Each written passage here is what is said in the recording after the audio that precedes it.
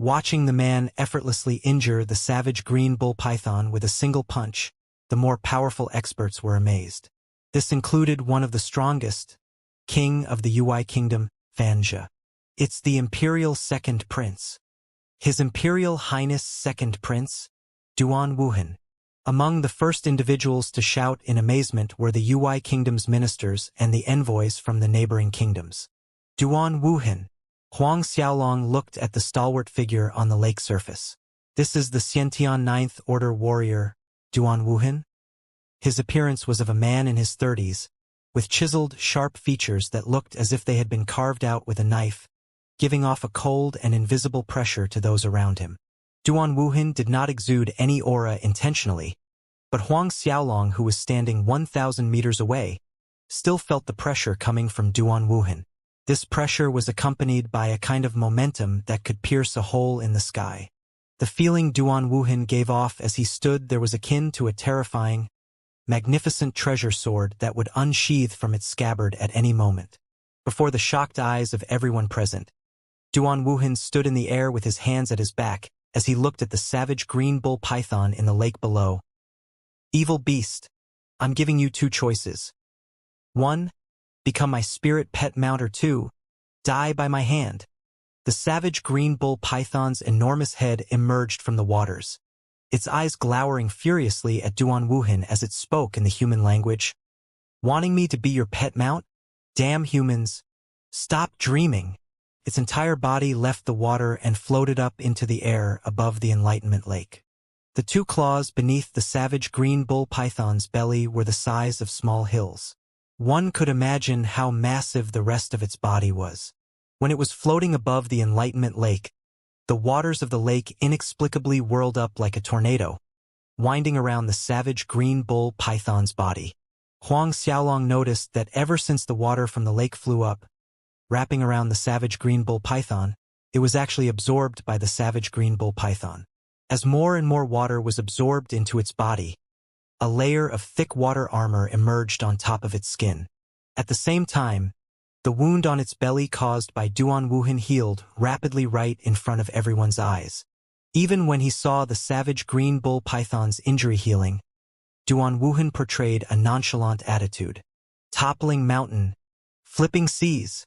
The moment the injury on its lower belly healed, the savage green bull python let out a thunderous roar. The Enlightenment Lake's water jetted to the sky and turned into gigantic waves, crashing into Duan Wuhan. When these huge waves were directed at Duan Wuhan, it actually condensed into rows and rows of sharp, pointed teeth like the tip of a sword. When these cold, sharp sword-tip waves were mere inches from Duan Wuhan, he suddenly raised his hand and gently pointed forward. Just like that, with one gentle point, all the spiky waves that seemed unblockable bursted into drops of water, splashing down to the lake below. The savage green bull python was surprised and shocked seeing his mighty attack broken in such a fragile manner under Duan Wuhan's finger. Its huge mass of a body lunged out, both claws swooping down on Duan Wuhan. The force exuded from the pair of terrifying claws squeezed the huge rocks and boulders around the lake, causing them to explode into pieces from the pressure. Duan Wuhan looked up, watching the savage green bull python's claws whistling over as they pierced through the air. He clenched his hands into fists and struck out with an attack of his own. Boom! Air blasted forth due to the force created by that fist strike. The savage green bull python's enormous body was sent flying, crashing into a mountain some distance away. The mountain shook and stones crumbled, and gravel rolled down below like a landslide. Duan Wuhan flashed and appeared beside the savage green bull python almost instantly. Shaping his palm like a knife, his hand slashed out. A tragic scream escaped the savage green bull python's throat as it let out a final, dying breath. A pillar of blood spurted out vigorously, reaching more than 300 meters high, dyeing the entire Enlightenment Lake and mountain peak in the area. As its body smashed into the lake, water splashed, setting off enormous waves. The surrounding area was in absolute silence. Watching the ease with which Duan Wuhan had killed the savage green bull python, their hearts were greatly shaken.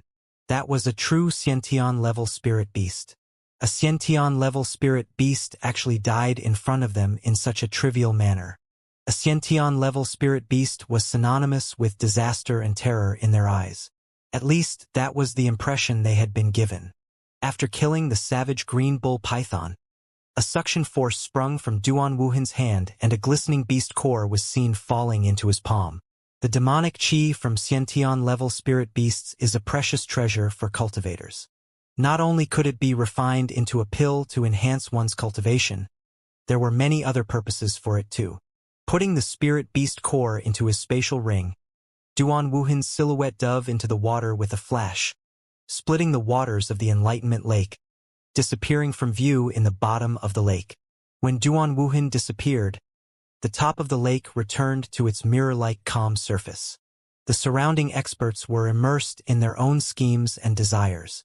Yet, even after a long time had passed since Duan Wuhan entered the lake, no one dared to be the first one to make their move. Duan Wuhan's domineering manner of butchering the savage green bull python created a great deterrence factor. Following behind Duan Wuhan's ass to grab treasure with him, isn't that simply suicidal? Although a great treasure was very tempting, their little lives were more important. Still, there were those who could not stand the allure of a great treasure. Someone finally took the lead and flew down into the Enlightenment Lake. Once one went, a second, third, all the way to a 10th followed. The experts started to organize themselves into groups and entered the lake together. Sovereign, do we? Seeing that so many people had made their moves, Fei Ho asked Huang Xiaolong for his opinion. Huang Xiaolong replied with a solemn voice, "Okay, we're going down." After he finished saying that, both he and Fei Ho flew over and dove into the lake. The first thing they noticed was the icy coldness of the water. Huang Xiaolong was a little puzzled. This Enlightenment Lake's water is so cold, like ice. Coincidentally, they were in the summer season at the moment, but the Enlightenment Lake's water was as freezing as the dead of winter. Approaching the bottom, Huang Xiaolong realized the lake was bigger than he had imagined. It was closer in size to an ocean than a lake, and it seemed to stretch in all directions endlessly without signs of the shore. Huang Xiaolong was not a Xiantian expert, but by relying on his internal force and battle qi, he could stay 3 to 4 hours underwater with no problems. After traveling along the lake bottom for some time, Huang Xiaolong said to Fei Ho, "We'll split up and search. If something happens, return to Fei Mansion and wait for me there." This? Fei Ho hesitated. "You don't have to worry about my safety." Huang Xiaolong was aware of Fei Ho's concerns, so he continued to persuade him. "It's decided. I'll return to Fei Mansion within 3 days' time if nothing out of the ordinary happens." "Yes, Sovereign." Seeing Huang Xiaolong's insistence, Fei Ho dared not say anything more. Acknowledging Huang Xiaolong respectfully, he turned around and left in another direction. After separating with Fei Ho, Huang Xiaolong continued eastbound. When he was outside on the mountain peak, he could see the dazzling light of a heavenly treasure appearing. But when inside the lake, there was no light whatsoever. Half an hour later, Huang Xiaolong was moving forward when a group of people suddenly appeared, blocking his path. People from the Big Sword sect. Huang Xiaolong's eyes narrowed dangerously and he abruptly stopped. At this time, the people from the Big Sword sect also noticed Huang Xiaolong's presence. Glaring at Huang Xiaolong, the cruel light in Lin Jiren's eyes gleamed brightly as he released a vile laughter. "Really? When you're not looking, it comes right at you. Disciples of the Big Sword sect, hear my command. Whoever kills this punk will be awarded a first-tier task reward." First-tier task reward. Yes, sect leader. Big Sword sect elders and disciples cheered, waded through the waters, and started attacking Huang Xiaolong. Huang Xiaolong's expression darkened. A black light burst out from his silhouette, and as the wings of demon on his back flapped once, Huang Xiaolong streaked 100 meters away in an instant. "Don't let this punk escape," Lin Jiren bellowed angrily. He flashed with extreme speed, rapidly closing the distance between them. Although Huang Xiaolong transformed using the Azura physique, activating the Wings of Demon and Phantom Shadow ability to move at a speed on par with a mid-10th order warrior, he couldn't easily escape his pursuer. Lin Jiren was a peak late 10th Order warrior with half a step into the Xiantian realm. He caught up to Huang Xiaolong in no time, advancing to within 10 meters of Huang Xiaolong. Killing intent erupted in Lin Jiren's eyes, and he quickly slashed out with his long sword. Go die! The light from the long sword mutated into a roaring flood dragon and attacked Huang Xiaolong's back. Just as that sword attack was about to tear into Huang Xiaolong's back, Huang Xiaolong's silhouette disappeared from Lin Jiren's view in an unforeseen manner. The sword missed its target, hitting the reefs several hundred meters away. Pieces of coral shattered and were washed away by the current. He disappeared? How could he disappear? After a moment of shock, Lin Jiren screamed in a rage. The sound waves rippled underwater violently, and Lin Jiren scanned the surrounding area with bloodshot eyes, appearing similar to that of an injured beast. At this time, the elders of the Big Sword sect caught up to Lin Jiren. Sect leader, that brat is over there. Suddenly, one of the elders yelled, pointing a finger in a direction towards their front. Lin Jiren quickly looked over and noticed Huang Xiaolong's figure 1,000 meters away. Doggy Huang, let me see where you can run to. Lin Jiren howled as he tore through the water, once again in pursuit of Huang Xiaolong. The elders and disciples of Big Sword sect followed without delay, participating in the hunt. In less than a minute, Lin Jiren had traversed more than half the distance, but when he launched another attack, Huang Xiaolong's silhouette eerily disappeared a second time, appearing another 1,000 meters away from the previous spot. The same sequence repeated more than a dozen times. Every time Lin Jiren caught up to Huang Xiaolong and attacked, Huang Xiaolong disappeared mysteriously. Lin Jiren nearly turned mad with exasperation, and his fury seemed to radiate outward endlessly underwater. The Big Sword sect elders and disciples following the chase were even more annoyed and irritated. An hour later during the long chase, many of the disciples were panting out of breath. In the water, the consumption of battle chi was larger than on land. Huang Xiaolong was concealed within a separate space, observing the Big Sword sect disciples the entire time. Following that, with the blades of Azura in hand, he instantly slit the throat of a Big Sword sect disciple. This Big Sword sect disciple was merely at early 9th Order. It never crossed his mind that Huang Xiaolong could be hiding next to him and would attack him suddenly. After a brief moment of negligence, his throat was slit. Fresh blood seeped out, dyeing the waters around him a crimson color. Ninth junior brother, some of the Big Sword sect disciples exclaimed in shock. They were furious, but their reaction was too late. Huang Xiaolong was already 1,000 meters away. Each time they stopped to catch their breath, Huang Xiaolong would launch an attack with the blades of Azura. As another half-hour passed, 6 Big Sword sect disciples met their deaths under Huang Xiaolong's blades. Watching these Big Sword sect disciples die one after another by Huang Xiaolong's hands, Lin Jiren was jumping in anger as he roared like a vengeful lion. A manic light shone in his gaze. He wished to chop Huang Xiaolong into mincemeat. These 6 were core disciples, important individuals of the Big Sword sect whom the sect raised with great effort and resources. But now 6 of them were dead.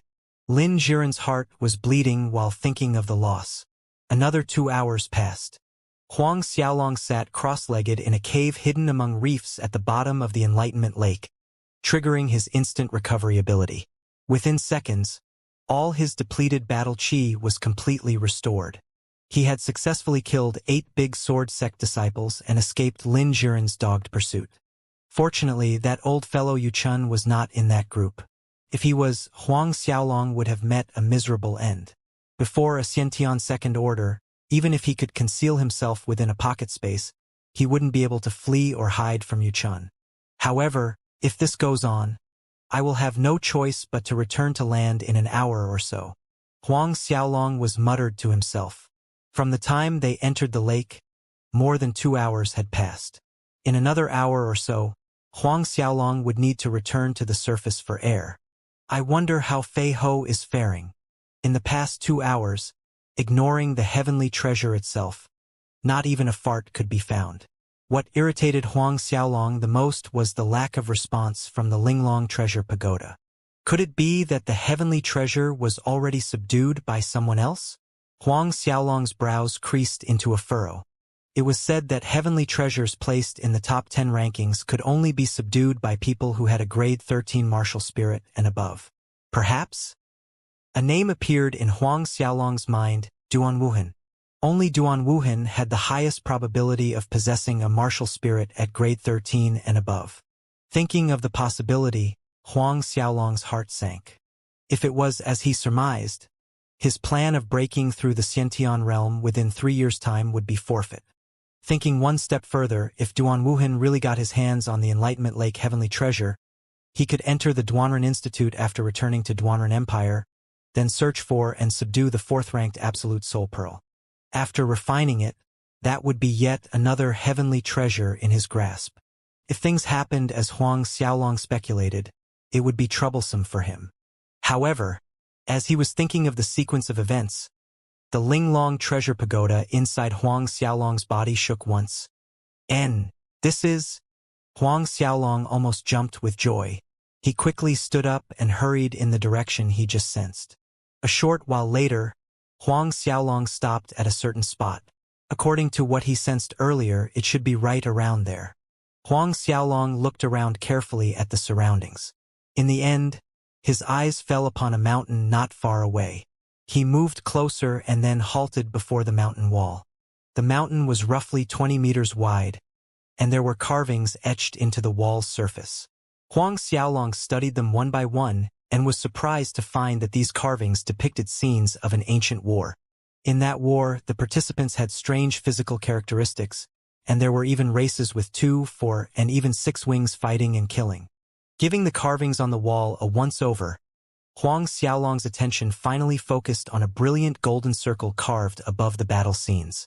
No matter how he examined it, this roundish circle looked a bit strange and conspicuous to Huang Xiaolong. When Huang Xiaolong's gaze fell onto the brilliant golden circle, the initially quiet carving of the circle that was etched into the mountain wall suddenly shook in all directions, and a terrifying fluctuation flooded out from it. This type of unique fluctuation was vaguely similar to the Linglong treasure pagoda, yet subtly different at the same time, and it was definitely more powerful and even more terrifying than the atmosphere coming from the Linglong treasure pagoda. The Linglong treasure pagoda in Huang Xiaolong's body shook violently, and just like the last time, Huang Xiaolong's twin dragon martial spirits flew out without being called and pounced onto the golden circle. The moment Huang Xiaolong's black and blue twin dragons flew towards the golden circle ring, all the experts in the Enlightenment Lake vicinity could see the brilliant light piercing from the lake below. Some dozens of li away, joy emerged on Duan Wuhan's strict when face seeing the resplendent pillars of light. He flashed, speeding in Huang Xiaolong's direction at breakneck speed, leaving only blurred afterimages of himself as he tore through space. Other than Duan Wuhan, Big Sword Sect's Yu Chan, the martial Ning family's Ning Wang, and the Xiantian experts of the Ui Kingdom, all of these experts were rushing towards Huang Xiaolong's direction. Detecting the strong aura descending on him from all directions, Huang Xiaolong had an ugly expression on his face, pushing his battle chi to the max. The black and blue dragons entwined around the golden circle ring, wanting to return to Huang Xiaolong's body, but the golden ring suddenly vibrated with a hum, releasing a mysterious energy that repelled the twin dragons. At this point, Duan Wuhan was less than 10 li away. Huang Xiaolong already detected Duan Wuhan's impending arrival through the increasingly terrifying pressure he emitted, and his aura and his nerves stretched tautly. If Duan Wuhan arrived first, Huang Xiaolong would surely die. Should he flee now or hang on a little longer?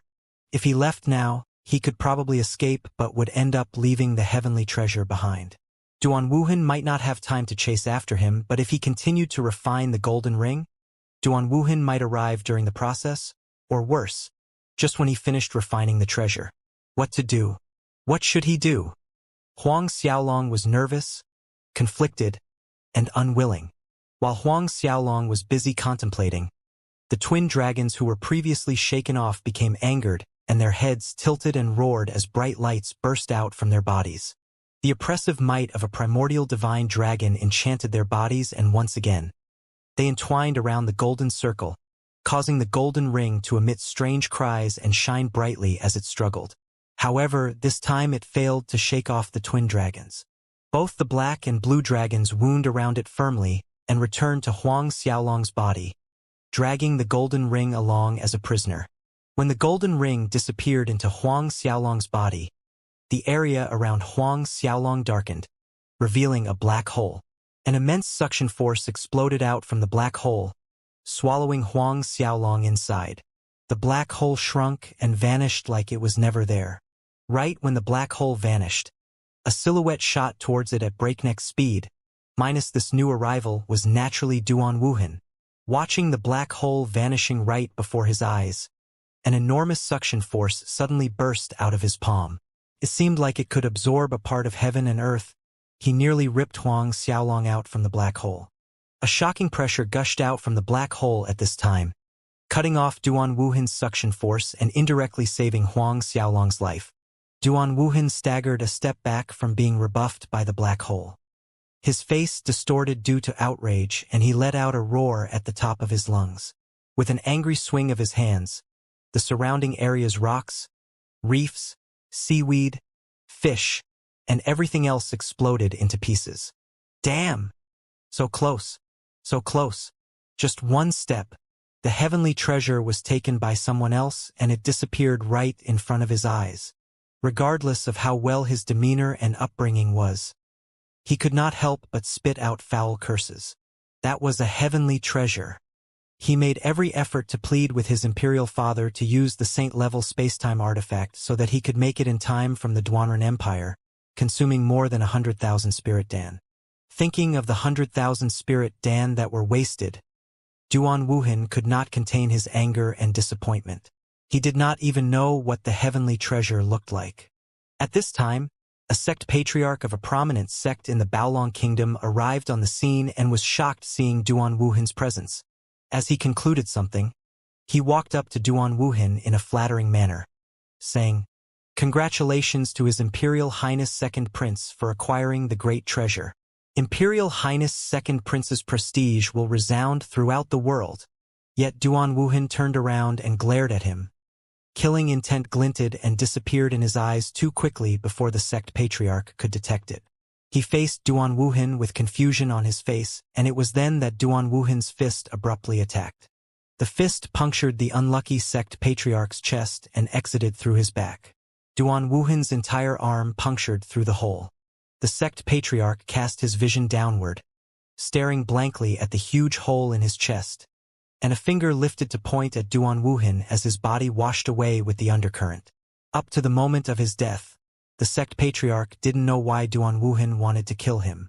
Was it because he saw Duan Wuhan getting the heavenly treasure and so was killed to keep the secret? How could the pitiful sect patriarch have any idea it was because his words of flattery were like rubbing salt on Duan Wuhan's wound? Several more prominent sect leaders and family patriarchs arrived on the scene.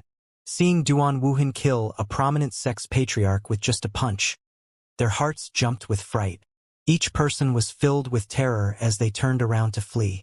But Duan Wuhan's anger was not pacified. Seeing these flies trying to run, another fist struck out. This fist strike divided into several smaller fist prints targeting different individuals. Be it family patriarch or sect leader, each had a fist penetrating through their chests. A bunch of lowly slaves. Duan Wuhan snorted coldly while looking at the corpses. With a flash, he disappeared from the area. Not long after Duan Wuhan left, Big Sword Sect's Yuchun, the Marshal Ning family's Ning Wang, and the rest who arrived were aghast when they saw all of the scattered corpses. Each person exchanged an astonished look with their companions. They recognized these dead people. All of them were either sect leaders or patriarchs of prominent families. Moreover, each of them were Xiantian realm experts. The only person capable of killing so many Xiantian realm experts at once while the rest were rushing over was His Imperial Highness Second Prince, Duan Wuhan. These people were killed by Duan Wuhan. Did that mean the great treasure in Enlightenment Lake was taken away by him? Although none of them said it out loud, all of them were absolutely sure it was Duan Wuhan who acquired the treasure. Even if there was an unwillingness in their hearts, this result was within their expectation. Thus, there was not much of lingering resentment. They turned around and left. Meanwhile, after being pulled into the black hole, a glaring bright light flashed in Huang Xiaolong's eyes, and he was brought to an ancient battlefield. This ancient battlefield looked like the one he saw carved into the mountain wall. Everything was the same. A bleak, desolate era filled with death, slaughter, and savageness all fused together. This was the ancient battlefield before his eyes. Huang Xiaolong activated his battle qi and focused on his surroundings as he cautiously and slowly stepped forward. The sand beneath his feet was soft and grayish-yellow in color, and there were ruins and corpses surrounding him, but he did not see any corpses from the 2, 4, and 6-winged races. As Huang Xiaolong moved forward, the golden ring in his body shook for a moment, and a buzz resounded in his mind before some memories were added to his consciousness. From the flood of memories, Huang Xiaolong learned the name of this golden ring. It was called the God-binding ring. Huang Xiaolong stood still with his eyes closed, then opened them abruptly. Both palms struck forward, and a ring-shaped palm print ripped through the air, traveling several hundred meters, separating the airflow in front of him. This was the heritage battle skill he received, God-binding palm. According to the memories, by reaching the pinnacle when cultivating this battle skill, one could bind heaven and earth, space, time, and even a god. A real, true god. So powerful. It can actually bind a true god. Huang Xiaolong was dumbfounded. Heaven and earth, space, and time were all invisible elements. If this god-binding palm could constrain these intangible things, didn't that mean it could bind living beings as well? I wonder where the god-binding ring ranks in the heavenly treasure list. Duanren Institute's Absolute Soul Pearl sits at number 4, and its heritage battle skill, Absolute Soul Finger, is said to be able to penetrate hell. I wonder which one is stronger. By triggering the god-binding ring, one could enter this ancient battlefield? What is here and what is the purpose? Huang Xiaolong organized his thoughts. Since he was brought there, a purpose must exist. Could this place be used for practice? A thought suddenly emerged in Huang Xiaolong's mind, and he quickly sat down, running the Azura tactics. Behind him hovered the black and blue twin dragons. The netherworld spiritual energy rained down like a waterfall from a void above, and Huang Xiaolong noticed that it did not disappear. Other than the netherworld spiritual energy, there was another foreign spiritual energy that came from the ancient battlefield before it was absorbed into his body. What spiritual energy is this? Huang Xiaolong was stunned. Not only did this spiritual energy fuse smoothly with his nether battle qi when entering his body, but even the rate of netherworld battle qi conversion in his qi became several times faster. The passage of time flowed by like a river. Huang Xiaolong had spent several days practicing in this ancient battlefield, and the speed in which his nether battle qi condensed was astonishing. Several days of practice in here was the equivalent of 1 month outside. Huang Xiaolong was overjoyed. At this rate, in another 2 weeks' time he could advance to late 9th order. Huang Xiaolong exited the ancient battlefield after spending a few days inside. The location he appeared in was the same spot he disappeared from when traveling through the black hole in the Enlightenment Lake. However, Duan Wuhan had already left, and there was only silence in the surrounding waters. Huang Xiaolong observed the surrounding and noticed that the mountains, reefs, and aquatic plants in the area were in a scene of devastation, destroyed by someone. There was a 1,000-meter length palm print left at the bottom of the lake. Seeing this, Huang Xiaolong was frightened and could guess this giant of a palm print must have been left behind by Duan Wuhan. Supposing the black hole did not suck him into the ancient battlefield in time and that palm fell on his body, he would have exploded into pieces. Nonetheless, I must break through Xiantian realm as soon as possible. Huang Xiaolong thought to himself. This trip to the Enlightenment Lake strongly jolted his sense of urgency to grow stronger at a faster pace. Only by breaking into the Xiantian realm would Meat have the minimum requisite to protect himself in this martial spirit world. Giving the surroundings another glance, Huang Xiaolong flashed and disappeared from the spot. Moments later, Huang Xiaolong popped out of the Enlightenment Lake. The surrounding area around the Enlightenment Lake was devoid of people. It seems the experts of the different forces had already left. Fei Ho is probably waiting at the Fei Mansion, Huang Xiaolong thought. According to the agreement he had with Fei Ho, If something happened, they would return separately to Fei Mansion within 3 days. If more than 3 days had passed, it was very likely that Fei Ho had sent people scouring everywhere for him. Exactly like Huang Xiaolong predicted, not long after speeding away from the Enlightenment Lake, he came across some Fei Mansion guards that were searching the forest for him. When the Fei Mansion guards saw Huang Xiaolong, happiness beamed on their faces. Seeing Huang Xiaolong return unharmed, Fei Ho nearly set the altar up in prayer to thank the heavens as invisible tears and snot flowed out endlessly. The main hall, Fei Mansion. Huang Xiaolong sat down and listened to Fei Ho recount what happened at the Enlightenment Lake after he went missing. 8 Xiantian realm experts died? Huang Xiaolong was stunned by this news. Fei Ho nodded and said, "Yes. All of them were killed by the Imperial Highness, Second Prince Duan Wuhan. When Duan Wuhan took the great treasure, these 8 patriarchs and sect leaders arrived at the scene, so Duan Wuhan silenced them." Duan Wuhan got the great treasure? Huang Xiaolong was surprised. Fei Ho nodded his head, saying, "That's right. The news has spread and reached outside." Hearing Fei Ho's confirmation, Huang Xiaolong secretly shook his head and laughed wryly. He did not expect that an imperial prince would be the one shielding the black pot for him. He bet that having to listen to such rumors, even while taking a simple stroll, would leave Duan Wuhan feeling like killing people. Then has Duan Wuhan returned to Duanren Empire? Huang Xiaolong asked. He should have returned. On that same day he got the great treasure.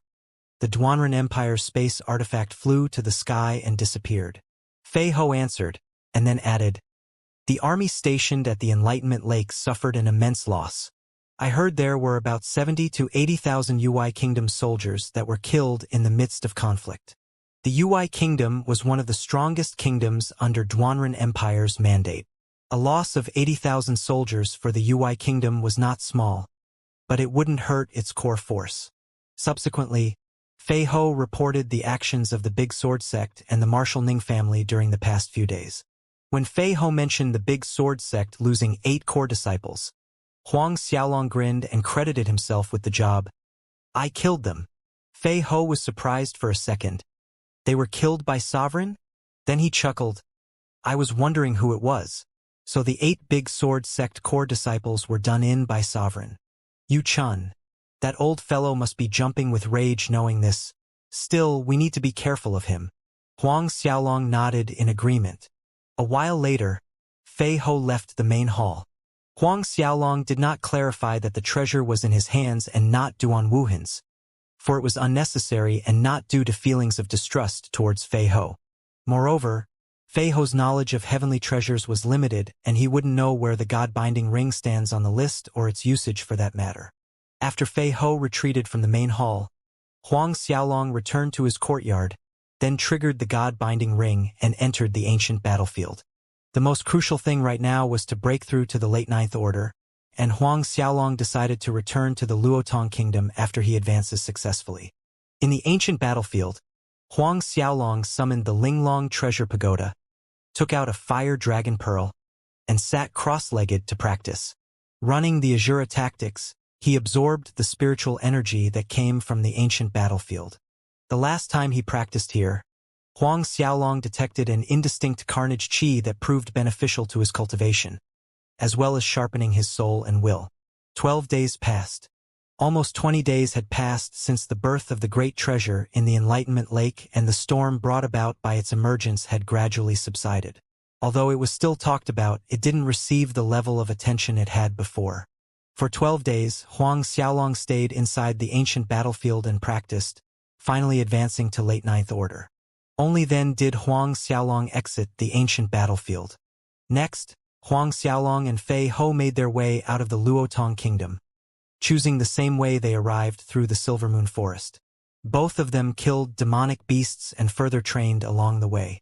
Slightly over 2 months later, Huang Xiaolong made his first stop at the Tianxian Mansion instead of the Cosmic Star Academy. "Big brother, you're back." Stepping into Tianxian Mansion, the first one to greet him was his younger sister, Huang Min. Delight showed on her face as she hurried in front of Huang Xiaolong, pulling his hand. "Big brother, during this trip to the Ui Kingdom, Did you happen to find anything to bring back for me, ah? I already know you're a persistent bug. After he finished saying that, Huang Xiaolong took out a bunch of things from the Azure ring. Seeing so many things appearing in front of her, Huang Min burst into gleeful laughter. Huang Xiaolong shook his head. In another few months, this girl would be 15, but she still acts like a little kid. When he stepped into the main hall, his parents, Huang Peng and Su Yan, were there, and so was Li Lu. But Li Lu's eyes were red and teary, evidence that she had just been crying. The atmosphere in the main hall was somewhat depressing. What is the matter? Huang Xiaolong asked as he walked in. At this point, Li Lu had already run into Huang Xiaolong's embrace, hugging him tightly while crying non-stop. Huang Xiaolong was somewhat stupefied, seeking clarification from his parents. Huang Peng spoke solemnly. We have just received news from Kanglan County which said that the entire Li residence was obliterated from top to bottom. Over 100 people were killed.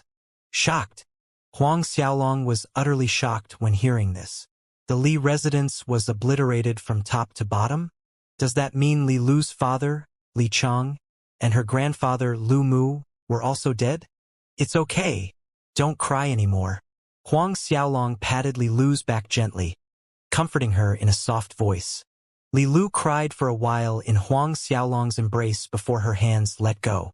Wiping the tears from her face, she saw the wet patch on Huang Xiaolong's shoulder that was soaked through. An embarrassed red flush stained her cheeks. Everyone sat down in the main hall. Did we find out who did it? Huang Xiaolong asked. Su Yan said, Li Chang and old patriarch Li died from the poison blood palm. Marshal Haoyan confirmed this. Poison blood palm. Huang Xiaolong's eyebrows creased deeply. At that time, the Green Hawk Gang's leader, Jiang Wei, also died under the poison blood palm. Did that mean the person who killed Jiang Wei and the person who killed Li Chang and decimated the Li residence was the same person? Thinking back 7 years ago, during Lu Mu's 80th birthday celebration, 2 people with poisonous snake martial spirits vowed to take Lu Mu's life within 3 years. But 7 years had passed since then. Were those people with the poisonous snake martial spirits really responsible for this? Returning to Tianxian Mansion from the Ui Kingdom, Huang Xiaolong did not anticipate that the first thing he would hear about was how the Li residence had been annihilated. These past years, Huang Xiaolong had requested Marshal Haoyan to keep his ears to the ground and protect the Li residence from the shadows. Yet the Li residence could not escape from this calamity. At this time, Marshal Haoyan rushed over to Tianxian Mansion after he was informed of Huang Xiaolong's return. After greeting Huang Xiaolong, Marshal Haoyan reported everything in detail related to the Li residence's obliteration. Sovereign, I have tracked them down and found the main culprit. After he finished reporting, Marshal Haoyan added this information. Haoyan, according to your judgment, what is the other side's strength? Huang Xiaolong's solemn voice sounded. Judging from the poison blood palm on Lu Mu's and Li Cheng's chest, the other side is very likely a Xiantian realm expert.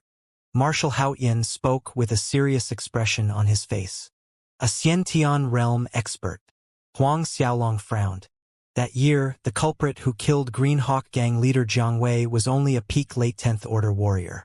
Did that person have a breakthrough and step into the Xiantian realm? If this was the case, the matter was more troublesome than he expected. It didn't matter if the other side had just advanced into the Xiantian realm. At the moment, there were Marshal Haoyan and Fei Ho who could deal with that person. Moments later, both Fei Ho and Marshal Haoyan were excused. Huang Xiaolong told them to increase the number of Tianxian Mansion guards on duty, especially to ensure Li Lu's safety. Li Lu was the sole survivor of the Li residence, and in Huang Xiaolong's opinion the killer would definitely uproot the bloodlines of the Li family by killing Li Lu. Deep into the night, the pure and clean moonlight was shining brightly. Huang Xiaolong stood in his yard looking up at the bright moon in the night sky. At this time, footsteps sounded behind him and he turned around to see Li Lu. Li Lu was wearing a lavender muslin dress that nipped flatteringly at her waist. Walking towards him in the moonlit sky, she was the very picture of a fairy descended into the mortal realm. Li Lu approached until she was in front of Huang Xiaolong, and then she stood still. Xiaolong, Li Lu opened her mouth after a brief moment of hesitation. I have something to tell you. Tell me. Huang Xiaolong looked at her. I have broken through the seventh order. Li Lu said. Seventh order? Huang Xiaolong was slightly surprised. Going by Li Lu's talent, she couldn't have advanced to the seventh order at her pace, even when taking into consideration the cycad fruits and fire dragon pearls that he supplied her with. Did Li Lu come across some fortuitous adventure as well? Noticing Huang Xiaolong's confused expression, Li Lu elaborated. A while back, the academy had an outside task and I fell into a pool of water. Because I was famished, I ate some small grass that looked like mushrooms and directly broke through from late 6th order to the 7th order. Both of Huang Xiaolong's eyes widened in disbelief. That Li Lu had this kind of good fortune allowing her to make a straight breakthrough from a late 6th order to the 7th order. What exactly were those mushrooms? But, while Huang Xiaolong was still pondering about the magical mushrooms, a bright light burst out from Li Lu, and a shiny long black sword hovered behind her. Black runes flowed like liquid on the surface of the black sword. This was the appearance of Li Lu's martial spirit, Dark Divine Sword. However, in the very next moment another dazzling light burst out. Behind Li Lu, a long white sword appeared. This white sword was almost transparent, exuding a holy atmosphere with twinkling golden lights floating over it that looked like small golden elves. This time, Huang Xiaolong was flabbergasted. Li Lu actually possessed another martial spirit other than the divine dark sword. She was just like him, a person with twin martial spirits. Additionally, she was also similar in that both of her martial spirits were of the same kind, a black and a white twin sword. Huang Xiaolong could tell that the translucent white longsword was much stronger than her divine dark sword. A superb martial spirit. Why was it that he did not know that Li Lu had twin martial spirits before this? This second martial spirit was awakened when I broke through the 7th order. It is called Divine Holy Sword, a top 12 grade martial spirit. Li Lu explained. Just awakened. Huang Xiaolong finally understood. It was no wonder he didn't know that Li Lu had twin martial spirits from the beginning. In the past, when Huang Xiaolong read books about martial spirits in the Cosmic Star Academy's library, there were situations similar to Li Lu's. In the martial spirit world, children awaken their martial spirits at the age of 7, but there were also cases where the time of awakening martial spirits was slower. Some awakened when the owner broke through the 4th order or the 7th order. The later a martial spirit awakens, the stronger it is. Some of the second martial spirits awakened when the owner broke through the 4th order. In these cases, the second martial spirit would be 1 or 2 grades higher than the first awakened martial spirit. But since Li Lu awakened the second martial spirit after breaking through to the 7th order, her second martial spirit was a top grade 12 martial spirit, 3 grades higher than the divine dark sword. Of course, situations like Li Lu's were extremely rare. In the history of martial spirit world, such instances could be counted using the fingers on one's hand. Observing the twin sword martial spirits behind Li Lu, Huang Xiaolong was happy for her since she had awakened a second martial spirit that was a superb talent top grade 12 martial spirit. Although her cultivation speed won't be as horrifying as his, it was still amazing. Stepping into the Xiantian realm was guaranteed. Xiaolong, tell me, am I going to die? Without any indication, Li Lu asked this question. Huang Xiaolong was startled, but he reassured her as if it was a promise. Don't worry, nothing will happen to you. Li Lu nodded and then hugged Huang Xiaolong suddenly, saying, I'm very scared that I won't be able to see you anymore. That in the future, I would never see you again. Her sobs sounded. Huang Xiaolong patiently patted her small back and softly consoled her. It's all right, everything will pass. Marshal Haoyan already found the killer and we will deal with it. Tianxian Mansion will be your home in the future. Li Lu trembled slightly. She looked up at Huang Xiaolong, nodding shyly under the moonlight. Li Lu left Huang Xiaolong's yard a while later. With Li Lu's silhouette disappearing from view, Huang Xiaolong entered the ancient battlefield, swallowed a fire dragon pearl and began to practice. Like this, 3 months passed. In these 3 months, Huang Xiaolong stayed behind and practiced in Tianxian Mansion instead of going into the Silvermoon Forest and had reached peak late 9th Order, half a step into the 10th Order. These 3 months passed by in calm tranquility. Huang Xiaolong advised Li Lu not to stay outside Tianxian Mansion. Other than going to class in the Cosmic Star Academy, Li Lu would be practicing in the Tianxian Mansion and only go to the academy and back with experts from the Martial Mansion protecting her. After her second martial spirit awakened, Li Lu's cultivation speed soared. Within a short 3 months' time, Li Lu had reached mid-7th Order. The only downside was that Marshal Haoyan was unable to pinpoint the killer from his information network. It was as if the person vanished into thin air after killing the entire Li residents. There was also the possibility the killer had left the Luotong Kingdom. Although there were no signs of that person in the vicinity, Huang Xiaolong remained vigilant. Another 2 months went by. Huang Xiaolong sat cross-legged in the ancient battlefield. The black and blue twin dragons were hovering behind him as they devoured the netherworld spiritual energy that came gushing down from the void above him. The netherworld battle chi inside his meridians and chi si roared and surged. As Huang Xiaolong persisted in running the Azura tactics, the netherworld battle chi impacted the barrier again and again, continuously and endlessly bashing against his only obstacle on his way to the 10th Order.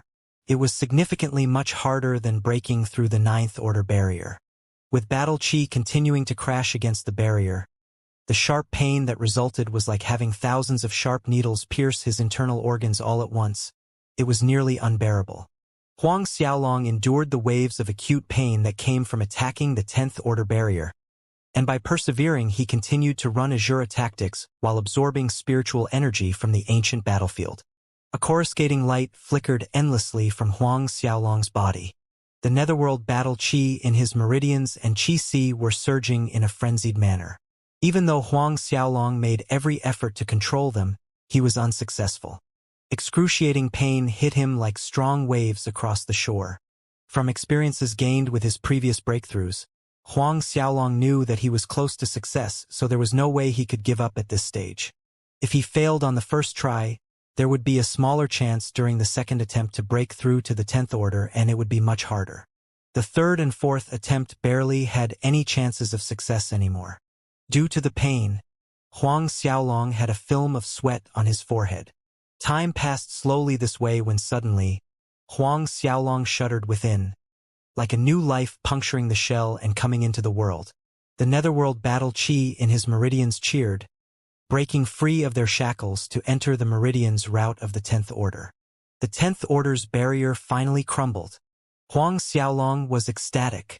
Entering the 10th Order meridian's route, the nether battle chi rolled, surged, and flowed to every corner of his veins. After one complete cycle, the netherworld battle chi entered the chi si, expanding to another degree.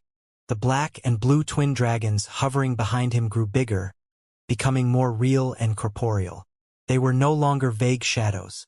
When Huang Xiaolong entered the Xiantian realm, both of the black and blue dragons would evolve a third time, turning into real solid entities. Into true dragons. Real-life dragons. The netherworld battle chi continued to course through the new meridian's line.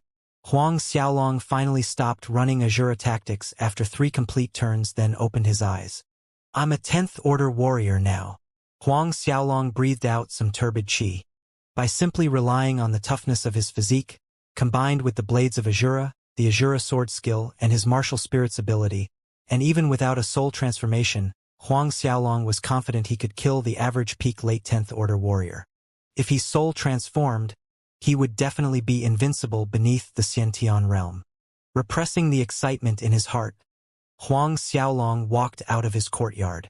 The first thing he saw was an anxious Fei Ho running towards his yard in a flustered manner. Sovereign, Second Miss and Miss Li Lu are missing. What? What happened exactly? Huang Xiaolong's face darkened. Fei Ho quickly replied. In the morning, Second Miss and Miss Li Lu went out, but they haven't returned after 1 hour's time, so subordinate ordered people to go and look for them. On Peaceful Street, they found 4 Marshal Mansion guards' bodies, whereas Second Miss and Miss Li Lu were nowhere to be found. Huang Xiaolong's heart sank.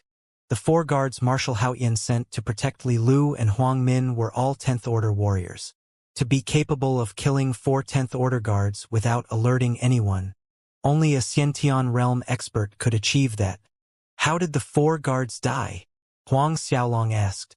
They were hit by a poison blood palm. Fei Ho answered without delay. It really is the poison blood palm. The other side has come. The killer disappeared for 5 months after annihilating the Li residence, only to resurface now. Go inform Hao Yin. Tell him to blockade the city and find the killer, Huang Xiaolong ordered. Now, bring me to see the 4 guards' bodies. Hao Yin, as the Luo Tong Kingdom's only marshal, had the power to blockade the city. Yes, sovereign. Fei Ho acknowledged respectfully and led Huang Xiaolong to the main hall. On the floor in the main hall, the 4 bodies of the martial mansion guards were arranged neatly. Fei Ho brought them back after finding their bodies on Peaceful Street. When Huang Xiaolong walked into the main hall, his mom and dad, Huang Peng and Su Yan, were there along with his younger brother Huang Shaohai as well. Seeing Huang Xiaolong had arrived, Huang Peng and Su Yan hurried beside him. Xiaolong, you must save your little sister and save Miss Li Lu. Su Yan pleaded through her sobs, words choking in her throat. Mom, don't worry. I will, Huang Xiaolong promised. But the main problem was that he didn't know where they were. What if both of them were already? Thinking of this possibility, Huang Xiaolong felt a tugging pain in his heart. Only now did he realize that whether it was his sister or Li Lu, both occupied an important place in his heart. Inhaling deeply, Huang Xiaolong forced himself to calm down and walked towards the 4 martial mansion guards' bodies. Observing the muted green palm print that was imprinted on their chests, Huang Xiaolong wore a grave and livid expression on his face.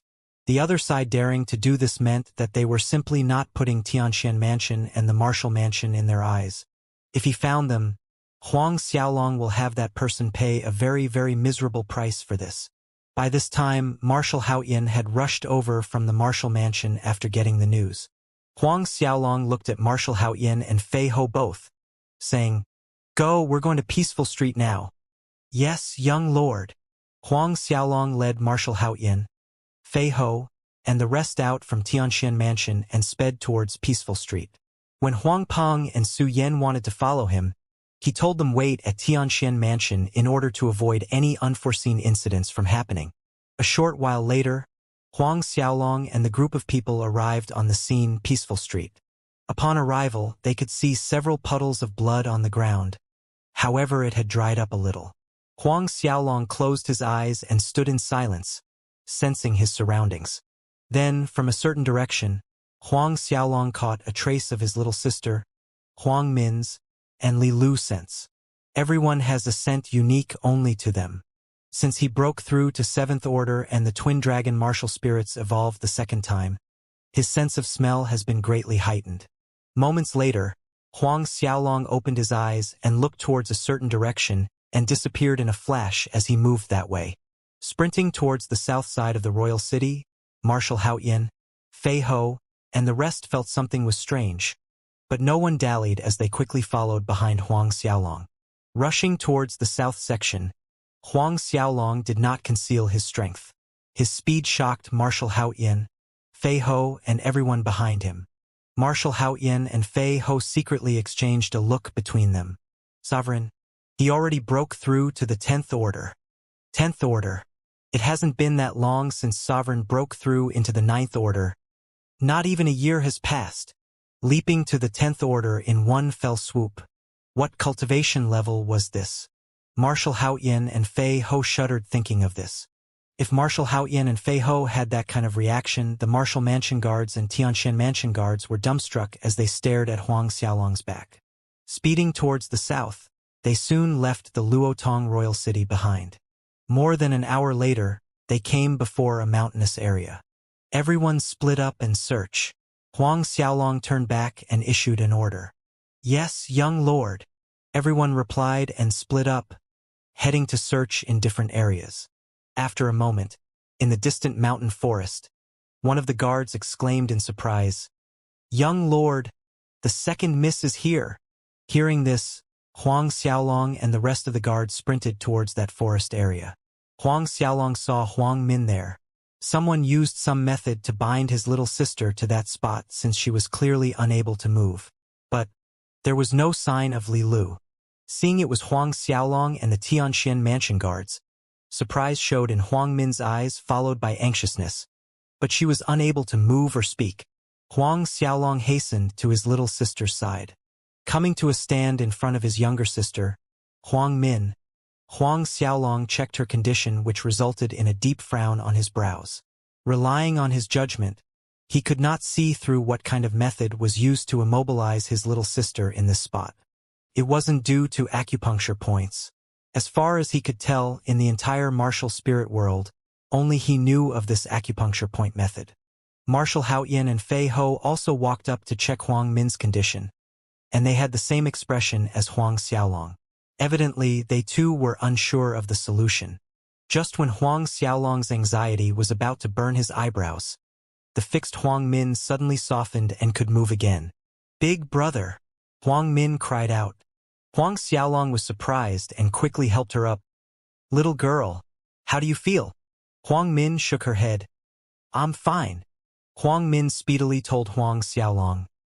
"This morning, I came out with Sister Li Lu, and when we were passing by Peaceful Street, two middle-aged men suddenly appeared in front of us.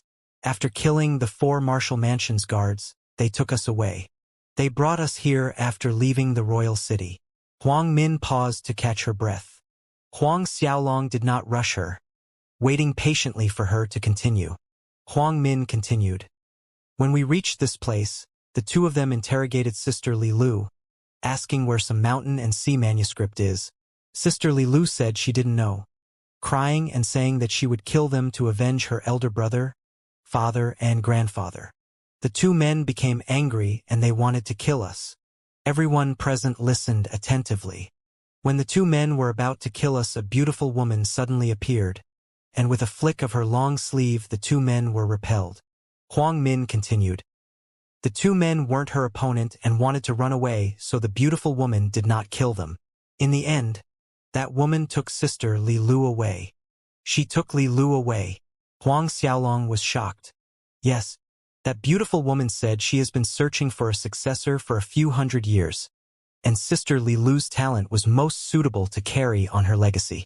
So, she wanted to receive Sister Li Lu as her personal disciple. Sister Li Lu then agreed to go with her." Huang Min muttered. "I wanted to persuade Sister Li Lu to stay, but I don't know what method that wench used to stop me from moving. She said it would go away by itself in an hour, but if anyone wanted to end it before that, only a Saint Realm expert could undo it." Saint Realm expert? Marshal Haoyan, Fei Ho, the rest of the guards, and even Huang Xiaolong himself were shocked. That beautiful woman said only Saint Realm experts could undo her binding. Does that mean that beautiful woman is a Saint Realm expert? An uncertain light flickered in Huang Xiaolong's eyes.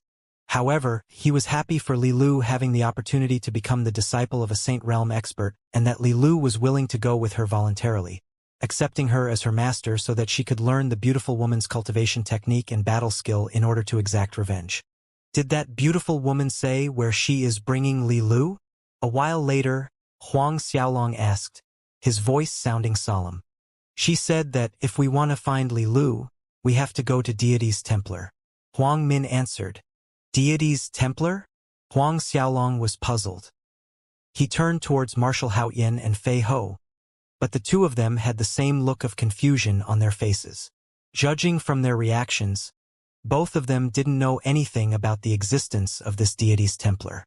It was a little out of Huang Xiaolong's expectations that neither Marshal Haoyan nor Fei Ho had heard about this Deity's Templar. He could only find out slowly. Since Li Lu was taken as a personal disciple by that beautiful woman, her safety was no longer of any concern. It was just that they won't be able to see Li Lu until a very long time in the future. When they meet again, would it be in 10 or 20 years? "Let's go back," Huang Xiaolong ordered and sighed secretly. With Huang Min found, everyone headed back to Tianxian Mansion. Although he knew Li Lu was okay and that she even accepted a Saint Realm expert as her master, it did not reduce the sense of loss in his heart. For the Li residence's revenge, Li Lu would take it upon herself to achieve this goal. This was also his wish. Thus, When they returned to Tianxian Mansion, Huang Xiaolong told Marshal Haoyan to lift the blockade and stop tracking the killers. 3 days later, Huang Xiaolong did not practice over the last 3 days. There was a slight resistance to adapt to Li Lu's sudden departure. These past few years had made Li Lu a part of his life, and with her gone he felt an emptiness in his heart. And that's right, it was a little empty. Huang Xiaolong looked up at the night moon. Just a few months prior, it was the same round moon, shining just as brightly. Xiaolong, tell me, am I going to die? The words Li Lu spoke at that time, Huang Xiaolong remembered them clearly. Even her melancholic mood appeared clearly in his eyes, as if the scene that night was repeating itself. At that time, Li Lu hugged Huang Xiaolong. I'm scared I won't be able to see you anymore. That I'll never see you again, Li Lu cried. The memory of the scene dissipated. Huang Xiaolong sighed, muttering to himself, Deity's Templar. 5 days passed. Huang Xiaolong was mediating in the yard when Huang Min walked in. Sensing Huang Xiaolong's mood, she spoke, Big brother, are you still thinking about Sister Li Lu? Huang Xiaolong responded by nodding his head. In another 2 days, the Academy's competition will begin.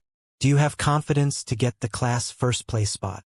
Some years back, Huang Xiaolong requested 2 spots from Principal Sun Zhang for his siblings, Huang Min and Huang Xiaohai, and both of them have been learning in the Cosmic Star Academy for the past few years. Although both of their martial spirits grades were not high, they were nurtured by Huang Xiaolong and guided by Fei Ho in their cultivation. Their strength and cultivation speed were no worse than those so-called geniuses in the Cosmic Star Academy. Of course, big brother. This time, your little sister will seize the class first spot for you. Huang Min laughed, full of confidence. Huang Xiaolong nodded.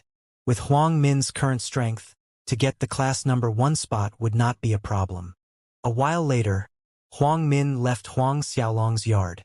Readjusting his mood, Huang Xiaolong triggered the God-binding ring and entered the ancient battlefield, then started practicing Azura tactics and God-binding palm.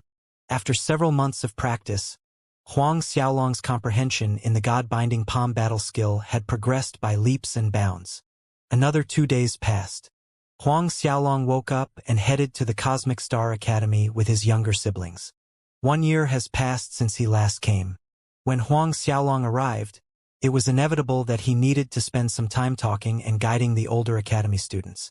When entering the Holy Hall, just like the years before, many fangirls were shrieking and screaming his name. Huang Xiaolong, I love you. Confessions of love accompanied Huang Xiaolong as he made way to his class's seating arrangement. He had broken through the 10th order but had yet to put in a request for the class advancement assessment test. Officially, he was a student of 2nd year class 6. When Lu Kai saw Huang Xiaolong, he walked over and smiled. This guy really?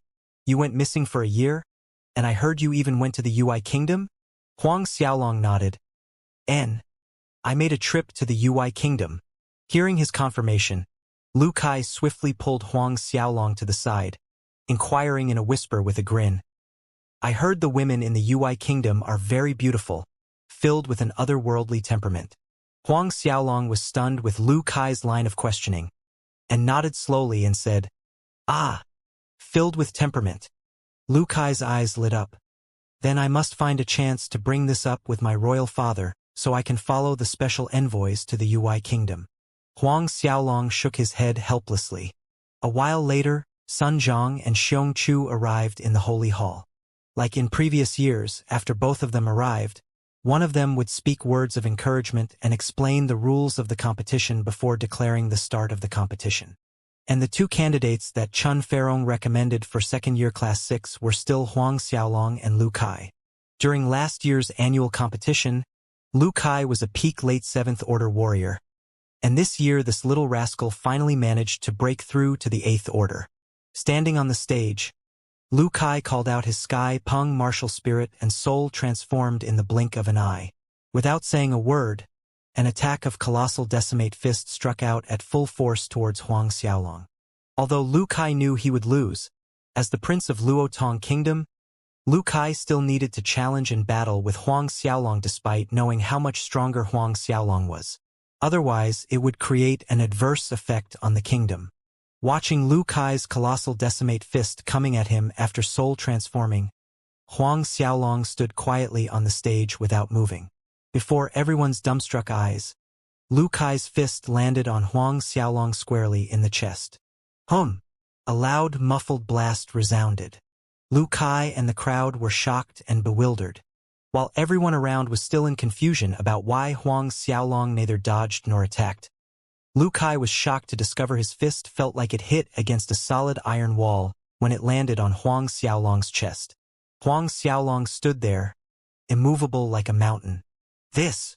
Lu Kai's eyes widened with shock and amazement. At this time, a terrifying energy gushed out from Huang Xiaolong's body, and with a shake of his right shoulder, Lu Kai was knocked back, stumbling all the way until he fell off the stage powerlessly. Mouths were agape. Even Lu Kai felt stupefied. He had already stepped into the 8th Order, and in addition to his soul-transformed physique, he was using an Earth-rank battle skill. Even an average peak late 8th Order wouldn't dare to take his fist attack head-on like Huang Xiaolong just did. Not only did Huang Xiaolong take his colossal decimate fist at full force without soul transforming, he even successfully repelled him off the stage with a shake of his shoulder. Lu Kai shook his head. This freak. Has he broken through to the 9th Order? Maybe he really has stepped into the 9th Order. Lu Kai thought as his eyes widened. Having the same thought as Lu Kai, everyone who was watching was sure Huang Xiaolong had advanced in his cultivation. Up on the main platform, watching this result, Sun Zhang chuckled. This little guy already broke into the 9th Order? He was faster than what we estimated by half a year. Yes, there's still a month away before this little guy reaches 16. Xianxia looked enviously at Huang Xiaolong's silhouette on the battle stage. A 16-year-old 9th Order warrior. This was an unprecedented event in the entire Duanren Empire's history. Freak or monster was a lackluster definition to describe Huang Xiaolong. Super freak. Super monster. After defeating Lu Kai, Huang Xiaolong became the Class 6 winner as expected, and the event moved on to the second-year competition. Again, Huang Xiaolong defeated his opponents from the other classes effortlessly, taking the championship for the second year. However, Huang Xiaolong's final opponent last year, one of the 3 big beauties of Cosmic Star Academy, Xianxia, had advanced to the 9th Order and had passed the assessment test to advance to the third-year class. A few hours later, the year's Academy competition ended smoothly. As the tradition goes, other than the usual competition rewards, Sun Zhang and Xianxia each gifted a high-grade 5 Spirit Dan to Huang Xiaolong. The main reason Huang Xiaolong participated in the Academy's competition was not for cultivating in the Dragon Flame Valley, but for these grade 5 Spirit Dawn. These 3 Spirit Dawn were given to his parents and siblings every year. Even though Huang Xiaolong's 9 Tripod Commerce earns more than several thousands gold coins every year, high-grade 5 Spirit Dawn were not something that could be bought with sacks of gold coins. When Sun Zhang and Xianxia were giving him the 2 high-grade 5 Spirit Dawn, Huang Xiaolong inquired about the class advancement assessment test for the 3rd year. Sun Zhang laughed and said, "You have broken through to the 9th Order, and the level of your strength has surpassed most of the 3rd-year students. Still, to advance to the 3rd-year class you must go through the Academy's test. This rule, even the 2 of us must adhere to it." Xianxia added, "The year has ended, so if you want to apply for the assessment test it can only be carried out next year. When the new term starts, come to us and we will arrange it for you." Huang Xiaolong nodded. Okay then. Seeing that Sun Zhang and Xianxia both believed he had just broken through to the 9th Order, Huang Xiaolong did not correct them by saying that he had in fact stepped into the 10th Order, for it is too frightening. During last year's competition when he defeated Xianxia, he was only in 8th Order. If people knew he already broken through to the 10th Order in no more than 1 year's time, perhaps the million li away Duanren Empire would be alerted. Then again, when Huang Xiaolong revealed his grade 12 superb talent martial spirits, the primordial divine black dragon, the Duanren Empire should have been made aware of this. The progress of a young and talented youth such as Huang Xiaolong is usually given top priority. On the other hand, the Duanren Empire wouldn't deliberately protect or cultivate people like Huang Xiaolong unless they participated in the battle of the Imperial City and successfully entered the top 100 places, qualifying to enroll into Duanren Institute. Huang Xiaolong returned to Tianxian Mansion with his younger sister and brother, Huang Min and Huang Xiaohai. His sister, Huang Min, indeed won the class competition. Back in Tianxian Mansion, Huang Xiaolong entered the ancient battlefield to practice. Soon another month passed. In another 2 days it will be New Year. The entire Tianxian Mansion was decorated vibrantly, immersed in a cheerful, festive atmosphere. Like every New Year, Huang Xiaolong would stop practicing to accompany his parents and younger siblings. It had already been 16 years since he was reborn in this world, but most of his time was spent on practicing and cultivation, and the time he had to talk with his family was very little. Pity that Li Lu is not here. In the main hall, everyone was happily chatting when Su Yan suddenly remarked, "This new year could have been even better and livelier." Huang Min also agreed. Right, if Sister Li Lu was here, how wonderful it would be. The atmosphere in the main hall took a sudden drop. Huang Xiaolong stood up and left the main hall. Coming to the streets, he strolled without a specific destination in mind, just wanting to take a breath of fresh air. The weather was cold, yet there were many people on the streets, and it was bustling and lively. There were noises everywhere of common folk buying things for the upcoming New Year celebration. Huang Xiaolong observed these common folk preparing to welcome the New Year in a jovial mood, and in turn, it made his mood better. The truth was, a person doesn't seek much. As long as they could stay together with their family and be happy, this was also a blessing. After taking a stroll around the city, Huang Xiaolong went back to Tianxian Mansion. Night descended and Tianxian Mansion lit up brightly. Instead of practicing, Huang Xiaolong provided constructive advice to Huang Min and Huang Xiaohai on the problems they encountered in cultivation. Very quickly, the new year passed. The Cosmic Star Academy academic year had started. Huang Xiaolong headed towards the Cosmic Star Academy and immediately went straight in the direction of the principal's office. What Huang Xiaolong did not expect was that Zhang Tang was inside the room when he walked in. A few years had passed and Zhang Tang had grown into a young man over 5 feet tall. With Sun Zhang and Xiong Chu's attentive nurturing, Zhang Tang, who possessed the superb talent martial spirit, Sacred Bright Tiger, had advanced to late 7th order.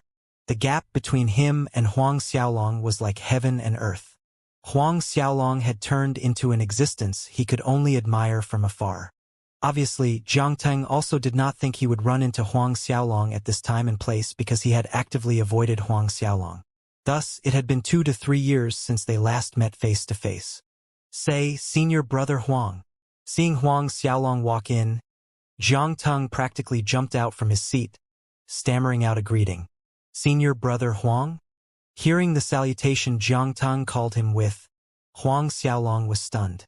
Xiaolong, you're here. At this moment, Sun Zhang and Xiong Chu both had a brilliant smile on their faces as they stood up and indicated for Huang Xiaolong to take a seat.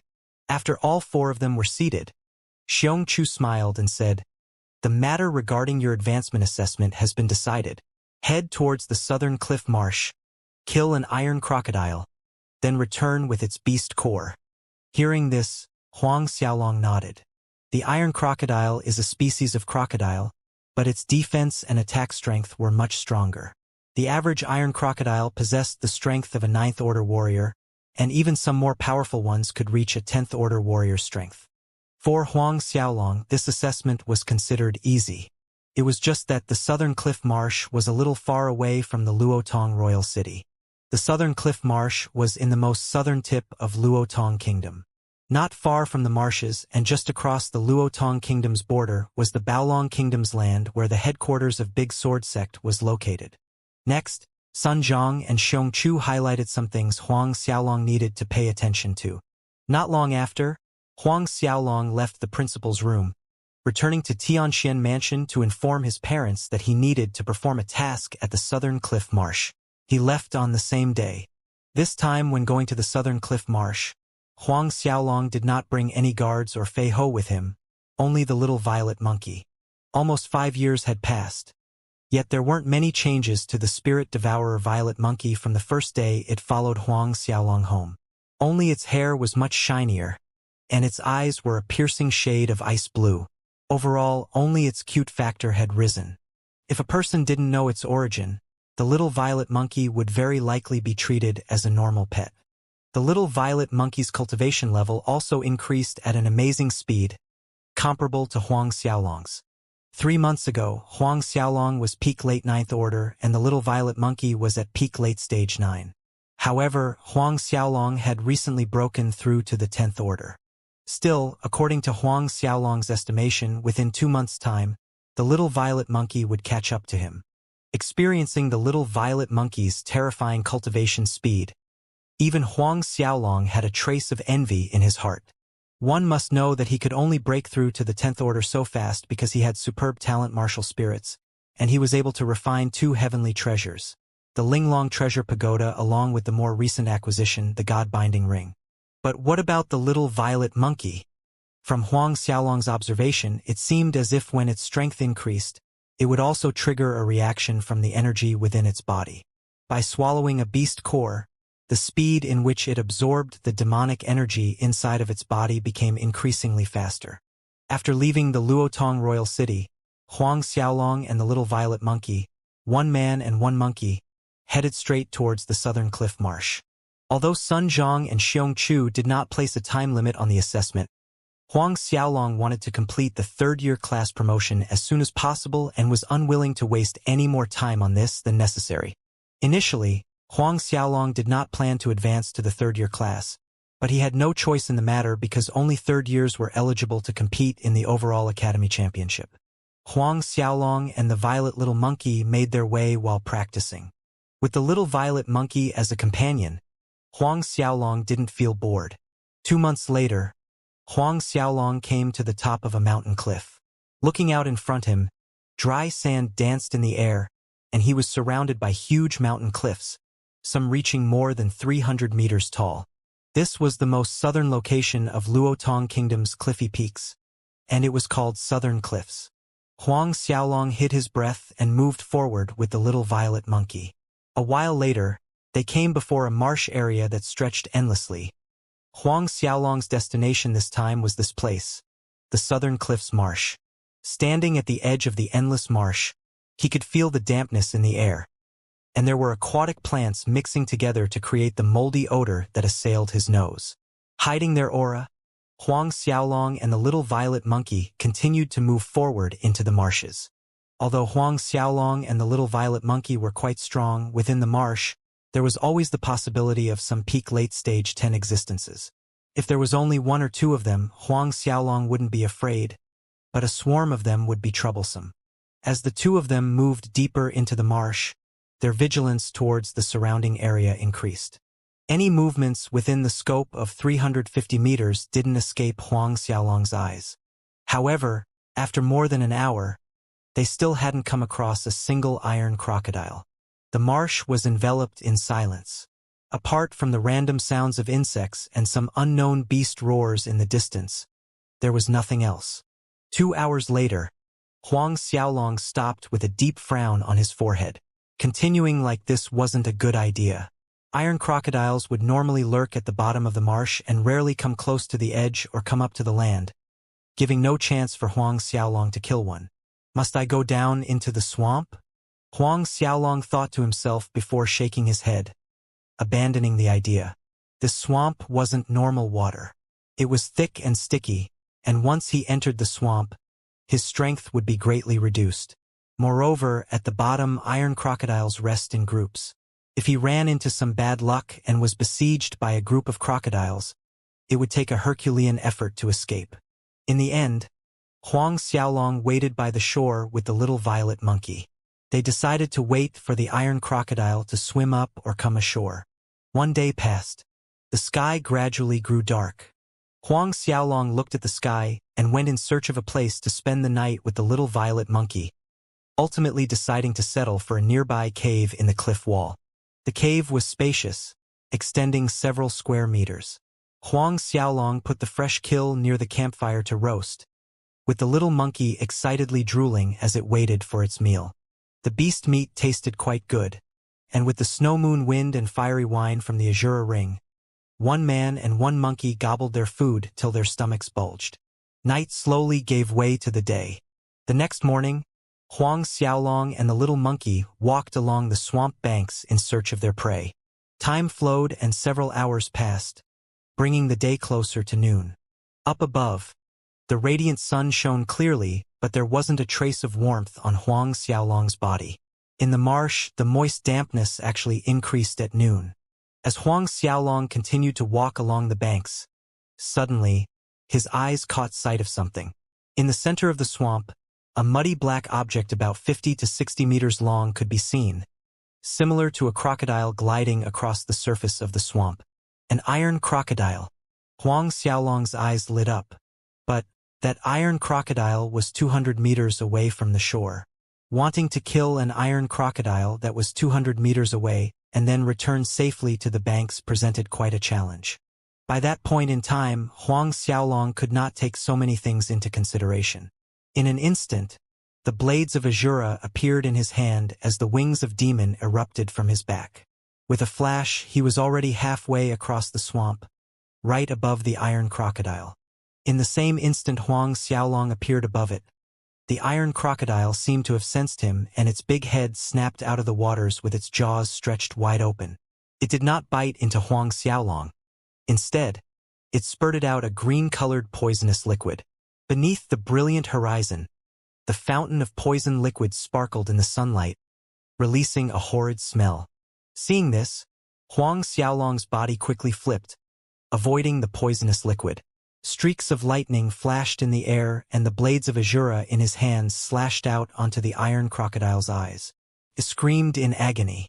In the next moment, Huang Xiaolong's body plummeted down, stopping a dozen meters from its head and swinging out the blades of Azura. Both blades stabbed down from above. With a horizontal drag across the head, green blood came spurting out. The top of an iron crocodile's head was its fatal weakness, and in less than a breath's time, Huang Xiaolong ended the life of that iron crocodile. However, after the iron crocodile died, before Huang Xiaolong could take out the beast core, the scent of blood had spread. Hearing the miserable scream of their companion, a countless number of iron crocodiles rushed out above the surface of the swamp. There was an ugly expression on Huang Xiaolong's face as he sensed the numerous iron crocodiles swimming his way from all directions. Amongst these iron crocodiles, there were some who exuded a powerful aura that was exceedingly close to advancing into the Xiantian realm. Before Huang Xiaolong made the next move, an abrupt whistling sound pierced through the air, and the little violet monkey reached Huang Xiaolong's side in a flash. Its monkey paws swatted out in 4 directions. Striking down, swamp water whirled up from all 4 directions, spinning endlessly as it transformed into a wall of wind. At the same time, a strong suction force swept out, lifting the iron crocodiles high above the air, and then crashing them down. In that moment, the swamp was a huge mess and it was chaos. Huang Xiaolong was delighted, and quickly slashed his blades of Azura across the iron crocodile's body. A sucking force gushed from his palm and an emerald beast core fell into his hand. "Let's go!" Huang Xiaolong grabbed the little violet monkey and flapped his wings towards the banks. Just as Huang Xiaolong and the little violet monkey were about to land, all of a sudden, from the swamp beneath, a huge iron crocodile flew out of the water. This particular iron crocodile actually grew over 200 meters in length, akin to a small hill. For short, tyrannical claws sprung forward, lunging onto Huang Xiaolong and the little violet monkey. A powerful force instantly impacted Huang Xiaolong and the little violet monkey from behind. Given the nature of the capricious attack, Huang Xiaolong and the little violet monkey still had enough time to dodge. Suddenly, the 2 silhouettes disappeared. Hence, the iron crocodile pounced onto empty space, splashing into the swamp below. Muddy swamp water splattered everywhere. While the iron crocodile was still in confusion, Huang Xiaolong and the little violet monkey appeared on the banks. Seeing this, the iron crocodile let out a furious roar. Its body twisted around, and once again lunged towards the 2 on the banks. As if they received a command, all the nearby iron crocodiles also swarmed towards the shore. Both Huang Xiaolong and the little violet monkey's silhouette flashed, and avoiding these iron crocodiles, they reappeared more than 100 meters away in one breath's time. However, they did not stop. Huang Xiaolong and the little violet monkey continued to flash away, leaving the swamp. Watching as the two got further and further away, the iron crocodile's angry roars echoed throughout the swamp area. Not long after, all the iron crocodiles returned to the water. Watching the swarm of iron crocodiles retreat, Huang Xiaolong let out a sigh of relief. Only now did Huang Xiaolong put the emerald beast core into the Azura ring. He acquired the iron crocodile's beast core, so the Academy's assessment test could be considered as a success. Thus, Huang Xiaolong and the little violet monkey traveled back the way they came. But not long after they left the swamp, sounds of fighting emerged in front of them. Angry voices and complacent snickers traveled with the wind. Your big sword sect disciples are all rotten people. Heartless and cruel. You even killed a 3-year-old child. We'll fight you. Then miserable cries ensued. Big sword sect? Huang Xiaolong's pupils turned cold. He and the little violet monkey headed towards where the sounds of fighting came from, and they arrived at the fighting place. When Huang Xiaolong saw the scene before him, the anger in his heart erupted. Not far from him, corpses laid in pools of blood, and many of them were those of the elderly or little children. Most of these elderly people were in their 70s and 80s, whereas the children were only 2 to 3 years of age. There were also the bodies of infants. More than a dozen big sword sect disciples were in a mad frenzy, slashing their swords on a group of people. These people are probably tribes that live around the southern cliffs marsh. Watching those big sword sect disciples still immersed in slaughter, a sharp light glinted in his eyes. In a blink, he disappeared from the spot he was at before reappearing almost instantly next to a big sword sect disciple that was slashing his sword down on a pregnant woman. The pregnant woman closed her eyes, screaming in fear and despair.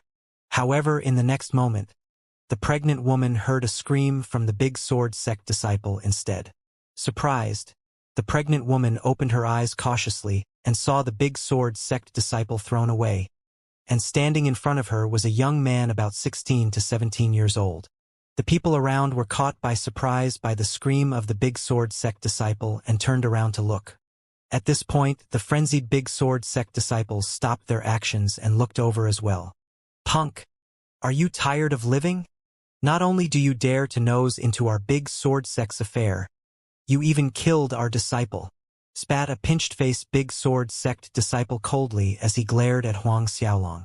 Just as the pinched-faced disciple said that, another big sword sect disciple appeared behind him, and his voice shook as he said, "Senior brother Zhu, he is Huang Xiaolong."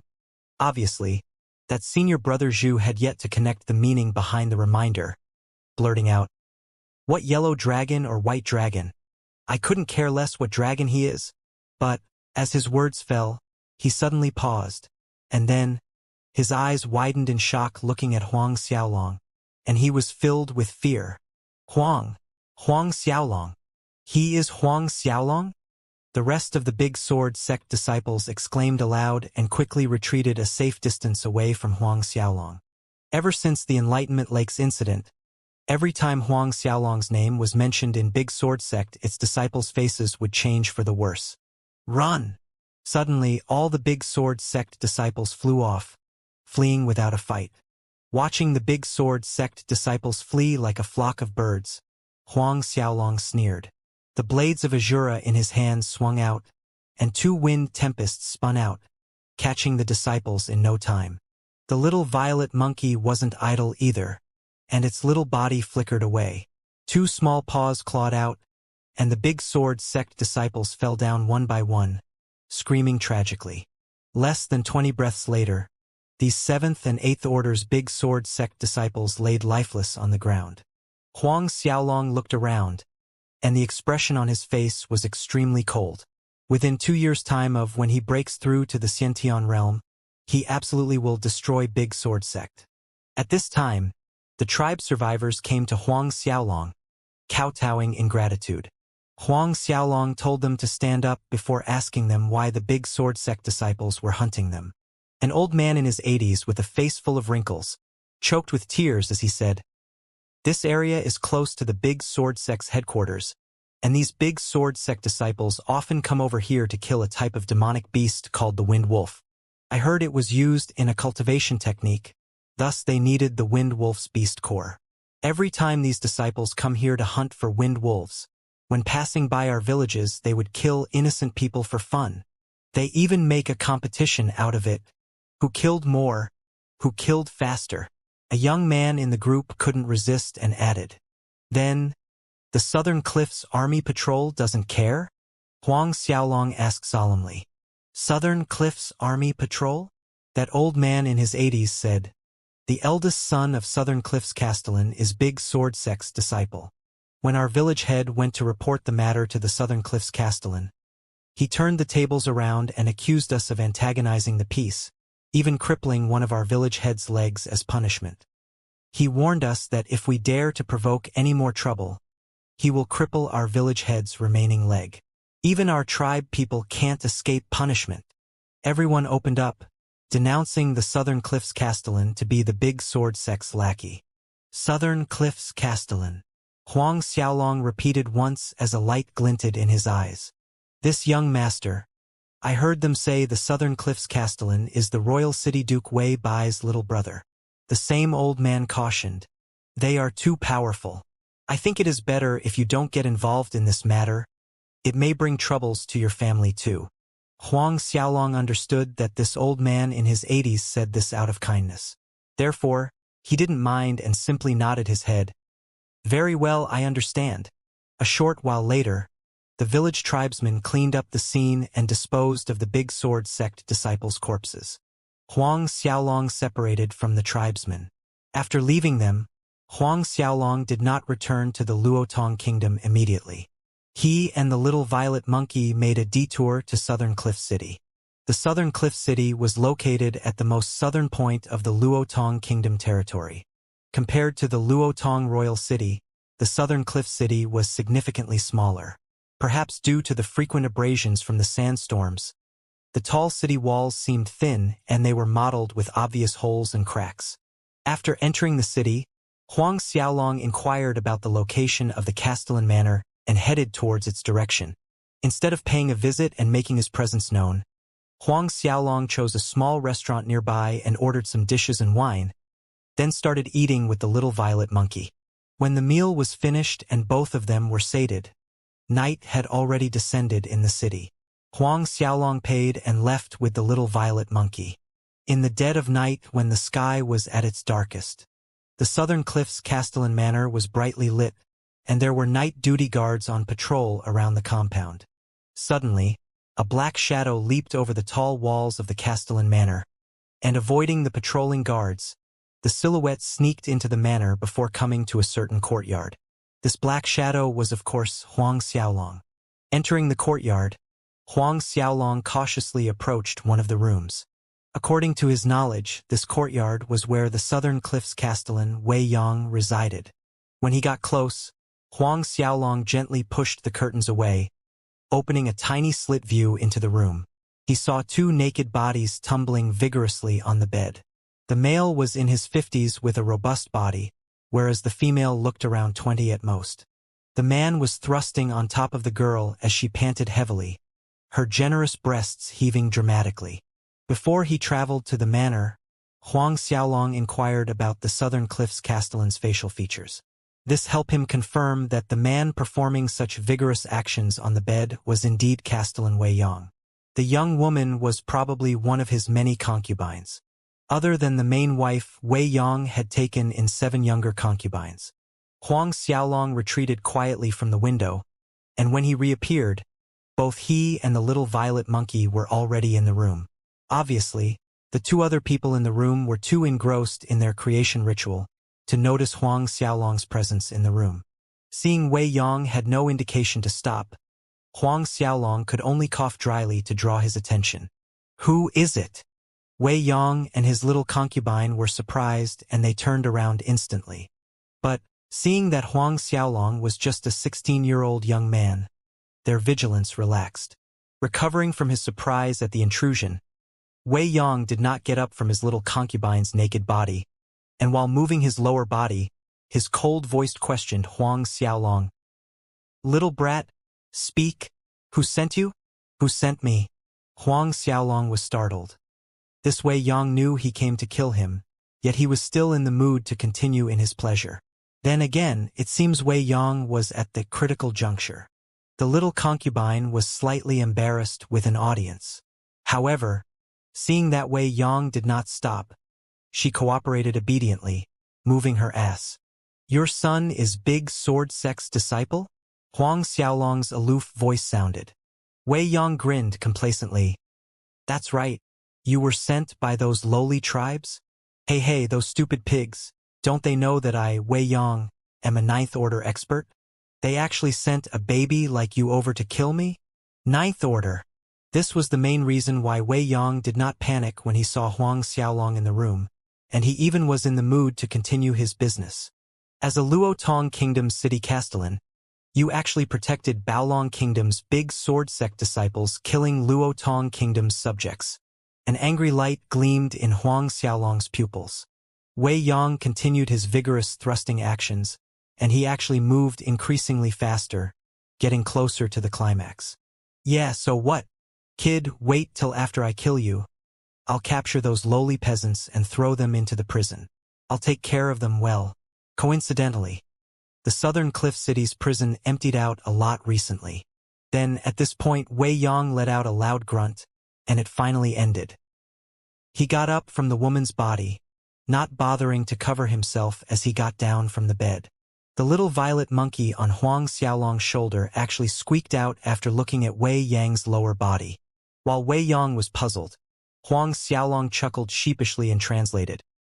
The little guy said, "Your body is so robust, yet unexpectedly your tool is so small."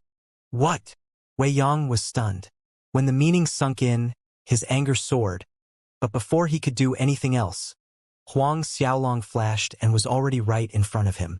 Wei Yang panicked and aimed a punch at Huang Xiaolong, but it was one step too late. Two lethal blade lights flickered in the room. One slid across Wei Yang's throat, and the other slashed down from the middle of his eyebrow. Both of Wei Yang's eyes turned sluggish as he stared at Huang Xiaolong, and then he crashed to the floor. On the other side of the bed, the little concubine just got up from the bed, and wanting to put on her clothes, she caught sight of Wei Yang tumbling down with his blood spurting out in a mess. Her hands flew to her mouth as she shrieked shrilly, as loud as she could.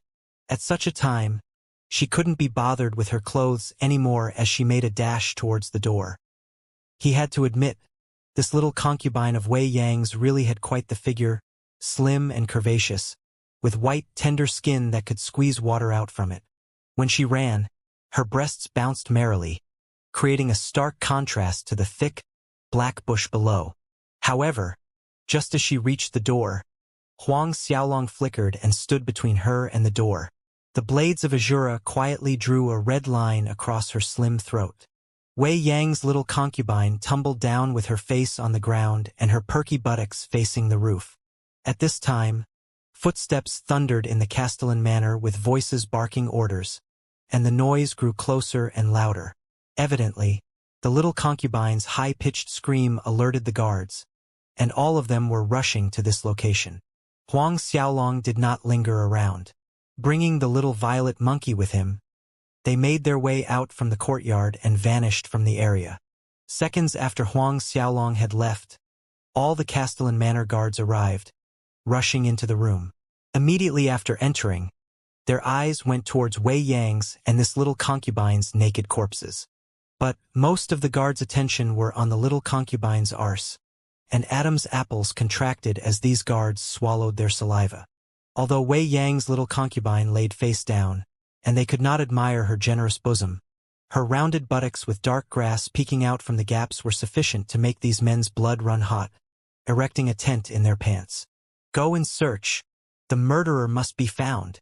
Moments later, the captain guard with a pitched tent in his pants finally regained his senses and bellowed. "The Castellan is dead. If they can't catch the murderer and Duke Wei Bai puts the blame on them, all of them would be buried together with the Castellan. At this time, all the guards also realized the grave circumstances and thinking of the consequences. Their lower parts went soft as they hurried out to capture the murderer. However, they didn't even know who the murderer was, so how were they going to make an arrest? After leaving the Southern Cliffs Castellan Manor, Huang Xiaolong also left the city and made his way back to the Luotong royal city. Not long after, the news about the Southern Cliffs Castellan, Wei Yang, and his little concubine spread throughout the city. Compared to Wei Yang's death, most of the people relished in the details of little concubine's circumstances when they were killed minus the naked body, the plump ass, and so forth. The news about the Southern Cliffs City Castellan's murder reached the Luotong royal city in no time at all. In the royal city minus Duke Wei's mansion. When Duke Wei heard the news, the surrounding furniture was crushed into powder due to his anger. Find the culprit, even if you have to flip the Luotong kingdom over minus don't leave any stone unturned. You must discover who this murderer is. Wei roared in fury. The hearts of Duke Wei Mansion's guards quivered in fright as they promptly acknowledged the order. Also, throw those Southern Cliffs Castellan Manor guards into the dungeon and interrogate them one by one. This bunch of dog slaves, several thousand of them, could not protect my brother. So what's the use of keeping them? Wei Bai's anger continued to burn. In addition, kill those guards that rushed into the room and saw Wei Yang's death at that time. With overwhelming killing intent, Wei Bo continued to bark out orders. Kill those guards who saw Wei Yang's death? Doesn't that also mean those guards that saw the body of Wei Yang's concubine? Duke Wei Mansion guards immediately understood their master's orders, and they left the room after replying, "Yes, Duke." After the guards had left, Wei Bai's eyes were blood red as he gritted his teeth and spat each word out with hatred. "If I find out who did it, who killed my younger brother, I will cut you into 1,000,000 pieces and feed it to the dogs." While Wei Bai was boiling in hatred, Huang Xiaolong was still making his way back to Luotong Royal City. 2 months later, Huang Xiaolong finally arrived. And the first place Huang Xiaolong stopped at was not Tianxian Mansion, but the Cosmic Star Academy. Entering the principal's room, Xiongchu wasn't there. Only Sun Zhang was in the room. Huang Xiaolong took out the emerald green iron crocodile beast core from the Azura ring. Sun Zhang nodded his head. Looking at the emerald iron crocodile's beast core, he was laughing as he said, "Indeed, this is the iron crocodile's beast core, and you're now officially a third-year student. Me and Xiongchu would recommend you for the inner courtyard, but we still need to discuss this matter with the inner courtyard elders before we make the final decision. Then again, with your talent, joining the inner courtyard shouldn't pose much of a problem." Each year, the number of places allocated for students entering the inner courtyard was restricted to 10. But the chosen student candidates were not decided by Sun Zhang and Xiongchu. A meeting was held with the inner courtyard elders, and each candidate must obtain 9 out of 10 votes of approval. Huang Xiaolong nodded. For him, it wasn't important whether or not he entered the inner courtyard. The reason he wanted to advance into the 3rd year was so that he could win the overall academy competition. However, when Huang Xiaolong turned around to leave, Sun Zhang suddenly spoke. "The Southern Cliff City Castellan and his little concubine were killed by you, right?" Huang Xiaolong turned back to look at Sun Zhang, and a tiny light of surprise flickered across his eyes. How did Sun Zhang know? Sun Zhang smiled. "Don't look at me like that. It is just a guess. But I did not expect that it really was you." Then, Huang Xiaolong realized that it must be due to the timing. When he went hunting for Iron Crocodile, it coincided with the Southern Cliff City Castellan's death, and thus, Sun Zhang made such assumption. "I heard Wei Yang's little concubine has a great figure. Her butt was big. Is that so?" In the next moment, another question popped out from Sun Zhang's mouth. Huang Xiaolong was taken aback, for he did not expect this question from Sun Zhang. Huang Xiaolong shook his head. Why was this Sun Zhang asking such a question? "That's right, I killed them," Huang Xiaolong frankly admitted. It wouldn't matter anyways if he confessed. Of course, Sun Zhang wouldn't publicize the matter to the outside world. Huang Xiaolong turned around and left the room, ending the conversation. Sun Zhang's mouth was opened as if there were many questions he wanted to ask, but seeing Huang Xiaolong leaving, he could only shake his head and mutter under his breath, "This kid!" Leaving the academy, Huang Xiaolong returned to Tianxian Mansion. Fei Ho came to see him after getting the news of his return. Huang Xiaolong asked about matters regarding Tianxian Mansion for the last couple of months, with Fei Ho replying, answering them one by one. When these matters ended, Fei Ho suddenly said, "Sovereign, there were many instances of conflict between our 9-tripod commerce and the Clear Cloud Pavilion in recent days. Clear Cloud Pavilion was the biggest trading house of Cloud Sea Kingdom. It was established over 100 years ago, and its numerous branches covered a vast extent of the land. Even within the Luotong Kingdom, they had no less than a dozen branches. There were also many forces under their wing. At that time, when a great treasure appeared in the Enlightenment Lake, Clear Cloud Pavilion also mobilized many people venture over." "What kind of conflict?" Huang Xiaolong asked. Fei Ho replied respectfully, 2 weeks ago, the Clear Cloud Pavilion Big Dawn County's branch disciples came to our Big Dawn's 9-tripod commerce, claiming that they wanted to buy 1 million copies of 9 Tripods publication. When our Big Dawn branch disciples said they didn't have the supply, the Clear Cloud Pavilion's disciples attacked and injured our disciples. A light glinted in Huang Xiaolong's eyes. Asking for 1 million copies of 9 Tripod, it was obvious that the other side clearly came to make trouble. "Are you sure that their disciples made the first move, injuring our people?" Huang Xiaolong asked. "Yes, I am sure," Fei Ho said with conviction. "After the Clear Cloud Pavilion's disciples injured our people, they even slandered our 9-tripod commerce, claiming that we should shut down if we can't even provide 1 million copies, and insulting us with questions like what is the purpose of doing business this way and such. During this past 2 weeks, the Clear Cloud Pavilion Big Dawn disciples would go to our shop to make trouble every day, and they're even injuring our people. Every day they come, clamoring that the 9-tripod commerce must supply them with 1 million copies." Hearing this, Huang Xiaolong's eyes became cold. These Clear Cloud Pavilion disciples came to his 9-tripod commerce Big Dawn County branch every day, making trouble and hitting people. Evidently, they didn't put the Tianxian Mansion in their eyes. Or perhaps they don't put him, Huang Xiaolong, and the Martial Mansion in their eyes. "Did you investigate clearly what forces this Clear Cloud Pavilion has in the Luotong Kingdom?" Huang Xiaolong inquired. Fei Ho answered, "I have investigated the matter clearly. Clear Cloud Pavilion dared to act so arrogantly because they were backed by the Prime Minister, Wu Feng, Duke Wei Bai, and other high officials such as Li Jian. This all stems from jealousy of our 9-tripod commerce's profit." Prime Minister Wu Feng.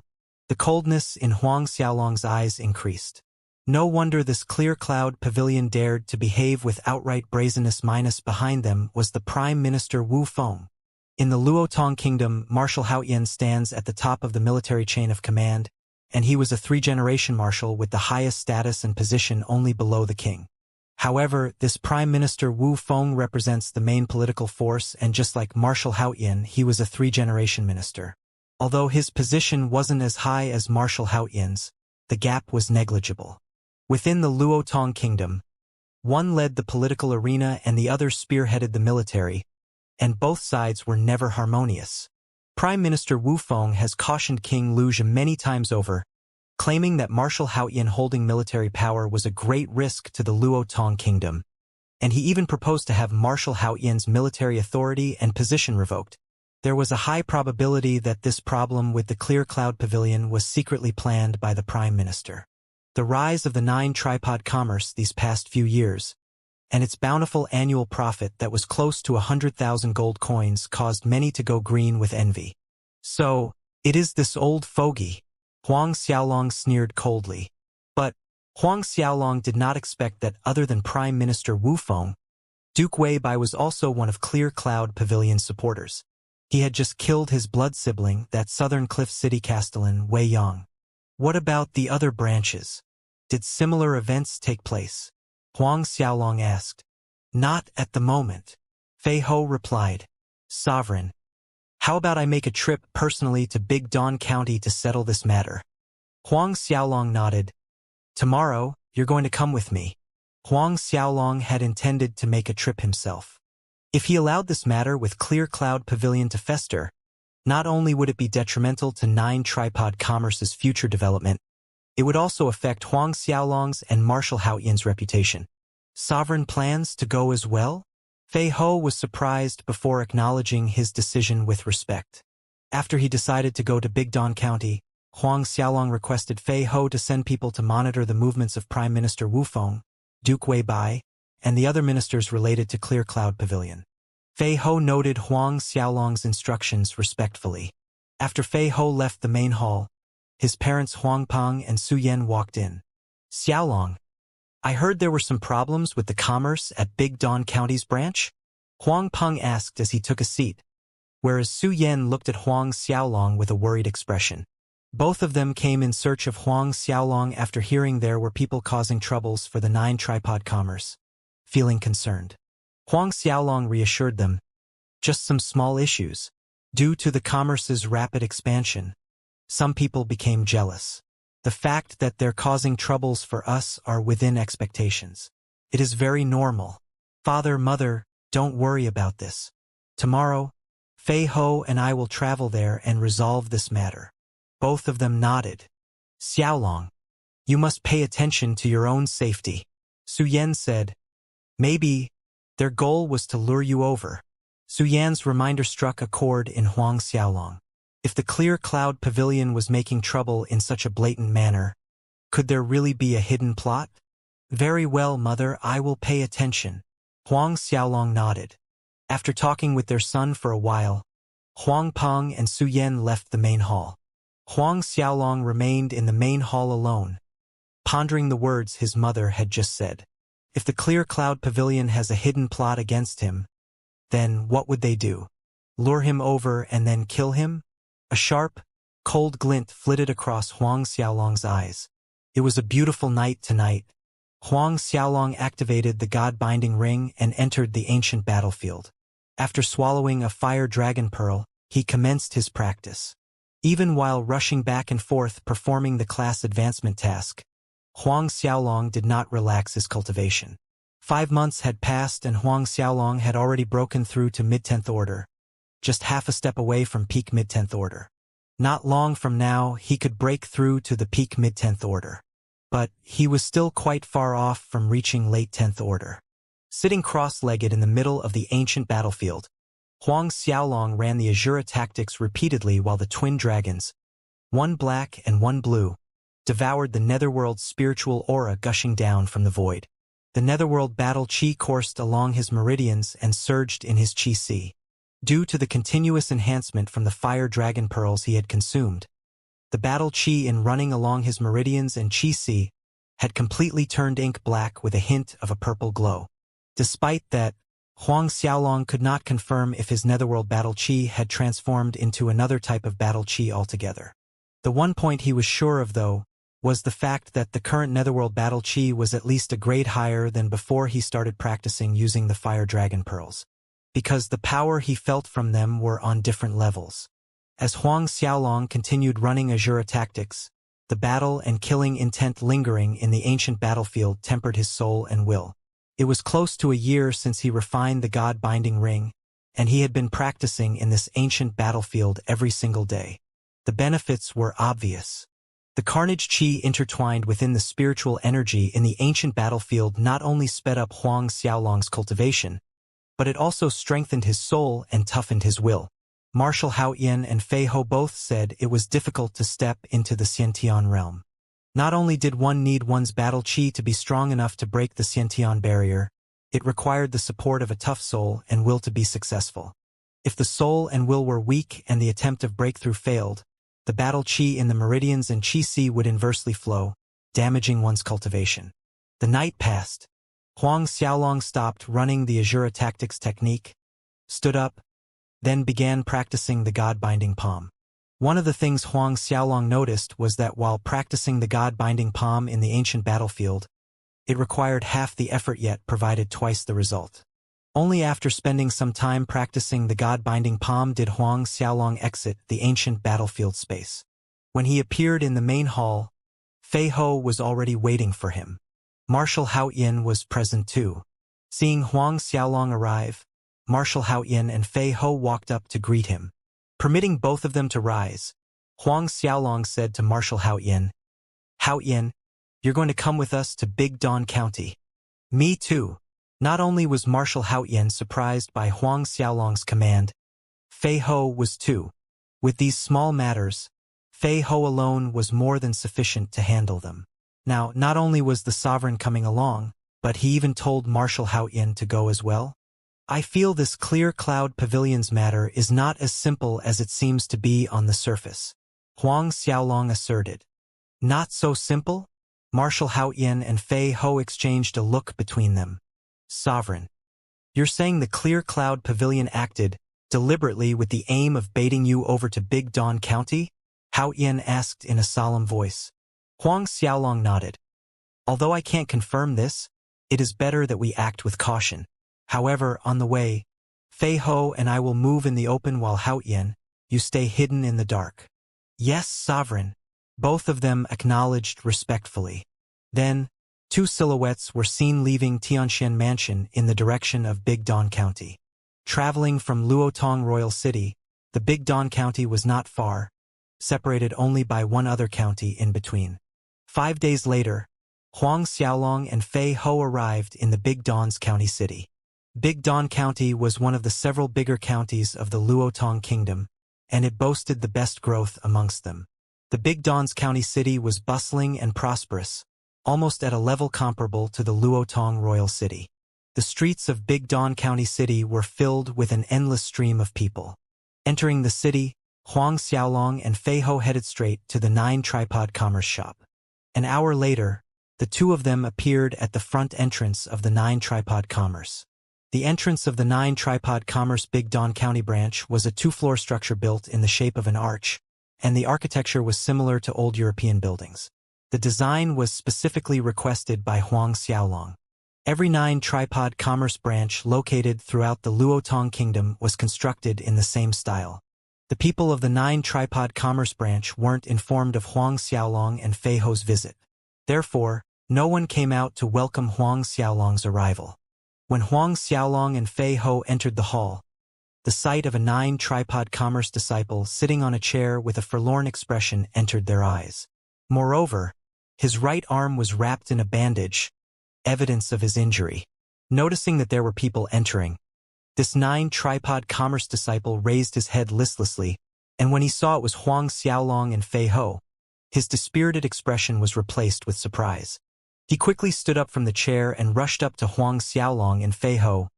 "Young Lord Steward Fei Ho."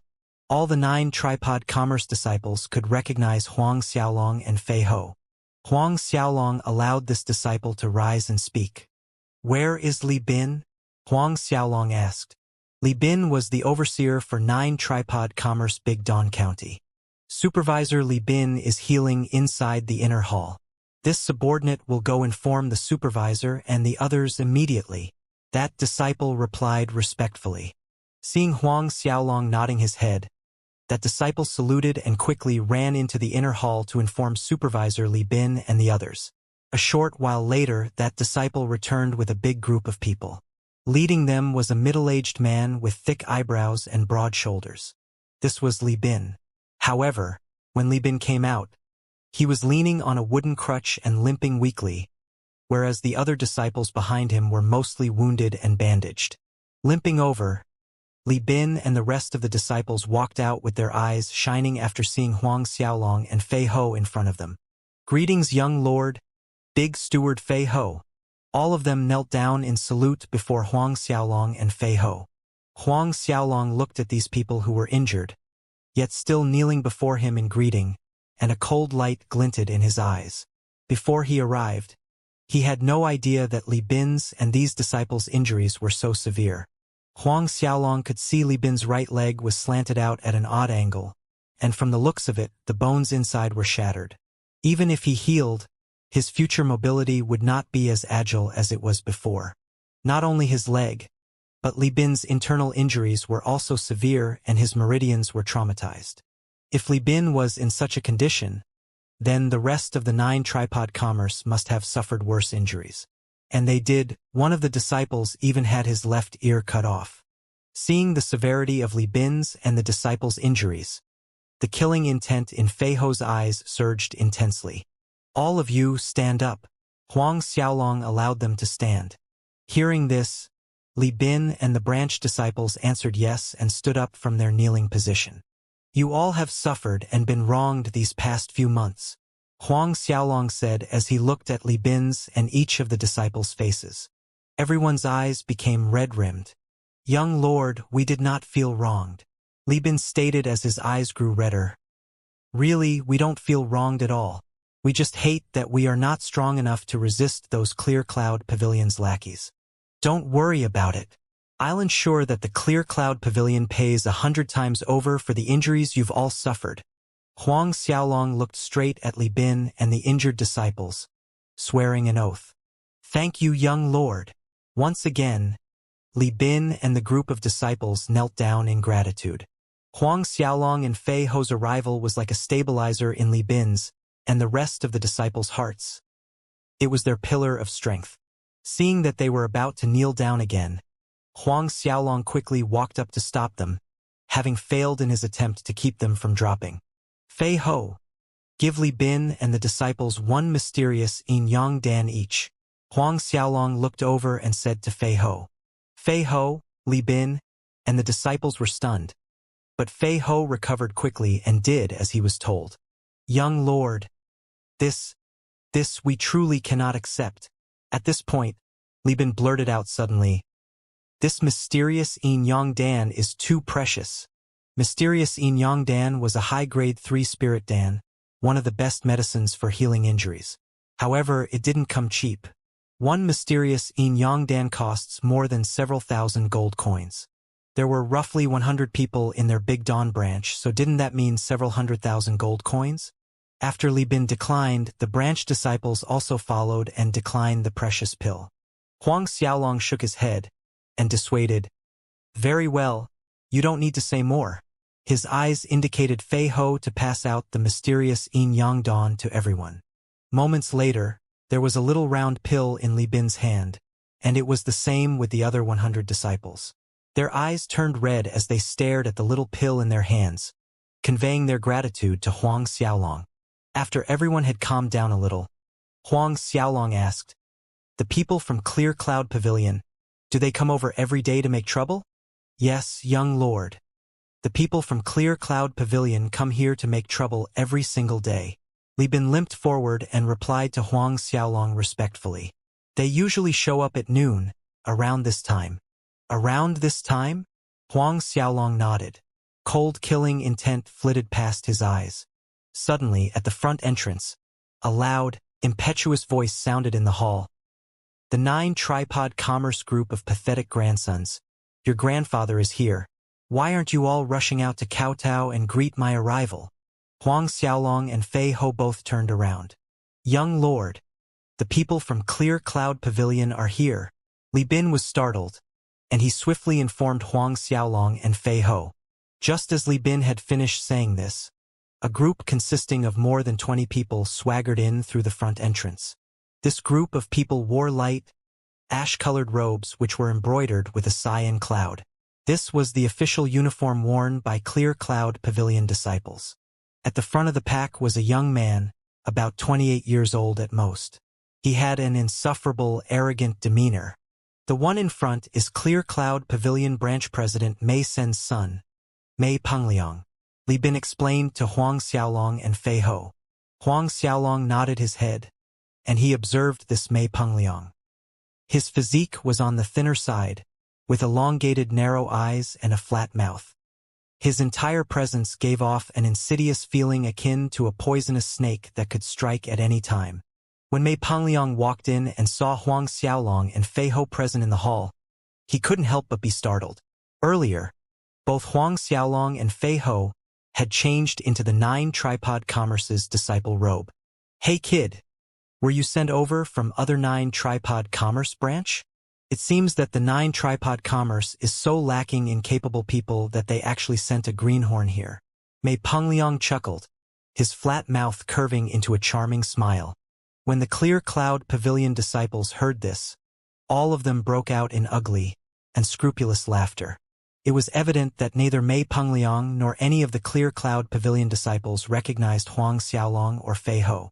None of them expected that Huang Xiaolong and Fei Ho would arrive in Big Dawn County in such a short time and that they would actually come in person.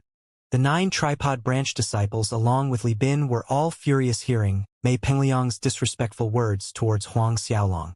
When Li Bin wanted to speak out, Huang Xiaolong waved a hand at him, preventing his subsequent action. Instead, Huang Xiaolong asked Li Bin, "Who was the one that crippled your leg?" Li Bin pointed at Mei Pengliang. "Young Lord, it was this Mei Pengliang." "Young Lord?" Before Mei Pengliang or any of the Clear Cloud Pavilion disciples could react, Huang Xiaolong's silhouette flashed and closed the distance between him and Mei Pengliang. Palm struck out without reserve. The hit landed silently, but Mei Pengliang's face changed drastically in that moment. Fear crept into his eyes, but it was already too late for him to dodge. "Little punk! How dare you hurt my young lord?"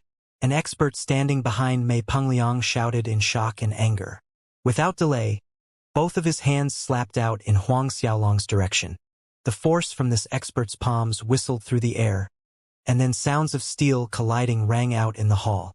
Just when Fei Ho was about to take action, Huang Xiaolong's aloof voice sounded, "No need."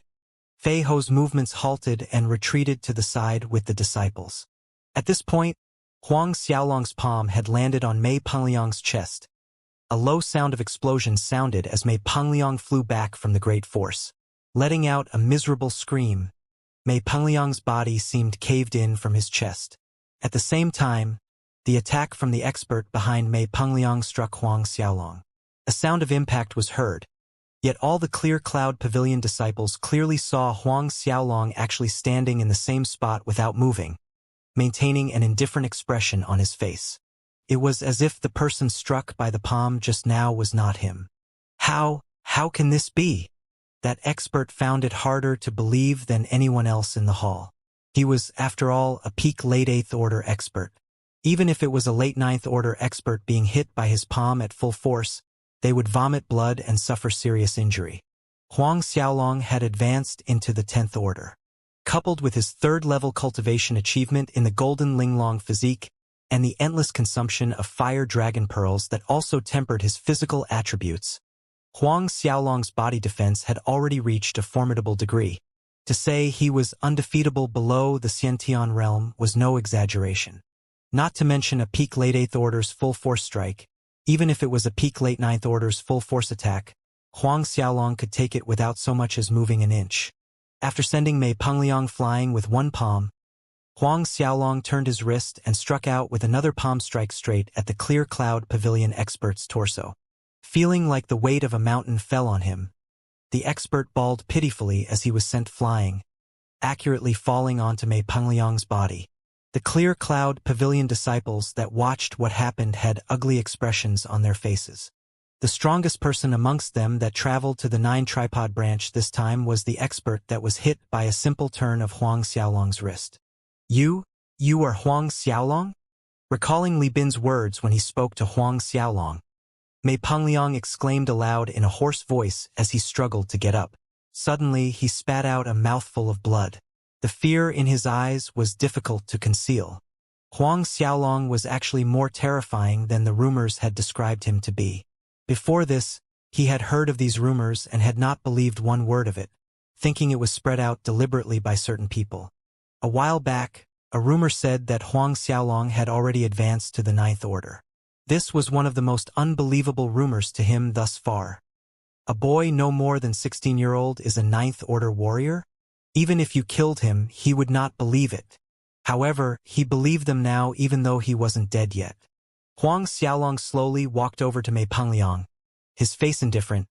"That's right, I am Huang Xiaolong." Seeing Huang Xiaolong approaching, Mei Pengliang staggered back in a panic, looking terrified. The Clear Cloud Pavilion crowd watched warily as Huang Xiaolong approached Mei Pengliang with malice, and all of them quickly surrounded Mei Pengliang in a protective circle. Seeing their reaction, Huang Xiaolong let out a cold smirk. With a flash, he appeared in front of the Clear Cloud Pavilion crowd and struck out a palm, instantly smacking one of the experts in their group away. Huang Xiaolong continued, and every palm and fist he attacked with caused one disciple of Clear Cloud Pavilion to be sent flying. In a short time, other than Mei Pengliang, over 20 Clear Cloud Pavilion disciples ended up on the floor. However, Huang Xiaolong did not kill these Clear Cloud Pavilion disciples because his purpose was only to injure them, and seriously injure them at that.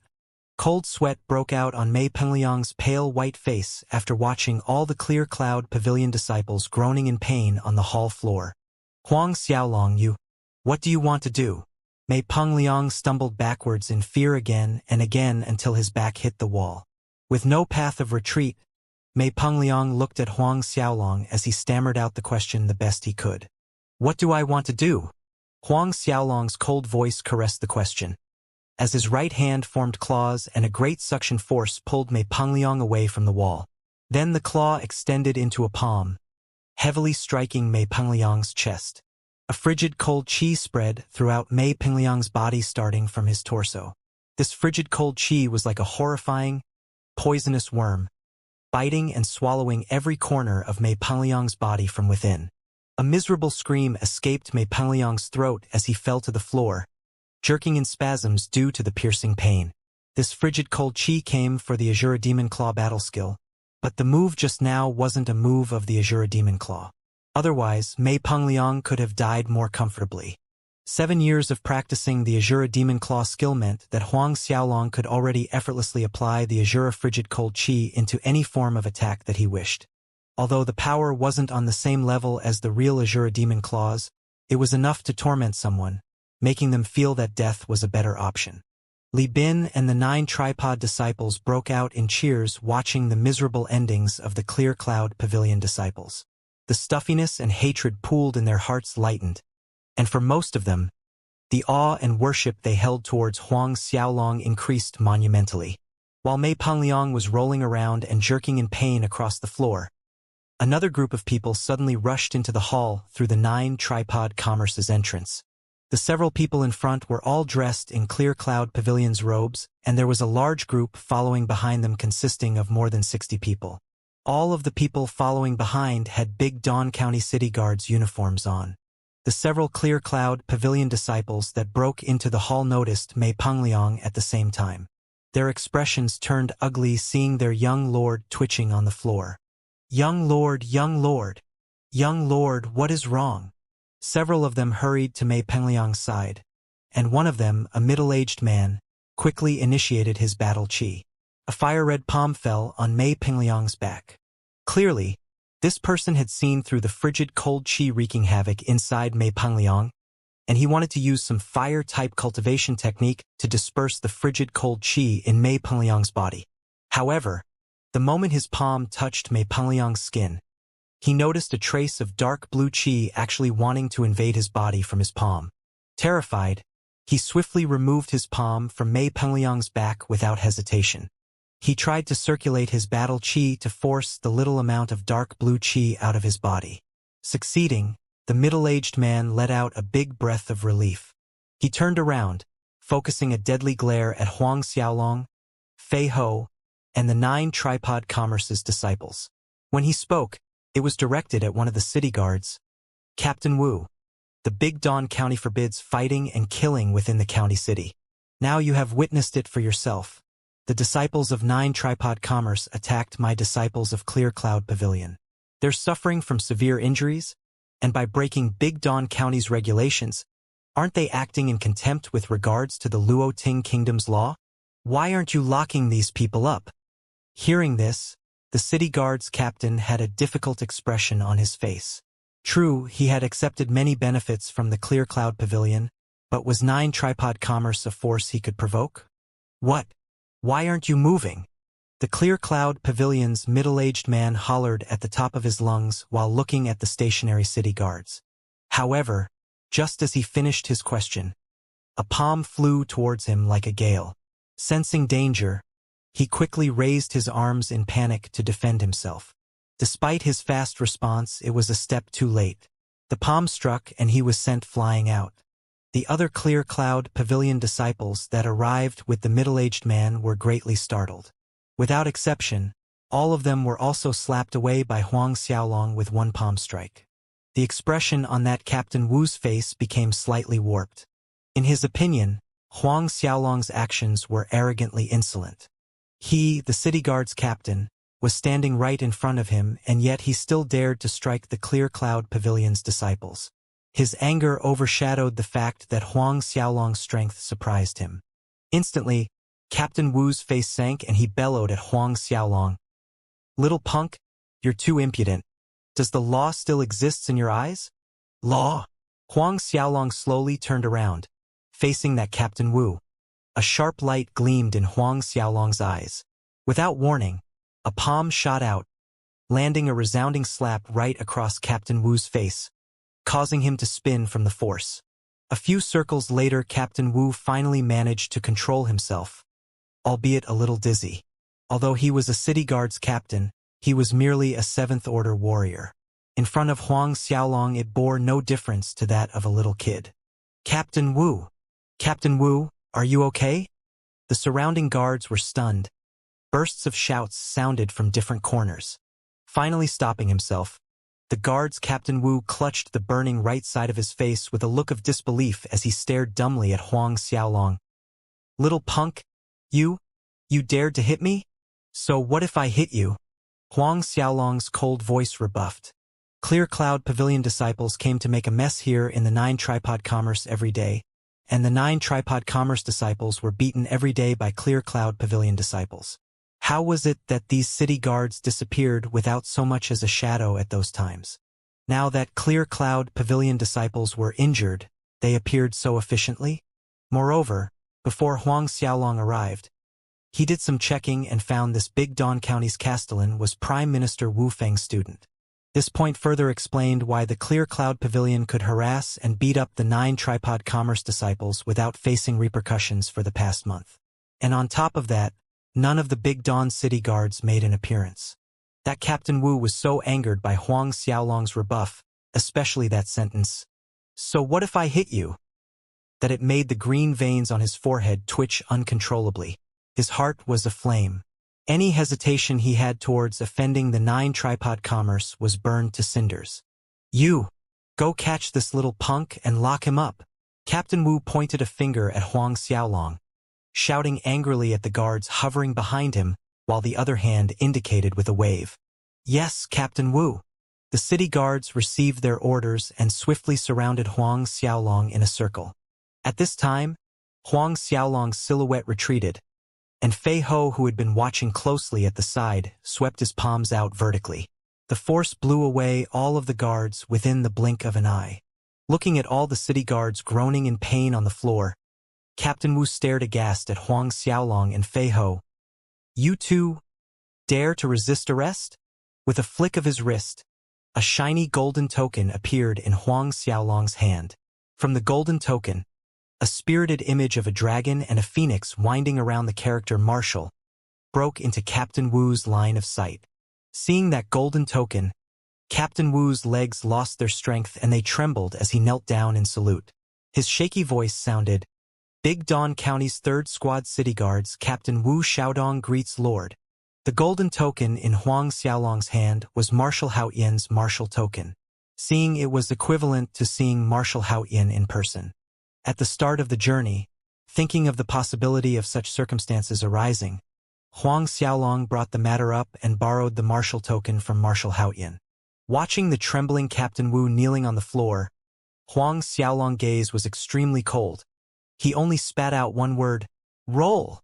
Captain Wu looked up dumbly as if he did not expect Huang Xiaolong would let him off so easily. "What? You don't want to roll?" Huang Xiaolong asked. Yes, Lord. I'll roll.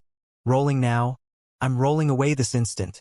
That Captain Wu nodded his head with vigor, getting up from the floor as he escaped towards the exit with all the city guards trailing behind him.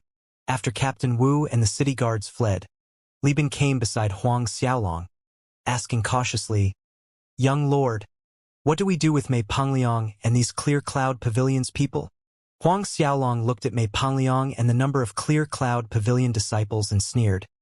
"Strip off all their clothes and then hang them up one by one on the stone pillars across the street. I think many people will be interested in watching such a spectacle." "Strip off all their clothes?" Hang them up on the stone pillars across the street. The marvelous expression on Li Bin's and the 9 tripod commerce disciples' faces were a sight to behold. This trick, brilliant. Absolutely brilliant. Even though Mei Pengliang was on the floor and completely subdued by the frigid cold qi caused by the Azura demon claw, he still suffered from inverse blood flow in his heart when he heard Huang Xiaolong and immediately lost consciousness. If one were to think about it, this truly was a great shock to Mei Pengliang considering his identity as the Clear Cloud Pavilion Big Dawn County Branch President's son. Relying on his status, even those noble children that resided in Big Dawn County needed to treat him with the utmost courtesy. How would he have any face to see people if he was really stripped naked and hung in the streets in broad daylight? Not only Mei Pengliang, all the disciples from Clear Cloud Pavilion were choked with anger hearing Huang Xiaolong's plan. You dare! The middle-aged man that arrived later raged violently at Huang Xiaolong. I don't dare! A mischievous grin crept up Huang Xiaolong's face.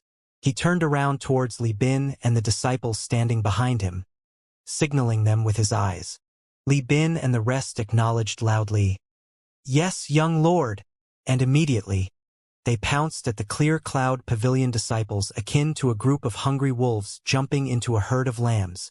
These Clear Cloud Pavilion disciples were injured earlier by Huang Xiaolong and Fei Ho, and thus not one of them had the power to resist. They could only watch wide-eyed as pieces of their clothing was torn apart by Li Bin and the 9 tripod commerce disciples down to their birthday suits. In the end, a total of 30 naked bodies laid on the floor. There was a variety of skin tones: snowy white, baby pink, and even tan. Glowering at Li Bin, who removed his clothes, Mei Pengliang's heart was raging with anger and embarrassment. Gritting his teeth with hatred, he wished that he could chop Huang Xiaolong and every person of the 9 tripod commerce into thousands of pieces. Old dog Li Bin, there will be a day where you'll die miserably in my hands. Miserably, you won't even have a corpse to be buried. I will ensure you can't wish for your death to come quicker. Mei Pengliang vowed through gritted teeth at Li Bin after enduring the devouring pain from the Azura demon claw's frigid cold qi. Li Bin gave a glance at the single dangling meat on Mei Pengliang's lower body. Raising an eyebrow, he asked, "Is that so?" Without waiting for a reply, he lifted his foot and stamped onto Mei Pengliang's body. Mei Pengliang let out a tragic, woeful scream. The originally generous-sized tool instantly shrunk after taking a hit from Li Bin's foot. Like a fruit that lost all its juices, wrinkled and dried up, the other Clear Cloud Pavilion disciples that were throwing harsh, threatening words to the 9 tripod commerce disciples' faces astutely shut their mouths after witnessing their young lord's cruel fate. The noisy racket died immediately as all of them were busy protecting their family jewel by clamping their thighs together. Watching this, the 9 tripod commerce disciples broke out in laughter. This past month, these 9 tripod commerce disciples suffered insults and beatings from these people, and now they could finally vent. Following that, some of the 9 tripod commerce disciples brought out coarse ropes, tying the Clear Cloud Pavilion disciples individually. Some of the 9 tripod commerce disciples even went as far as tying the middle leg together. Therefore, when the rope was pulled, painful screams reverberated in the hall. After tying up Mei Pengliang and the rest of the Clear Cloud Pavilion disciples, and following Huang Xiaolong's order, the 9 tripod disciples hoisted them and hung them up the stone pillars on the opposite side of the street. Not long after Mei Pengliang and the 29 Clear Cloud Pavilion disciples were hung up for view, the passing commoners and nobles stopped to admire. "This looks like Clear Cloud Pavilion President Mei Sen's son, Mei Pengliang? You're right. I didn't expect his below would be so black when his face looks so much like a little white lamb. What a thick bush. It's just a little small." Some of the nobles' children that were associated with Mei Pengliang provided their feedback. Their fingers pointed up and down, deliberately poking fun and laughing out loud at the same time. Mei Pengliang's head was cast down, nearly disappearing into his chest, while his heart raged with embarrassed anger. If there was a mouse hole in front of him at this moment, he would rather crawl inside, even if only by half his head. This was the way Mei Pengliang felt, and the rest of the disciples' feelings resonated with his. While Mei Pengliang and the disciples were hung in public, in the clear cloud pavilion Big Dawn Branches building main hall. Mei San was talking happily with a middle-aged man in an embroidered light red robe. It was apparent from Mei San's manner and demeanor that he was respectful and trying to please the middle-aged man in the light red robe at the same time. This middle-aged man in the light red embroidered robe was none other than Baolong Kingdom's Martial Ning family patriarch, Ning Wang. At this time, a clear cloud pavilion disciple ran in, alarmed. "President, something bad happened." Mei San's brows creased into furrows when being interrupted. "What is it?" "Young lord's in trouble," that clear cloud pavilion disciple blurted out in anxiousness. "Something happened to Lianger?" Watching the expression on that clear cloud pavilion disciple's face, Mei San had a bad premonition in his heart. "What happened?" "Young lord and those disciples with him are all tied up and hung across the street from the 9 tripod commerce." That disciple hastened to reply. "Tied up and hung on the street?" Mei San secretly breathed out in relief. He had thought his son met with some severe mishaps. Then, in the next moment, the disciple added, "All of them, including the young lord, were stripped of their clothes." "All stripped off their clothes?" Mei San was nonplussed, and then he practically jumped up as his hand slammed onto the side table. With a face ready to kill, he questioned the disciple, "What did you say?" Before that disciple could repeat a word, his robe collar was twisted by a fist and lifted up in the air. That clear cloud pavilion disciple's face was ashen with fear. Tongue-tied and stammering, he tried to reply, Young lord and the others were stripped bare naked by the 9 tripod commerce's people, and then hung high in the street across their branch." Hearing this, Mei San roared in anger, and with a fling the disciple was thrown out of the main hall. 9 tripod commerce.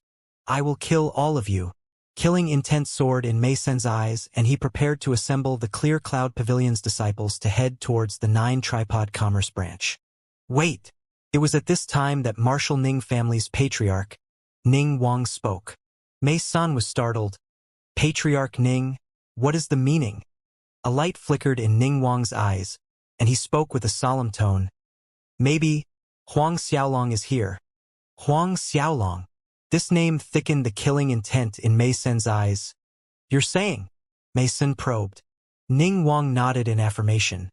If it wasn't for Huang Xiaolong's presence, would those people in the 9 tripod commerce dare to behave this way? However, we just need to send someone to check and see if Huang Xiaolong is really here. Send someone to rescue your son. We'll know the truth after asking him. If it is really Huang Xiaolong, hey, then this Big Dawn County would be his burial land. Mei San nodded. Thus, Mei San repressed the rage in his heart, retracted his murderous aura, and sent several clear cloud pavilion disciples out to pick up his son and the rest of the disciples hanging in the street. However, not long after that, a clear cloud pavilion disciple ran into the main hall, flustered as he reported to Mei San, who was waiting for news. He reported that the batch of disciples that went to rescue the young lord were captured by the 9 tripod commerce's people, stripped bare naked, and ended up being tied up like the rest of them, hung on the street for display. Mei San nearly vomited blood due to anger when hearing the report. Although he did not manage to save his son, he could confirm Huang Xiaolong and Fei Ho's presence from the disciples' description of them. In the end, as he was left with no choice, Mei San could only request the Big Dawn County's Castellan side rescue his son on his behalf. He was then relieved to find out that Huang Xiaolong did not stop them. Half a day later, when Mei San saw the dismaying appearance of his son, his knuckles went white as he swore through gritted teeth. Huang Xiaolong, I, Mei San, swear that I will take your dog life. 9 tripod commerce. In the main hall, Fei Ho was laughing as he reported to Huang Xiaolong. Young lord, by now, everyone in Big Dawn County is spreading the news about Mei Pangliang and the Clear Cloud Pavilion's disciples being stripped naked and hung on the streets. Li Bin also joined in. That's right, young lord. I even heard Mei San was angered until he vomited blood. Huang Xiaolong nodded. Young lord, it is rather unexpected that this Mei San could restrain his temper. Fei Ho said in a serious tone. It seems young lord's guess was correct. Huang Xiaolong turned towards Li Bin and instructed, "Tell the 9 tripod commerce disciples not to go out for the next few days." His son, Mei Pengliang, was caught, stripped of the last shred of his clothing, and hung high up in the streets for public viewing. With this degree of humiliation, Mei's son being able to hold everything in was definitely something out of ordinary. That meant there must have been a demon lurking if things were happening out of ordinary. Once Mei's son made his move, it would be on a grand and devastating scale. "Yes, young lord." Li Bin acknowledged the order respectfully with a heavy expression on his face because he knew the gravity of the situation. Despite that, 3 days later, everything was still calm and peaceful. The streets of Big Dawn County City seemed quieter than usual. Perhaps it was due to the fact that the big and small forces of the city caught a whiff of the scent of gunpowder in the air. Hence, each had passed an order warning their disciples and families not to venture out. The brewing storm was so obvious that even the common folk detected it. As for Huang Xiaolong, he remained in one of the 9 tripod commerce courtyards, practicing these past 3 days. Even as he concentrated on Azura tactics, he had never relaxed in training the body metamorphose scripture. Standing in the middle of the yard, Huang Xiaolong's feet spread out. His fists were in a guard position at the sides of his waist. Then, his right hand stretched out towards the left, and with clenched fingers, he loosened them into the shape of a hook as his upper torso turned to the left while his waist moved to the right from left. His right wrist then returned to fist form, turning in endless circles, all while controlling his breathing. In the past year, Huang Xiaolong's body metamorphose scripture had reached stage 9, the azure dragon flexing its claws. He was at the peak late 10th order. If he could break through to stage 10, then Huang Xiaolong's internal force alone would be equivalent to the strength of a Xiantian realm expert. Stopping a moment for a short rest after practicing the body metamorphose scripture, Fei Ho came in to see him. "Still no movements from Clear Cloud Pavilion's side?" Huang Xiaolong asked. Fei Ho replied respectfully, "Yes, sovereign. Mei Sun, this old fellow really has patience." A light rippled in Huang Xiaolong's eyes. "They are waiting. Waiting." Fei Ho looked inquiringly at Huang Xiaolong.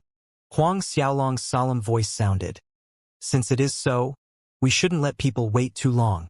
In a while, you're going out for a stroll with me." "Go for a stroll at a time like this?" Fei Ho was dumbfounded. The hour was basically in the dead of the night. Huang Xiaolong's head tilted up as he looked at the night sky. The moon tonight was a beautiful sight. It was farther away than usual, and even the night breeze seemed colder. This made Huang Xiaolong remember a saying, "Dark nights where strong wind blows are the best for killing." The moon's beautiful tonight, and we've come to Big Dawn County for a few days now, but we haven't taken a look around. Huang Xiaolong's sentence contained a double entendre as he smiled mysteriously at Fei Ho. Watching Huang Xiaolong's mood, Fei Ho finally understood what he meant, and joined in the laughter. "Sovereign is right. Tonight, the moon is truly beautiful." Moments later, Huang Xiaolong and Fei Ho stepped out from the 9 tripod commerce building and strolled casually in the streets. Stopping in a deserted alley, Huang Xiaolong's footsteps suddenly halted, and his clear, cold voice rang out in the night. "Since you've come, why don't you people come out and show yourselves? Or could it be those from Clear Cloud Pavilion are all cowardly sons of turtles?" Just as Huang Xiaolong's voice sounded, shadows shifted and suddenly, several dark silhouettes appeared from above, landing right in front of Huang Xiaolong and Fei Ho. Huang Xiaolong's eyes swept across the faces of these people, and in the end, it fell on both Mei Sen's and Ning Wang's face. Although Huang Xiaolong had never seen Mei Sen before this, just from Li Bin's description, it was enough for him to conclude that this short and stout middle-aged man was Mei Senator. However, it was Ning Wang's appearance that surprised Huang Xiaolong. Baolong Kingdom's martial Ning family's patriarch, Ning Wang. During the Enlightenment Lake episode, Huang Xiaolong met Ning Wang face to face, but both pretended indifference at that time. Ning Wang approached Huang Xiaolong, letting out a cold smirk. "How about it? Are you very surprised seeing me here?" Huang Xiaolong nodded, frankly admitting, "I'm a little surprised, but it's a pity." He shook his head, his voice trailing off here. leaving the rest of the sentence hanging in the air. Pity what? Ning Wang scowled uncomfortably. Pity because I originally wanted to let you live 2 more years. Huang Xiaolong answered with honesty.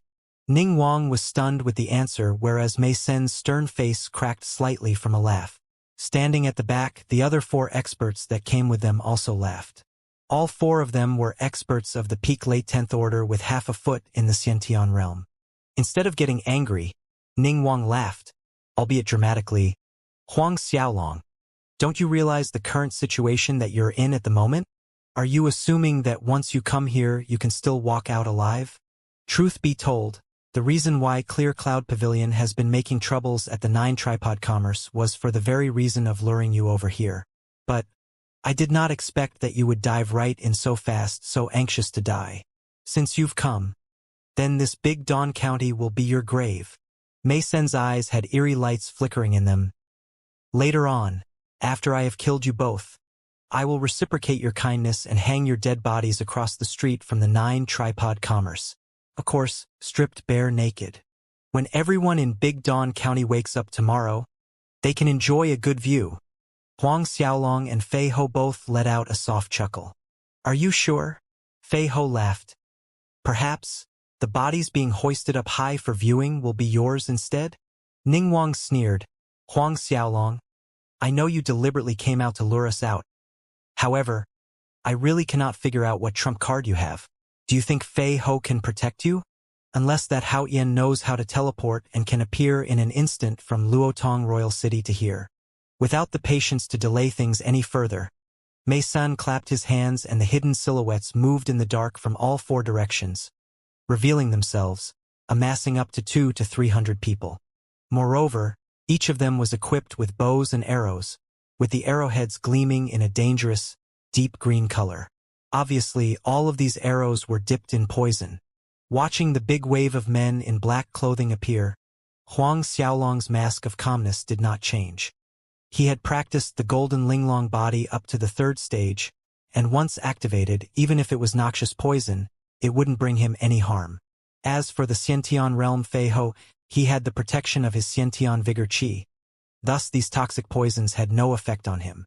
After he summoned the surrounding Clear Cloud Pavilion disciples hidden in the dark, Mei Sen snickered conceitedly at Huang Xiaolong. What do you think? Is my present acceptable? You've arrived for a few days in Big Dawn County, and I took a long time and effort to prepare it for you. In Mei Sen's opinion, as long as Huang Xiaolong was below the Xiantian realm with his strength, he would turn Huang Xiaolong into a dead dog once he's hit with the poison. Hearing this, Huang Xiaolong laughed out. The present is not bad. Seems like you've made a painstaking effort in recent days. Mei Sen laughed with joy. It's something I should do. After all, you are the famous 9 Tripod Commerce's president. Preparing this level of gift for you is nothing. I was afraid you might be dissatisfied with them. Enough. Stop bullshitting with a little brat. Ning Wang interjected abruptly, cutting off the conversation between the two. You and I will kill Fei Ho. The rest will kill Huang Xiaolong. Fine, Mei Sen agreed. In the blink of an eye, both of them had already leaped towards Fei Ho, commencing their attacks. Even though Mei Sen had just broken through into the Xiantian realm not long ago, he was still a Xiantian expert. Ning Wang had also just advanced into Xiantian Second Order. Fei Ho's display of strength in the Enlightenment Lake shocked Ning Wang, but he believed that together with Mei Sen, they could definitely take Fei Ho's life. As Ning Wang and Mei Sen leaped towards Fei Ho, both called out their martial spirits. Ning Wang's martial spirit was a huge 8-legged spider, and on its body showed a reflected pattern of iridescent light. This was the 7 Stripes Rainbow Spider martial spirit, and it was one of the most toxic ones. Its highly toxic poison could blend into the airflow, making it hard to detect. Even if a peak late 10th order expert whiffed a tiny amount of the contaminated air, they would die from being poisoned within 10 breaths' time. Ning Wang acted quickly after calling out his martial spirit by soul transforming instantly. Both of his arms were shrouded with an iridescent glow, and numerous poisonous tiny thorns that looked like spider stingers emerged on them. Striking a fist, the poisonous thorns stood up, ready to penetrate into Fei Ho's body. On the other hand, Mei Sen's martial spirit was a type of black vine full of thorns. Obviously, it was another type of poisonous martial spirit. Following Ning Wang's actions, Mei Sen's soul transformed and started attacking Fei Ho. Watching the two of them coming at him at full force, Fei Ho did not dare to underestimate them. Calling out his Silver River martial spirit, Fei Ho's soul transformed in an instant, and no longer held his strength back as he met Ning Wang's and Mei Sen's attacks head-on. At the same time, the four experts behind Ning Wang and Mei Sen charged towards Huang Xiaolong. These four people all had the same weapon, a martial spirit minus sickle. The length of the sickle's blade was long with zigzagged patterns resembling sharp, pointed teeth. When attacking, the four of them created a formation, increasing the power of their attacks drastically. All four were experts of the 10th order, but their power was enhanced by the fighting formation, so their combined strength was not lower than an early Xiantian warrior, such as Mei Sen. Yet the expression on Huang Xiaolong's face remained unchanged. The blades of Azura appeared in his hands, and with a swing of his blades, the tempest of hell came spinning out to greet the four. Huang Xiaolong immediately shifted into the Azura body, and sinewy wings of ebony erupted from his back. Combined with his martial spirit ability of Phantom Shadow, Huang Xiaolong maneuvered between the four people. Every time they saw that their attack was about to hit Huang Xiaolong, he dodged them at the last second. The longer they fought, the more shocked they became. You broke through to 10th order? One of the four couldn't help blurting out. Didn't their president and patriarch Ning Wang say this little kid was just a 9th order warrior? Or at most, at mid-9th order? But now, the Huang Xiaolong in front of them had already broken through the 10th order layer. The point that terrified these for the most was that their combined attack actually failed to kill Huang Xiaolong once and for all. Ignoring that man's question, Huang Xiaolong leaped into midair, and his body started to spin faster than a top. Streaks of bright lightning flashed, turning into lightning flood dragons that shot towards the four people with every swing of Huang Xiaolong's blades. The momentum of his attack frightened the four 10th order experts. At this point, Huang Xiaolong floated back to the ground. A spectral with a black glow shrouded Huang Xiaolong, and a dragon's roar shook the sky, echoing in the surrounding streets. Before the confounded faces of these clear cloud pavilion disciples, a majestic black dragon emerged behind Huang Xiaolong. Although everyone knew that Huang Xiaolong's martial spirit was a top-grade 12-1, a primordial divine black dragon from the information they had gathered, seeing it with their own eyes was still a horrible shock. The majestic black dragon roared towards the sky, radiating the oppressive might of a dragon that swept out in all four directions. In the next moment, a bright light flashed and Huang Xiaolong's soul transformed, becoming one entity with his martial spirit. After Huang Xiaolong's soul transformed, a layer of shiny armor-like black scales covered his skin, and his arms seemed one complete size bigger. His fingers turned into dragon claws, and unknown to anybody, a tattoo of a black dragon emerged on his back. The wings of demon on Huang Xiaolong's back did not disappear even after his soul transformation. The ebony wings flapped and Huang Xiaolong's silhouette vanished from sight, reappearing in front of the four-peak late 10th order experts of the Clear Cloud Pavilion. He raised both of his arms and aimed his attack at one of them. When the palm was about to land, every cell in that peak late 10th order expert screamed danger, so he raised his hand to punch out at Huang Xiaolong by reflex. Bang! A loud blast resounded, and that peak late 10th order expert was seen screaming in pain and his figure reeled back. His right arm that had collided with Huang Xiaolong's palm hung limply from the shoulder. The forceful impact from just before had actually broken his entire right arm. That peak late 10th order experts looked at Huang Xiaolong with shock and dismay.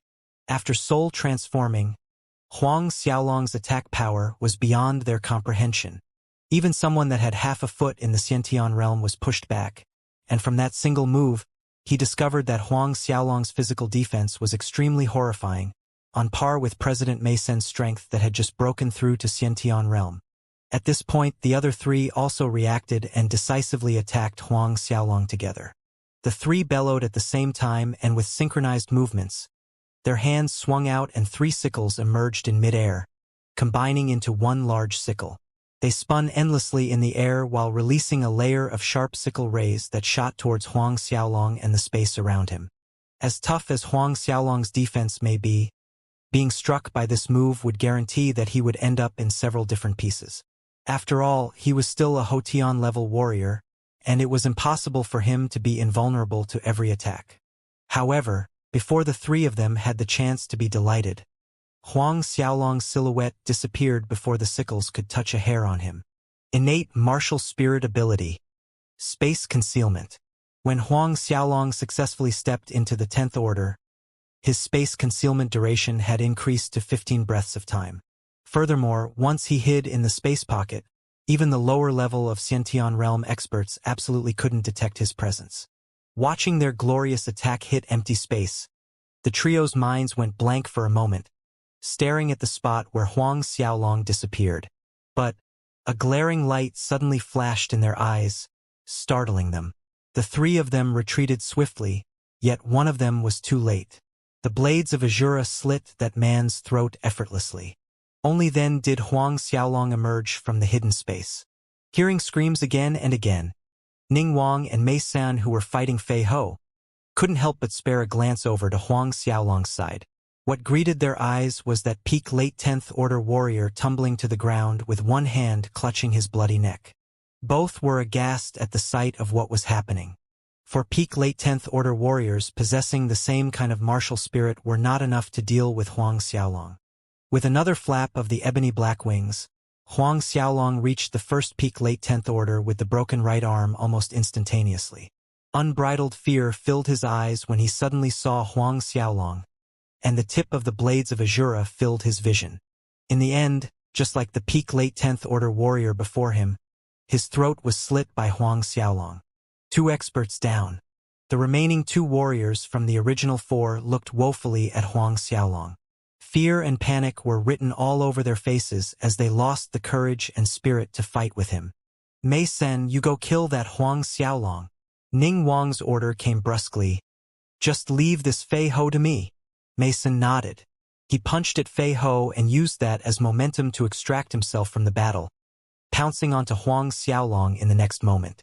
It was obvious to him that he couldn't rely on those wastrel subordinates since they couldn't kill Huang Xiaolong. Mei Sun aimed a killing fist at Huang Xiaolong and used his green vines as he whipped them out to entangle Huang Xiaolong's movements. Huang Xiaolong chose not to clash with Mei Sun directly. With a flash, he dodged Mei Sun's attacks. Seeing Huang Xiaolong avoid his 2-pronged attack smoothly, Mei Sun's eyes darkened as he approached Huang Xiaolong slowly, step by step. Huang Xiaolong, it seems I underestimated you.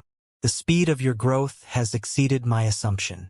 Not only have you broken through to the 10th order, you were actually able to advance to peak mid-10th order. But I refuse to believe that a Xiantian like me cannot squash you today. Mei Sun instantly lunged at Huang Xiaolong with the 10 fingers on his palms spread out, shooting black vines out en masse, covering the sky like a thunderstorm and enveloping Huang Xiaolong. However, watching the overwhelming stretch of black vines rapidly approaching him, Huang Xiaolong gave no indication of dodging. He remained still in the same spot, and what further baffled Mei Sun was that Huang Xiaolong actually folded his arms as if he was admiring his attack. Insulted, the killing intent in Mei Sun's eyes soared higher, and the energy fluctuations coming from the black light around his body heightened. Little punk, I don't believe whatever hidden trick you use could escape my attack. Just as the black vines were about to reach Huang Xiaolong's chest, suddenly, a silhouette flashed while raining down rays of a halberd. Heaven's wrath! The many dazzling rays from a halberd repelled Mei Sun's black vines, rebounded from a stronger power. Mei Sun's body couldn't handle the attack, staggering back as his eyes filled with disbelief, staring at the person who had just deflected his attack. Martial Haotian, Mei Sun stared in shock. The person who deflected his attack was none other than Luotong Kingdom's sole martial minus Haotian. Weren't you supposed to be in Luotong Royal City? Mei Sun questioned in the next instant. He had investigated very clearly before making his move, and this time only Fei Ho accompanied Huang Xiaolong.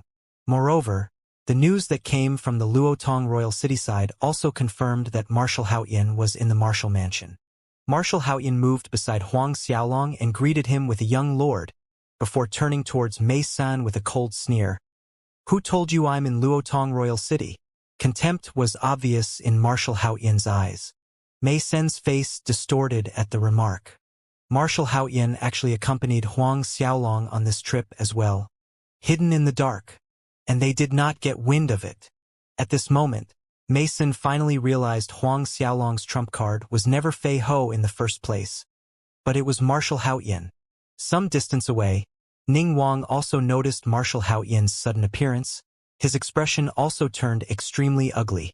This entire situation was all calculated by Huang Xiaolong. Huang Xiaolong. What depressed him even more was that Fei Ho's strength seemed to have risen since the time at the Enlightenment Lake. As a Xiantian Second Order, he actually couldn't swiftly kill a Xiantian First Order. This was a great humiliation. Ning Wang struck a punch out to push Fei Ho back as he himself retreated to a spot in a flash, shouting, "Release the arrows! Aim everything at Huang Xiaolong. I want him dead." When he finished saying that, a bright light shrouded his entire body like a turbulent gale, and he flew up in an attempt to escape. If these poisonous arrows could take Huang Xiaolong's life, then that's peachy. If not, there would not be many future opportunities. With Marshal Haoyin's arrival, wanting to kill Huang Xiaolong with 100% surety was already impossible. Watching Ning Wang abandon him to run away first, Mei San was morose and angered at the same time. With his body flashing like a green rainbow, Mei San also made a move to run for his life while all the Clear Cloud Pavilion's disciples rained poison arrows down, all targeting Huang Xiaolong. Marshal Haoyin and Fei Ho were startled and quickly returned to Huang Xiaolong's side, rebuffing all the incoming arrows. "No need to worry about me. Chase and kill Ning Wang and Mei San. Both of them absolutely cannot escape," Huang Xiaolong said, waving his blades of azura. Two turbulent cyclones spun out, sucking in all the poisonous arrows. Seeing this, both Marshal Haoyin and Fei Ho acknowledged his order respectfully. With a flash, both separated in pursuit of their prey. Marshal Haoyin went after Ning Wang. Fei Ho went after Mei San. Marshal Haoyin had diligently practiced the five-yang tactic that Huang Xiaolong taught him these past few years, and thus the growth of his strength wasn't slower than Fei Ho, and he had reached the peak of Xiantian Second Order. Furthermore, like Fei Ho, Marshal Haoyin swallowed fire dragon pearls and cycad fruits provided by Huang Xiaolong for his cultivation, so he was comparable to a Xiantian Third Order. Not long after, Marshal Haoyin had caught up to Ning Wang. On the other side, and almost at the same time, Fei Ho blocked Mei San's path. After Marshal Haoyin and Fei Ho left, Huang Xiaolong's silhouette flashed as he leaped into the air, and with a swing of his blades, countless blade rays flew out and turned into an angry thunderstorm. The tempest of hell and tears of Azura lashed out consistently, attacking the Clear Cloud Pavilion's disciples. The crying sounds from the tempest of hell and tears of Azura were in sync. Recently, when he was practicing Azura sword skill, Huang Xiaolong tried to combine the tempest of hell with tears of Azura by using both moves at the same time, yet did not expect it would succeed. Although the combination wasn't perfect yet, the power more than doubled compared to using each move individually. It could be seen that under the two spinning cyclones, there was an endless stream of tragic screams resounding from the Clear Cloud Pavilion disciples. The disciples that managed to avoid being sucked into the cyclones were pierced through by tears of Azura, and different sizes of bloody holes covered these disciples' bodies. Very soon, the original number of over 200 disciples from the Clear Cloud Pavilion were reduced by half. Most of these Clear Cloud Pavilion disciples were 7th and 8th Order warriors. By no means were they Huang Xiaolong's opponent, but it also proved how strong Clear Cloud Pavilion was. The Clear Cloud Pavilion in Big Dawn County was just a branch. Then again, Clear Cloud Pavilion had used more than 100 years to develop. Its forces and the experts under its command were not something a normal family could compare to. The few lucky disciples that managed to avoid both Tempest of Hell and Tears of Azura were watching in horror as their brother disciples fell to the ground, filling the alley. All of those lucky disciples turned around to flee. Watching these Clear Cloud Pavilion disciples fleeing, Huang Xiaolong's silhouette flashed, and swinging the blades in his hand out, he blocked the two remaining peak late 10th Order disciples. Others could leave, but these two absolutely could not.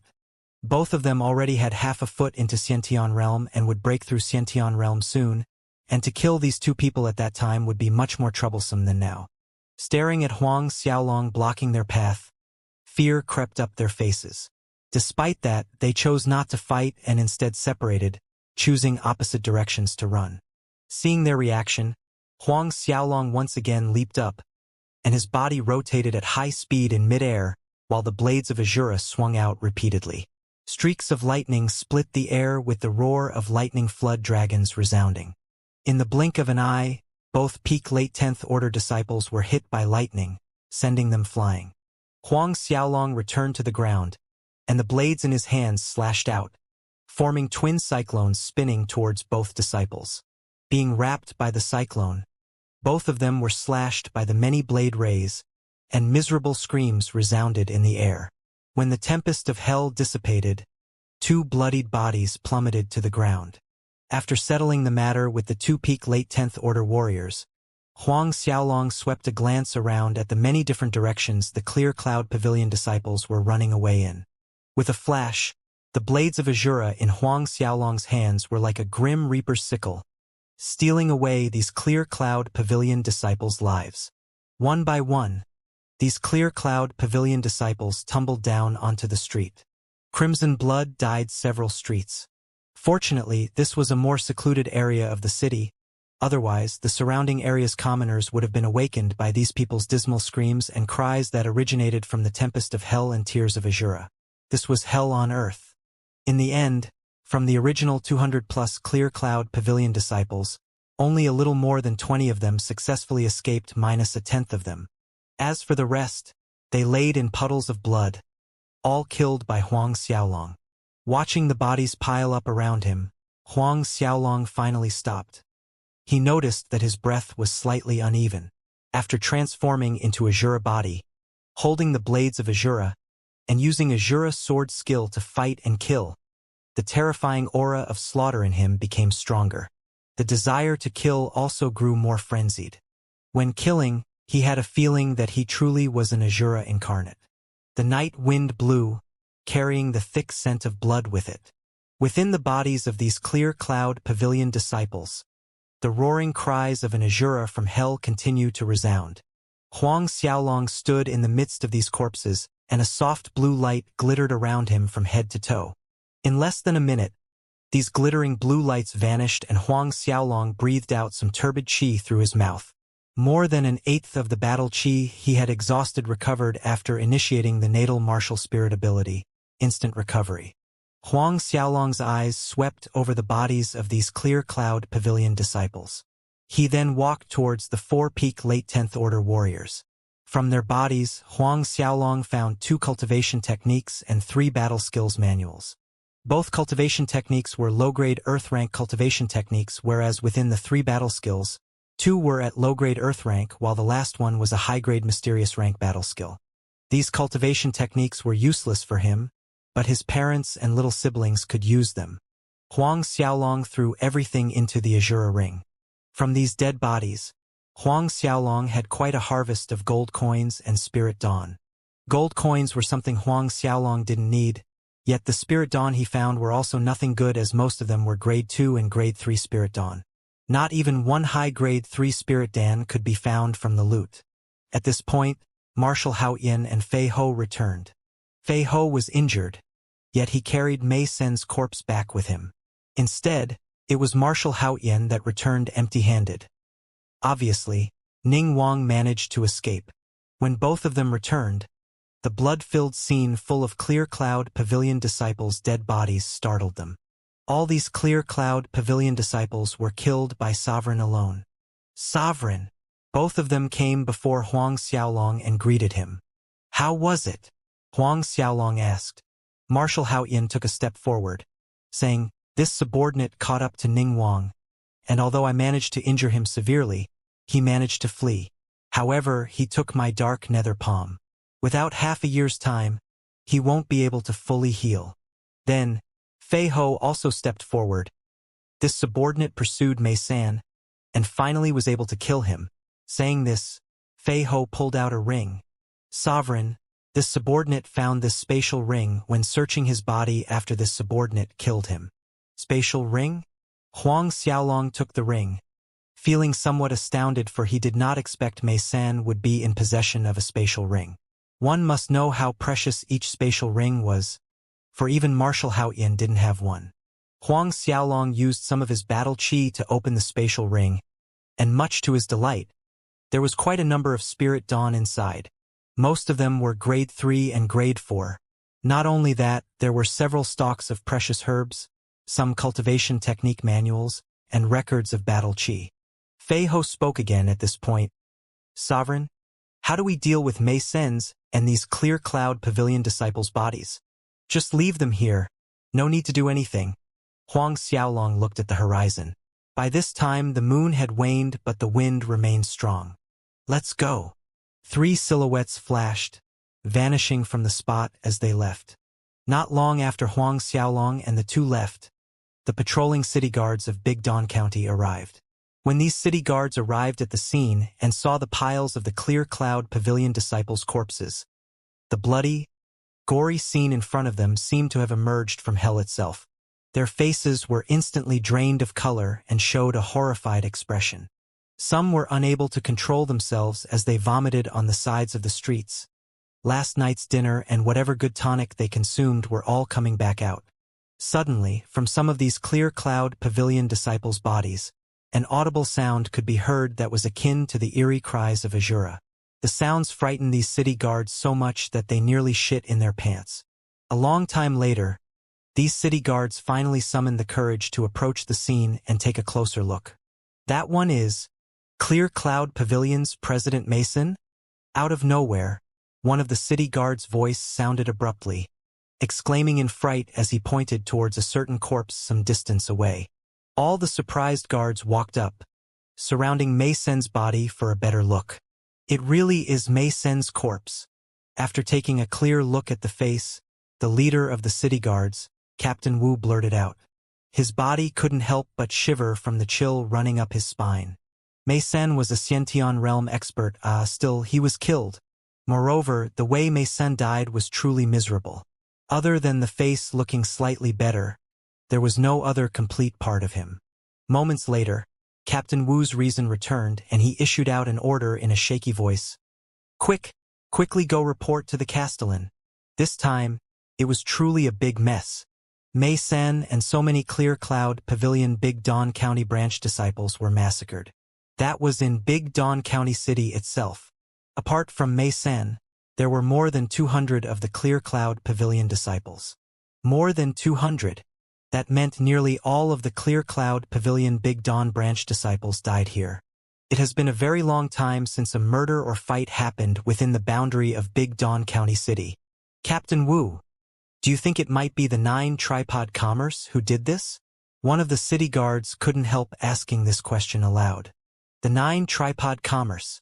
All the forces in Big Don County knew about the conflict between the 9 Tripod Commerce and the Clear Cloud Pavilion. Astutely, Captain Wu neither denied nor confirmed. At this time, in the Clear Cloud Pavilion's building, Mei Pengliang was sitting, waiting in the main hall. His head kept turning towards the entrance. Young Lord, don't worry. This time President is cooperating with Patriarch Ningguang, and there are so many of our Clear Cloud Pavilion disciples going out in droves. That Huang Xiaolong and Fei Ho won't be able to escape. One of the Clear Cloud Pavilion disciples noticed this and also spoke out to reassure him. That's right, young lord. After killing Huang Xiaolong, the headquarters will surely reward the president heavily for this merit. At that time, the president might even be promoted to deputy pavilion. Another disciple smiled flatteringly as he joined in. Mei Pengliang nodded. However, exactly at this time, 20 or so Clear Cloud Pavilion disciples ran into the main hall in panic. Blood stained their robes. These were the fortunate ones that managed to run away from Huang Xiaolong's gruesome macabre. Seeing these disciples returning, Mei Pengliang jumped out from his seat, urging them, "Where's father? Young lord, we were tricked by Huang Xiaolong. No one knew Marshal Haoyan accompanied him here to Big Don County. We were lucky enough to escape, but the other disciples have all fallen. One of the survivors forced out in a brittle voice. What? All Clear Cloud Pavilion disciples are dead. Mei Pengliang and the other disciples that were waiting in the main hall turned ashen. Then my father? Mei Pengliang repeated his question again. Don't know. When we ran away, the president and patriarch Ning Wang had already left before us. A different disciple replied. In this situation, even staying inside the Clear Cloud Pavilion wasn't safe. Mei Pengliang's heart breathed in relief hearing this. But at this time, a disciple ran into the main hall, shouting, Young Lord, the president was killed. What? Mei Pengliang's mind buzzed as if lightning struck his brain. The other Clear Cloud Pavilion disciples had despondency hanging on their faces, turning gray in color. Young Lord, we'd better flee from here. That Huang Xiaolong might come here next. A Clear Cloud Pavilion disciple urged frantically. Now, even this place wasn't safe. Mei Pengliang's senses were jolted back to the present. Then, together with the remaining Clear Cloud Pavilion disciples, he ran out of the building without bothering to take anything, leaving Big Dawn County City in the deepest hour before dawn. When Huang Xiaolong returned to the 9 Tripod Commerce, Li Bin, who was instructed to keep a lookout on Mei Pengliang, appeared and reported to Huang Xiaolong, saying Mei Pengliang and a group of disciples hurriedly left the city. Running away? Huang Xiaolong sneered and then turned around to signal Fei Ho with his eyes. Fei Ho nodded. Yes, young lord, subordinate will head out now. Without further delay, he turned around and left. Of course Huang Xiaolong wouldn't allow Mei Pengliang to escape. Troubles must be eliminated from the route. After Fei Ho left, Huang Xiaolong and Marshal Haoyin waited for him in the 9 Tripod Commerce's main hall. Near daybreak, Fei Ho returned, with Mei Pengliang's decapitated head in his hand. Fei Ho reported, Sovereign, Mei Pengliang and all Clear Cloud Pavilion disciples have been dealt with. Huang Xiaolong nodded lightly. This result was within his expectation. We'll go back to the royal city sometime later, Huang Xiaolong said solemnly. Though the issue with Clear Cloud Pavilion's Mei San and his son had been resolved, there were still some loose ends to tie up, which made Huang Xiaolong decide not to head back so quickly. Yes, Sovereign. Both Fei Ho and Marshal Haoyin acknowledged his decision respectfully. Before the morning light spread through the land, the news about Mei San struck the Big Dawn County City like thunder, giving rise to a shocked uproar throughout the city. The commoners were also made aware that Clear Cloud Pavilion's president Mei San was killed during the night. Mei San and all the Clear Cloud Pavilion's disciples met with annihilation. Within the Big Dawn County Castellan's mansion, Castellan Wu Dong had an ugly expression on his face as he looked at Mei San's corpse. His friendship with Mei San was good. Castellan, should we send guards to surround 9 Tripod Commerce? One of the Castellan manor guards came beside Wu Dong and asked, President Mei San and these people were surely killed by the people from the 9 Tripod Commerce. Yes, Castellan. Even if that 9 Tripod Commerce have Marshal Haoyin supporting them, so what? A prince that breaks the law is as guilty as a subject. I don't believe that 9 Tripod Commerce dares to retaliate. Another Castellan manor guard spoke up. Wu Dong's expression was extremely sullen the entire time. Report the matter up to Lord Prime Minister first.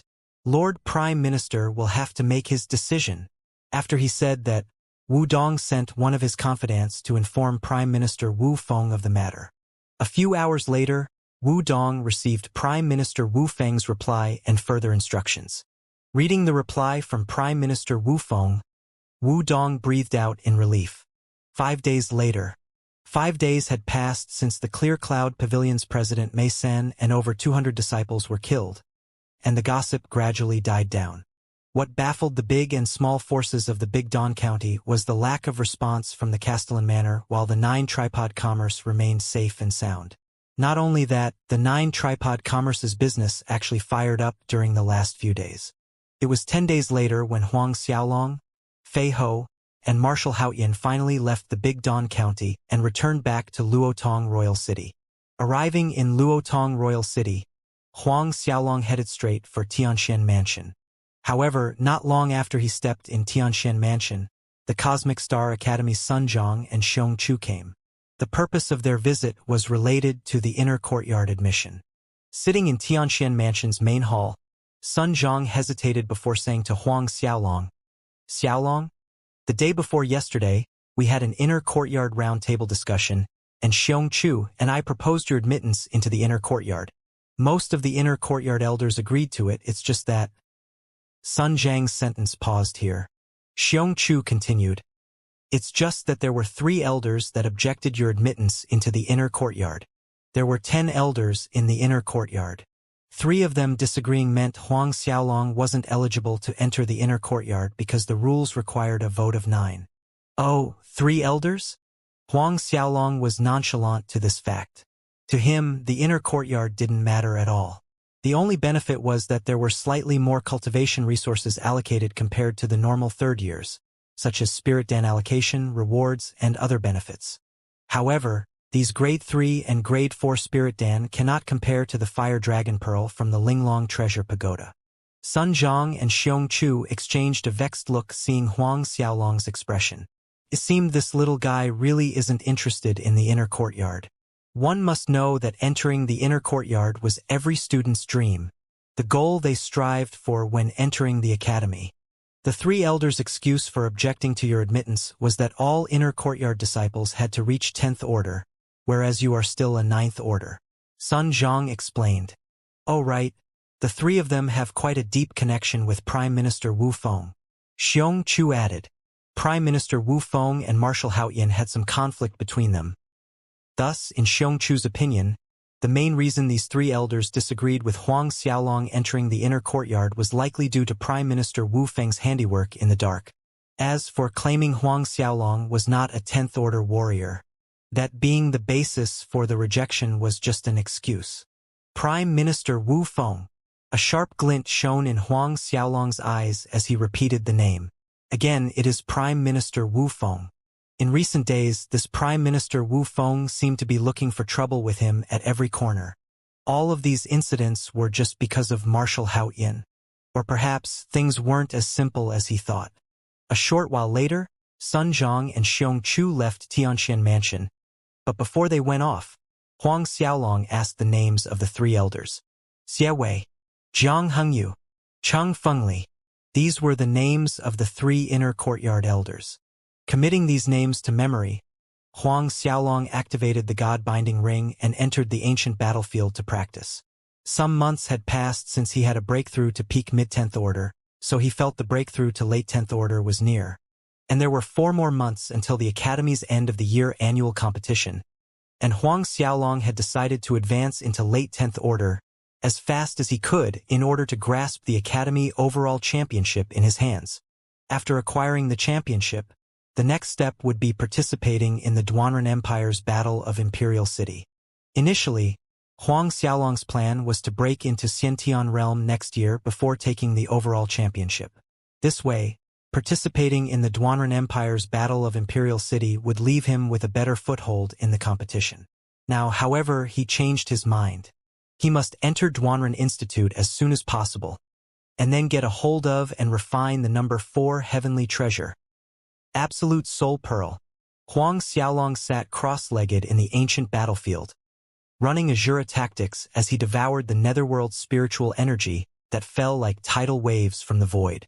The twin black and blue dragons hovered behind Huang Xiaolong, and the dozen-plus meter length of their bodies sparkled as each of the dragon scales grew thicker and denser. As Huang Xiaolong's strength approached infinitely closer to the Xiantian realm, the body of the twin dragons grew more real and solid. From afar, they looked like real-life primordial divine dragons. Half a month passed. During this half a month, Huang Xiaolong spent a large portion of his time practicing inside the ancient battlefield. Other than concentrating on Azura tactics, there was also the body metamorphose scripture. What made Huang Xiaolong ecstatic was that there were signs of entering Stage 10. Entering Stage 10 represented the strength of a Xiantian realm expert. At that time, even if Huang Xiaolong's battle chi hadn't broken through to the Xiantian realm, just having his internal force break through the Stage 10 would help him greatly in the Imperial City. Bright light continued to shimmer from Huang Xiaolong's body as a vague layer of a fire-red glow appeared on the surface of his skin. Half a month of crazed practice caused the netherworld battle chi in his meridians and chi to surge, coursing through his veins. Suddenly, Huang Xiaolong trembled from within. His meridians and chi enlarged again. Late 10th order.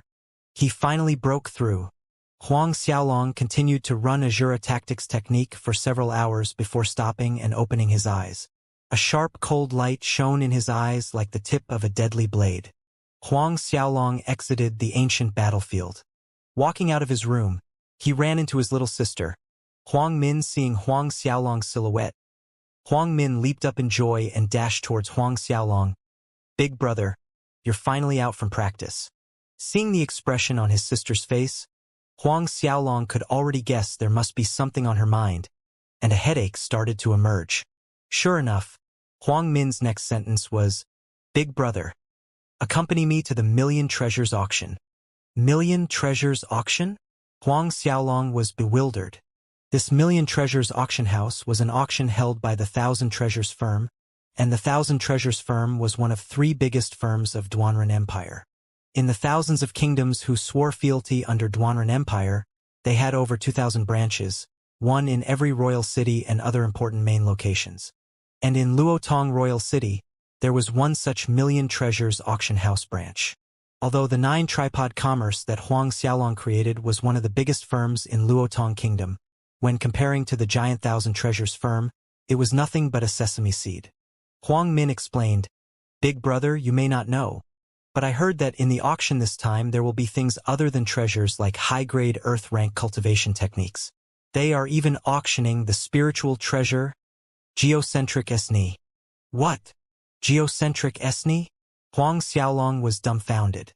More than 100,000 feet deep into the earth, and after eons of undergoing certain conditions, the planet would give birth to a miraculous spiritual treasure. And that treasure was the geocentric esni. This geocentric esni was a natural treasure formed from gathering various spiritual auras for countless years. If taken by a person that cultivates in battle chi, it would provide unimaginable benefits. Not only could this geocentric esni prolong one's longevity, it also greatly increased one's battle chi cultivation. This effect of prolonging longevity was not as simple as taking some elixirs that could extend a lifespan. "Yes, geocentric esni. I heard the Million Treasures auction in our Luotong Kingdom even attracted people from the neighboring kingdoms and some of the bigger forces this time," Huang Min explained. Huang Xiaolong's eyes flashed with determination. Geocentric esni. Even after breaking through to late 10th order, Huang Xiaolong did not have much confidence in becoming the overall academy champion in the upcoming annual competition. However, if he could bid on this geocentric esni, swallow it and practice, he was confident that he could advance to peak late 10th order before the annual competition. Seeing her big brother's expression, Huang Min knew he was hooked. "Big brother, the auction will start in another 2 hours. Shall we?" Huang Min said. "Okay. Let's head over now." Huang Xiaolong nodded in agreement.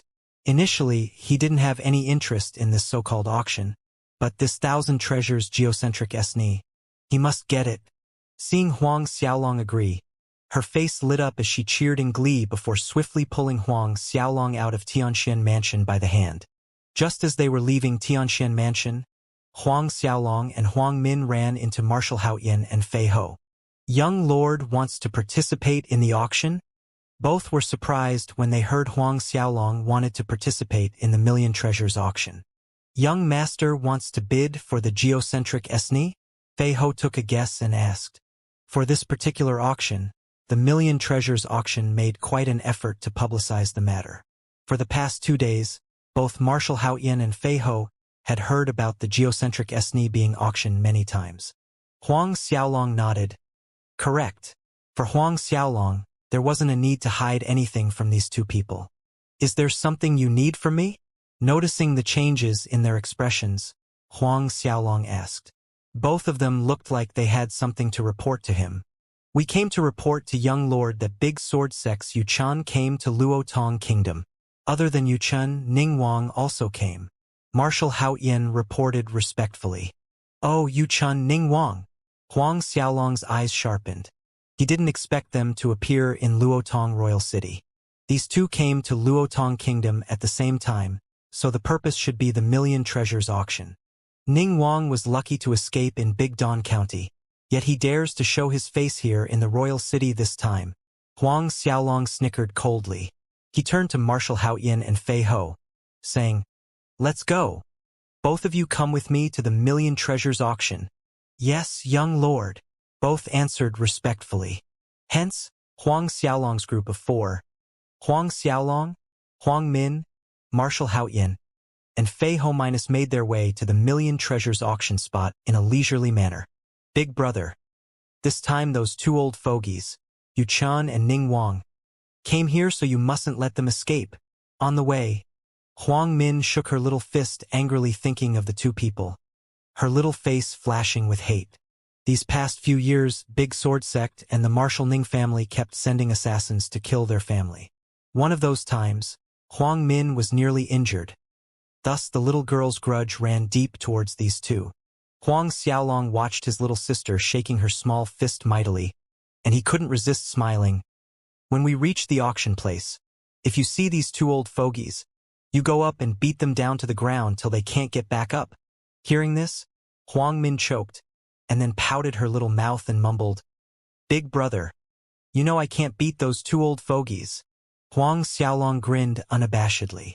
Marshal Haoyan and Fei Ho followed behind them and also cracked a smile.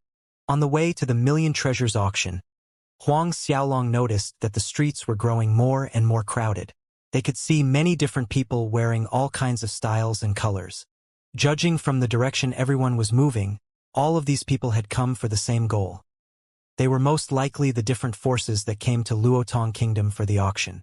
An hour later, Huang Xiaolong's group of four arrived at the auction house. The Luotong Royal City Million Treasures auction house was located on the most prosperous street. It was already crowded on normal days, but today the streets were congested so that not even a drop of water could trickle through. When Huang Xiaolong arrived, before him was a mass of black bobbing heads. The crowd was stuck, making it hard to move forward. Noticing this, Fei Ho walked to the front to open up a path for Huang Xiaolong. Wherever Fei Ho passed, a strong airflow extended out that pushed everyone around, giving way to a path. Moments later, they came to the entrance of Million Treasures auction house. The chief attendant of the Million Treasures auction house was stunned when he spotted Marshal Haoyan behind Huang Xiaolong, and beaming a wide smile, he hurriedly welcomed them courteously and led them up to a private room. "Who is that kid?" Even the Thousand Treasures firm's chief attendant came to welcome him personally. "You don't even know this? He is Luotong Kingdom's most talented genius, Huang Xiaolong. The one behind him is the Luotong Kingdom's hero, only below the king, Marshal Haoyan." "What? He is Huang Xiaolong." There were rumors a year ago about him defeating Xianxia of the Ui Kingdom. This raised an uproar through the crowd. However, there was an exception. A youth clad in a black embroidered robe was staring in Huang Xiaolong's direction with hatred as he stepped into the Million Treasures auction house. It looked as if he wanted to cut Huang Xiaolong into tiny pieces. "Young lord, the current you is not Huang Xiaolong's opponent. You must endure this pain till the time is right." At this time, an old man walked up behind the youth and reminded him in a whisper, "Don't worry, Uncle Lu, I know, I won't act recklessly. The day will come when I annihilate Huang family's Tianxian mansion to avenge father." The black-robed youth swore through gritted teeth, and his voice was extremely cold. That Million Treasures auction house's chief attendant personally arranged a private room for Huang Xiaolong's group after leading them in through the passageway specially prepared for honored guests.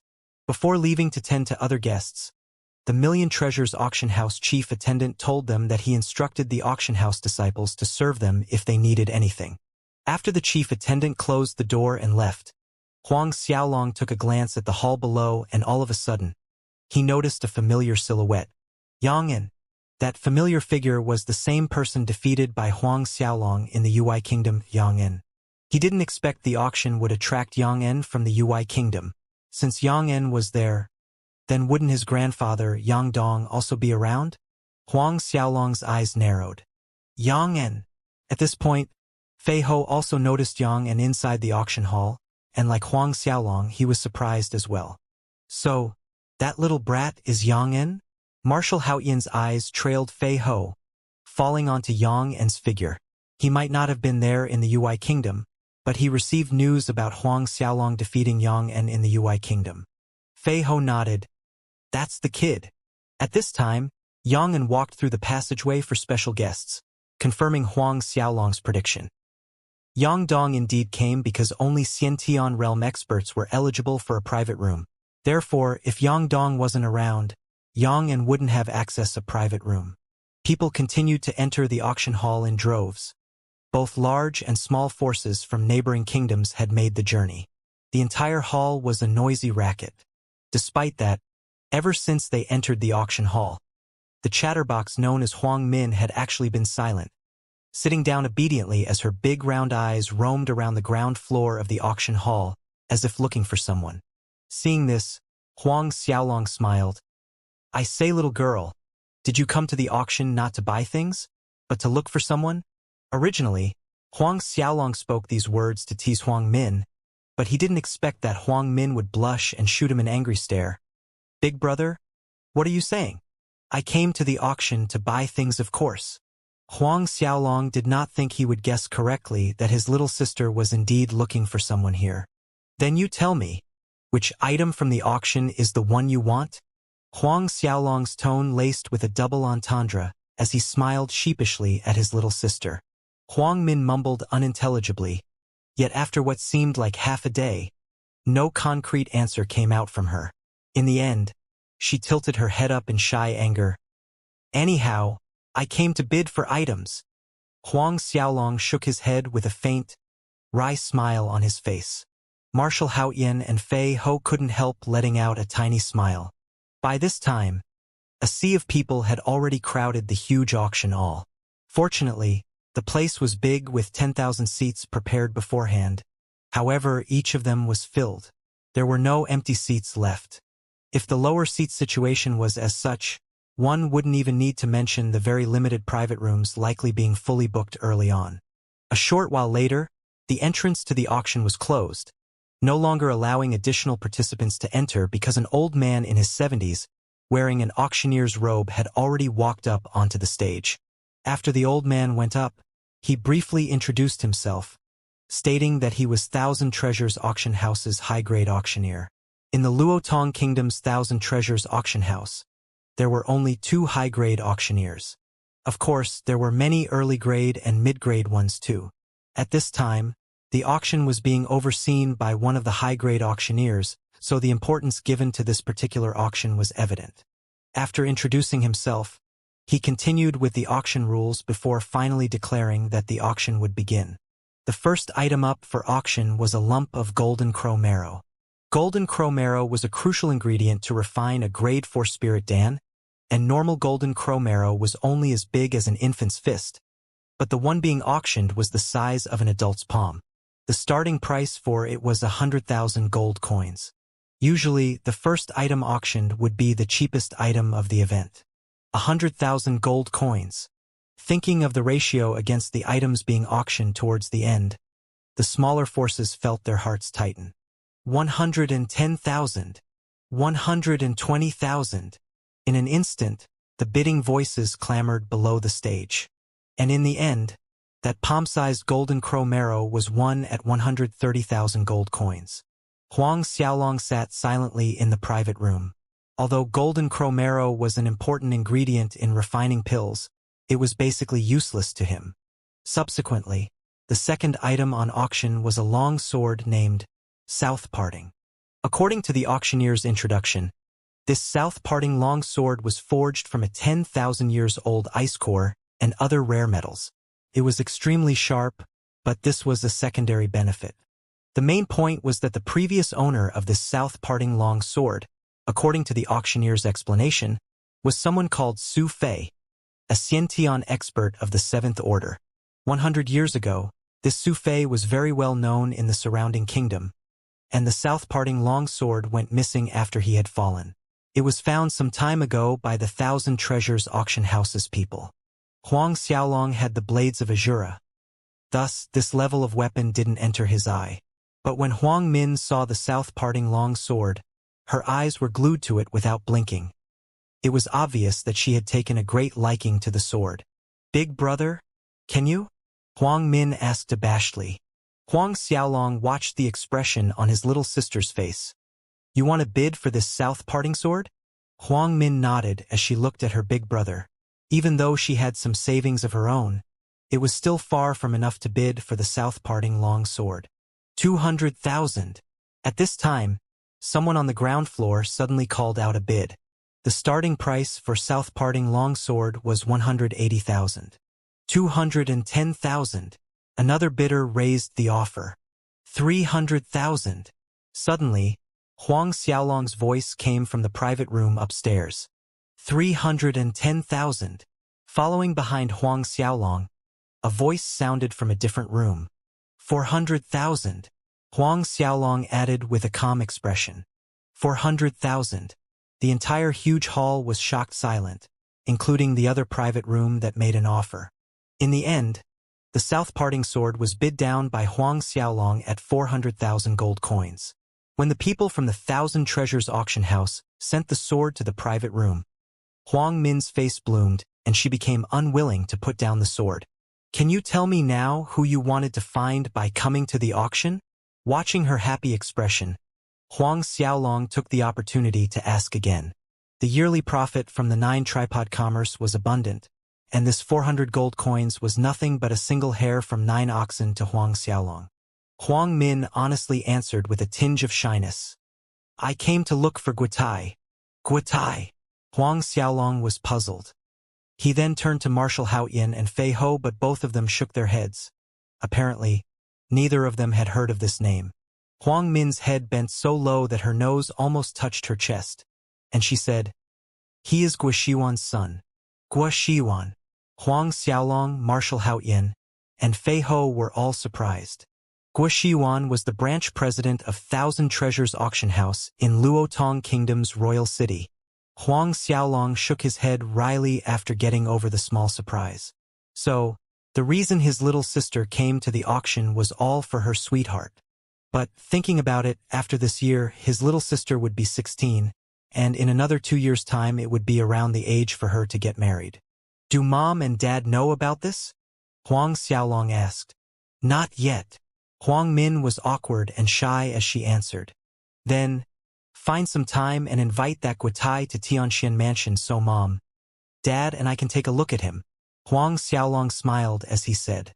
Seeing that Huang Xiaolong did not object, she was delighted and nodded vigorously. "Okay." Below, the auction went on and more than a dozen items were sold. "Next, we are auctioning a wonderful world treasure. Geocentric Esni." This time, the auctioneer on the stage raised his voice a notch higher. "Geocentric Esni." Instantly, a commotion swept through the many forces present in the auction hall. Could be said that the majority of them came for this one item. Hearing that the next auction item was the Geocentric Esni, Huang Xiaolong's eyes lit up. "Finally, it's here." Huang Xiaolong looked down towards the stage, watching as an auction house staff member cautiously brought a jade bottle up onto the stage, and the auctioneer received it with a serious face. The jade bottle was a warm, jade-green color, full of life and spirit. The auctioneer carefully placed the green jade bottle on a table and looked around at the guests before he said, "I trust everyone is aware of the miraculous benefits of Geocentric Esni, and without further explanation, I won't ramble on and waste everyone's time. This jade bottle was made from high-grade jade heart, and inside it contains the Geocentric Esni. Inside this jade bottle, no matter how much time passes, its medicinal benefits will be retained, and there is a total of 6 drops. 6 drops. Another wave of excitement rushed through the guests in the hall. Huang Xiaolong was also stunned. Crossed his mind that at most it would be 2 drops of Geocentric Esni being auctioned. After all, for a treasure like the Geocentric Esni, being able to take 2 drops for auction was already fortuitous. The formation of 1 drop of Geocentric Esni takes 10,000 years, maybe even a dozen thousand years. The starting bid for this bottle of Geocentric Esni is 3 million. In the next moment, The auctioneer announced a figure that made most of the forces miss a beat. 3 million. If it was Huang clan manor of the past, they would never be able to come out with a sum of 3 million even if they sold the entire Huang clan manor. The small and medium forces that were looking forward to bidding for the geocentric SNI felt like they were drenched in a cold hailstorm from head to toe. They could only give up on the intention of bidding for it. 3,100,000. Despite that, mere moments after the auctioneer's voice fell, a bid was called out from one of the private guests' room. Huang Xiaolong looked over towards the number 9 room because the owner of the voice sounded familiar. "It's Yang Zheng's voice," Fei Ho said. Yang Zheng's voice. The truth struck Huang Xiaolong. No wonder he had felt that the voice sounded familiar. He did not think of Yang Zheng, but Fei Ho definitely could tell who the owner was if it was Yang Zheng. Yang Zheng. Then it means Yang and Yang Dong and whoever from the Yang family were in room 9. 3,500,000. And seconds later, another voice sounded from private guest room 11. Huang Xiaolong's head snapped around, in the direction of room 11. It was Ning Wang. This voice belonged to the Marshal Ning family's patriarch Ning Wang. Then, room 12 bid, 3,600,000. Big sword sect Yu Chen's voice. Huang Xiaolong sneered. None of the people made a sound in the earlier bids, but now that the main course was here, they couldn't sit still anymore, revealing themselves. He was sure these people knew he sat at room 5 since he made a bid for the south-parting longsword for his little sister. 5 million. After Big Sword Sec's Yu Chun voice just ended, Huang Xiaolong charged up the number, stretching his 5 fingers lazily. 5 million. The number hit the guests like a thunderbolt, and it seemed to echo for a long time in the huge auction hall, reverberating in the eardrums. 5 million. Who is sitting in private room 5? It sounds like Huang Xiaolong. The revelation of this identity caused huge waves amongst the people below. Sitting in room 11, Ning Wang sneered contemptuously. This little doggy Huang really is filthy rich, simply throwing out 5 million. Then he shouted, 6 million. After raising his bid, Ning Wang even threw a provocative look towards room 5. 6,100,000. This voice didn't belong to Huang Xiaolong, and neither was it Yu Chun. It originated from private room 2. Ning Wang was stunned. 6,300,000. The guest at private room 1 called out. 6,400,000. 6,700,000. The price rose like a wave on high tide, and in the blink of an eye, it surpassed 7 million. Below, the small and medium forces nearly had their hearts jump out of their throats listening to the bids being called out. 6 million and 7 million were figures they dared not imagine. 7,100,000. Yu Chen's voice sounded again. 10 million. In the next moment, Huang Xiaolong's voice sounded like a thunderbolt, falling into every corner of the auction hall. 10 million. Hearing this figure nearly made some of the smaller forces' patriarchs fall off their seats with a horrified expression on their faces, including Ning Wang, Yu Chun, Yang Zheng, and everyone else in other private rooms. The auctioneer blanked, forgetting to react in that moment. 10 million was a shocking figure. If they piled 10 million gold coins in the center of the auction hall, it wouldn't be an exaggeration to say it was a mountain of gold. The auction hall was unable to quiet down for a long time. A long time had passed, yet everyone was still in shock. The guest in private room 5 made a bid of 10 million. Would anyone else like to raise the bid? The auctioneer finally found his voice and spoke, quieting the ruckus happening in the huge hall. But before they could come down from their shock, someone made a higher bid. 10,100,000. All the guests had a dumb, stupefied look on their faces. 10,100,000. There was actually someone that bid higher. All the heads turned towards the source of the voice minus room 11. Marshal Ning family patriarch Ning Wang's voice. The corner of Huang Xiaolong's mouth curved up in a cold sneer hearing Ning Wang call out. Judging from the situation, people from the Clear Cloud Pavilion were also here. Only a force like Clear Cloud Pavilion would still be willing to bid after the price reached 10 million. Although the Marshal Ning family had the status as one of the super families in the Baolong Kingdom, Ning Wang himself, however, wouldn't be willing to take out more than 10 million of his own money to war with him. 20 million! Still caught amidst the shock brought by Ning Wang's 10,100,000. Huang Xiaolong's voice jarred the crowd. Hearing 20 million was like watching and listening to a giant bolt of lightning cutting across the clear sky. Their brains and eardrums seemed to buzz forever with the words, 20 million. They didn't even know where they currently were at the moment. The auctioneer's hammer froze in the air as he was shocked silly. Big Sword Sect Yu Chun froze in his seat. Yang Zheng, Yang Dong, and Yang and all froze. Sitting next to Ning Wang in private room number 11 was a lean old man. A cold light flitted across his eyes, and his cold voice sounded, 20 million to bid for geocentric isne. This Huang Xiaolong is truly one of a kind. No wonder even you are afraid of him. Ning Wang became embarrassed from the old man's words, but he did not refute them. In fact, there were traces of trepidation on his face when facing this old man wearing a robe that signified the clear cloud pavilion. This little punk must be insane to buy geocentric SNE for 20 million. In private room 9, Yang Zheng snorted coldly.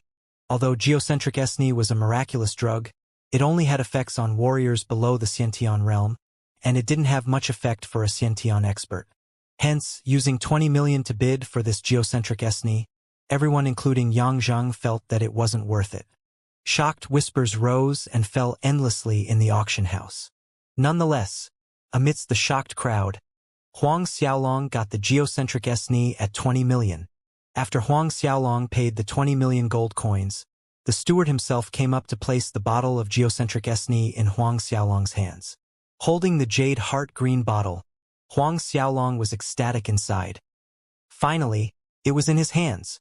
In the eyes of others, this geocentric SNE was not worth 20 million, but to Huang Xiaolong's 9-tripod commerce, what it lacked most was not money.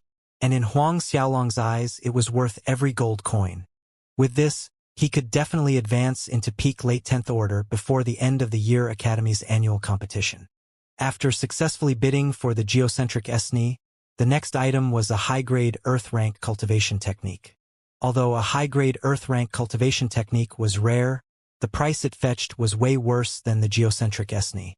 After the high-grade Earth rank cultivation technique was auctioned, the auctioneer put up a high-grade Earth rank battle skill. This high-grade Earth rank battle skill was called Noble Rebel Swordplay, and Huang Xiaolong used 5 million to bid on it for Huang Min. The little girl had always leaned towards swords and sword skills. Soon, the auction ended. Huang Xiaolong and his group left the auction house and returned to Tianxian Mansion directly. Although it was no secret that the geocentric SNE was bought by Huang Xiaolong, no one dared to block their path in a robbery attempt. After all, at Huang Xiaolong's sides were Marshal Haoyan and Fei Ho-2 Xiantian experts. Stepping into Tianxian Mansion, Huang Xiaolong hurried off to his room, initiated the God-binding ring, and entered the ancient battlefield to start his closed-door practice. In the ancient battlefield, Huang Xiaolong sat down in a meditative position and took the green jade heart bottle out from the azure ring. Uncorking the bottle, an ambrosia-like fragrance instantly wafted out from it. This fragrance was similar to an aged wine that had been fermenting deep in the ground for many years, and just a whiff was enough to make people drunk, opening the pores. Huang Xiaolong peeped into the green jade heart bottle and saw that inside there was a few drops of milky white liquid that had a thick viscosity. As he continued to look, there seemed to be a magical allure to this white liquid that made people unable to shift their eyes away. It was a hypnotic effect on the mind that made people want to drown in that feeling. A while later, Huang Xiaolong managed to pull himself out from the hallucinatory state while feeling shocked in his heart. Stealing his mind, Huang Xiaolong gulped all the geocentric SNE into his mouth, swallowing everything in one go. Even though taking everything in one go was a little too much, a treasure with such medicinal energy like that which was within the geocentric SNE did not act violently. Thus, it wouldn't bring negative side effects from overconsumption. As 6 drops of geocentric SNE slid down his throat, the fragrant scent filled his mouth, flooding into every corner of Huang Xiaolong's body. Huang Xiaolong had never tasted anything so fragrant and delicious. The effect was instantaneous. Warm strands of energy spread throughout his body, and Huang Xiaolong quickly ran Azura tactics to refine these warm energies. While Huang Xiaolong was refining them, the battle qi in his meridians and qi was roaring as it condensed, and the area of his qi expanded. At the same time, the netherworld battle qi in Huang Xiaolong's qi began a liquefaction process, transforming from a gaseous state to a liquid one. When this process started, more and more gas from the battle qi condensed, turning into liquid form. The twin dragon martial spirits behind Huang Xiaolong devoured the spiritual energy greedily, and black and blue lights were scintillating as their primordial divine dragon scales fell off one by one. As these scales fell, newly thicker, shinier scales rapidly grew and replaced the old. Huang Xiaolong ran Azura tactics one full cycle after another, continuously refining the warm energies that came from the geocentric Esni. In the ancient battlefield, there was a distinction between night and day. Light came and went, and so it repeated many times over until at one point, a brilliant light broke out of Huang Xiaolong's body and he suddenly shuddered. The peak late 10th order, he finally broke through. Joy wrapped around Huang Xiaolong's heart. But he persisted in refining the energy coming from the geocentric Esni, while the battle qi in his meridians and qi had nearly all liquefied into liquid form. Huang Xiaolong only stopped when he had refined every shred of medicinal energy coming from the geocentric Esni. Opening his eyes, Huang Xiaolong let out a roar facing the sky, something akin to a primordial dragon's growl, echoing in the ancient battlefield for a long time. Peak late 10th order. Though he did not manage to step into the Xiantian realm, he had the confidence to fight someone that had just entered the Xiantian realm if he soul transformed with the twin dragons. Even killing them was not a problem. Taking a deep breath to calm down, Huang Xiaolong exited the ancient battlefield.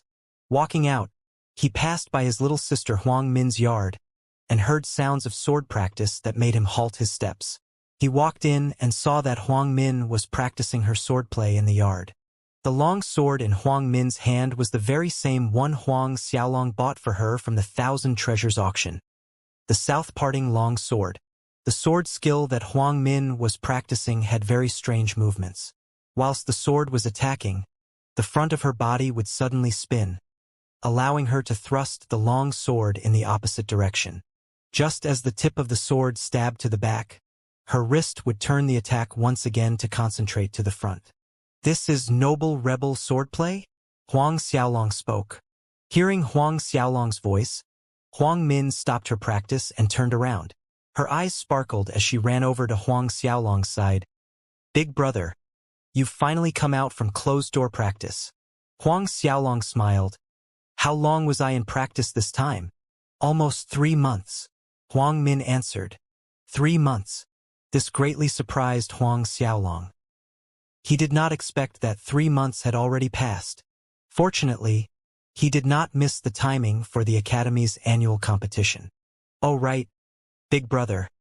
Senior Fei Ho looked for you a few times, saying that he has something to report to you," Huang Min said.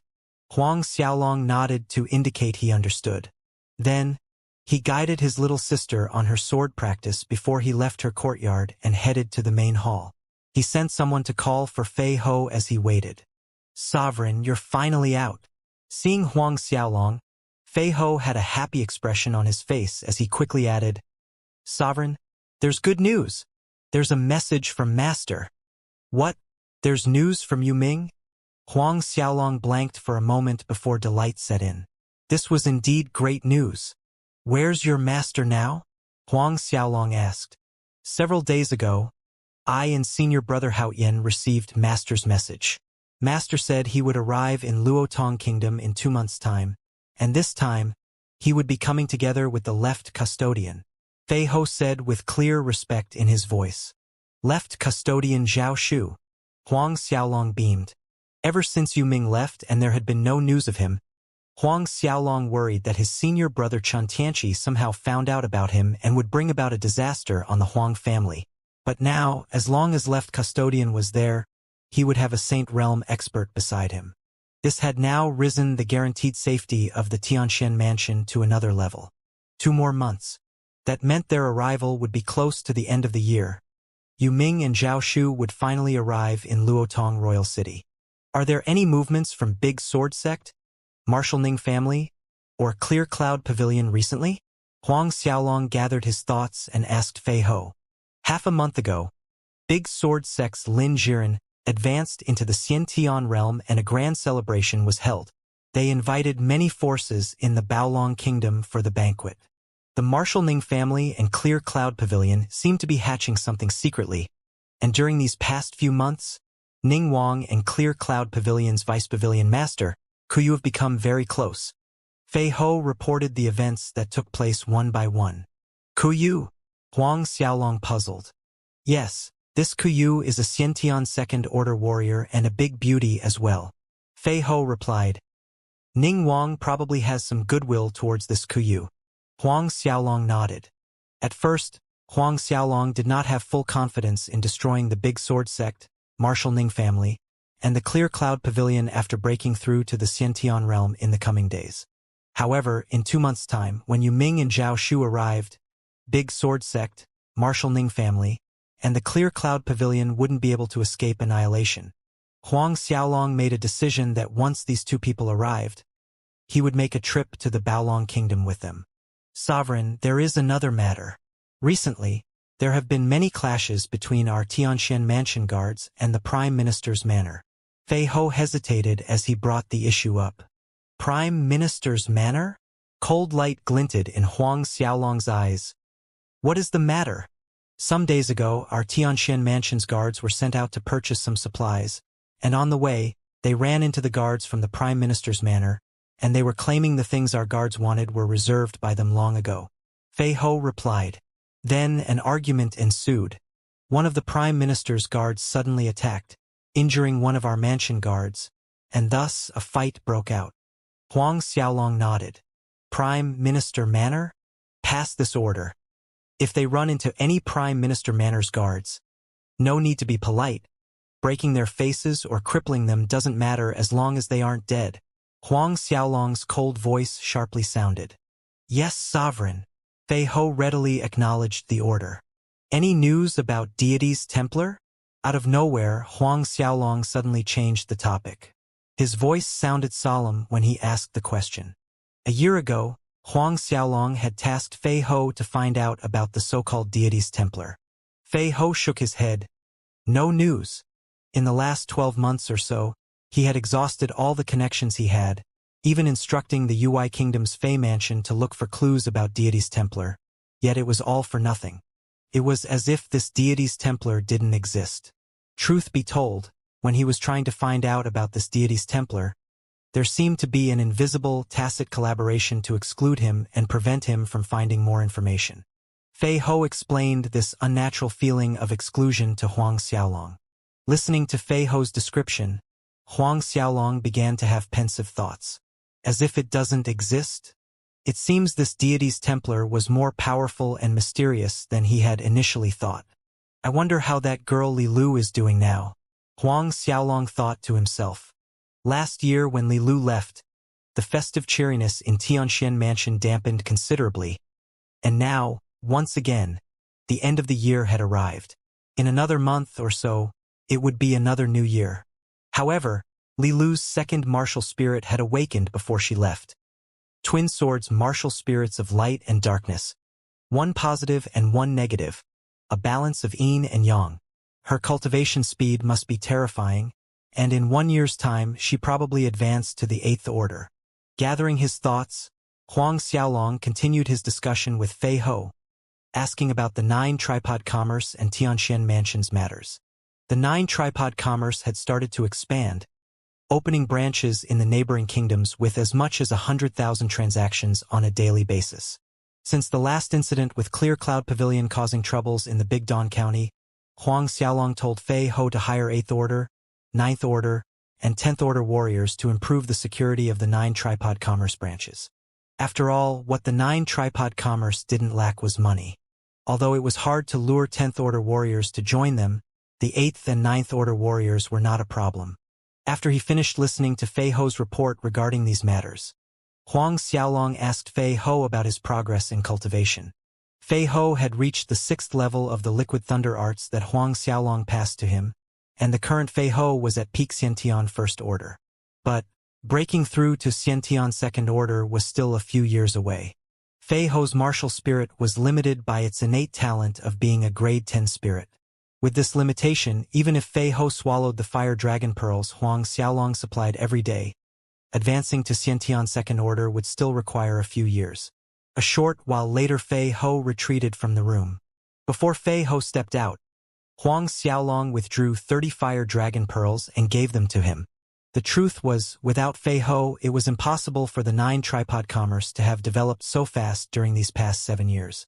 Although Fei Ho only followed Huang Xiaolong's ideas and method of implementation, without Fei Ho's presence and his management skills, the 9 tripod commerce probably could not achieve half the success it had today. After Fei Ho had left, Huang Xiaolong headed towards his parents' courtyard. When he arrived, both Huang Peng and Su Yan were practicing battle skills together in their yard. With Huang Xiaolong's help, Huang Peng's and Su Yan's cultivation had increased significantly. Huang Peng already broke through to peak early 8th Order, whereas Su Yan advanced to the peak late 7th Order. Seeing Huang Xiaolong walk into the yard, both of them had a wide smile on their faces and stopped whatever they were doing. Su Yan even came and held Huang Xiaolong's hand, pulling him to a garden stool. Watching Huang Peng and Su Yan, Huang Xiaolong felt warmth in his heart.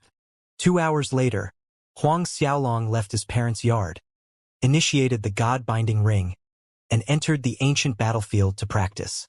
Even though he had broken through to the peak late 10th Order, Huang Xiaolong aimed to step into the Xiantian realm before heading out to the Duanren Empire to join the Imperial City battle.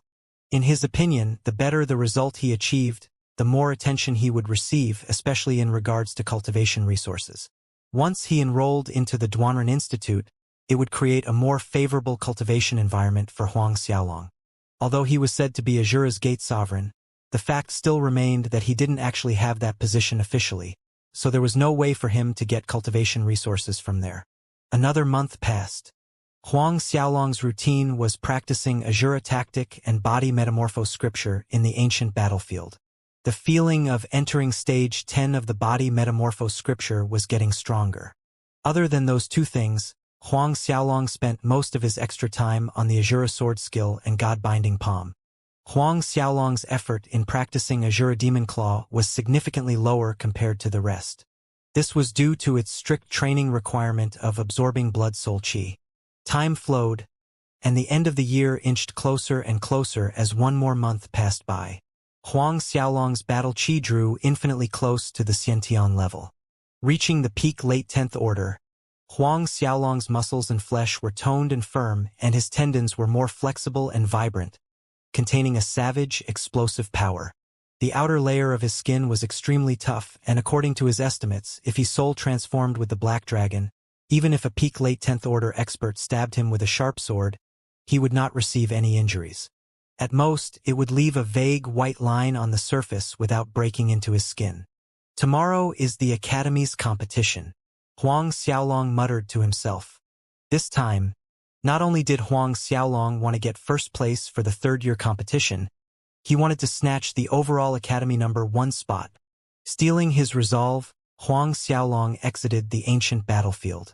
Walking into the main hall, Huang Xiaolong saw both of his parents, Huang Peng and Su Yan, as well as his younger siblings, Huang Min and Huang Xiaohai. They were all talking happily about something. "What's the happy occasion?" Huang Xiaolong said with a smile on his face as he walked in. Seeing it was Huang Xiaolong, everyone in the main hall was delighted. "Xiaolong, it's great that you're out from closed-door practice. Minner just said she invited that Guatai over for a meal in the next few days." Su Yan explained the matter while beaming. It was obvious she was in a good mood. "Oh, is that so?" Huang Xiaolong turned towards his younger sister, Huang Min. Huang Min nodded shyly in affirmation. "Does Guoxiwan know the two of you are getting along?" Huang Xiaolong asked. Huang Min shook her head at this, saying Guatai mentioned he will bring it up with his father in the next few days. Su Yan added, "Although the Guo family is a powerful family from Duanren Empire, our current Huang family is not weak. Our Minner definitely pairs well with Guatai. When Guoxiwan knows about this, he surely won't have any objections." Huang Xiaolong nodded as he took a seat in the main hall. Then, his attention shifted onto his younger brother, Huang Xiaohai. Huang Xiaohai may be 2 years younger than Huang Min, but his martial spirit talent was higher than Huang Min's. After the new year, he would be 14, yet he was already a late 6th Order warrior. Night came. Hazy moonlight shone down. Tonight, Huang Xiaolong did not practice. He stood in the yard, reminiscing about certain people and certain matters. In a month's time, after the new year, he would be 17 years old. 17 meaning he has been here in the martial spirit world for 17 years. Is there a possibility that I could return to Earth? A thought flashed across Huang Xiaolong's mind. The night gradually deepened as Huang Xiaolong stayed in the yard, in a meditative posture while adjusting his breathing and mood. When it was daybreak, Huang Xiaolong withdrew from his meditation and stood up. Walking out from his own courtyard, he walked in the direction of the main hall so he could head to the academy with his siblings. When they reached the Cosmic Star Academy, they ran into Lu Kai. Noticing Huang Xiaolong, joy seemed to bloom on Lu Kai's face as he walked up and gave Huang Xiaolong a friendly punch on his shoulder. "Bro, I just heard you were promoted to the 3rd-year class.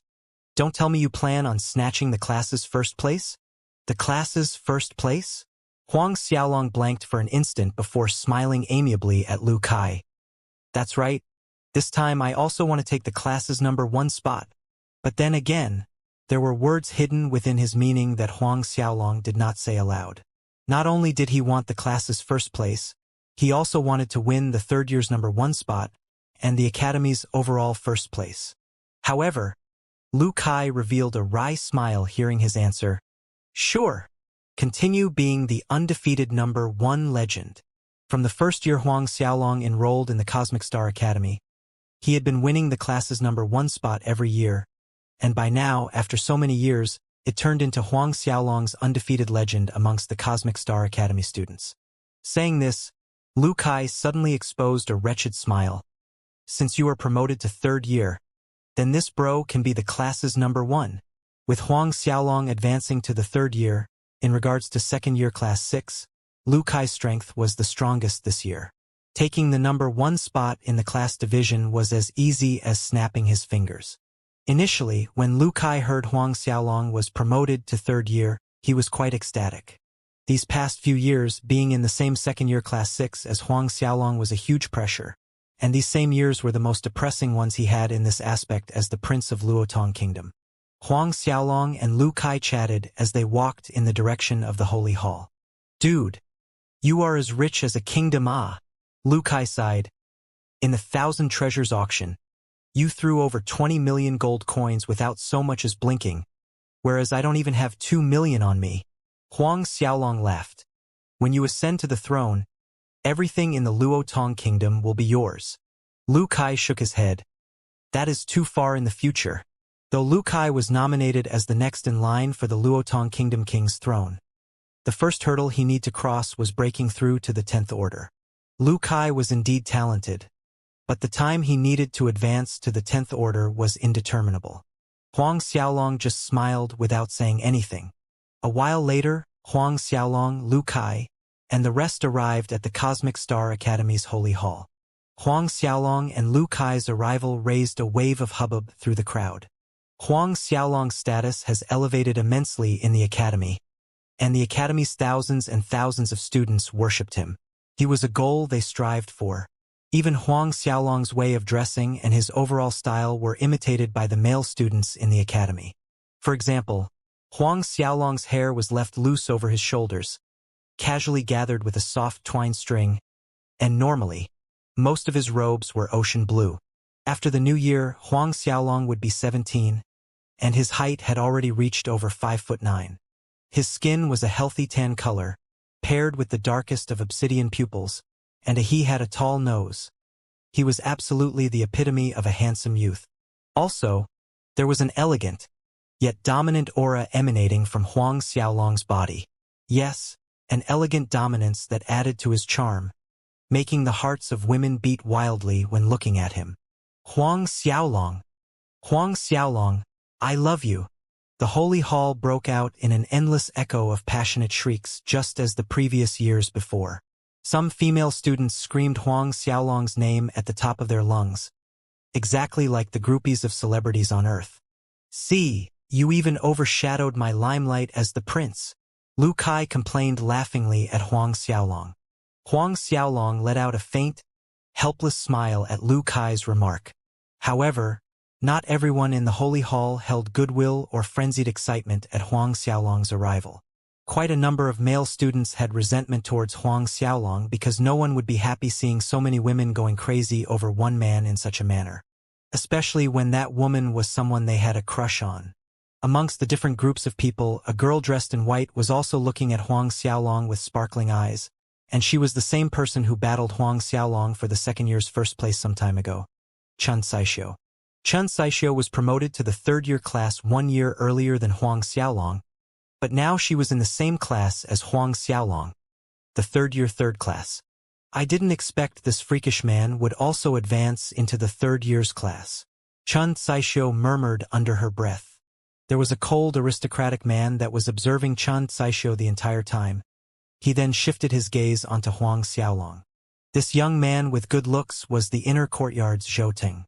Zhou Ting was the strongest student inside the inner courtyard, and he was hailed as the strongest genius student in the entire Cosmic Star Academy. Zhou Ting had admired Chun Saixio for a long time, but the few times he confessed, he was always rejected. At this point, a pale-faced young man behind Zhou Ting came up behind him with a snicker. This Huang Xiaolong, just by relying on his primordial divine dragon martial spirit, has become unbounded and arrogant. Big bro Zhou, you want some advice? Why don't you have Lin Han pay him extra care on the stage later? Lin Han was a third-year student in the same class as Huang Xiaolong, and he was currently said to be the strongest student in third-year class 3. Zhou Ting shot a glance at the pale-faced young man and nodded his head slightly. Go. Tell Lin Han as long as he defeats Huang Xiaolong, I will reward him with a mid-grade for Spirit Dan. Yes, big bro Zhou. At this juncture, Huang Xiaolong separated with Lu Kai, Huang Min, and his younger brother, Huang Xiaohai, as they proceeded to different sections of the Holy Hall. Huang Xiaolong walked in the direction of third-year class 3's spot, and was a little surprised seeing Chun Saixio there. Huang Xiaolong merely nodded at her in greeting. However, Chun Saixio walked up to Huang Xiaolong, smiling as she said, "It's really unexpected that you would advance to the third year so fast.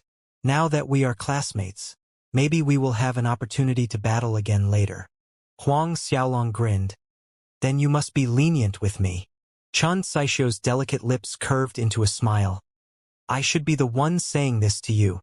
The year they battled against each other, she had already broken through to the 9th order, whereas Huang Xiaolong was only a peak mid-8th order. Despite that, she was not his opponent.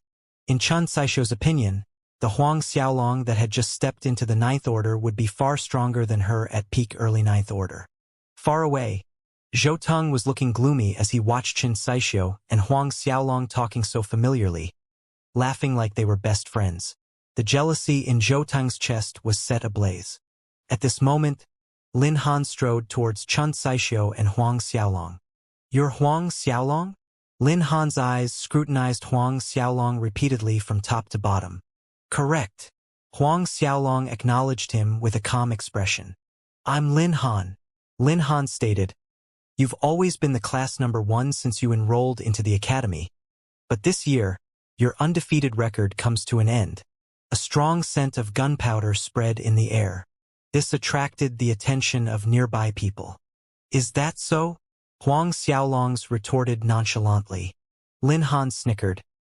"Don't think because the principal likes you and you have Marshal Haoyan as your backer that I will show mercy. On the battle stage, I will not be the same as some other people, holding back and being lenient with you." The underlying meaning in his voice was obviously accusing Huang Xiaolong of relying on Marshal Haoyan for the first-place spot that he acquired every year. Thus, his opponents were merciful towards him, holding back, giving Huang Xiaolong the opportunity to shine. Huang Xiaolong detected it, and of course the people around were also smart enough to understand it. "I won't be lenient towards you as well," Huang Xiaolong answered lightly. Hearing this, Lin Han snorted coldly, turned around, and left. This Lin Han is very strong. Huang Xiaolong, you must be careful later since he is an early 10th order warrior. Watching Lin Han leave some distance away, Chen Saisho couldn't help but caution Huang Xiaolong. Noticing the worry in Chen Saisho's face, Huang Xiaolong smiled reassuringly and said, "Don't worry, I will." Chen Saisho blushed inexplicably, nodded shyly, then she turned around and left as well. Shortly afterwards, Sun Zhang and Xiong Chu appeared, making their way to the main stage. Similarly as with previous competitions, when both of them arrived, one of them would explain the rules briefly before announcing the start of the competition. It was practically a tradition. The third-year third-class teacher, which was the head of the class Huang Xiaolong belonged to, was named Chen Xiaojing. However, when he recommended the two strongest candidates for the class winner, Huang Xiaolong was not one of them. Instead, it was the same Lin Han as the past and another female student named Huang Wen. Lin Han was an early 10th order warrior, and Huang Wen was a peak late 9th order warrior. When Huang Xiaolong heard the two strongest people of his class was Lin Han and Huang Wen, he did not raise any objection nor did he feel strange. After all, he was just promoted to the class recently, and in the opinion of others, no matter how fast he had risen, he was most likely merely at peak early 9th order. On the battle stage, Lin Han and Huang Wen stood on the battle stage, and the moment the judge gave the signal to begin, Huang Wen had called out her martial spirit. Her martial spirit was an ice type. More specifically, it was a nature spirit, one with an affinity to ice. Huang Wen's ice martial spirit was white ice. When her martial spirit moved towards her, Huang Wen looked like she was shrouded in an ice world. Her soul transformation happened in an instant, and she took the initiative to attack Lin Han. Despite that, Lin Han did not bother to call out his martial spirit, facing Huang Wen with only his bare fist. Even so, in the end, Huang Wen still lost to Lin Han. Although there was only a small gap between an early 10th order and a peak late 9th order, this small gap was a deep canyon to overcome. This was the difference in strength. Everyone watching felt it was only natural that Huang Wen lost, considering Lin Han was acknowledged as the strongest person among his peers in the third-year third class. It was within expectations that he defeated Huang Wen. After his win over Huang Wen, Lin Han stood in the middle of the stage with his hands behind his back while his eyes swept across his classmates. And when his gaze fell on Huang Xiaolong, it was chilling and full of provocation. Lin Han wins. Who wants to step forward for a challenge? The judge stood on the stage and said in a modulated tone, "If no one wants to challenge Lin Han, then first place for third-year third class will be Lin Han." "Me!" A voice sounded in the silence, attracting the attention of the third-year class 3 students. When they saw it was Huang Xiaolong, a low buzz generated from the crowd. Some snorted while others were surprised. Each had a different reaction on their faces. I was right. This Huang Xiaolong really wants to challenge him. Does he think he can win over Lin Han? He still dreams of getting the class's first place. The sounds of high and low-volumed voices sounded in the air. Huang Xiaolong had always been a talking point of the academy since his first year, and seeing as he wished to challenge Lin Han, it drew quite a reaction from the crowd. At this time, the third-year class 3 teacher stepped in front of Huang Xiaolong and cautioned him in a solemn voice. "Huang Xiaolong, you really want to challenge Lin Han? You've just been admitted into the third year this year. In my opinion, why don't you wait till next year before challenging him? Huang Xiaolong's talent may be amazing, but still, he was just promoted to the third year." The teacher highly doubted that Huang Xiaolong could possibly be Lin Han's opponent. Huang Xiaolong was regarded as Cosmic Star Academy's hope by Sun Zhang and received a lot of care from him.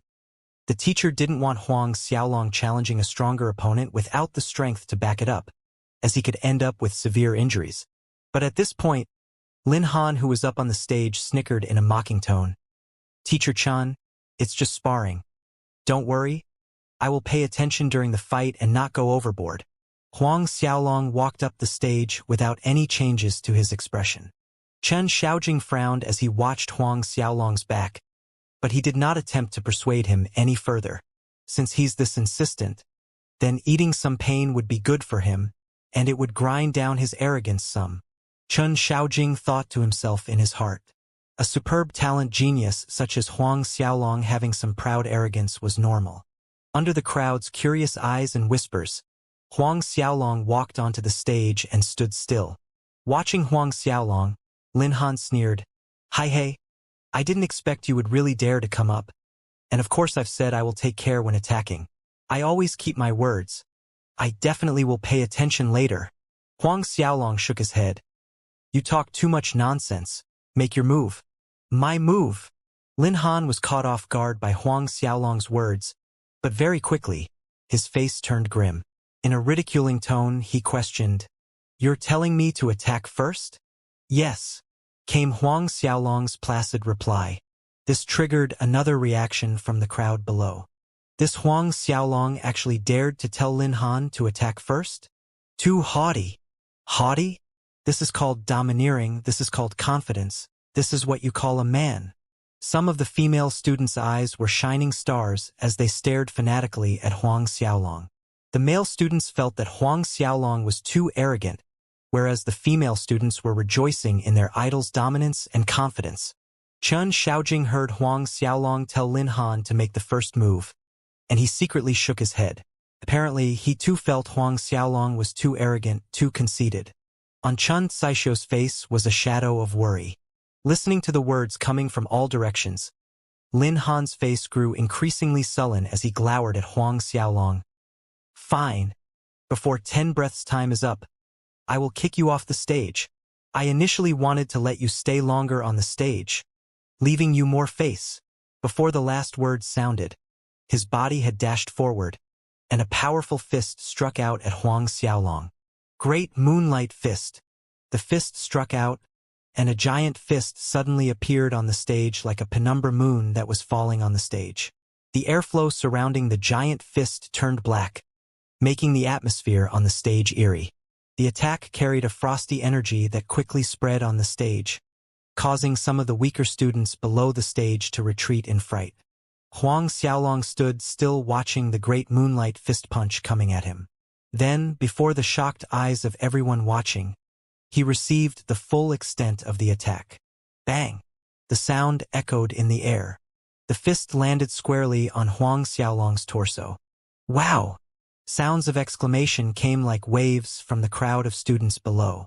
Just one move, and Huang Xiaolong is already hit by Lin Han. Lin Han's great moonlight fist is very powerful, and even a mid-10th order expert would be injured with an attack like that. Huang Xiaolong will definitely lose. I already said Huang Xiaolong is too haughty and arrogant. See? Senior brother Lin Han only used one move to defeat him. What undefeated legend. All this is bullshit. What senior brother Lin Han said earlier was right. The reason Huang Xiaolong won all those times was because they were lenient and conceded the win to him. The group of male students that were jealous of Huang Xiaolong were excited watching Huang Xiaolong being beaten by Lin Han, and their cheers grew increasingly raucous, as if they were venting out all their resentment and frustration suppressed within themselves. The opposite gender that thought Huang Xiaolong was domineering and confident deflated instantly, and disappointment flashed across their eyes. So, the undefeated legend in their hearts was actually so useless? Far away, Zhou nodded in satisfaction watching Lin Han's powerful punch land on Huang Xiaolong, smiling as he commented, "Lin Han, this kid did well." He had quite the confidence in Lin Han's great moonlight fist. On the main platform, Sun Zhang and Xiongchu were also shocked watching Huang Xiaolong suffer a hit. In their mutual opinion, Huang Xiaolong might not be Lin Han's opponent, but he should not have been struck so easily and defeated. Successful in his attack, Lin Han's feet touched the stage floor as he floated down from midair. There was a brilliant smile on his face, however, at this exact moment the smile on his face froze. Disbelief crept into his eyes and the mocking, disdainful voices in the area surrounding the battle stage came to an abrupt stop as their eyes widened in shock and disbelief as well. Just like Lin Han, they looked at Huang Xiaolong's silhouette on the battle stage. The four corners of the battle stage were quiet, deadly quiet. On the stage, Huang Xiaolong took the full force of Lin Han's great moonlight fist style, yet he remained standing as stable as a mountain. The attack did not affect him in the slightest. Chen Saixio was stunned. Chen Xiaojing was stunned. On the main platform, both Sun Zhang and Xiongchu were also stunned. The ones watching Huang Xiaolong and Lin Han's battle were stunned speechless at the scene. He was fine after taking an attack from the great Moonlight Fist style by an early 10th Order warrior like Lin Han. From some distance away, the smile on Zhou Teng's face vanished immediately as his face sank. Huang Xiaolong looked at the stunned Lin Han as he used one hand to brush the spot where Lin Han's fist struck as if he was patting clean some dust. Great Moonlight Fist style? This mediocre power. Huang Xiaolong's aloof voice criticized. Bring out the strength you used to drink milk. That punch just now was like scratching an itch. Scratching an itch? Wow! The crowd was awestruck. What did Huang Xiaolong say? Lin Han was an early 10th Order, yet his great Moonlight Fist style attack was like scratching an itch for him? This was too incredibly monstrous. The female fans who were disappointed earlier had their spirits rejuvenated and started declaring their love at the top of their lungs once again. Huang Xiaolong, you're so cool. Huang Xiaolong, I love you to death. Kaya. Huang Xiaolong, you're too manly. I vow never to marry anyone but you. The female students' passionate confessions attacked Huang Xiaolong like tidal waves, one higher than the other.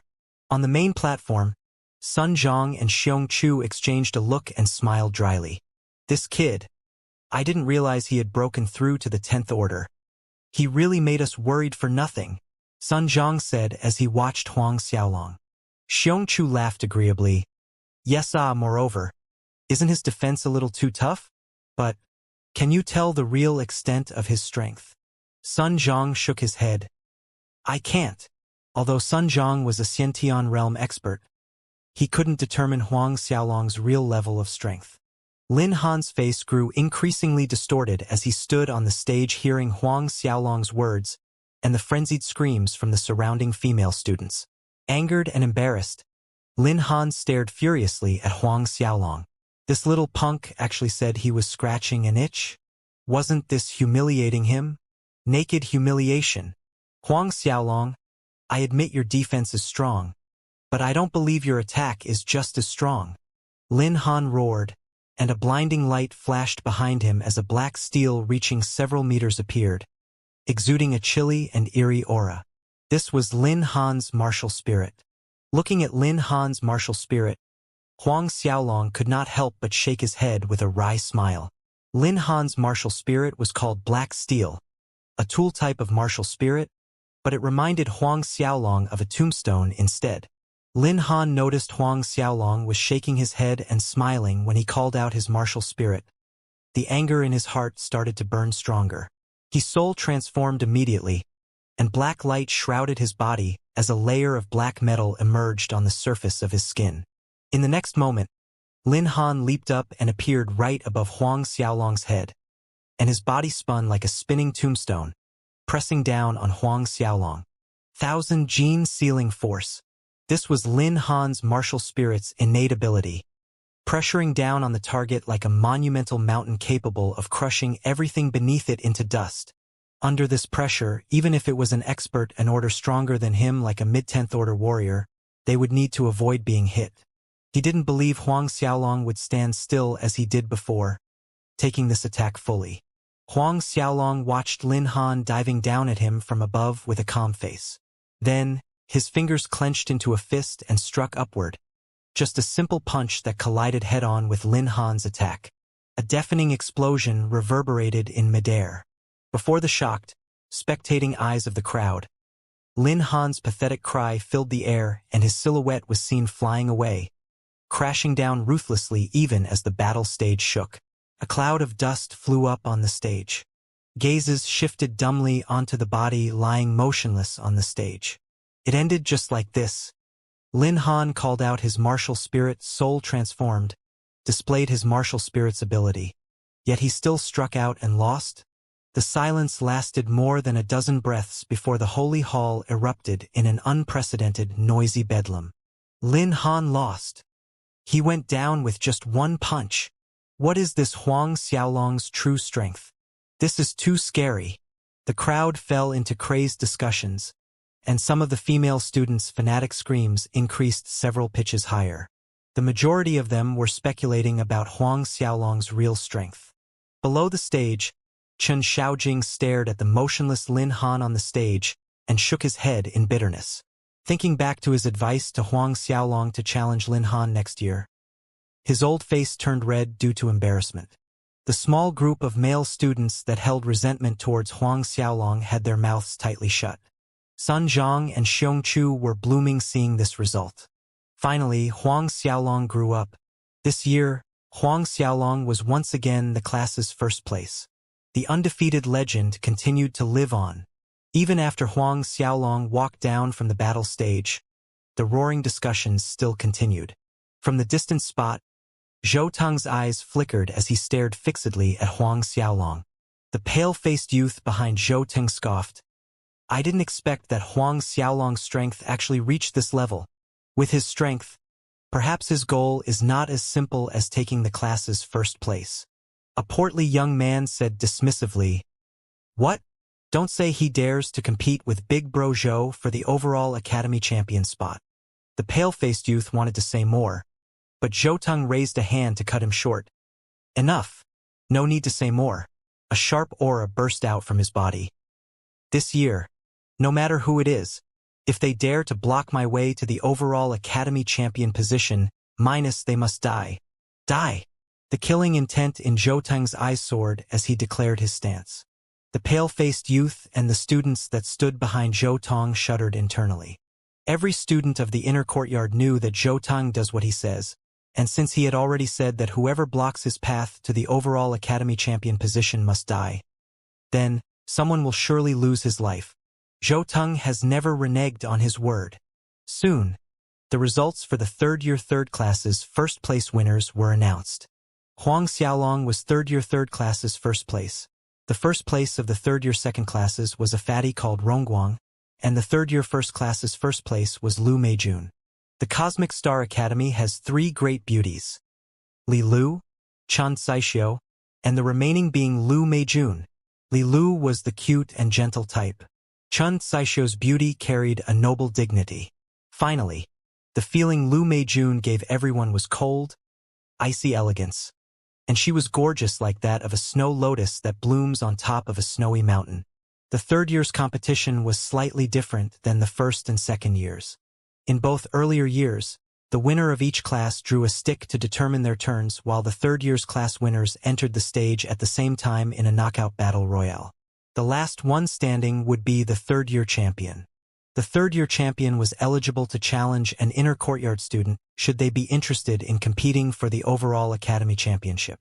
Huang Xiaolong, Rongguang, and Lu Meijun stood at three different points on the battle stage, creating a triangle formation. The battle had yet to begin, but the flowing undercurrents on the stage were already clashing, and muffled blasts and sparks constantly came from the stage. The entirety of Holy Hall's attention was concentrated on these three people.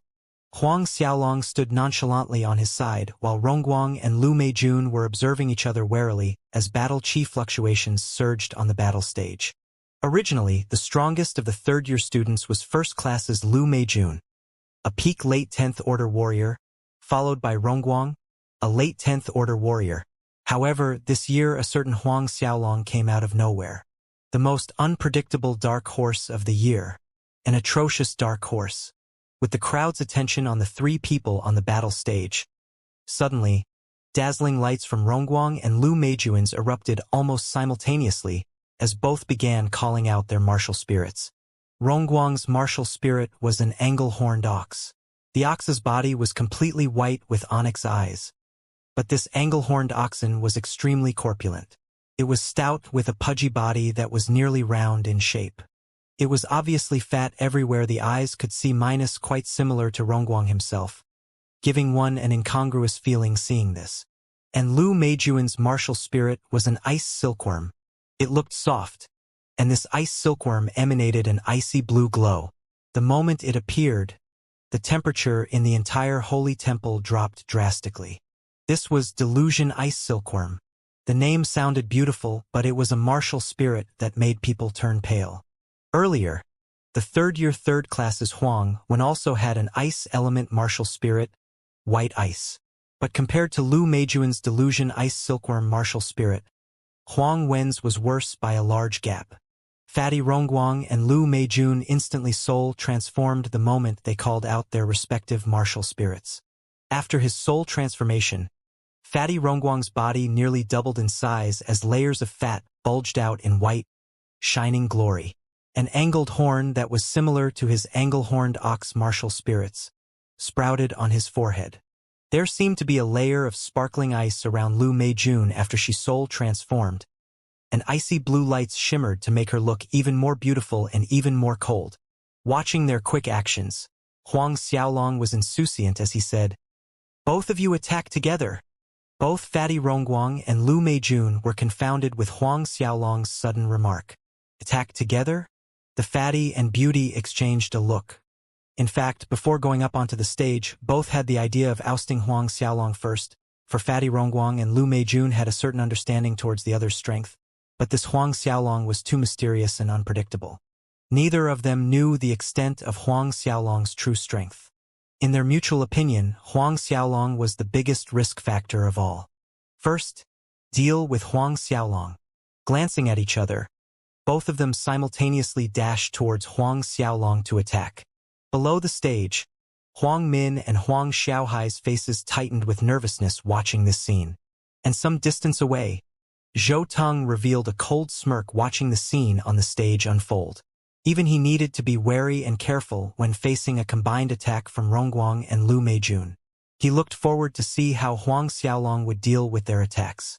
Under the crowd's watchful eyes, Rongguang and Lu Meijun's attacks reached Huang Xiaolong. Rongguang displayed a fist-type battle skill, whereas Lu Meijun was using a sword skill. The fist was shrouded in a white glow and the sword shot out spheres of sword rays that exuded a chilly energy. Just as the attacks reached him, Huang Xiaolong moved. Both of his hands formed into fists, and battle chi surged as he punched out, colliding with the two of them in the most direct manner. Bang! Dang! Two distinctive sounds of collision were heard, and both Rongguang and Lu Meijun exclaimed in shock as their bodies staggered backward awkwardly until the edge of the stage. Lu Meijun fared slightly better than Fatty Rongguang. He wobbled unsteadily at the edge, and his face already turned white. It was clear the impact from Huang Xiaolong's simple punch had injured him. Waves of shocked gasps filled the holy hall as the crowd witnessed a simultaneous attack by Rongguang and Lu Meijun. Not only did it not harm Huang Xiaolong, both of them were pushed back effortlessly. Huang Min and Huang Xiaohai breathed out in relief. Chun Tsaixio's tensed expression also relaxed. Needless to say, Sun Zhang and Xiong Chu danced with joy seeing how strong Huang Xiaolong had become. Zhou Teng's face darkened gloomily, and a strong killing intent flitted in his eyes. Ignoring the crowd's reaction, Huang Xiaolong looked at his two opponents. Use your most powerful attack. Most powerful attack. It was hard to conceal the shock in Rongguang and Lu Meijuan's eyes. Their joint attack was easily deflected by Huang Xiaolong. Not to mention Huang Xiaolong not even soul transforming, he had yet to use his martial spirit ability, or a battle skill for that matter. Neither of them uttered a word. Then, a coruscating white light burst out from Rongguang's body like a violent volcano eruption. As the white light grew more intense, a streak of blue lightning emerged on Rongguang's body. Although this lightning wasn't thick, the energy radiating from it was so terrifying that students who stood close to the stage immediately retreated in panic. At the same time, ice blue light glittered around Lu Meijun that condensed into blooms of snowflakes. An energy more apprehensive than Fatty Rongguang's lightning streak continued to condense and build up around Lu Meijun. Expressions below the stage became somber.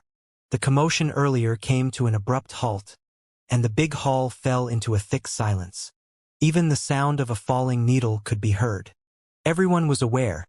The next attack would be Fatty Rongguang and Ice Beauty Lu Meijuan's most powerful attack combined with their martial spirit's ability. A joint attack of these two people going all out. Could Huang Xiaolong take them on? Sensing the energy building up around his opponents, Huang Xiaolong gave an appreciative nod inwardly. These two strength was indeed commendable if they went against another opponent of the same level. There was probably no one that could take their joint attack head-on. Unfortunately, they met him. Instead of calling out his martial spirit, Huang Xiaolong called out the blades of Azura. Black strands of energy emerged, swirling around his physique as the aura of slaughter coming from Huang Xiaolong grew heavier. His eyes turned scarlet and wings the color of ebony spread out from his back. At the same time, Huang Xiaolong initiated the golden Linglong body. Crystallized golden sparkles glimmered on the surface of his skin. Anglehorn lightning. Ice silkworm delusion palm. At this point, Fatty Rongguang and Ice Beauty Lu Meijuan's voice resounded on the stage as their attack shot out towards Huang Xiaolong. Jagged streaks of lightning shot out from the angle horn on Fatty Rongguang's forehead, splitting through space. Glaring white-colored energy burned across the stage like raging waves at Huang Xiaolong. A palm struck out from Ice Beauty Lu Meijun at the same time she cried out. The palm pierced through space, bringing a rainbow of icy blue glow flying towards Huang Xiaolong. When this icy blue glow shot across the airflow around it seemed to fall into deep slumber as if in a world of blue ice. Huang Xiaolong remained calm even as he saw this. Everyone saw him raise both his hands and sent hit palms out. God-binding palm. Huang Xiaolong's voice echoed from the stage. The crowd saw two golden shadows of a palm that looked like a golden ring spinning towards Rongguang and Lu Meijun. Wherever they passed, Rongguang and Lu Meijun's attack were actually suspended in the air. Yes, both of their strongest attacks halted strangely in the air. Inexplicable. Watching this magical scene, on the main platform, Sun Zhang and Xiongchu jumped up from their seats in synchronization. Beyond belief was written all over their faces. The rest in the holy hall were speechless. How is this possible? How could this happen? Rongguang and Lu Meijuan's attack actually froze in the midst of moving. What's really happening? In an instant, there was nothing but questions running through the crowd's minds. Their reasoning told them that this was something impossible, for what was taking place right in front of their eyes was too magical, too surreal to believe.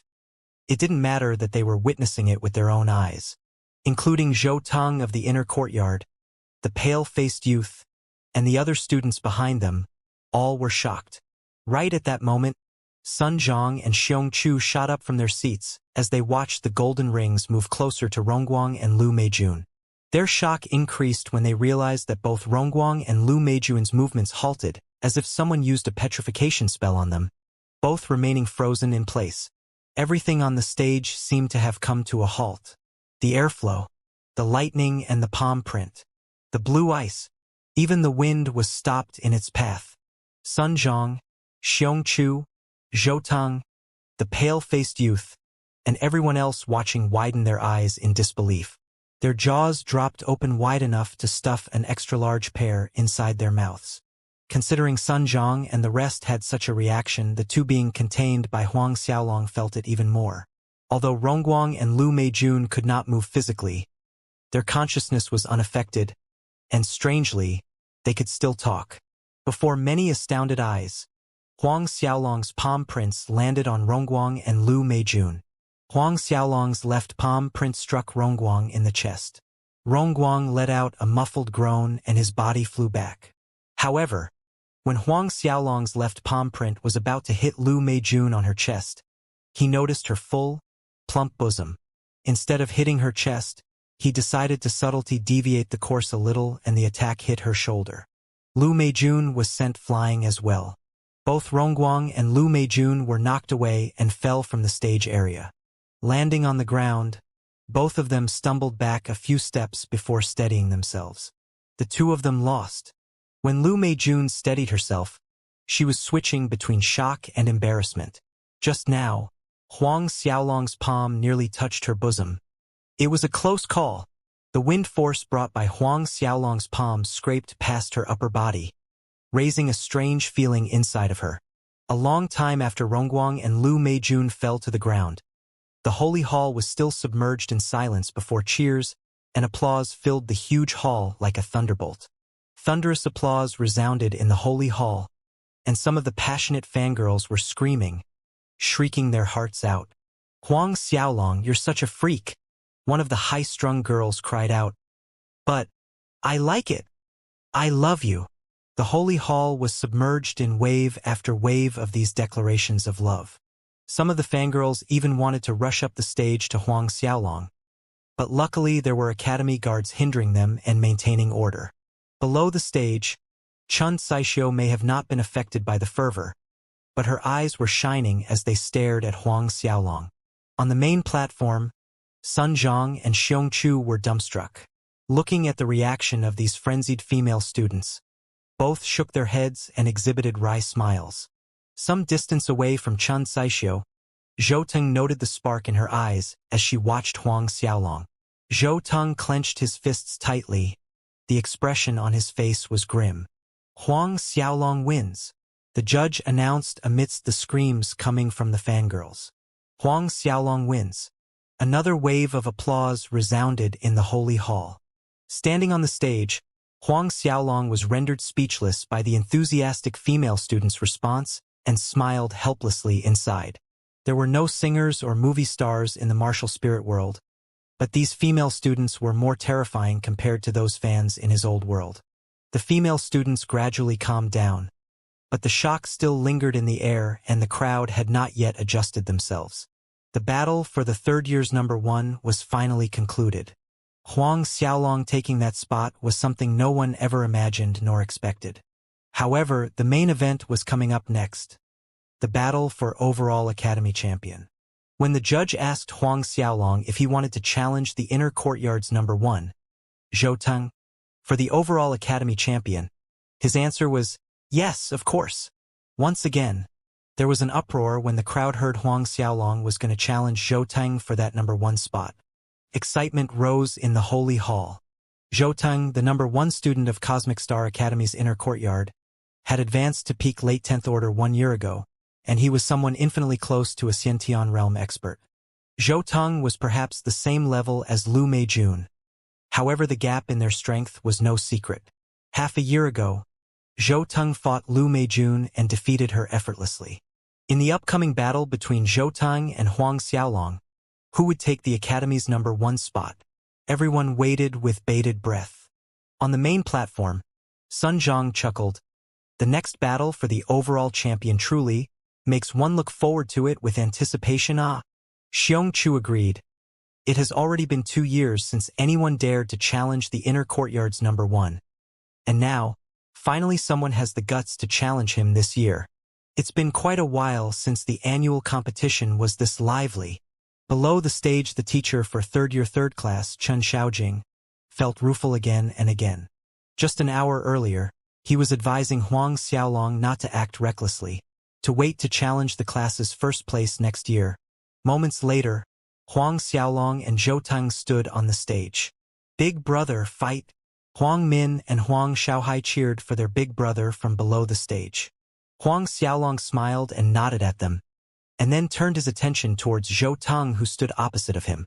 "You are Xie Wei and Jiang Hengyu's disciple?" Huang Xiaolong asked in an easygoing voice. The people that used 10th order qualifications as an excuse to hinder him from entering the inner courtyard included Xie Wei, Jiang Hengyu, and Cheng Fengli. Zhou Teng was stunned for a moment at the sudden question. "Yes, you were the one that used Lin Han?" Huang Xiaolong's expression turned cold. Zhou Teng snickered coldly. "So what if it was me? I just did not expect that wastrel couldn't even take a punch from you. In my eyes, you are no different from him." "A wastrel," Huang Xiaolong commented as if he was talking about the weather. The brutal glint in Zhou Teng's eyes burst out. Bright light surged from Zhou Teng's body as a giant tortoise emerged behind him. The tortoise's shell was black, yet it reflected a greenish glow, and the moire patterns on the tortoise shell formed the word sage. This was Zhou Teng's martial spirit, Black Shell Sage Tortoise. Black Shell Sage Tortoise was not a superb talent martial spirit, but it was one of the top grade 10 martial spirits that was infinitely close to a superb martial spirit existence. Zhou Teng did not waste time. After calling out his Black Shell Sage Tortoise, he instantly soul transformed. A black light flashed, and at the same time, a black shell similar to that of his martial spirits appeared on Zhou Teng's back. On the surface of the black tortoise shell were black runic patterns that once again formed the word sage. Staring at Zhou Tang's appearance after his soul transformation, Huang Xiaolong was stunned for a second. A wry smile hung at the corner of his lips after seeing the transformation. He thought Zhou Tang really did look more like a tortoise in this form. Moreover, Zhou Tang's looks were borderline ugly to begin with. His mouth was bigger than average, and he had a nose that was also bigger than average, which reminded Huang Xiaolong of the Undersea Dragon Palace's Prime Minister Turtle. Zhou Tang's face flushed red when he saw Huang Xiaolong shaking his head and laughing after his soul transformation. The rage in his heart exploded. Although his martial spirit Blackshell Sage Tortoise's grade was infinitely close to a superb talent martial spirit, he had to admit that he indeed looked ugly after fusing with his martial spirit. This was a sore spot in his heart. Zhou Tang leaped out. Everyone watched as he actually tucked in both of his hands and legs. His entire body rotated at rapid speed akin to a tornado that rose from the surface of the sea, rushing towards Huang Xiaolong. Sea wind tornado. Huang Xiaolong's expression was cold as he calmly watched Zhou Tang speeding towards him. Raising his right fist, Huang Xiaolong punched out a collapsed fist at full force, sending Zhou Tang flying backward. Zhou Tang spun backward like a limbless tortoise in the air, but he managed to land within the stage area, stumbling awkwardly. In that split second, Huang Xiaolong's wing of demon spread out, and with one flap of the wings he was in front of Zhou Tang. A sharp light glinted in Huang Xiaolong's eyes as his palm struck out without mercy. God-binding palm. A brilliant sphere-shaped palm image shot out and thrusted towards Zhou Tang. Zhou Tang was surprised, but there wasn't enough time for him to dodge. In that moment, a black light flickered from the sage word on the tortoise shell behind his back, and with a forceful twist, Huang Xiaolong's god-binding palm fell atop the black tortoise shell. Just as with Rongguang and Lu Meijun, all of Zhou Tang's movements became immobilized as he stood there. Huang Xiaolong's silhouette blurred into action, appearing once again in front of Zhou Tang and attacking with another collapsed fist at Zhou Tang's chest. Blood spurted out of Zhou Tang's mouth like a fountain. His body fell to the ground outside the stage area. Zhou Tang lost. The spectating crowd was shocked on the spot, eyes staring foolishly at Zhou Tang's body on the ground. Zhou Tang actually lost? The inner courtyard's number 1 Zhou Tang actually lost so quickly to Huang Xiaolong. Initially, everyone anticipated a long drawn-out and intense battle between Huang Xiaolong and Zhou Tang. What an exciting scene that would have been. Reality was a disappointment, however. In fact, it was even more lackluster and dull than when Huang Xiaolong battled Rongguang and Lu Meijun. It finally dawned on the crowd a short while later that the battle was really over. Harsh sounds of jeering came from the surrounding crowd. Basically, everyone watching had a contemptuous smirk on their faces looking at the defeated Zhou Tang. This is the inner courtyard's number 1? What a sucker. That may not be true. Zhou Tang is indeed very strong, but unfortunately his opponent was Huang Xiaolong. Loud whispers of various discussions started around the stage. Though it may have been low whispers, every word entered Zhou Tang's ears loud and clear. He got up from the ground, and a strong hatred and rage took over him as he glared at Huang Xiaolong. The murderous look in his eyes was unmistakable. Humiliation. He could not accept this. He would not accept this defeat. Huang Xiaolong, I'm going to kill you. Zhou Tang suddenly lunged forward onto the stage and started to attack Huang Xiaolong. The crowd was shocked at the abrupt turn of events, and all the whispers halted. No one expected that Zhou Tang would disregard academy rules after being defeated by Huang Xiaolong. He had actually leaped back onto the stage and attacked Huang Xiaolong again. On the main platform, Sun Zhang and Xiong Chu grew solemn watching this. Then anger set in. Watching Zhou Tang come at him with a crazed and frenzied look in his eyes, Huang Xiaolong's gaze turned icy, and the blades of Azura suddenly appeared in his hands. Wrath of the Nether King. 2 slivers of light rumbled like bolts of lightning as they streaked out madly, akin to 1,000 stampeding beasts. Beams of radiant light flashed by. Hit by Huang Xiaolong's Wrath of the Nether King, Zhou Tang's body shuddered from the impact and was sent flying with tragic screams echoing in the air. Zhou Tang. Huang Xiaolong, you dare? The moment Huang Xiaolong injured Zhou Tang, three silhouettes came piercing into the holy hall from outside. Arriving in front of Huang Xiaolong like a thunderbolt, all three of them aimed an attack at him at the same time.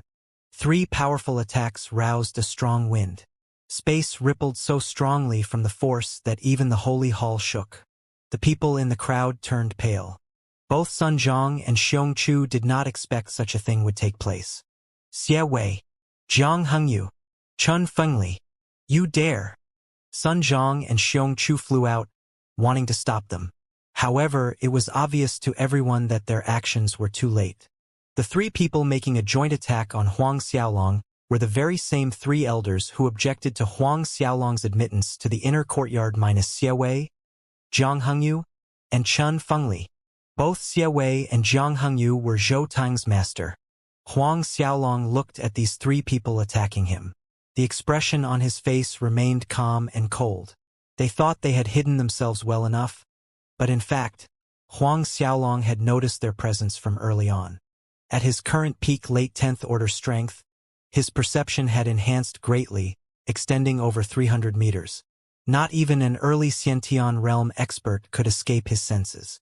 Just when these three people's attacks were about to hit Huang Xiaolong, a majestic echo of a dragon's roar resounded, shaking the holy hall's roof. Everyone saw a black primordial divine dragon hovering behind Huang Xiaolong. In a split second, Huang Xiaolong's soul transformed. A layer of black dragon scales instantly covered the surface of Huang Xiaolong's skin.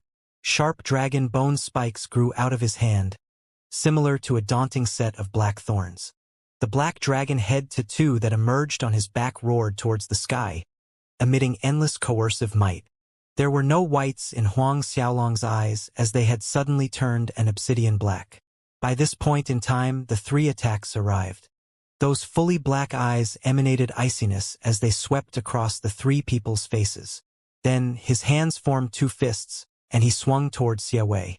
Overconfident, Xie Wei scoffed, running his battle chi as his fists also rushed out like a flash flood.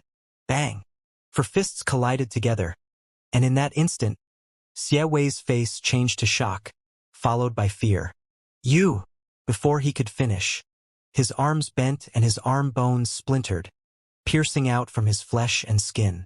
A painful wail rang out as he was thrown out just like his disciple Zhou Tang before him, crashing heavily to the ground outside of the stage. Right at that moment, Chun Fengli and Jiang Hengyu's attacks landed on Huang Xiaolong's torso. However, both were shocked when they discovered that the hand they used to hit Huang Xiaolong's torso felt like it struck an indestructible steel wall. Instead, the rebounding force began vibrating up their hand, bringing intense pain to their hand and arm. How about it?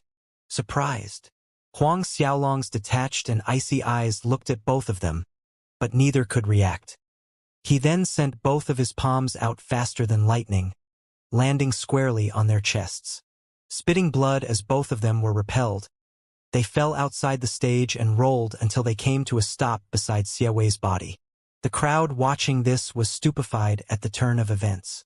From the moment Zhou Tang violated academy rules and attacked Huang Xiaolong after losing, to the next moment Xie Wei, Jiang Hengyu, and Chun Fengli appeared, attacked and were then repelled by Huang Xiaolong. Less time had passed than it takes to blink. This change was so fast and so sudden that no one processed it quickly enough to react. Perhaps it would be better to say that no one was able to accept what they had just witnessed. Watching Xie Wei, Jiang Hengyu, and Chun Fengli injured by Huang Xiaolong birthed an indescribable shock in the hearts of every individual. This trio were elders of the inner courtyard. Moreover, Xie Wei was a Xiantian first-order expert, although Jiang Hengyu and Chun Fengli were at peak late 10th order. Their strength was not something someone like Zhou Tang could compare to. Even so, these three people were defeated one at a time by Huang Xiaolong. The most frightening thing of all was that Xie Wei, as a Xiantian first-order expert, actually had no power to resist Huang Xiaolong. Sun Zhang and Xiong Chu, who were rushing to aid Huang Xiaolong, halted halfway, nearly falling down from midair as they watched Huang Xiaolong deal with Xie Wei, Jiang Hengyu, and Chun Fengli within the blink of an eye. Rapidly stabilizing their balance, Sun Zhang and Xiong Chu came over and stood on the stage. Sun Zhang and Xiong Chu's eyes were sparkling, laced with a faint hint of awe as they looked at Huang Xiaolong. Yes, awe. This even included Sun Zhang, who was a Xiantian second-order expert. Neither of them ever heard of anyone who could defeat Xiantian experts when they were at peak late 10th order. The gap between a peak late 10th order warrior and Xiantian first-order expert may look negligible, but in actuality the gap between the two levels of strength was like heaven and earth. It was even larger than when comparing an early 9th order warrior to a peak late 10th order warrior. Therefore, it was simply impossible for a peak late 10th order warrior to defeat a Xiantian first-order expert. Below the stage, third-year Class 3 teacher Chun Xiaojing nearly dislocated his jaw as he stared dumbfoundedly at the three people minus Xiaowei, Zhang Chengyu, and Chun Fingli minus who were defeated by Huang Xiaolong. The legs of the pale-faced youth and one of the inner courtyard disciples gave out from the sight of what had just happened to the extent that they nearly knelt on the ground. Those students who ridiculed Huang Xiaolong for winning first place during previous years because his opponents were being lenient were shivering in their pants as if they contracted epilepsy, twitching unnaturally. Silence permeated throughout every nook and cranny of the holy hall. Watching Huang Xiaolong's silhouette on the stage, the young girls' hearts were jumping around like a naughty fawn, issuing sounds of putong like a war drum in their ears. If the sparkling lights from these girls' eyes were gathered together and launched, it would probably have the power to electrocute a boar to death. After what seemed like a long time had passed, the holy hall broke out in an unprecedented thunderous applause and cheers. By this point in time, Xiaowei, Zhang Hengyu, and Chun Fingli managed to get themselves up from the ground. The way the three of them looked at Huang Xiaolong was now full of fear. The Huang Xiaolong that they never put in their eyes, a little rascal that, in their opinion, could not even win the class's first place, was actually this monstrous. Their faces were extremely ugly as the loud cheers and praises echoed in their ears. Xiaowei, Zhang Hengyu, Chun Fingli. The three of you actually ignored the Academy's established rules. As elders, not only did you interfere with the competition between students, you even attacked Huang Xiaolong, a student of the Academy. Sun Zhang was truly angered this time and reprimanded the trio. Xiaowei looked at Sun Zhang and Xiong Chu, sneered and said, "So what? Sun Zhang, even if you want to expel us, you must call for an elders' meeting first." As an elder of the inner courtyard, regardless of their crime, they could only be punished after a decision was reached in the elders' meeting. Not even Sun Zhang and Xiong Chu were able to supersede the authority of the elders and arbitrarily decide their punishments. After having this pointed out, Sun Zhang and Xiong Chu's faces turned sullen. A proud, complacent smile emerged on Xiaowei, Zhang Hengyu, and Chun Fengli's faces. However, at that moment, Huang Xiaolong slowly walked towards them. The proud beam on their faces stiffened and paled. "Huang Xiaolong, what are you doing?" Xiaowei snapped at Huang Xiaolong while trying his best to conceal the fear he was feeling inside. Zhang Hengyu also barked, "You actually disrespected an inner courtyard elder. You even attacked and injured us.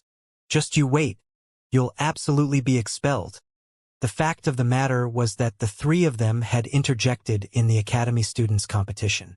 They ambushed Huang Xiaolong in a 3-on-1 battle, and now they shamelessly argued that Huang Xiaolong had no respect for elders, injured them, and actually wanted to expel Huang Xiaolong from the Academy. Huang Xiaolong's placid tone matched his expression. "Really? But the three of you don't seem to have enough authority to expel me. To expel a student, whether they be students of the normal classes or the inner courtyard, it fell under Sun Zhang and Xiong Chu's responsibility and authority." Xiaowei and the other two's minds went blank. Just now, they indeed forgot about this matter. Huang Xiaolong continued to approach the three of them. Seeing this, Xiaowei, Zhang Hengyu, and Chun Fingli actually retreated in a flustered manner.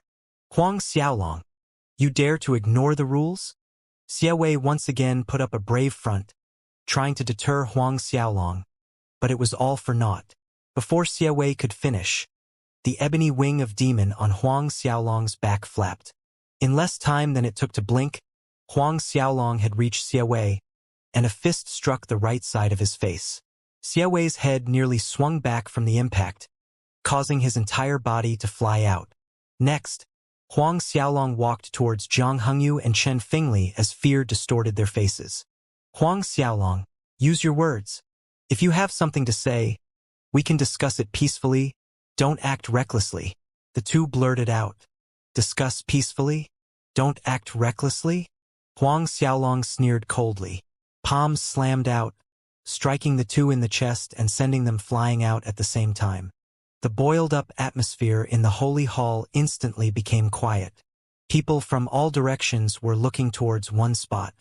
Huang Xiaolong looked at the three people groaning on the floor. He slowly walked towards them again. Sun Zhang and Xiong Chu exchanged a glance. Neither spoke, immersing themselves in the comfort of watching a good show. These three held the position of inner courtyard elder for too long. With Prime Minister Wu Feng as their backer, they had never given the two of them any face. Thus, Sun Zhang and Xiong Chu were dissatisfied with them for a long time. Xie Wei noticed Sun Zhang and Xiong Chu standing at the side with their arms folded across their chests and enjoying the show. He became exasperated and angered. Sun Zhang, Xiong Chu, as the principal and vice principal of the academy, how can you just stand and watch an academy student attack an inner courtyard's elder? When the elders' meeting is called, I will propose to have you two removed from your positions. Sun Zhang sniggered. Oh really? Pardon me. I did not see anything. Did not see. Xie Wei, Zhang Hengyu, and Chen Fengli choked in anger seeing Sun Zhang actually lie without blinking. At this moment, they had just received a taste of Sun Zhang's shamelessness. Huang Xiaolong came to a stop in front of them. The three of them struggled to stand up. Just as they managed to get up, each was sent flying again with kicks from Huang Xiaolong. Crashing to the ground, Chen Fengli was clutching at his chest with a hideous grimace. It's broken, he hissed. Huang Xiaolong's kicks were performed with great force and contained a trace of the Azura sword skill's frigid qi, torturing the three of from within. Watching the three once revered experts jerk in pain on the ground, the disciples from the inner courtyard, such as the pale-faced youth, became ashen with horror. At this time, Sun Zhang finally spoke. Xiaolong, let me deal with the three of them. After all, he could not really stand and watch Huang Xiaolong really kill them without doing anything, especially when there were so many students present. Everyone's eyes were watching. Huang Xiaolong nodded. The truth was, he never planned to kill the three of them. However, after this, even if they didn't die, they were basically half-crippled. Just now, Huang Xiaolong sent the Azura frigid cold qi into their qi. Even if they could suppress it for the time being, they would not be capable of expelling it from their bodies. With this, the Academy's annual competition drew to a close. Huang Xiaolong won first place in third-year Class 3, third-year first place, and overall Academy number 1. Next year, Huang Xiaolong will represent the Cosmic Star Academy in the Duanren Empire's Imperial City Battle. Imperial City Battle. The event ended and the prizes were awarded. Sun Zhang and Xiong Chu presented 2 Spirit Dawn to Huang Xiaolong, and as everyone was leaving, they requested for Huang Xiaolong to stay behind and gave him another 2 high-grade 5 Spirit Dan. In all the previous years they had always given him 1 pellet, but this year Huang Xiaolong actually received 2 high-grade 5 Spirit Dan. Sun Zhang and Xiong Chu were rarely willing to take these for their own cultivation, so it goes to show how much emphasis they were putting on Huang Xiaolong. Both of them hoped Huang Xiaolong would enhance his strength as much as possible before the Imperial City battle began. Before Huang Xiaolong left, Sun Zhang and Xiong Chu said, Xiaolong, although you are at a stage where after you soul transformed you were able to defeat Xie Wei, you must know the number of students that participate in the Imperial City battle every year come from thousands of different kingdoms. Those that are stronger than Xie Wei are not scarce in number. Some of them possess talent and strength that does not lose out to you. Remember well, never underestimate an enemy. Xiong Chu also provided some advice, and the content was roughly the same as Sun Zhang's since he hoped Huang Xiaolong would not let the wind go to his head, causing him to grow arrogant and impertinent. Moments later, Huang Xiaolong left the two of them. Xiong Chu watched Huang Xiaolong's back as he walked away, comforted and lamenting at the same time. I wonder what results Xiaolong can get during the next Imperial City battle? Sun Zhang responded seriously. Top 10 shouldn't be a problem, but number 1 might be a little far. One must realize, the amount of monstrous geniuses in Duanren Empire is no small number. When Huang Xiaolong stepped into Tianxian Mansion, the entire mansion broke out in cheers and liveliness. This year, not only did Huang Xiaolong snatch the individual year's first place, he even won the Academy's overall number 1. Representing Cosmic Star Academy in the Duanren Empire Imperial City Battle meant representing the Luotong Kingdom when participating, and this was the highest honor and glory. In the past, Huang Peng and Su Yan dared not even dream of such a possibility. Huang Xiaolong's victory in the Academy Overall Championship allowed the guards and servants of Tianxian Mansion to bask in some of the limelight. Everyone stood a little taller and more proud. At the Tianxian Mansion's front entrance, red firecrackers were lit, and people on the street joyfully watched the explosions for more than an hour. On the same night, Tianxian Mansion held a big celebration banquet, and almost all of the big and small forces within Luotong Royal City came bearing congratulatory gifts. From top to bottom, everyone in the Tianxian Mansion was in a joyous mood. The next morning, even King Luzhi himself made a visit to the Tianxian Mansion. Tagging along with him was his son, Lu Kai. King Luzhi spoke many nice words of encouragement to Huang Xiaolong and generously rewarded him with 3 high-grade 5 spirit dan, as well as many other valuable herbs and elixirs. Just like Sun Zhang and Xiong Chu, King Luzhi hoped Huang Xiaolong would enhance his strength a little bit more by consuming these things before he participated in the Imperial City battle. The stronger Huang Xiaolong was, the better his chances at achieving a higher ranking in the Imperial City battle. As the king of Luotong Kingdom, the generous reward bestowed by the Duanren Emperor corresponded closely with Huang Xiaolong's result. Before he left, Lu Kai patted Huang Xiaolong's shoulder playfully saying, "I really have to give it you, damn, and there I was, asking if you were planning to get the third-year third class's first place before the competition. I didn't expect you to go ahead and grab the third year's first place, and even the overall Academy Championship." Huang Xiaolong laughed. "Didn't you also take the second year's first place?"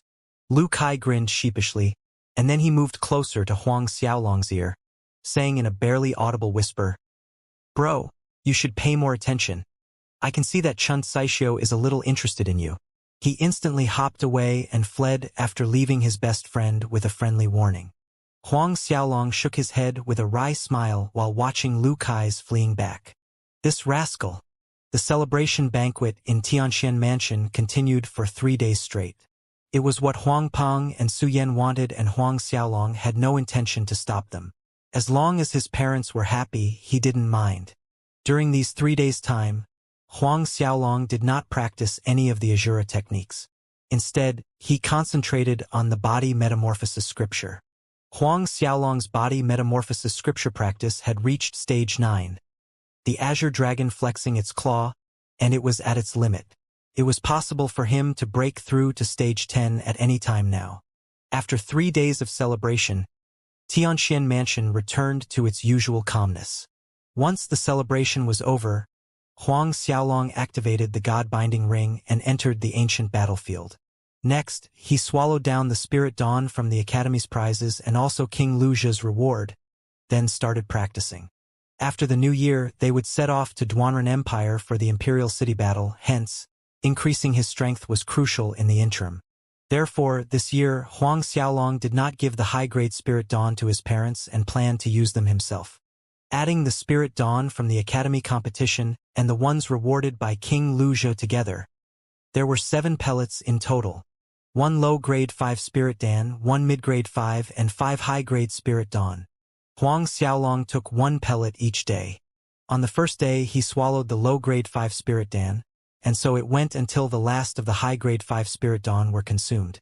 On the 7th day, Huang Xiaolong took and refined the last of the pellets. After refining 7 Spirit Dawn, not only did Huang Xiaolong's battle chi increase, it even boosted his internal force. Although his battle chi wasn't enough to step into the Xiantian realm, it brought him infinitely closer by a single step. Half a month went by. The cloudy night sky turned the silvery moonlight hazy. Huang Xiaolong stood in the yard with his legs spread apart, both hands clenched into fists in a guard position close to his waist. Then, His left hand punched out, fingers bent like hooks downward as his upper torso kept turning towards the left side, while breathing in a set rhythm continuously. Spiritual energy rumbled as it gathered towards Huang Xiaolong and was absorbed into his body as he breathed in and out. Above his head, the spiritual energy gathered in a shape resembling 3 flower blossoms. While he was continuing to adjust his breathing, Huang Xiaolong's body suddenly trembled. A radiant light shone from his dantian, which was situated below his navel. Next, a hot stream of energy burst out from Huang Xiaolong's dantian like scorching fire, shaking the airflow in the entire yard. At that time, every person in Tianxian Mansion felt the strong vibrations of the energy and its terrifying pressure. Fei Ho's yard was one of the closest to Huang Xiaolong's yard. Fei Ho had been practicing his battle qi at the time when the sudden enveloping pressure startled him. He looked in the direction of Huang Xiaolong's yard and shock was replaced by jubilation. Could it be? Sovereign is having a breakthrough to the Xiantian realm? Breakthrough to the Xiantian realm. Once one breaks through to the Xiantian realm, they would be acknowledged as one of the strongest experts of a kingdom. One's status and identity in the kingdom would rise to prominence. In the yard, the fire-red glow spun and rotated endlessly in Huang Xiaolong's dantian. The internal force inside the dantian suddenly evaporated upward, and in the next second, the internal force gathered again, condensing into a drop of liquid and falling to the bottom of his dantian. His dantian became abundant with vibrating energy. Once his dantian had fully converted into a liquid form, Huang Xiaolong slowly stopped his controlled breathing, bringing his hands and legs back to the center. All the while the joy shining in his eyes was evident. His internal force finally broke through to the Xiantian realm's level. Although it didn't include battle qi, Huang Xiaolong could still be considered as a Xiantian expert just based on his internal force alone. At this time, Fei Ho hurried into the yard from outside, coming to a stop in front of Huang Xiaolong with a brilliant smile on his face. Sovereign, you broke through to the Xiantian realm? It can be considered so, Huang Xiaolong nodded with a smile. It's my internal force that reached the Xiantian stage. Fei Ho was stunned for a second before offering his congratulations.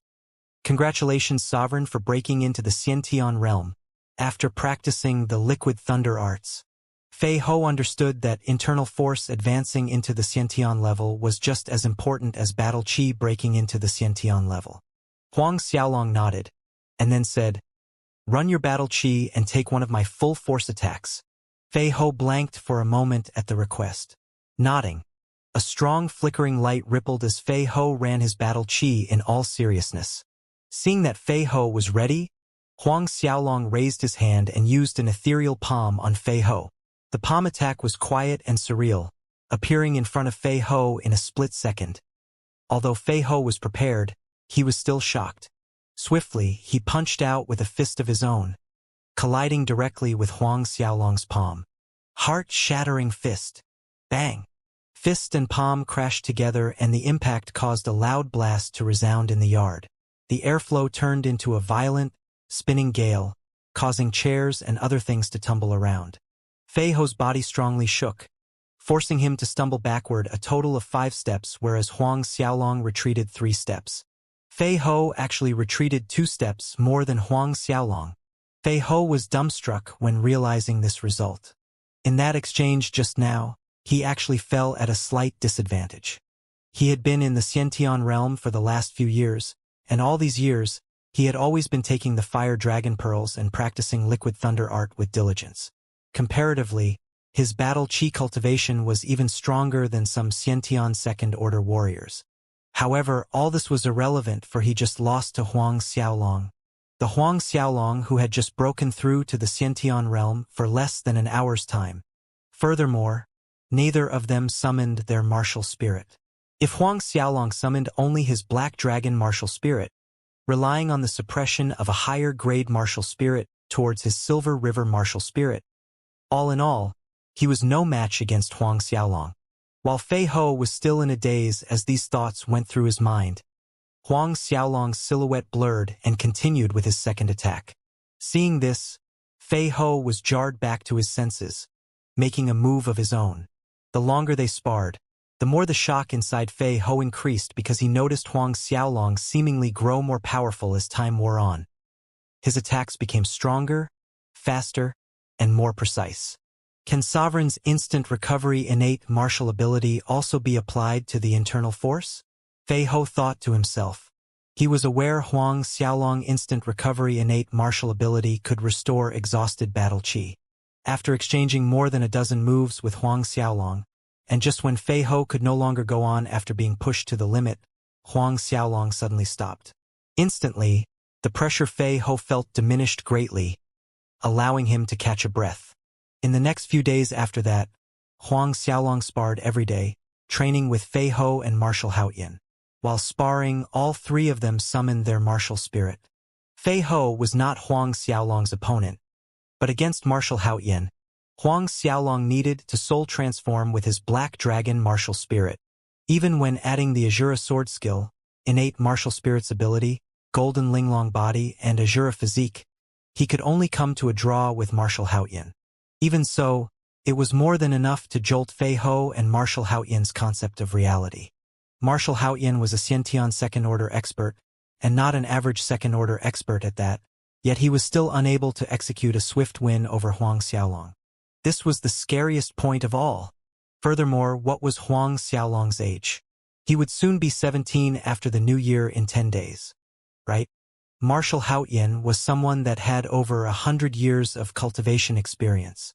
Though Huang Xiaolong's battle chi was still in the peak late 10th order stage, if his battle chi also advanced into the Xiantian realm, it was possible that Martial Haoyan might not even be Huang Xiaolong's opponent at that time.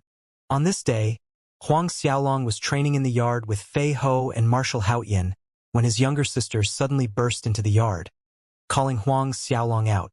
"Big brother, Mom and Dad called for you at the main hall," Huang Min said, and a peculiar blush tinged her cheeks after saying so. "Calling me to the main hall? What's the matter?" Huang Xiaolong felt it was odd watching his sister's reaction. Thus he asked. Huang Min's head bowed so low that the tip of her nose nearly touched her chest. "Guotai is here." "Guotai." Huang Xiaolong was surprised, and then he chuckled. No wonder his little sister would come to call for him in person. Normally, his mother and father would send a servant to inform him if they were looking for him. "Big brother, let's go quickly. People have been waiting for half an hour in the main hall." Huang Min stressed, and she swiftly dragged Huang Xiaolong by the hand towards the main hall. Huang Xiaolong had a powerless expression on his face as he looked over at Fei Ho and Martial Haoyan. "Let's end today's sparring here. We'll continue again tomorrow." "Yes, young lord." Both of them acknowledged respectfully. Huang Xiaolong walked to the main hall, led by Huang Min pulling him by the hand. Even before he entered the main hall, the amiable laughter and the sounds of talking could be heard. Other than his parents and younger brother, Huang Xiaohai, there was a voice of a young man he had never heard before. When Huang Xiaolong and Huang Min walked into the hall, everyone inside looked over in their direction. When the unfamiliar young man saw Huang Xiaolong, he practically jumped up from his seat. It was clear from his mannerisms that he was extremely nervous. The young man had clean-cut features, arched brows, and a rounded button nose. All in all, a dashing young man. When compared with Huang Xiaolong, that young man exuded a less dominant aura, more of one with gentlemanly elegance and refinement. This young man was Guotai. Guotai knew of Huang Xiaolong's fame. When he first met Huang Min, he had no idea that Huang Min was Huang Xiaolong's younger sister, and he did not deliberately have Huang Min's identity and background investigated. 2 months ago, Guotai was greatly shocked when Huang Min told him that her big bro was Tianxian Mansion's Huang Xiaolong. Huang Xiaolong was Luotong Kingdom's renowned #1 monstrous genius that his father spoke of often, telling him to make Huang Xiaolong his goal. Watching as Huang Xiaolong and Huang Min walked in, a clumsy and nervous Guotai quickly took a few steps forward, calling out, "Big brother!" Guotai was actually the same age as Huang Xiaolong, but he was younger by 2 months. So he followed Huang Min's example and called Huang Xiaolong big brother. Under normal circumstances, Guotai, as a member of one of Duanren Empire's big families and grandson to the current Guo family's patriarch, would not feel so nervous even when meeting a Duanren Empire's duke. but Huang Xiaolong was an exception. This was because Huang Xiaolong was someone he worshipped. Huang Xiaolong looked at Guotai, nodded slightly and said with a faint smile, "Take a seat." "Thanks, big brother." Guotai returned to his seat. Huang Xiaolong and Huang Min also sat down. Huang Xiaolong's seat was lateral to his parents' seat, whereas Huang Min sat in the seat next to Guotai. Studying Guotai opposite of him, Huang Xiaolong nodded inwardly in satisfaction. From his first impression, the impression this Guotai gave him was not bad. At least he showed none of the noble children's unwarranted proud arrogance and impudence. The few of them continued to talk happily in the main hall with bouts of cheery laughter ringing out from time to time. At first, Guotai acted a little reserved. However, as time wore on with the jokes and laughter, he gradually relaxed, but his respect and idolization towards Huang Xiaolong was evident in his words and actions. Big Brother's Academy competition some months ago, I was there with my father, Guotai recalled enthusiastically. After we came back, my father praised Big Brother endlessly, saying Big Brother is truly a talented genius, and not even the Academy's 3 inner courtyard elders were his opponent. This brought laughter out from everyone. Soon, it was time for lunch, and Guotai stayed to have a meal with the Huang family. After lunch, Huang Min and Guotai went out together. In the main hall, after the two of them had left, Huang Peng asked Huang Xiaolong, "Xiaolong, what do you think about Guotai?" Although in martial spirit world, children's marriages were decided by parents, major decisions related to Xianxia Mansion were mostly decided by Huang Xiaolong.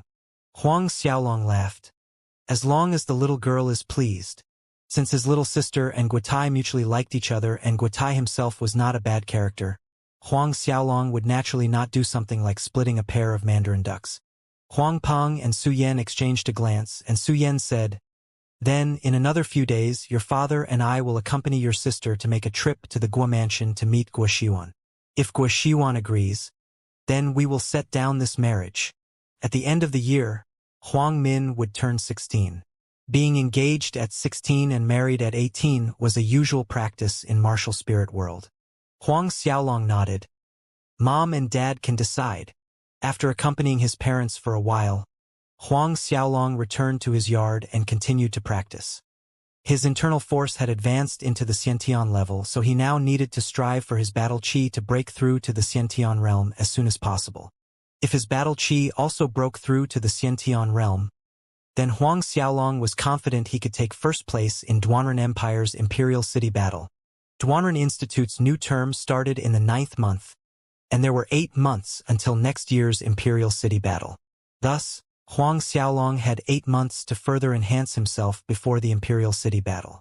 9 days came and went. Once again, Xianxia Mansion was basked in a festive mood with a flurry of activities. This year, there were many more joyful occasions that it had when compared to previous years. Not only was it due to Huang Xiaolong being the overall Academy champion, and the fact that he would be representing the Cosmic Star Academy in the Duanren Empire's Imperial City battle, but it was because Huang Min and Guotai's marriage was set. A few days ago, Huang Peng, Su Yan, and Huang Min paid a visit to Guo Shiwan at the Guo Mansion. Guo Shiwan was delighted. Thus Huang Peng and Guo Shiwan had their children's wedding set down. Listening to the cheerful hustle and bustle up and down Xianxia Mansion, Huang Xiaolong did not practice like he usually did. In roughly 10 days, Yu Ming and Zhao Shu would arrive in Luotong Royal City. At that time, he would be journeying to Duanren Empire, and when passing by Baolong Kingdom, Huang Xiaolong decided to first annihilate the Big Sword Sect, Martial Ning family, and Clear Cloud Pavilion. On the other hand, after Huang Xiaolong injured Xie Wei and the other 2 people, the elders had a meeting and all 3 people's elder position were removed. Even though this happened, there was no reaction from Prime Minister Wu Feng's side. "I hope Wu Feng, that old fogey, has tact," Huang Xiaolong hoped. If that old fogey deliberately provoked him again, he didn't mind first squashing Wu Feng before destroying Big Sword Sect. The new year had finally arrived. Auspicious snow fell. Sounds of laughter could be heard coming from every corner of the Xianxia Mansion. On the first day of New Year, the Huang family visited the Guo Mansion. Originally, Huang Xiaolong did not plan to go, but Huang Min pestered him, so he had no choice but to comply. The Huang family's arrival was warmly received by the pair of father and son, Guoxiuan and Guotai, especially towards Huang Xiaolong, causing Huang Xiaolong to feel somewhat awkward and uncomfortable. There was a reason why Guoxiuan agreed to the marriage between his son and Huang Min.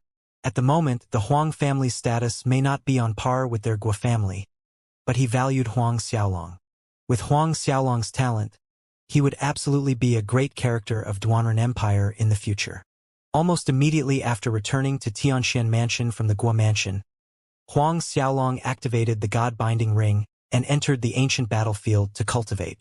For the time being, Huang Xiaolong concentrated on practicing his Azura tactics instead of his battle skills, such as the Azura sword skills, Azura demon claw, golden linglong body, and God-binding palm, among others. For Huang Xiaolong, strengthening his battle chi and breaking into the Xiantian realm was the only goal at the moment. These battle skills were supplementary. Moreover, his battle skills power would not enhance much in 1 year's time. As long as he was successful in breaking through to the Xiantian realm with his battle chi, his strength would increase by leaps and bounds. Other than Azura tactics, Huang Xiaolong allocated 2 hours every day to spar with Fei Ho, and if not with Fei Ho then alternatively with Marshal Haoyan. While sparring with these two mighty Xiantian experts, Huang Xiaolong's control and understanding in battle chi deepened. Another 9 days passed. On this particular morning, Fei Ho and Haoyan were beaming as they walked into Huang Xiaolong's yard, reporting, "Sovereign Master gave word that he and Zhao Shu will arrive in 1 hour's time." "Oh, 1 more hour." Huang Xiaolong was happy hearing this and drew in a deep breath. "Let's go to the royal city gates." Huang Xiaolong might be the Azura's gate sovereign, but Zhao Shu was a Saint Realm expert. With Zhao Shu arriving, it was common sense to Huang Xiaolong that he should go receive him at the city gates. "Yes, sovereign," Fei Ho and Haoyan answered. Neither one felt it was weird that Huang Xiaolong wanted to go and receive Zhao Shu at the city gates. Even someone as exalted as the Duanren Emperor must show courtesy when meeting a Saint Realm expert. Moreover, Zhao Shu wasn't some ordinary early Saint Realm expert. Therefore, Huang Xiaolong stepped out of Tianxian Mansion together with Fei Ho and Haoyan and headed towards the city gates, waiting for Yu Ming and Zhao Shu's arrival. Thinking they would soon be able to meet a Saint Realm expert, both Fei Ho and Haoyan were excited and their palms began to sweat from nervousness. As a Xiantian Realm expert, both enjoyed immense respect and high-class treatment in the kingdom, especially Haoyan, but before a Saint Realm expert, crudely speaking, they were nothing. If this was the past, they wouldn't even have the qualifications to meet a Saint Realm expert. Not long after the three of them arrived at the city gates, 2 silhouettes appeared from the mountainous path in the distance. Watching as these 2 silhouettes grew closer, 3 pairs of eyes lit up when they noticed Yu Ming. Yu Ming was seen riding slightly behind a burly, robust man that appeared to be somewhere around his 50s. Both of them were riding on beast mounts that looked similar to a rhinoceros, but the difference was that these beast mounts had no tails. Instead, there was a sphere with a lustrous glow that resembled flames. The distance between them and the city gates was still quite far, yet Huang Xiaolong, Fei Ho, and Haoyan already felt the terrifying pressure emanating from that middle-aged man. Huang Xiaolong knew this middle-aged man had to be the Azura's Gate left custodian, Zhao Shu. The beast mounts Yu Ming and Zhao Shu were riding moved seemingly slow, but in fact were extremely fast. In just a few breaths, Yu Ming and Zhao Shu were within a several hundred-meter range of Huang Xiaolong's position. Upon closer inspection, Huang Xiaolong noticed that Zhao Shu's eyes were round and large, akin to an iron eagle's, sharp, cold, and unfathomable. While Huang Xiaolong was observing Zhao Shu was doing the same to Huang Xiaolong. From the details of Yu Ming's report to him, he already guessed this tall youth of no more than 20 should be Old Sovereign's personal disciple, the one with the Azura ring minus Huang Xiaolong. The 3 people waiting walked up to the approaching 2. Yu Ming and Zhao Shu dismounted from their beasts. "Azura's Gate Elder. Yu Ming greets Sovereign," Yu Ming said respectfully as he dropped before Huang Xiaolong, saluting on bended knee and in proper form. On the other hand, Zhao Shu approached and bowed respectfully, and said to Huang Xiaolong, "Azura's Gate left custodian Zhao Shu, greet Sovereign." In Azura's gate, Saint Realm experts only needed to bow in greeting to the sovereign. Left Custodian Zhao Shu. Elder Yu Ming, please rise. Huang Xiaolong swiftly moved forward to excuse them from such salutes. At this time, Fei Ho and Hao Yin also came forward speedily, saying their greetings with great respect to Zhao Shu. Azura's gate disciple Fei Ho greets left custodian Zhao Shu. Zhao Shu nodded and let them rise. Then, Fei Ho and Hao Yin turned towards their master, bowing respectfully. Master! Yu Ming nodded. Without much of an exchange of words, everyone turned and headed in Tianxian Mansion's direction. On the way, Zhao Shu said to Yu Ming, "These two disciples of yours are not bad." Zhao Shu could easily see that both Fei Ho and Hao Yin's physiques and other aspects were much stronger than other warriors at the same level. Yu Ming quickly replied respectfully, "Left custodian Zhao Shu praises them too highly." The truth was, even Yu Ming himself was startled at the changes he saw in Fei Ho and Hao Yin. However, after hearing Zhao Shu's words of praise, Fei Ho and Hao Yin were actually apprehensive rather than overjoyed. At this point, Hao Yin admitted honestly, "Left custodian, the truth is, we could achieve this level of cultivation all thanks to Sovereign's generosity." Oh, this revelation was unexpected for Zhao Shu and Yu Ming. Huang Xiaolong smiled. "I didn't do much except pass the both of them a set of cultivation techniques. Their achievements are the results of their own hard work." Huang Xiaolong's words may have seemed modest, but at the same time, it indirectly confirmed what Hao Yin had just said. This raised a strong curiosity in Zhao Shu and Yu Ming towards the cultivation techniques Huang Xiaolong passed to Fei Ho and Hao Yin. A short while later, the group of people reached Tianxian Mansion.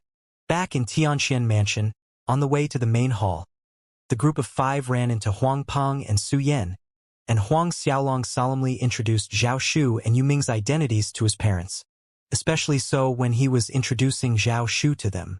Though it was not the first time Yu Ming came to Tianxian Mansion, Huang Peng and Su Yan had never met him prior to this. Hearing Huang Xiaolong state Yu Ming was Fei Ho and Hao Yin's master, both were astonished.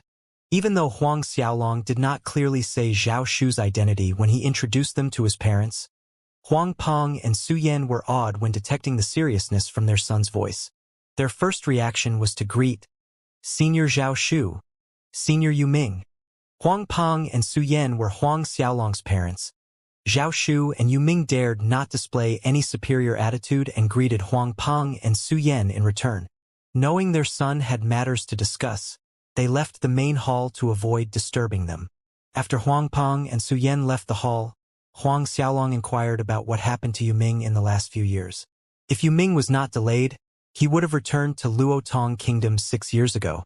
Yu Ming quickly reported the events that happened to him these past years. When Yu Ming left Snow Wind Continent, he needed to cross a place called Death Sea Gorge to return to Starcloud Continent. While passing through Death Sea Gorge, he encountered a terrifying whirlpool, sucking him into another unknown space within Death Sea Gorge, and became trapped inside of it for 6 years. 6 years later, a spatial crack formed which provided an opportunity for Yu Ming to escape. Huang Xiaolong was flabbergasted hearing this. Yu Ming was delayed for 6 years because of this? A wry smile escaped Huang Xiaolong's face. He wasn't sure if he should say Yu Ming was lucky or unlucky. At that time, he thought Chun Tianqi found out about him and that Yu Ming was then locked up by him. Fei Ho and Hao Yin were also dumbfounded hearing their master's experience. Understanding Yu Ming's reason for the delay, Huang Xiaolong changed the topic. Left custodian Zhao Shu, Elder Yu Ming, have you ever heard of a heavenly treasure called God-Binding Ring? God-Binding Ring. Zhao Shu and Yu Ming were shocked at the sudden mention. Watching the strong reaction coming from Zhao Shu and Yu Ming, Huang Xiaolong was sure they had heard about the God-Binding Ring. And sure enough, Zhao Shu spoke up, Sovereign, the God-Binding Ring is one of the top 10 heavenly treasures and is placed at number 6. Number 6. Huang Xiaolong's eye lit up and was delighted within. Prior to this, he had guessed the God-Binding Ring was higher than the Linglong Treasure Pagoda, but he did not expect it would be number 6 on the heavenly treasures list. There was a vast chasm separating the strengths and power provided by each heavenly treasure on the list. The higher the rank, the larger the gap, which in turn meant that it would increase the owner's power exponentially the higher ranked the treasure was. And the God-binding ring was actually 3 ranks higher than the Linglong treasure pagoda. Left custodian Zhao Shu is right. Yu Ming took over the explanation at this point. Sovereign, the heavenly treasure, God-binding ring, once appeared in martial spirit world somewhere around 3,000 years ago, triggering a period of terror. At that time, the master of the God-binding ring was someone named Xianxia. He was the lord of an evil sect, favoring slaughter and massacre by nature, which invoked the wrath of numerous forces of martial spirit world, who decided to join hands and besiege Xianxia. Although Xianxia was very powerful under the continuous attacks of so many forces, he was still killed in the end. Even the evil sect that he built was annihilated overnight. Lord of an evil sect, Xianxia? Huang Xiaolong was taken aback. The previous master of the God-binding ring being the lord of an evil sect truly came as a surprise to him. Yes, Zhao Shu said. At that time, Xianxia was at the peak of the 9th Order Saint Realm with 1 foot into the God Realm. The number of Xiantian and Saint Realm experts under him at that time were innumerable. In that joint attack of martial spirits there were many forces. Although they successfully killed him, they also lost half of their experts in that battle. A peak 9th Order Saint Realm Master. Half of their experts. Huang Xiaolong's understanding was once again jarred. And there was that realm minus God Realm. Above the Saint Realm was God Realm. This was his first time hearing about this. So, the realm above the Saint Realm was called the God Realm. Zhao Shu continued.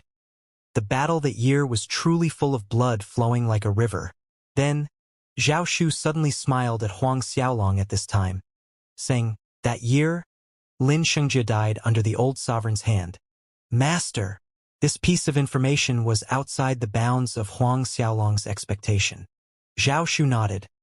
Old Sovereign was a peak late 8th Order Saint Realm Master at that time and joined in the siege on Xianxia. As he was saying this, Zhao Shu's tone suddenly mellowed down as if remembering something. Xianxia died on the Snowless Mountain if I'm not mistaken. Huang Xiaolong looked at Zhao Shu. At that time, Duanren Empire had yet to come into existence. But now that Snowless Mountains is located within Duanren Empire's territory. However, it has been more than 3,000 years, and the exact location of the Snowless Mountains would be hard to determine. Zhao Shu went on. After Xianxia died that year, the God-binding ring became a masterless item, and many forces coveted it. Man and resources were spent in search of it. Yet until today there was no news about anyone finding it. Huang Xiaolong's emotions were surging. Snowless Mountains. Could that be the mountain range that surrounds the Enlightenment Lake of Ui Kingdom? It must be. Otherwise, it would be exceedingly difficult to explain how the God-binding ring had appeared at the Enlightenment Lake. Another issue that caught Huang Xiaolong's attention was his master, Run Wuquang. 3,000 years ago, his master was a peak late 8th Order Saint Realm Master. Then, before Master disappeared, which was around 60 years ago, how high had his strength reached? Could Master have reached the God Realm? If indeed he advanced into God Realm, then how did he die? Someone killed him? Who could possibly have the power to do so? Wait, there is a possibility that Master did not die. Suddenly, this thought flashed across Huang Xiaolong's mind. All this time, he had presumed his master Ren Wuquang was dead.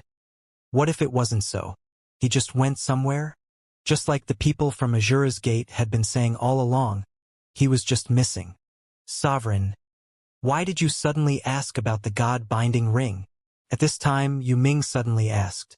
Everyone in the hall turned to look at Huang Xiaolong. To be honest, I have the God-binding ring. Facing everyone's puzzled expression, Huang Xiaolong spoke frankly. Since he asked Zhao Shu and Yu Ming, he did not plan to conceal the matter from them.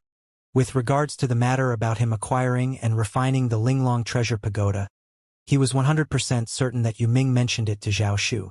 Since Zhao Shu knew he had the number 9 Linglong treasure pagoda, adding one more treasure to the list wouldn't make much of a difference. What? The 4 people were shocked and they all immediately shot up from their seats, which of course included Fei Ho and Hao Yin. Both of them were in the dark and had no idea that Huang Xiaolong also successfully acquired and refined the God-binding ring. Before the four pairs of shocked eyes, Huang Xiaolong summoned the God-binding ring. Watching the golden ring that exuded an aureate glow hovering silently above Huang Xiaolong, all eyes fell on the God-binding ring that was floating in the air. It was as if there was an inexplicable allure coming from the aureate glow, captivating their minds. Zhao Shu was hit with waves of emotions. A year before, when Yuming returned to the headquarters and reported to him regarding Huang Xiaolong, describing in detail about Huang Xiaolong's superb talent, twin martial spirits, and the fact that he refined the Linglong treasure pagoda, both he and Zhang Fu were astounded. Now, he was seeing it with his own eyes. Another heavenly treasure, the number 6 God-binding ring, was owned by Huang Xiaolong. The excitement in Zhao Shu's heart was hard to contain. The two heavenly treasures on the list, number 9 and number 6, were refined by Huang Xiaolong. On top of that, Huang Xiaolong had superb talent, twin martial spirits, so his achievements in the future were hard to imagine. Sovereign, invincible throughout.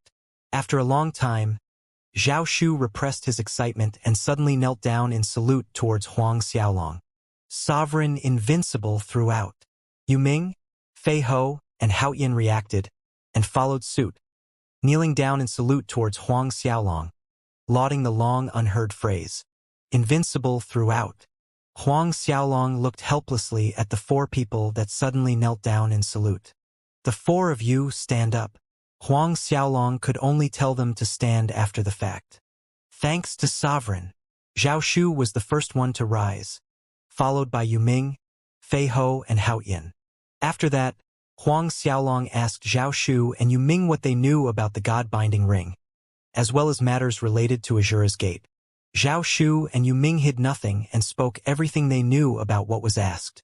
Gaining an understanding of the information regarding the God-binding ring and Azura's Gate, Huang Xiaolong said to Zhao Shu and Yuming, 10 days later, we're setting off to Duanren Empire. Sovereign wants to go to the Imperial City? Zhao Shu and Yuming were surprised. At this point, Haoyan interjected, left custodian Zhao Shu, Master.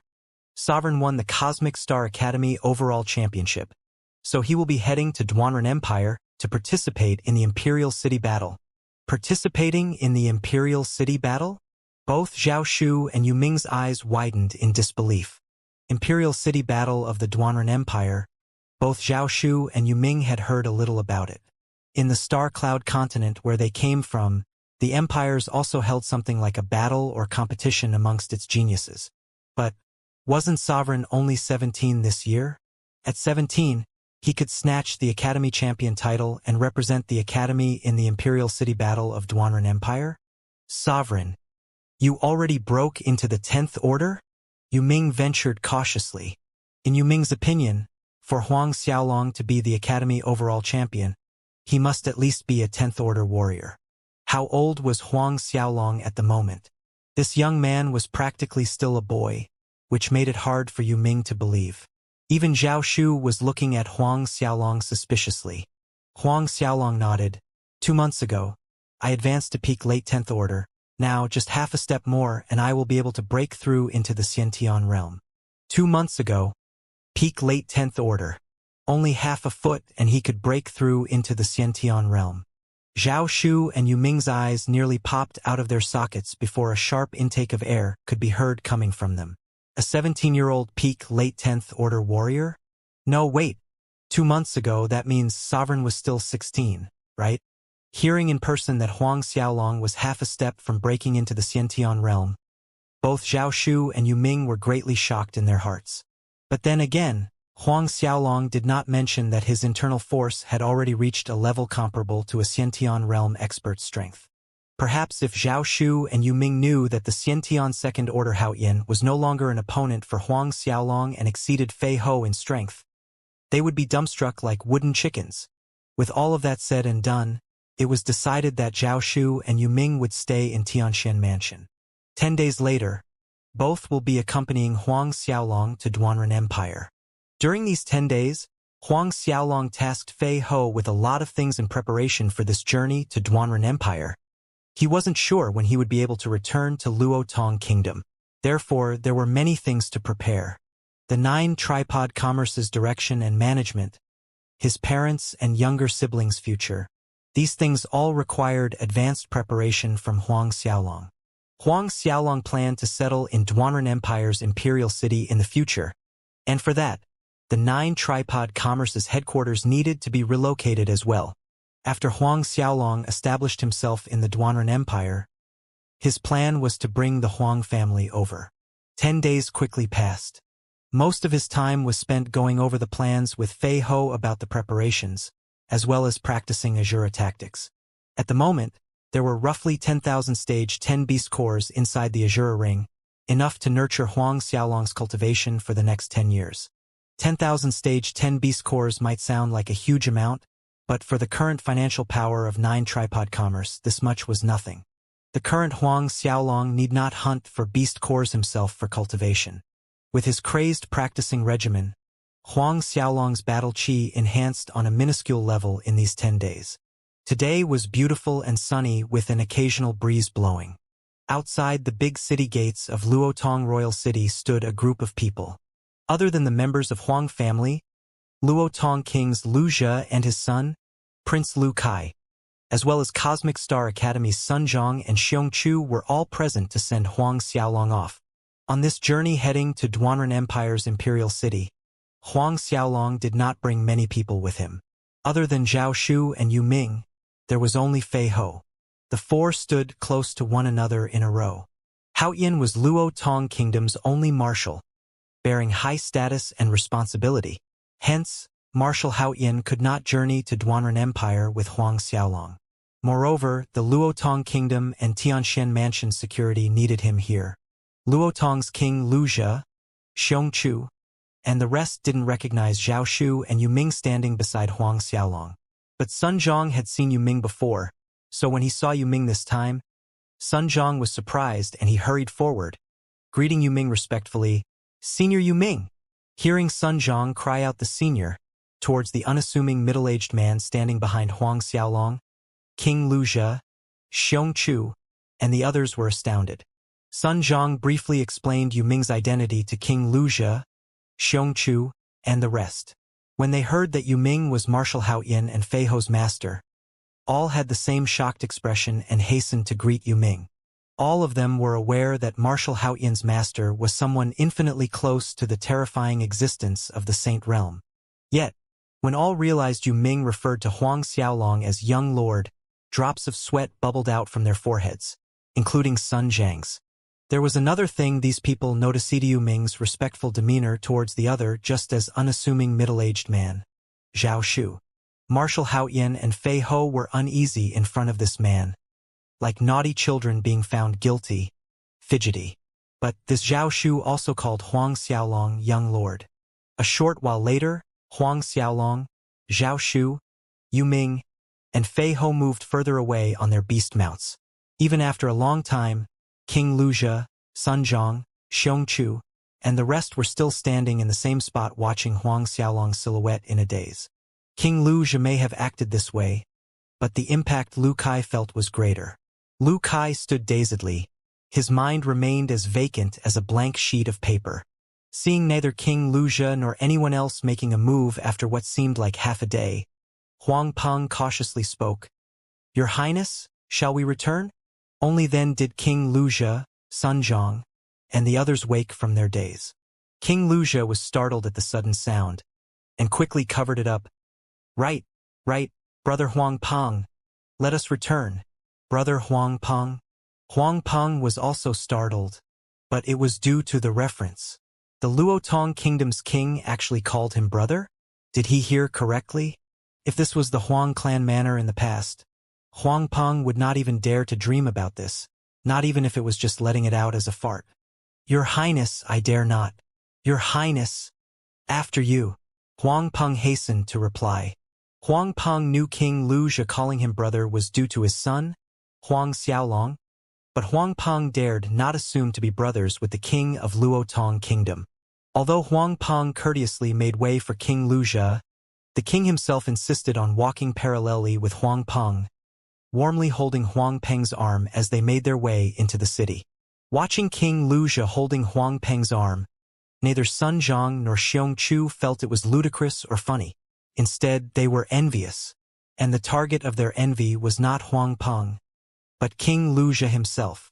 Returning to the royal city, King Luzhi did not rush back to the palace, but rather decided to pay a visit to Tianxian Mansion. In Tianxian Mansion, King Luzhi chatted enthusiastically with Huang Peng for several hours before making his way back to the palace. Personally seeing King Luzhi off from Tianxian Mansion, Huang Peng felt like he was dreaming while he watched the disappearing back of the kingdom's ruler.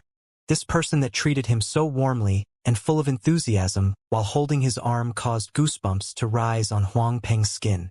Was that really the same Luotong Kingdom's King Luzhi? Though it was true, Huang Peng still had trouble believing it. After returning to the palace, King Luzhi summoned Marshal Haoyan.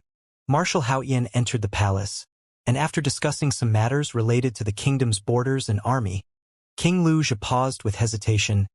"Marshal, can this king ask you something regarding one matter?" "Your Highness, please ask," Marshal Haoyan said. He didn't know what King Luzhi wanted to ask, but he could more or less guess what it was about. Just as Marshal Haoyan expected, King Luzhi asked, What is that Zhao Shu's identity?" King Luzhi was even a little nervous waiting for Marshal Haoyan's answer. "This one doesn't dare reveal Senior Zhao Shu's identity. But I can say that Senior Zhao Shu's strength is much stronger than my master's." "Much stronger?" Luzhi was dumbstruck. Haoyan's master, Yu Ming, was in existence infinitely close to the Saint Realm. Someone much stronger than Yu Ming. Didn't that mean that Zhao Shu was? King Luzhi's face paled slightly. Thinking of the possibility, he shivered and broke out in a cold sweat, nearly falling off of his dragon throne. King Luzhi felt his heart beating madly. Zhao Shu was actually a dash. He halted his own train of thought. What about Huang Xiaolong then? What is Huang Xiaolong's true identity? Even someone like Zhao Shu called him Young Lord. Cold sweat dampened Luzhi's back.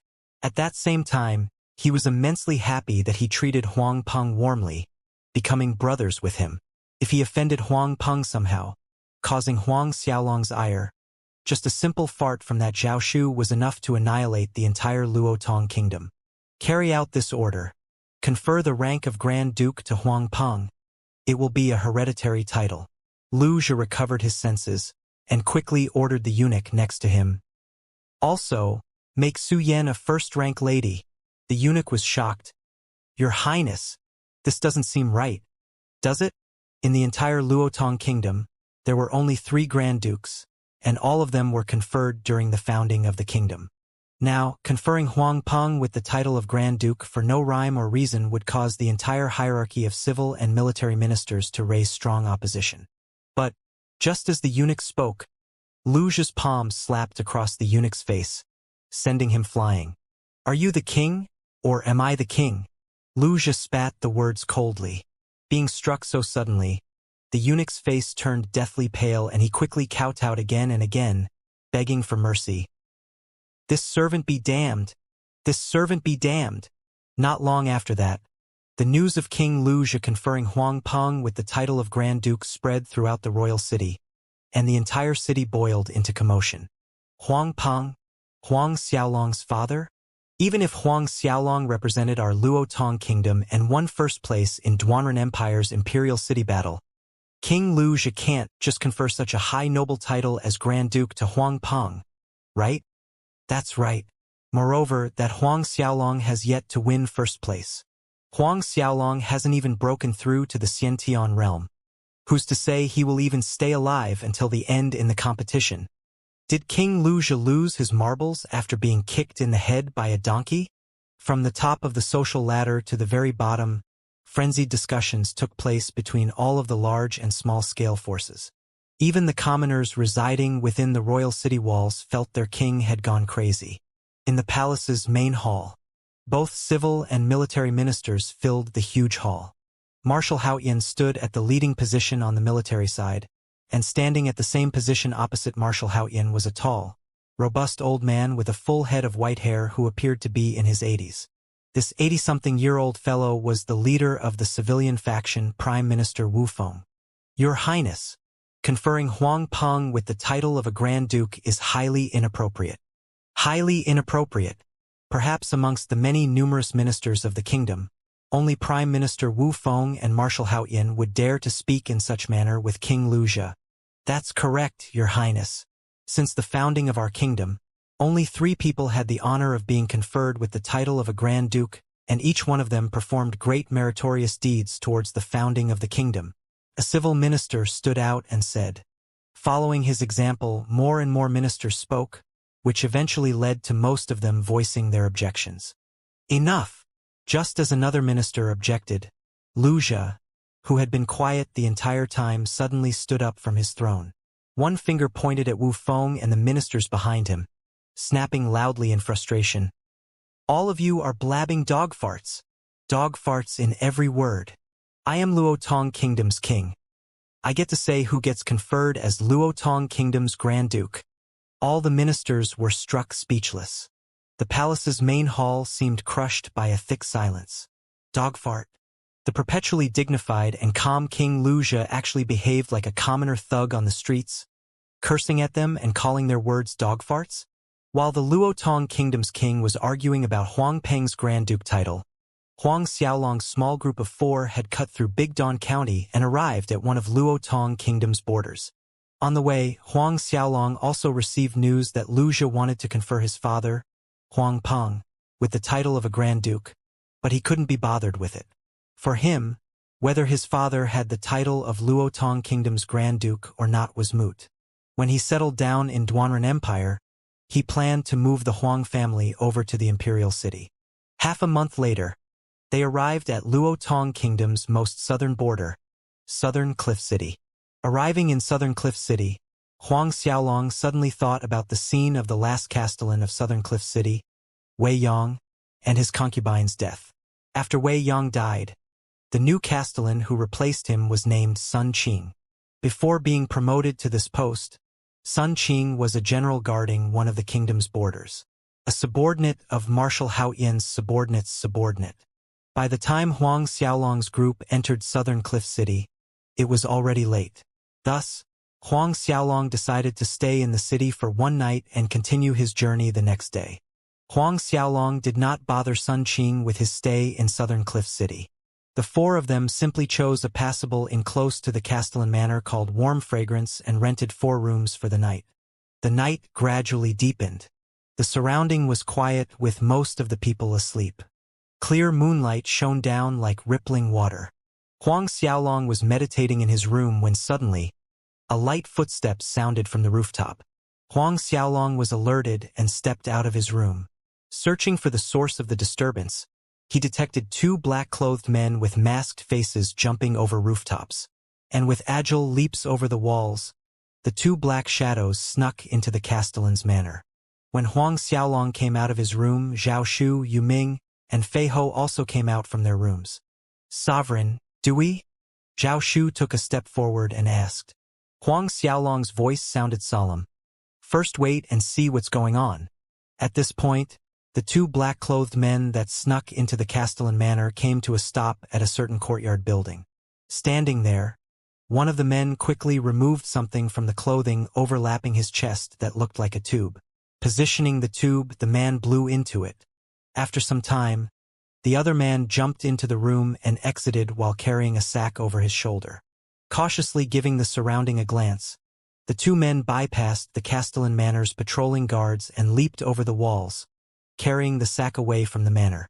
Huang Xiaolong and the rest saw the 2 men's actions clearly.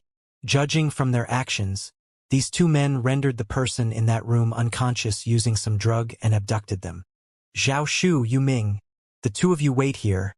Fei Ho and I are going to have a look, Huang Xiaolong said. But Zhao Shu and Yu Ming were reluctant. Don't worry, it's just a few small shrimps. They won't be any problem. Huang Xiaolong reassured them. Yes, sovereign. Both of them relented. Thus, Huang Xiaolong and Fei Ho leaped out, following the 2 men quietly from behind. Originally, Huang Xiaolong had no interest in meddling in these affairs. However, Since these people dared to trespass into the Castellan manor to abduct a victim, Huang Xiaolong's curiosity was piqued, wanting to see what these people were up to. Huang Xiaolong vaguely guessed that this event wasn't as simple as it seemed on the surface. Huang Xiaolong and Fei Ho followed the two black-clothed men the entire time, and an hour later, the two men entered an abandoned, dilapidated courtyard on the northern side of Southern Cliff City. Inside the courtyard, 6 people stood waiting. Seeing these people, Huang Xiaolong immediately took notice of their sect uniform. It belonged to Big Sword Sect. Big Sword Sect. Senior Brother Wei.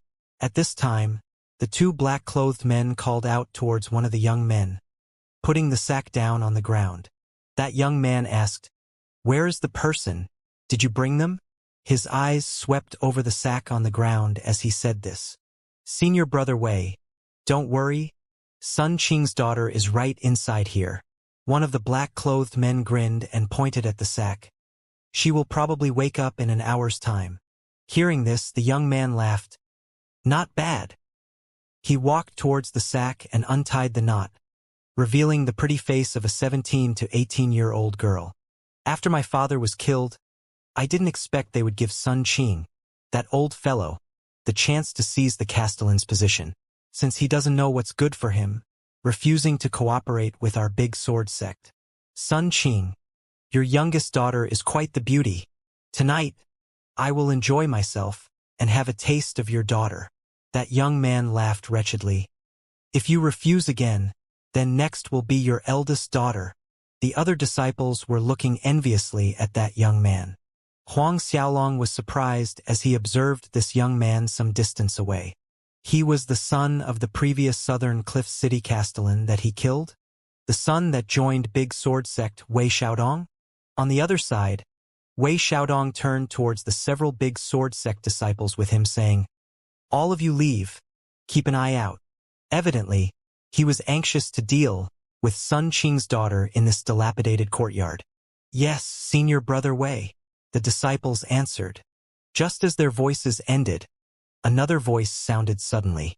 It came about too suddenly, and Wei Xiaodong's body shuddered from being startled. Turning around, he saw a young man around 17 to 18 walking in their direction with a middle-aged man behind him. Wei Xiaodong stood up quickly, and his eyes glared furiously at the two black-clothed men. "Can't you do something right for once?" The two guests surely tailed these two. The two black-clothed men cast down their heads, not daring to utter any sounds. Wei Xiaodong observed Huang Xiaolong and Fei Ho for a moment before walking up to them with several Big Sword Sect disciples behind him. "Who are you?" Wei Xiaodong asked as he looked directly at Huang Xiaolong. As he asked this, his eyes signaled the two men in black, and they proceeded to secure the sack and hid it from view behind them. Huang Xiaolong noticed the two black-clothed men's actions, but he did not mind it. Looking at Wei Xiaodong, he said, "The person who wants your life. The person who wants your life." Wei Xiaodong's heart tightened. On the surface, however, he chuckled. "I think you're joking, right? We're Big Sword Sect's disciples. Look at me. Do I look like I'm joking with you?" Huang Xiaolong shrugged nonchalantly. "Big Sword Sect disciples are exactly the ones I want to kill." While Huang Xiaolong was talking, Wei Xiaodong's hands suddenly waved out towards him.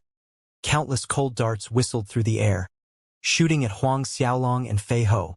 These cold darts shone with an eerie green color underneath the moonlight. Clearly, these cold darts were coated with toxic poison. Watching this, Huang Xiaolong sneered, and both he and Fei Ho raised a palm at the same time. With a slight push forward, a gust of violent wind deflected the cold darts, slamming them down to the ground. Seeing this result, Wei Xiaodong paled slightly. Without a word to the several Big Sword Sect disciples, he turned around and fled.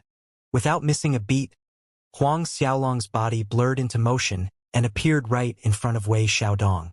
Wei Xiaodong formed a fist and punched out, but Huang Xiaolong raised a hand and firmly grasped Wei Xiaodong's fist in his palm, then exerted a little pressure. The crackling of bones breaking rang out, and Wei Xiaodong's scream split the quiet surrounding. With Huang Xiaolong's current strength, a little squeeze could crush a 1,000-year-old tree, not to mention Wei Xiaodong's fist. Crushing the bones in Wei Xiaodong's fist, Huang Xiaolong threw him back to the original spot he was in. The several big sword sect disciples also issued painful screams from being attacked, and in the blink of an eye all of them were taken care of Fei Ho, including the two men in black. The thick scent of blood filled the air, assailing the nose.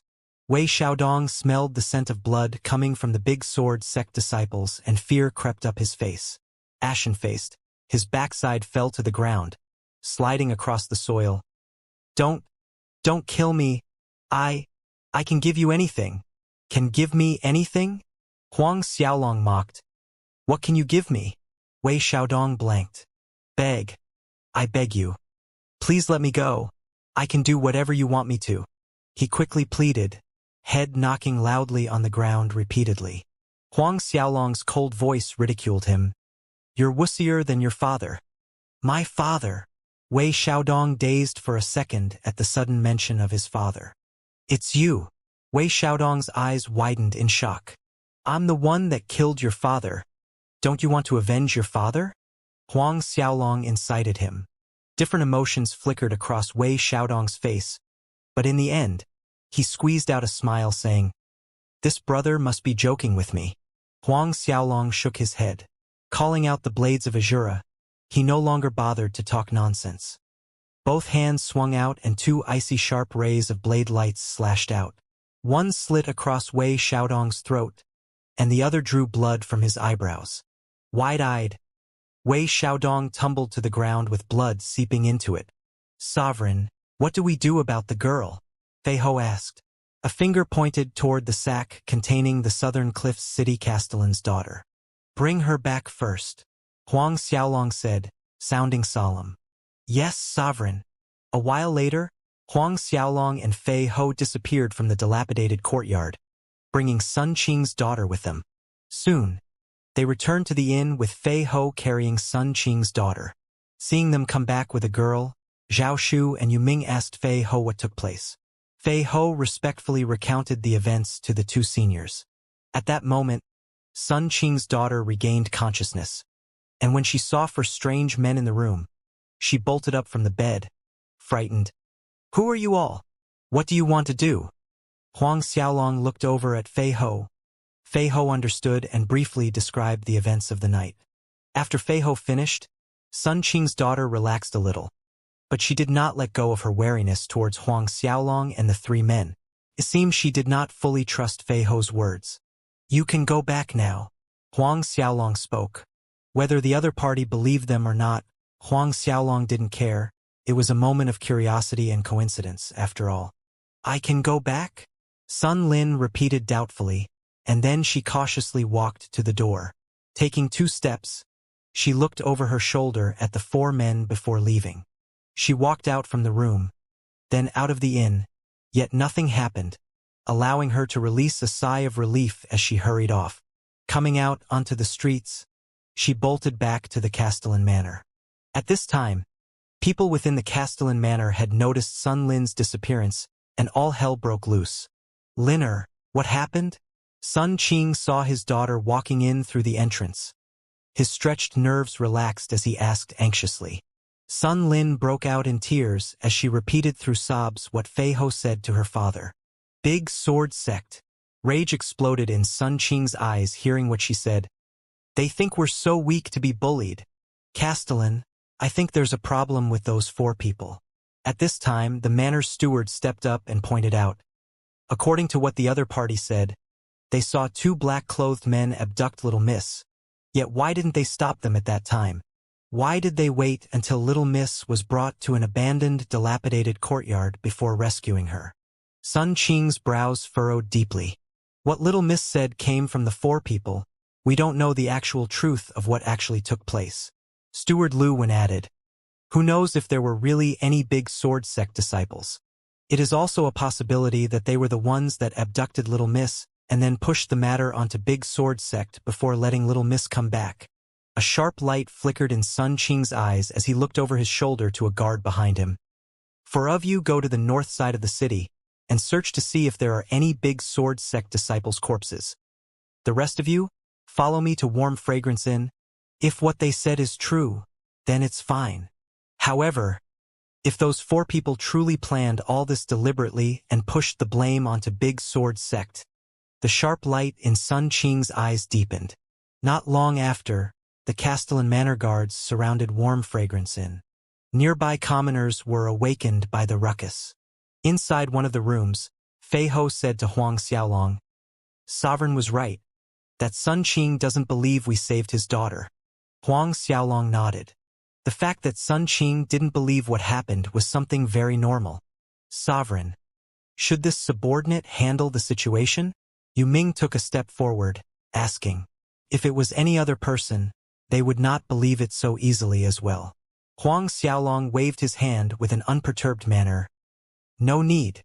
Suddenly at this time, the room door was broken open, and the Castellan Manor's guards rushed inside with fierce expressions on their faces, followed by Sun Qing in the full grandeur of his Castellan robes.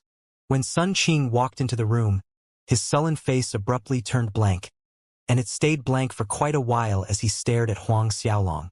2 years ago, Sun Qing once followed a general to the Marshal Mansion in Luotong Royal City to report military matters to Marshal Haoyin.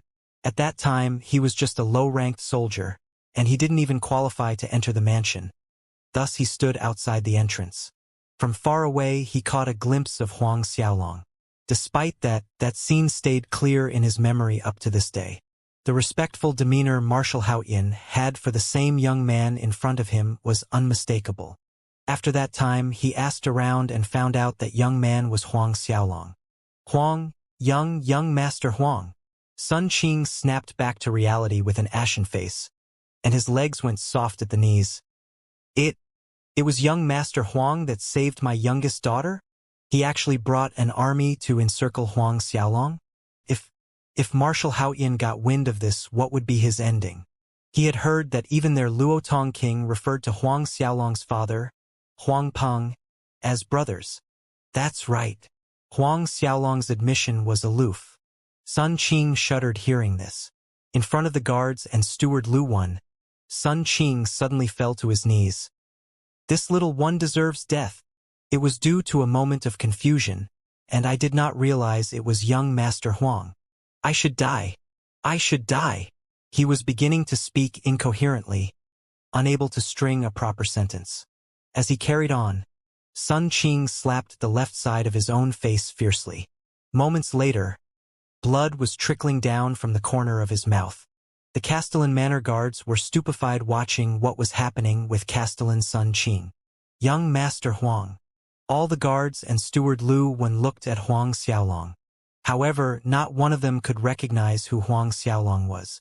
Even so, the reaction of their Castellan explained enough to tell them that they were in big trouble. Lu Wan and the rest of the guards swiftly knelt down like Sun Qing, not daring to even breathe loudly. Huang Xiaolong looked at Sun Qing kneeling on the floor and said, "You're not in the wrong, stand up."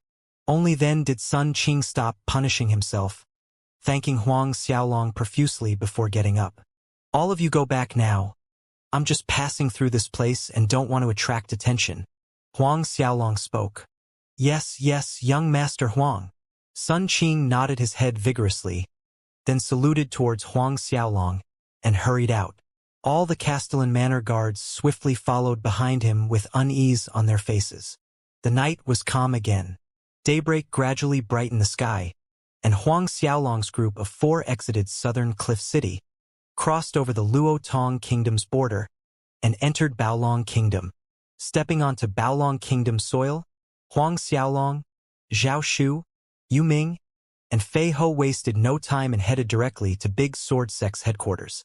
On the way, Fei Ho explained the connections to Zhao Shu and Yu Ming between Huang Xiaolong and Big Sword Sect, the Marshal Ning family, and Clear Cloud Pavilion.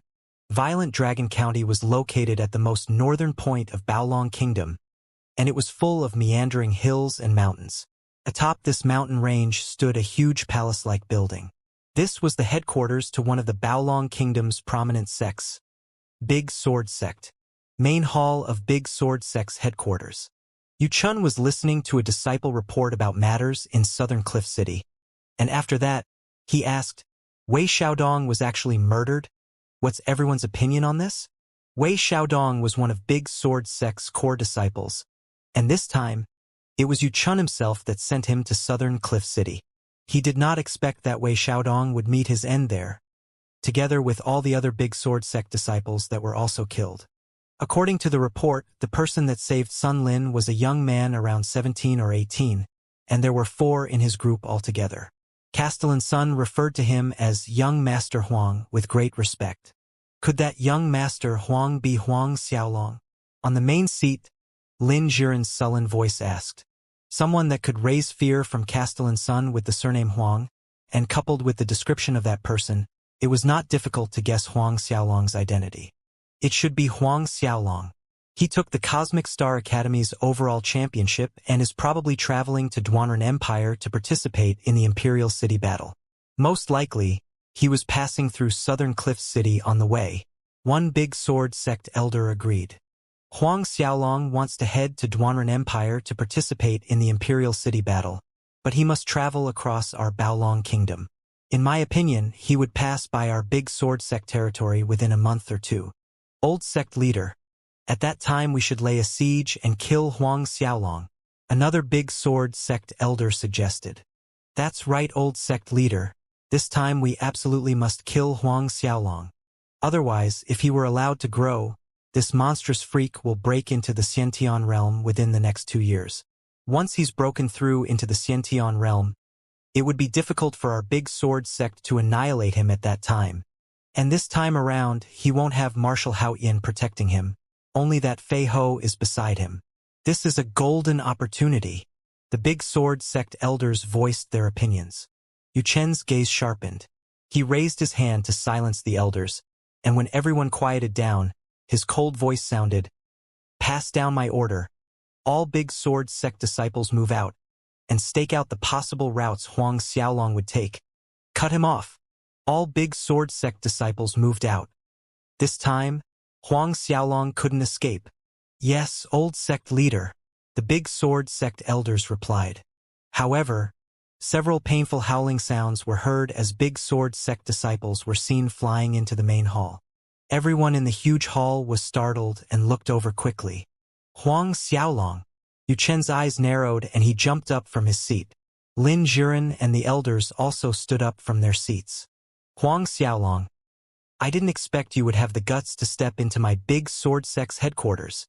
Yu Chen slowly walked out from the main hall, and step by step, he was fully releasing his battle chi as his gaze locked onto Huang Xiaolong. The elders spread out in the huge hall, encircling Huang Xiaolong's group of 4 in the middle. Suddenly, the sound of a clear bell ringing cut through the tense atmosphere. In that moment, all of the big sword sect's disciples rushed to the main hall. 100,000 big sword sect disciples came whistling through the air. In no time at all 100,000 disciples arrived, blocking all exits of the main hall to a point where not even water could leak out. Lin Jiren looked at Huang Xiaolong and sneered coldly. "Huang Xiaolong, I want to see how you will run this time? Run." Huang Xiaolong showed indifference. "Who said I wanted to run?" Yu Chun quickly glanced over the 4 people on Huang Xiaolong's side. At the end, his eyes fell onto Zhao Shu and Yu Ming's body. He was filled with doubt. Could these 2 people be Huang Xiaolong's trump card? Both Zhao Shu and Yu Ming had their aura hidden. Of course, Yu Chun could not tell their cultivation levels with his pitiable level of strength. "Huang Xiaolong, do you think that just the 4 of you can go against the entirety of my big sword sect disciples?" Lin Jiren smirked conceitedly and glanced over the 4 faces. "Do you think you have a Saint Realm expert amongst you? Relying on one person's power to exterminate a prominent sect of a kingdom. Only a Saint Realm expert had the ability to do so." But, just as Lin Jiren's voice ended, Zhao Shu reached out and made a twisting action. Over the distance of hundreds of meters, countless shadows of gigantic hands were seen grasping at Lin Jiren, lifting him up in midair. An earth-shattering aura exploded from Zhao Shu. The weather within 10,000 li of the big sword sect headquarters changed as clear blue skies darkened gloomily and thunderbolts struck simultaneously. An overwhelming pressure locked onto every corner of the big sword sect headquarters. Lin Jiren, Yu Chan, and the big sword sect elders were flopping like fish out of water under the pressure. Their eyes protruded out of their sockets, and their mouths were agape as if they were on the verge of taking their last breath at any moment. All the spiritual energy within that 10,000 li dissipated. Saint Realm Expert. Lin Jiren was scared out of his wits, shivering from head to toe. His throat moved with much difficulty to utter those words. Saint Realm Expert. Only a Saint Realm Expert could release such terrifying pressure. Only a Saint Realm Expert could ignore space distance to control a Xianxia expert like Lin Jiren. Only a Saint Realm Expert could manipulate the law of space to control certain spatial areas. Zhao Shu's cold eyes glanced at Lin Jiren, and immense pressure swept across space. Lin Jiren's neck was then snapped right in front of everyone's eyes. Following that, his body was released and he fell limply to the floor. A Xianxia expert died. Zhao Shu turned around, looking at Yu Chen and the others of the Big Sword sect. Say, Senior, mercy, ah. Fear and panic warped Yu Chen's face as he pleaded. Zhao Shu snorted, and suddenly Yu Chen spurted blood from his mouth as if he took a heavy blow, and just like that, he tumbled to the floor. It was then that the Big Sword sect elders realized there was a wound deeply ingrained in Yu Chen's chest. But no one knew when it happened. In the blink of an eye, Lin Jiren and Yu Chen, two of Big Sword sect's strongest Xianxia experts, had fallen. An atmosphere fraught with death spread throughout the surrounding space. All the Big Sword sect elders in that main hall became ashen with fear, desperation, and despondency. A Saint Realm Expert. That man was actually a Saint Realm Expert. How could there be a Saint Realm Expert amongst them? Even if they flipped the entire Duanren Empire upside down, the number of Saint Realm Experts were very few, easily counted with 10 fingers on one's 2 hands. One of these terrifying existences actually appeared just to destroy the Big Sword sect. A Saint Realm Expert accompanied that little punk Huang Xiaolong. Huang Xiaolong could actually request the assistance of a Saint Realm Expert? What was his real identity? Just when the Big Sword sect elders and disciples thought Zhao Shu came on Huang Xiaolong's request, they witnessed Zhao Shu turning around and asking Huang Xiaolong respectfully, "Young Lord, how do we deal with these Big Sword sect elders and disciples?" "Young Lord." The elders and disciples of the Big Sword sect stared at Huang Xiaolong in disbelief. Huang Xiaolong's eyes swept past the surrounding Big Sword sect elders and disciples. "Kill them all! Kill them all! Eliminate weeds from the root." This time, Huang Xiaolong was leaving the Luotong Kingdom and traveling to Duanren Empire for an indeterminate period. So it was imperative that he not leave these hidden dangers behind that could potentially harm his family. He had sworn to his father that he would uproot the Big Sword sect 8 years ago. The elders and disciples of Big Sword sect quivered as Huang Xiaolong's words drummed into their ears. Everyone panicked, fighting over each other in order to escape from the main hall. However, just as these people were about to make their move, they suddenly felt the space around them freeze. All were fixed in place. Zhao Shu looked placidly at these people that were frozen like statues. His hands waved out and the power of space pierced through the elders and disciples' chests like invisible wind blades. Bodies fell from midair, twitching on the ground. Puncture wounds could easily be seen in their chests. As the power of space continued to spread out from inside the main hall, the Big Sword sect disciples that were assembled outside fell to the ground en masse. Before long, the tens of thousands of Big Sword sect's disciples had fallen, and not one person was left standing. Looking at the vast sea of the Big Sword sect disciples' black human heads, both Huang Xiaolong and Fei Ho were silently alarmed. A Saint Realm Expert was this terrifying. With just a simple wave of his hand, a prominent large sect of a kingdom was annihilated. A day later, the news about Big Sword sect's annihilation and its 100,000 disciples' deaths exploded like an atomic bomb in Baolong Kingdom. From the king and the many nobles, to the common folk and even the shameless street thugs, all knew about it and found it hard to believe. The tens of thousands of Big Sword sect disciples, including 2 Xianxia experts, Yu Chen and Lin Jiren, were killed. The enormity of the news was too shocking. When the news started spreading, everyone thought that the person telling it to them was joking. But 10 days later, the news of the Marshal Ning family's annihilation dropped like a second bomb in the Baolong Kingdom. This raised earth-shattering quakes throughout the entire kingdom. Another 10 days after that, a new message spread out. The Clear Cloud Pavilion's headquarters, several thousand experts were decimated. Big Sword Sect, Marshal Ning family, and Clear Cloud Pavilion. Any one of these forces were considered a tyrannical existence in Baolong Kingdom. But now, within 1 month's time, all 3 of these large forces were wiped off the face of the planet. Baolong Kingdom fell into a gloomy atmosphere of shock, confusion, and infinite fear. Fear of the unknown infected neighboring kingdoms. Discussions and whispers were nearly everywhere. Everyone was making their own deductions about who annihilated the Big Sword Sect, Marshal Ning family, and Clear Cloud Pavilion.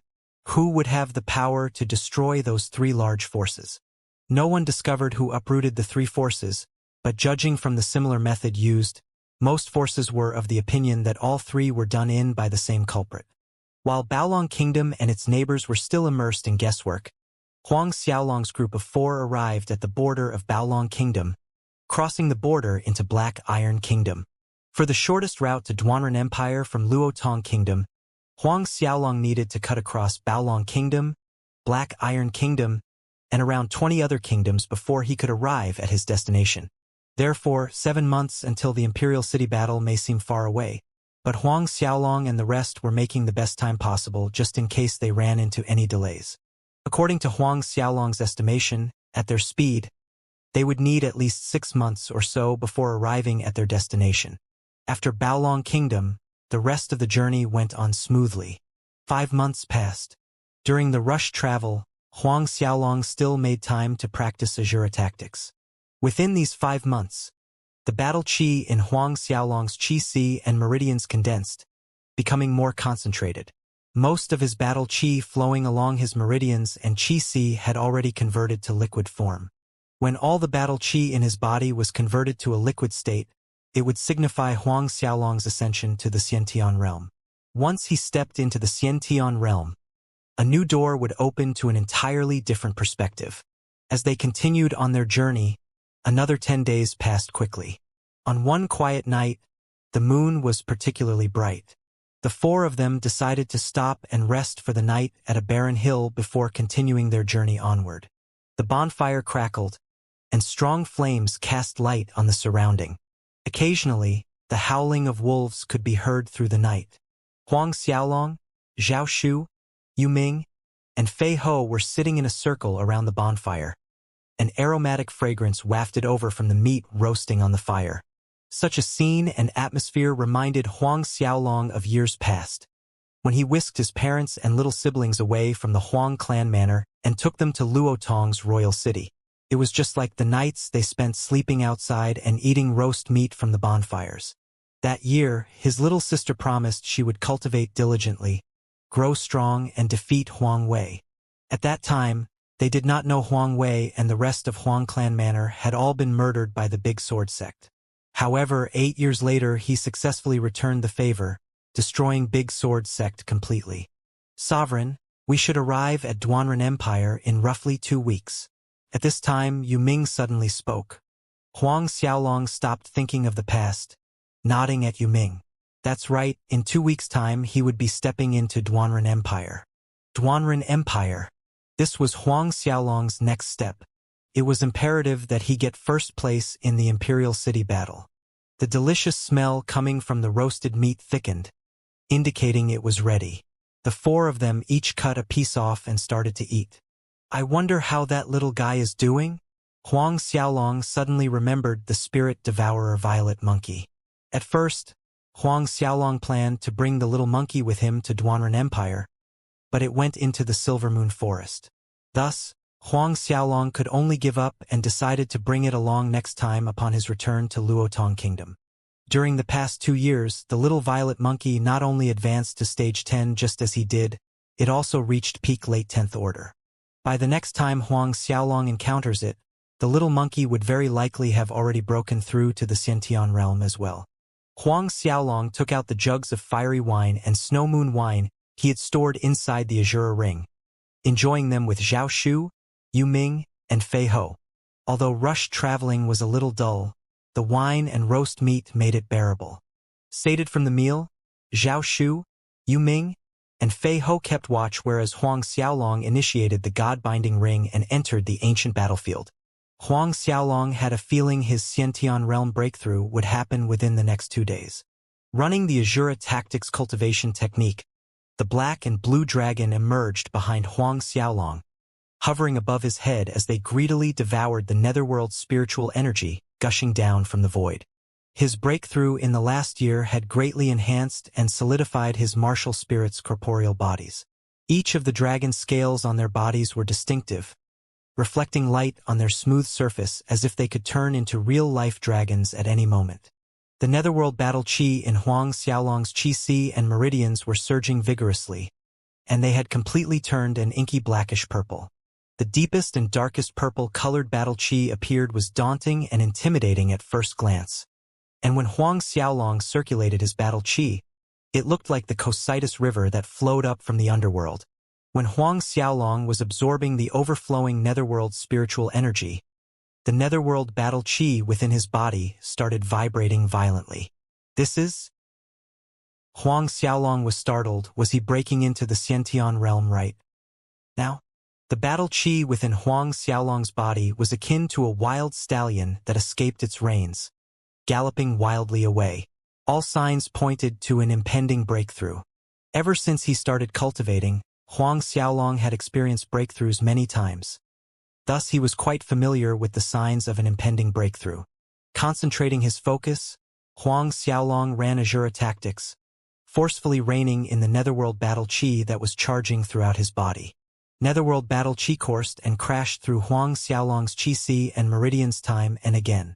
At the same time, outside of Huang Xiaolong's body, a black mist swirled around and upward, condensing and becoming more and more thick.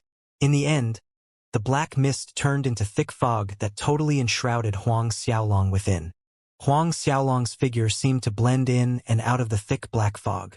The twin black and blue dragons floated in midair behind Huang Xiaolong, roaring endlessly as their bodies grew bigger and more solid and real among a pulsating glow.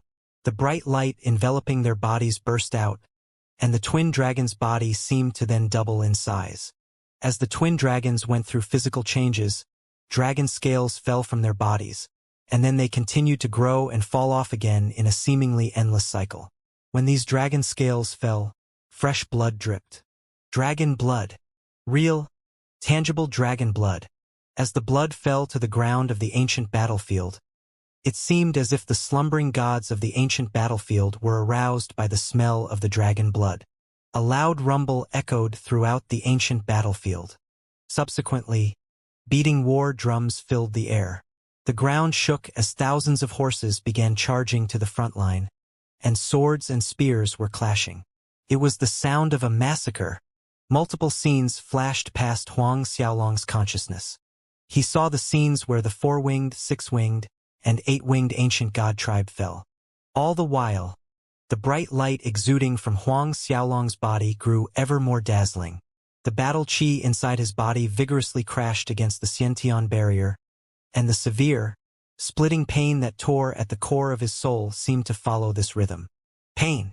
It was as if someone was ripping his soul apart.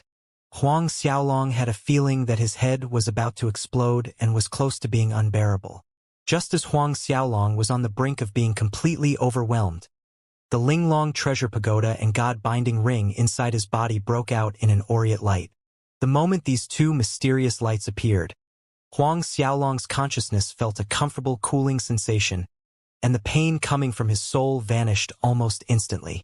Every time Huang Xiaolong was about to reach his breaking point and faint from the pain, the Linglong treasure pagoda and God-binding ring would release that mysterious glow of energy to nourish Huang Xiaolong's soul.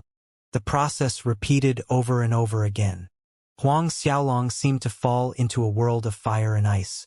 Not knowing how much time had passed, Huang Xiaolong's body suddenly trembled as if a giant fissure had split the world in two. The tough Xiantian barrier finally gave way to Huang Xiaolong's netherworld battle chi's persistent smashing. It was as if the earth was devastated by widespread disaster, yet life tenaciously struggled to emerge from the deepest recesses of the planet. His netherworld battle chi cheered as it rushed into the meridian route that represented stepping into the Xiantian realm, flooding forward. A strong vitality aura broke out from Huang Xiaolong's body, and the ground around where Huang Xiaolong sat cross-legged in the ancient battlefield started to sprout discernible green vegetation, the green of life. Simultaneously, the moment when Huang Xiaolong broke the barrier to the Xiantian realm, the bright light around his twin dragon martial spirits expanded greatly, covering 100 li outward with Huang Xiaolong as its fulcrum. A mighty dragon's oppressive aura surged out like a tsunami. Waves upon waves of pressure spread out in all directions within the ancient battlefield. Gradually, the blazing light around the black and the blue dragons dimmed and stopped flickering. On the dragons' bodies, pieces of black and blue scales as thick as armor were growing on the surface, layer after layer.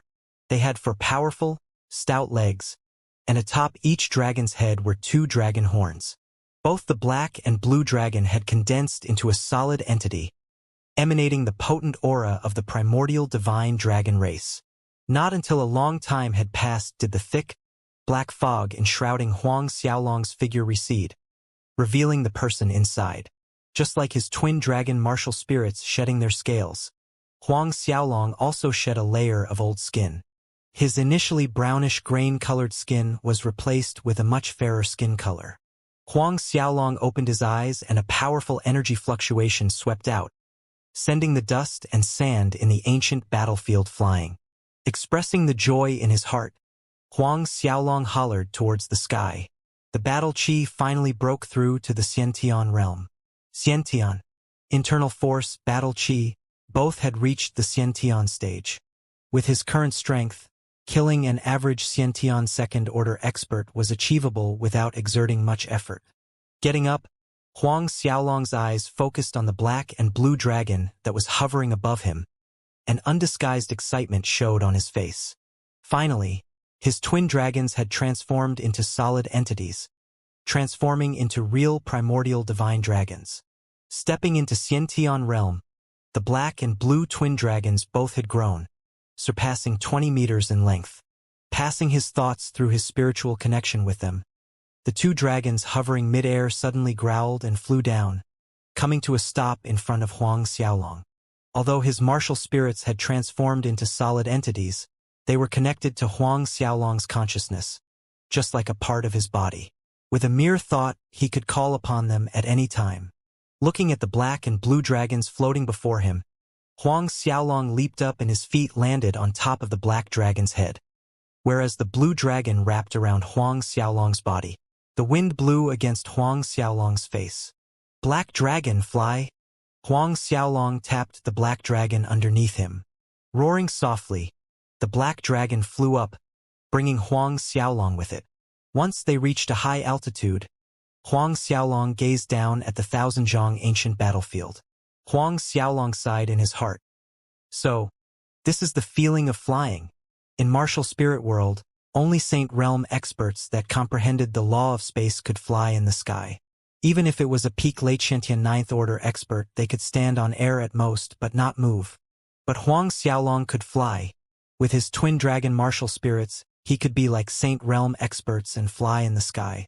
Standing on the black dragon as it flew while the blue dragon wrapped around his body, Huang Xiaolong suddenly had a feeling that he was grand. A feeling that he was extremely cool. Watching the horizon before him, Huang Xiaolong suddenly had a flash of enlightenment on the path of his future cultivation.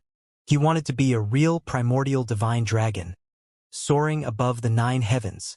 Exhaling deeply, Huang Xiaolong was observing the ancient battlefield as he stood on the flying black dragon when a thought suddenly flashed through his mind. All this time, he had been entering the ancient battlefield to practice, but he never knew exactly how big this place was. Since his twin dragon martial spirits had transformed into solid bodies, why couldn't he check it out now? Riding on the black dragon martial spirit, they flew onward. But what surprised Huang Xiaolong was that after more than an hour of flying, there was no end in sight. It was as if the ancient battlefield's dimensional space went on infinitely with no end. But Huang Xiaolong clearly felt something was calling him from far, far away. This feeling was similar to the time at the Enlightenment Lake, just like when the God-binding ring was calling. It seems I can only wait for now. Whatever is there at the edge of this ancient battlefield has to wait. Huang Xiaolong thought to himself. Although his twin dragon martial spirits had transformed into real entities and could fly, the speed was a little slow in his opinion. However, as he grew stronger and his strength increased, so too would his martial spirit's strength. At that time, the flying speed would increase exponentially. Telling the black dragon to stop, Huang Xiaolong changed mounts. After hopping onto the blue dragon, he discovered the blue dragon's flying speed was much faster than the black dragon's. Now that I've broken into the Xiantian realm, doesn't that mean I can open the second layer of the Linglong treasure pagoda? I wonder what is stored in the second layer. Huang Xiaolong mused. Huang Xiaolong called out the Linglong treasure pagoda. An aurate light suddenly flashed in midair. After entering the Xiantian realm, the lustrous shine on the Linglong treasure pagoda's surface vaguely seemed brighter than before. Huang Xiaolong infused battle qi into the Linglong treasure pagoda, and it broke out in a sphere of aureate light. With a quick flash, Huang Xiaolong's eyes blurred and he appeared in a different space. There were some similarities between this new space and the first layer of Linglong treasure pagoda. Floating above the first layer of Linglong treasure pagoda were fire dragon pearls. Red clouds typically formed thick fire dragon qi, but there was no such thing here. The upper part of Linglong treasure pagoda was empty other than the item placed on the ground in the center. A cauldron. A hexagonal-shaped cauldron that looked like it was made from crystal. Other than that, there was nothing else in that space. Huang Xiaolong stared dumbly at the crystal cauldron. This was a cauldron used for refining pellets? He had imagined there would be a high-grade treasure like the fire dragon pearls on the second floor. Huang Xiaolong thought the second floor would contain spiritual treasures that could enhance a Xiantian realm expert's strength. But amongst the many possibilities that went through his mind, never did he think the second layer of the Linglong treasure pagoda would contain nothing more than this cauldron. Huang Xiaolong walked one full circle around the cauldron. The crystal cauldron was slightly over a meter tall, and on the cauldron's body were carvings of some ancient runes and some bizarre-looking demonic beasts. After studying the cauldron for a moment, Huang Xiaolong approached and tried to lift it up. However, he found he could not actually move the cauldron even an inch with his current strength. No matter how much battle qi or internal force Huang Xiaolong used, the crystal cauldron remained immovable. It seemed this cauldron was one with the Linglong treasure pagoda. Frowning, Huang Xiaolong pondered for a moment before calling out one of the blades and sliced his finger, dripping a drop of blood on the cauldron. The instant the drop of scarlet-red blood fell onto the cauldron, it vibrated strongly and a hum echoed in the space. At the same time, pieces of memories appeared in Huang Xiaolong's mind, memories related to the cauldron. The cauldron was named the Thousand Beast Cauldron. There were two big array formations carved inside it. One was called the Thousand Demon Engulfing Destruction Array, and the other was named Heaven and Earth Origin Reverting Array. The Thousand Demon Engulfing Destruction Array could swallow living beings into the cauldron. As for the Heaven and Earth Origin Reverting Array inside the cauldron, it could refine everything within, reverting it back to its source of origin, ending in pellet form.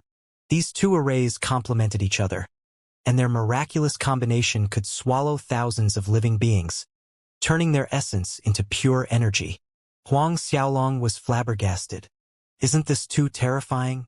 According to the memories he just received, as long as the owner of the Thousand Beast Cauldron grew stronger, the more powerful the cauldron would be too. The implication would be that even swallowing a sacred mountain or a vast sea was not a problem. As he got over his shock, Huang Xiaolong became wildly ecstatic. Swallowing any and all living beings, refining them into a pellet, didn't that mean the higher the quality was of the object being swallowed coupled with the larger amount of energy it consumed, then the pellet grade it refined would also be higher. He could refine as many grade 4 or grade 5 dawn as he liked. Huang Xiaolong's eyes twinkled brightly. It was sometime later that Huang Xiaolong managed to calm the surging waves in his heart as he took out a Stage 10 Beast Core from the Azura Ring. This Stage 10 Beast Core was taken from a peak late Stage 10 Demonic Beast. Expelling some of his battle qi, the Thousand Beast Cauldron flickered as a strong suction force came from inside the cauldron, swallowing the beast core in Huang Xiaolong's palm. Subsequently, the heaven and earth returning origin array activated. An lucent glow surrounded the thousand-beast cauldron as it shook. A mist of water vapor steamed out from the cauldron's body, lasting for an hour before the thousand-beast cauldron quieted down. A ray of dazzling light rushed out, and a thumb-sized, round blackish-yellow glossy spirit pellet that exuded an aromatic scent flew out from the depth of the cauldron. Delighted, Huang Xiaolong waved his hand and a suction force brought that small spirit pellet into his palm. In one swift flick, he popped that small round pellet into his mouth. He could instantly feel a warm energy spreading out inside his body. Huang Xiaolong sat down cross-legged, running Azura tactics to refine the pellet's energy. A short while later, Huang Xiaolong stood up. After absorbing the energy from the thumb-sized spirit pellet refined from a peak late-stage 10-beast core, Huang Xiaolong determined it was at least at the high-grade 4 Spirit Dan level. High-grade 4. Though a high-grade 4 Spirit Dan may not be as valuable as high-grade 5 Spirit Dan, it was still so scarce in supply that it could fetch a high price of at least 30,000 gold in the auction houses. And a peak late-stage 10-beast core roughly cost about 10,000 gold coins on the market. If a peak late-stage 10-beast core produced a high-grade 4 Spirit Dan, then what about a Xiantian level beast core? That would very likely produce a grade 5 Spirit Dan. In Luotong Royal City, a grade 5 Spirit Dan was not something one could buy even with gold coins. This was because the success in refining a grade 5 Spirit Dan was too low. In general, a grade 5 Spirit Dan needed 50 to 60 types of ingredients, each requiring a minimum age of 200 to 300 years old. Even if all the ingredients gathered were of premium quality, something may go wrong during refining, causing failure. In the end, the chances of success were only 50-50. Huang Xiaolong took a deep breath. Grade 5 Spirit Dan was useful even for a Xiantian realm expert. A grade 5 Spirit Dan should have some value in Duanren Empire as well, right? But, in the next moment, Huang Xiaolong's eyebrows scrunched together. Earlier, when he pushed his battle chi to support the cauldron for an hour's time, it actually drained all his battle chi. Since breaking through the Xiantian realm, his netherworld battle chi was richer than an average Xiantian second-order expert, yet he could only refine one high-grade 4 Spirit Dan. If he managed to hunt a Xiantian realm beast and obtain its beast core, didn't that mean he would be sucked dry and become a mummy if he wanted to successfully refine a grade 5 Spirit Dan? He could only solve the problem when the time came. Huang Xiaolong sighed. After coming to this realization, he decided to exit the ancient battlefield. On the outside, Zhao Shu, Yu Ming, and Fei Ho were already waiting anxiously. Huang Xiaolong had stayed inside the ancient battlefield for 3 days and 3 nights. Seeing Huang Xiaolong come out, all 3 of them secretly let out a sigh of relief. In the next instant, Zhao Shu and Yu Ming displayed a shocked expression on their faces while staring at Huang Xiaolong. With their keen eyesight, they immediately noted that there was a difference after Huang Xiaolong came out from practice compared to 3 days ago. Sovereign, you've reached the Xiantian realm? The words flew out from Zhao Shu's mouth. Fei Ho was stunned. He quickly turned towards Huang Xiaolong. Watching the 3 faces in front of him, Huang Xiaolong smiled faintly. I broke through accidentally. In Huang Xiaolong's opinion, it was indeed an accident. He did not expect it would happen so fast. However, to Zhao Shu, Yu Ming, and Fei Ho's ears, these words were like a dizzying spell. He broke through accidentally? A 17-year-old Xiantian realm expert. It would be a sensation in the snow-wind continent if it was made known. Even a Saint realm expert like Zhao Shu felt deeply shocked. Huang Xiaolong then asked Zhao Shu, Yu Ming, and Fei Ho how to deal with the problem of overdrawing battle chi, while supporting the arrays within the cauldron when one was refining pellets. None of the 3 thought too much about it, and Zhao Shu answered, it can be substituted with spirit stones. Spirit stones. Huang Xiaolong's eyes lit up. This was his first time hearing about spirit stones. Yes, Sovereign. Spirit stones are formed from accumulated spiritual energy over many years, a type of mind stone that contains pure spiritual energy inside. Most Xiantian experts refining grade 5 Spirit Dan would use spirit stones to activate the arrays within the cauldron. In general, A grade 3 spirit stone is sufficient to support the refining process of one grade 5 spirit dan. Zhao Shu explained. One grade 3 spirit stone could help refine one grade 5 spirit dan. Zhao Shu went on to explain the different grades of spirit stones. The grades were grade 5, grade 4, grade 3, grade 2, and grade 1, with grade 5 being the lowest. Above grade 1 spirit stone was heaven grade spirit stone. A single grade 3 spirit stone was apparently sufficient to refine one grade 5 spirit dan, whereas grade 4 and 5 spirit stones could be used to refine a grade 4 spirit dan and below. Grade 2 and grade 1 spirit stones were used in refining grade 6 and grade 7 spirit dawn. However, the price of spirit stones did not come cheap. Just one grade 3 spirit stone would usually cost somewhere around 30,000 gold coins. Considering a grade 3 spirit stone's price was 30,000 gold coins, grade 2 spirit stones were a little intimidating, going up to 50,000 gold coins. Rather than feeling fear, Huang Xiaolong was actually relieved instead. Grade 2 spirit stones at a price of 50,000 gold coins sounded colossal, but for Huang Xiaolong's 9 tripod commerce, lacking gold coins was the least of his worries. Thus, without further delay, the four of them continued onwards in their journey. 10 days passed and they were closer to their destination minus the Duanren Empire. Over the past 10 days, Huang Xiaolong swallowed one high-grade 4 spirit dan and fire dragon pearl per day, cultivating in the ancient battlefield. Stabilizing his recent breakthrough, Huang Xiaolong diligently practiced Azura tactics and the body metamorphosis scripture at the same time, enhancing both of them simultaneously. It was now night. Huang Xiaolong stood on a small barren hill. His right leg stepped out to the right and he lowered his body in a squat while his upper torso leaned forward. Both hands pressed down, supporting his weight. His head tilted up, breathing rhythmically the whole time. This was the body metamorphosis scripture stage 10, Crouching Tiger. As he breathed in and out, spiritual energy rolled and surged towards Huang Xiaolong. Multiple layers of white fog shrouded his figure. As time wore on, these layers of white fog became denser, as if they would solidify the within next moment. From far away, all anyone could see was an enormous pool of white fog. This is what Sovereign mentioned before, the so-called internal force cultivation technique? Zhao Shu asked, standing some distance away. Fei Ho promptly responded, "That's right, left custodian Zhao Shu." Yu Ming sighed in awe. Is this internal force cultivation technique something that was created by Sovereign? It actually allows someone to cultivate without possessing a martial spirit. If news about such a cultivation technique existed, it would cause a bloody storm in martial spirit world. Zhao Shu nodded in agreement.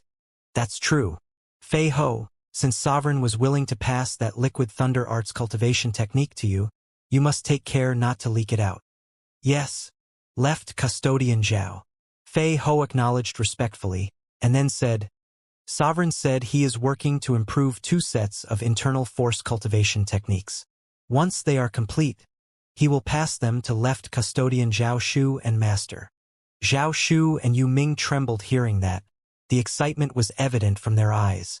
Both had already come to the conclusion that the main reason Fei Ho's cultivation increased with such drastic speed was because he practiced both battle chi and internal force simultaneously.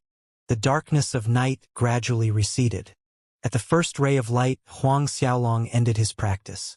As he ended his body metamorphosis scripture practice, Huang Xiaolong fell into a ponderous mood.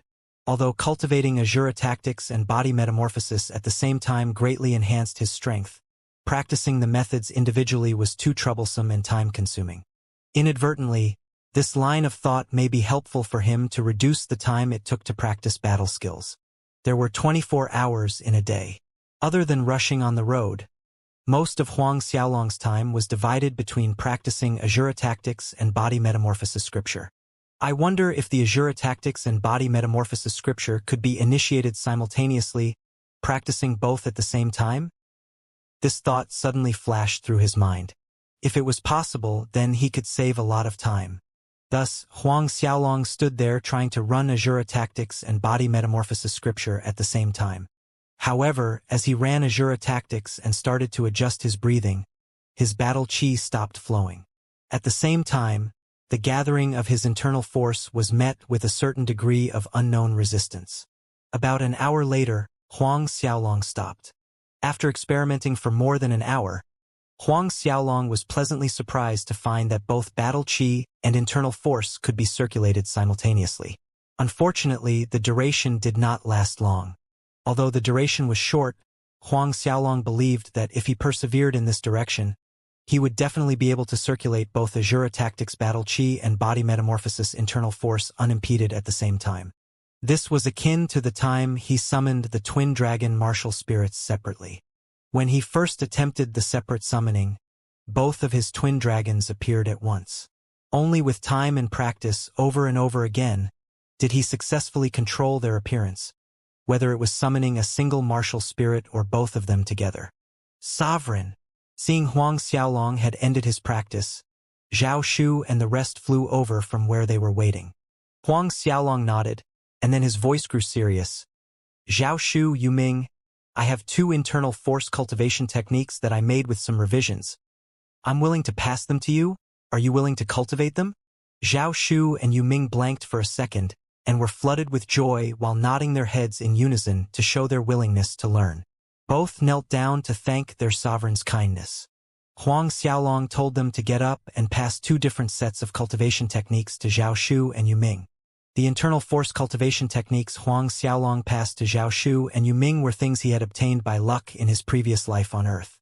As a whole, these 2 cultivation techniques could not be compared to the body metamorphosis scripture, but in some aspects they weren't any worse either. While passing an internal force cultivation technique to each of them, Huang Xiaolong explained the problems that might be difficult to understand during their cultivation. The 2 took everything he said with utmost seriousness. It was a few hours later before the group of 4 continued their journey. 3 days passed in roughly the same manner. For the past 3 days, Zhao Shu and Yuming practiced according to the internal force cultivation techniques Huang Xiaolong taught them. After a few short days of practice, to their delight, Zhao Shu and Yuming noticed that their battle qi cultivation speed did indeed increase significantly. Whenever they had questions about the techniques, they would seek advice and guidance from Huang Xiaolong, helping to easily solve things that baffled them. It was as if his answers were a bright light at the end of a tunnel. Today, the sun shone brightly in the sky, and Huang Xiaolong and the other 3 were riding on beast mounts as they made their way through the mountains. Sovereign, estimating our speed, it will be 1 more day before we arrive in Duanren Empire, Zhao Shu informed to Huang Xiaolong. Huang Xiaolong nodded. 1 more day. Even though they were arriving in Duanren Empire tomorrow, it would take another half a month for them to reach the Imperial City. They were in the 7th lunar month. By the time they made it to the Imperial City, there would be about 10 days left before the battle commenced, so the timing was just right. I hope things in Luotong Royal City are fine, Huang Xiaolong thought to himself.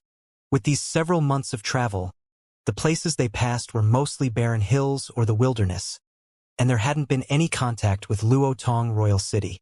But the Big Sword Sect, Marshal Ning family, and Clear Cloud Pavilion were already destroyed, and there was still Marshal Haoyan keeping an eye over things in Luotong Kingdom. Since that was the case, the safety of the Huang family should not be an issue. 1 day later, the group finally arrived in Duanren Empire. Entering Duanren Empire, Huang Xiaolong could see many other people from other kingdoms that came to participate in the Imperial City battle just like him. Additionally, there were also experts from different forces that came to watch the battle. The Imperial City Battle of Duanren Empire was an open event. Therefore, royal families and forces nearby would come to watch the event. Entering Duanren Empire, Huang Xiaolong, Zhao Shu, Yu Ming, and Fei Ho did not dally, rushing onward straight to Duanren Empire's Imperial City. 2 weeks later, Huang Xiaolong's group arrived at their destination. Standing in front of the Imperial City walls, Huang Xiaolong's mind went blank as he stared at the grand sight in front of him, minus the behemoth city gates and the colossal walls. The Luotong Royal City, Ui Royal City, and all the royal cities he had seen along the way while passing through some other kingdoms were nothing compared to the Imperial City gates standing before his eyes. It was similar to comparing a small mud brick house seated next to a palace.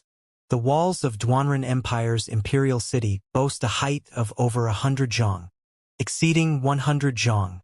Stupendous. The people walking below the city walls were akin to ants that were crawling on the ground. Yes, ants that crawled on the floor.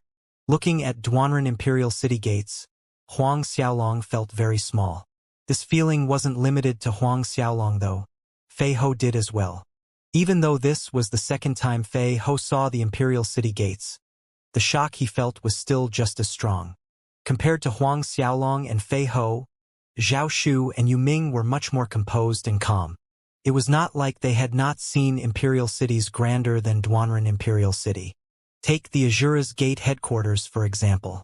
The Azura city itself had walls higher than this. Sovereign, shall we go in? Moments later, Zhao Shu spoke. Huang Xiaolong snapped out of his daze, and taking a deep breath, he nodded and said, "Let's go in." As he lifted his foot towards the gate of Duanren Imperial City, Huang Xiaolong could not help but feel his blood boil with anticipation and excitement. Duanren Imperial City.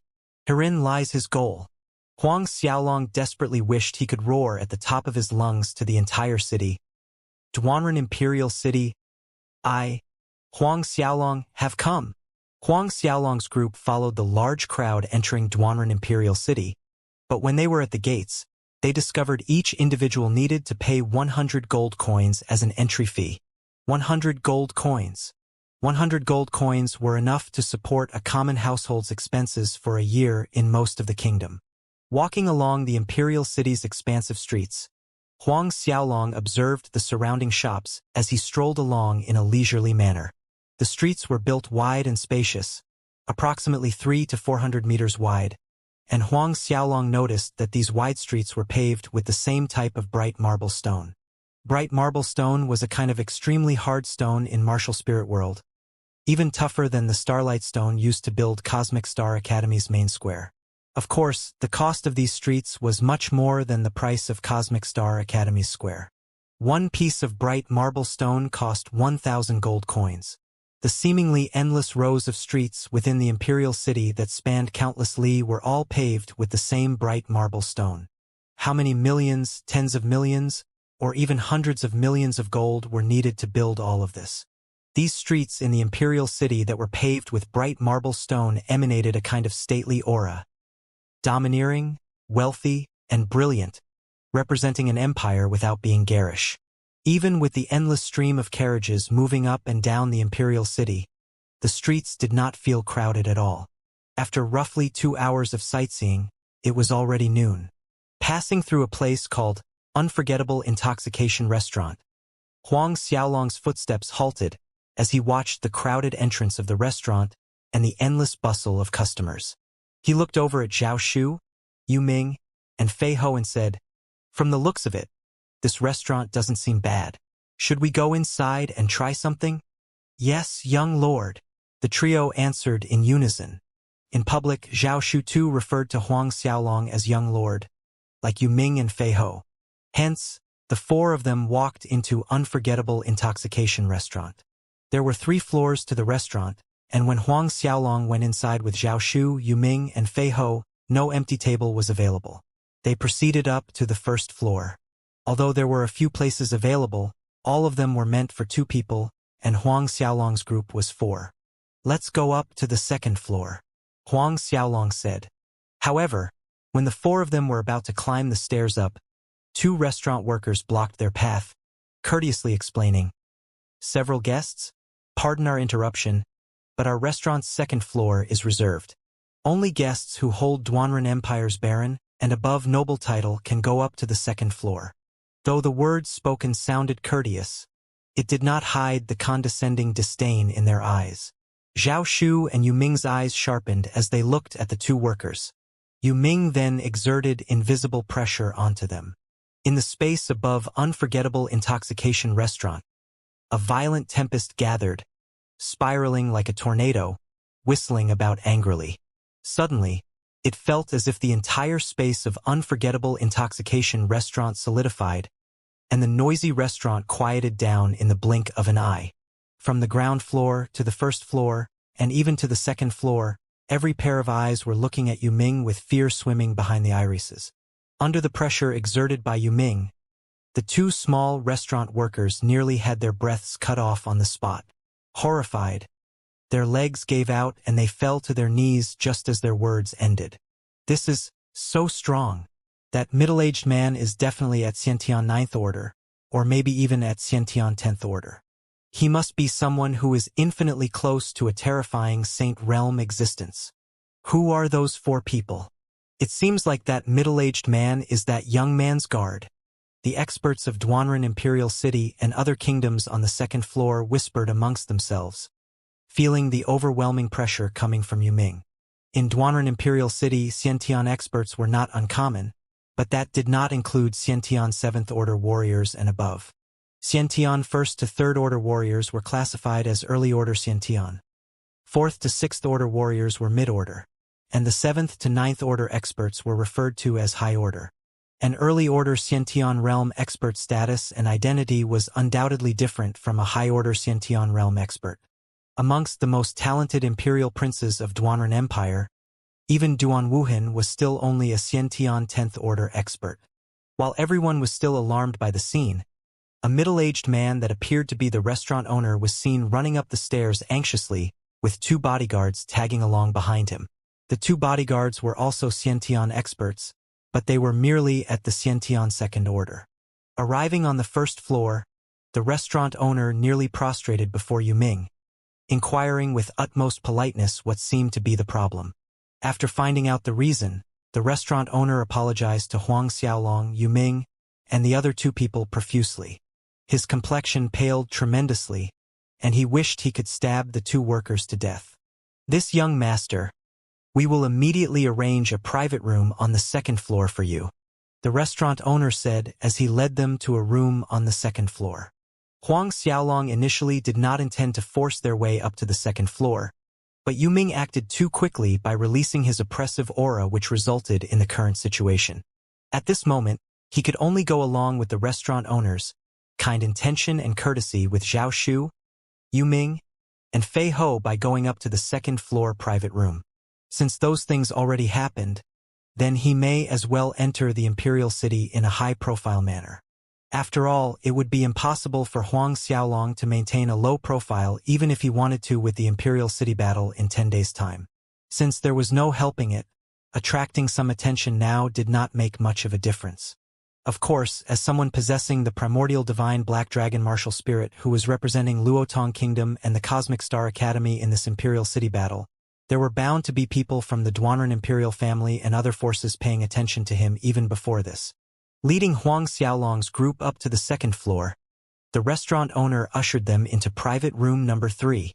There was a total of 12 private rooms on the 2nd floor. The lower number the room was, the more distinguished the guest's identity. Above all, room number 1 was reserved specifically for Saint Realm experts, but it was usually empty during the year. If the restaurant owner knew there was a Saint Realm expert amongst the 4 people, he would have brought them to private room number 1 so quickly that it would have looked like his butt was lit on fire. Unforgettable Intoxication was one of the biggest restaurants in Duanren Imperial City, but only during the opening day would a Saint Realm expert visit. Hence, private room 1 had been left empty since the last Imperial City battle. The private room number 3 that they entered was lavishly decorated, similar to a small-scale mansion. As they each took a seat, Huang Xiaolong instructed the owner to serve their famous dishes and wine and indicated him to leave. Nodding respectfully, the restaurant owner left the room. While Huang Xiaolong was being ushered into private room number 3, in private room number 2 sat a young man wearing a golden brocade robe who appeared to be in his mid-20s. The young man was beautiful, albeit exhibiting a somewhat devilish charm. Especially so, in his eyes there were reflecting golden lights every time they moved. The young man raised his right hand and lightly beckoned the guard behind him. "Go and check that person's identity. I want to know all 4 people's background in 1 hour." "Yes, young master," that guard replied with the utmost respect and backed out of the room.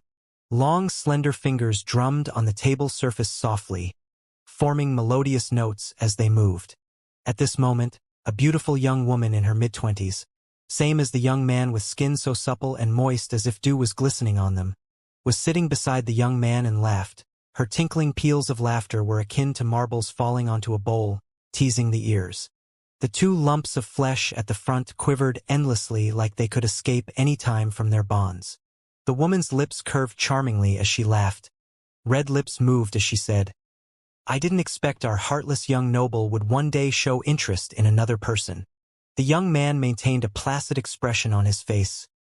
"You, Zhao Wuji, are more interested in them than I am."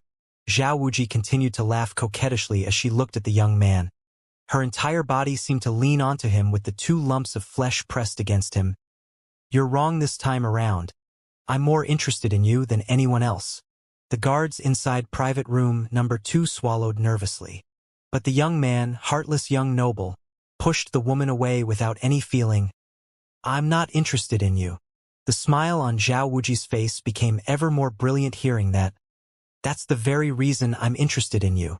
A short while later, the guard that left earlier returned, reporting to the young man, "Young master, we've found out.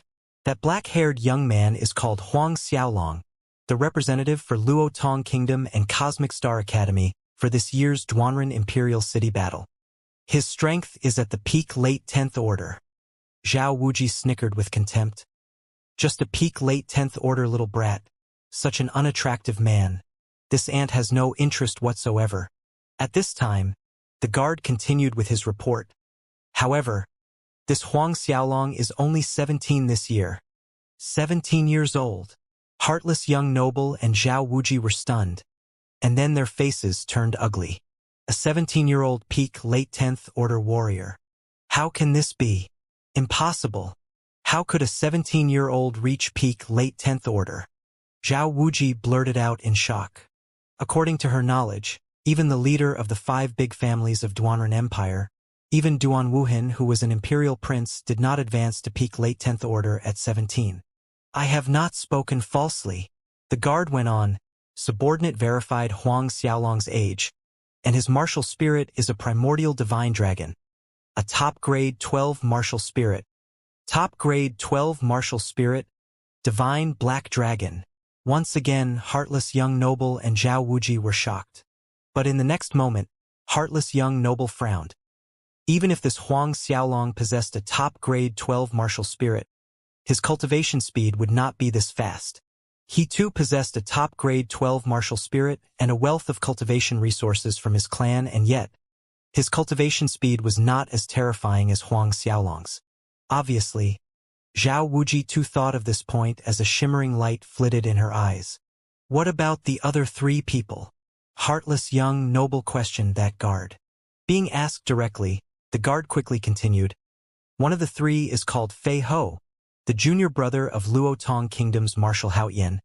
But both Fei Ho and Haoyan call Huang Xiaolong, young lord. The strange thing is, Huang Xiaolong comes from a Luo Tong Kingdom small family, and his background is common and ordinary." A knowing light flickered in heartless young noble's eyes. This Huang Xiaolong has another identity. Otherwise, it would be impossible for someone from an ordinary background to have Marshal Haoyan referring to them as young lord. Zhao Wuji nodded her head in agreement. "And the remaining 2 people?" Heartless young noble pursued. The guard hesitated a second before admitting, "The other 2, subordinate is unable to find anything as of yet." Unable to find it out? The stumped heartless young noble. Zhao Wuji was just as stumped as heartless young noble Yao Fei. She knew the family Yao Fei belonged to very well. The Yao family's intelligence network web stretched far and wide throughout Duanren Empire and was known as an omniscient entity. Yet they could not find any information regarding the identity of those 2 people. These 2 people are not from Duanren Empire? Zhao Wuji suddenly thought of a possibility, and the words flew straight out of her mouth. Only this explanation could justify the reason for failure. Heartless young noble Yao Fei's eyes flickered through the possibilities. "Young master?" the guards inquired.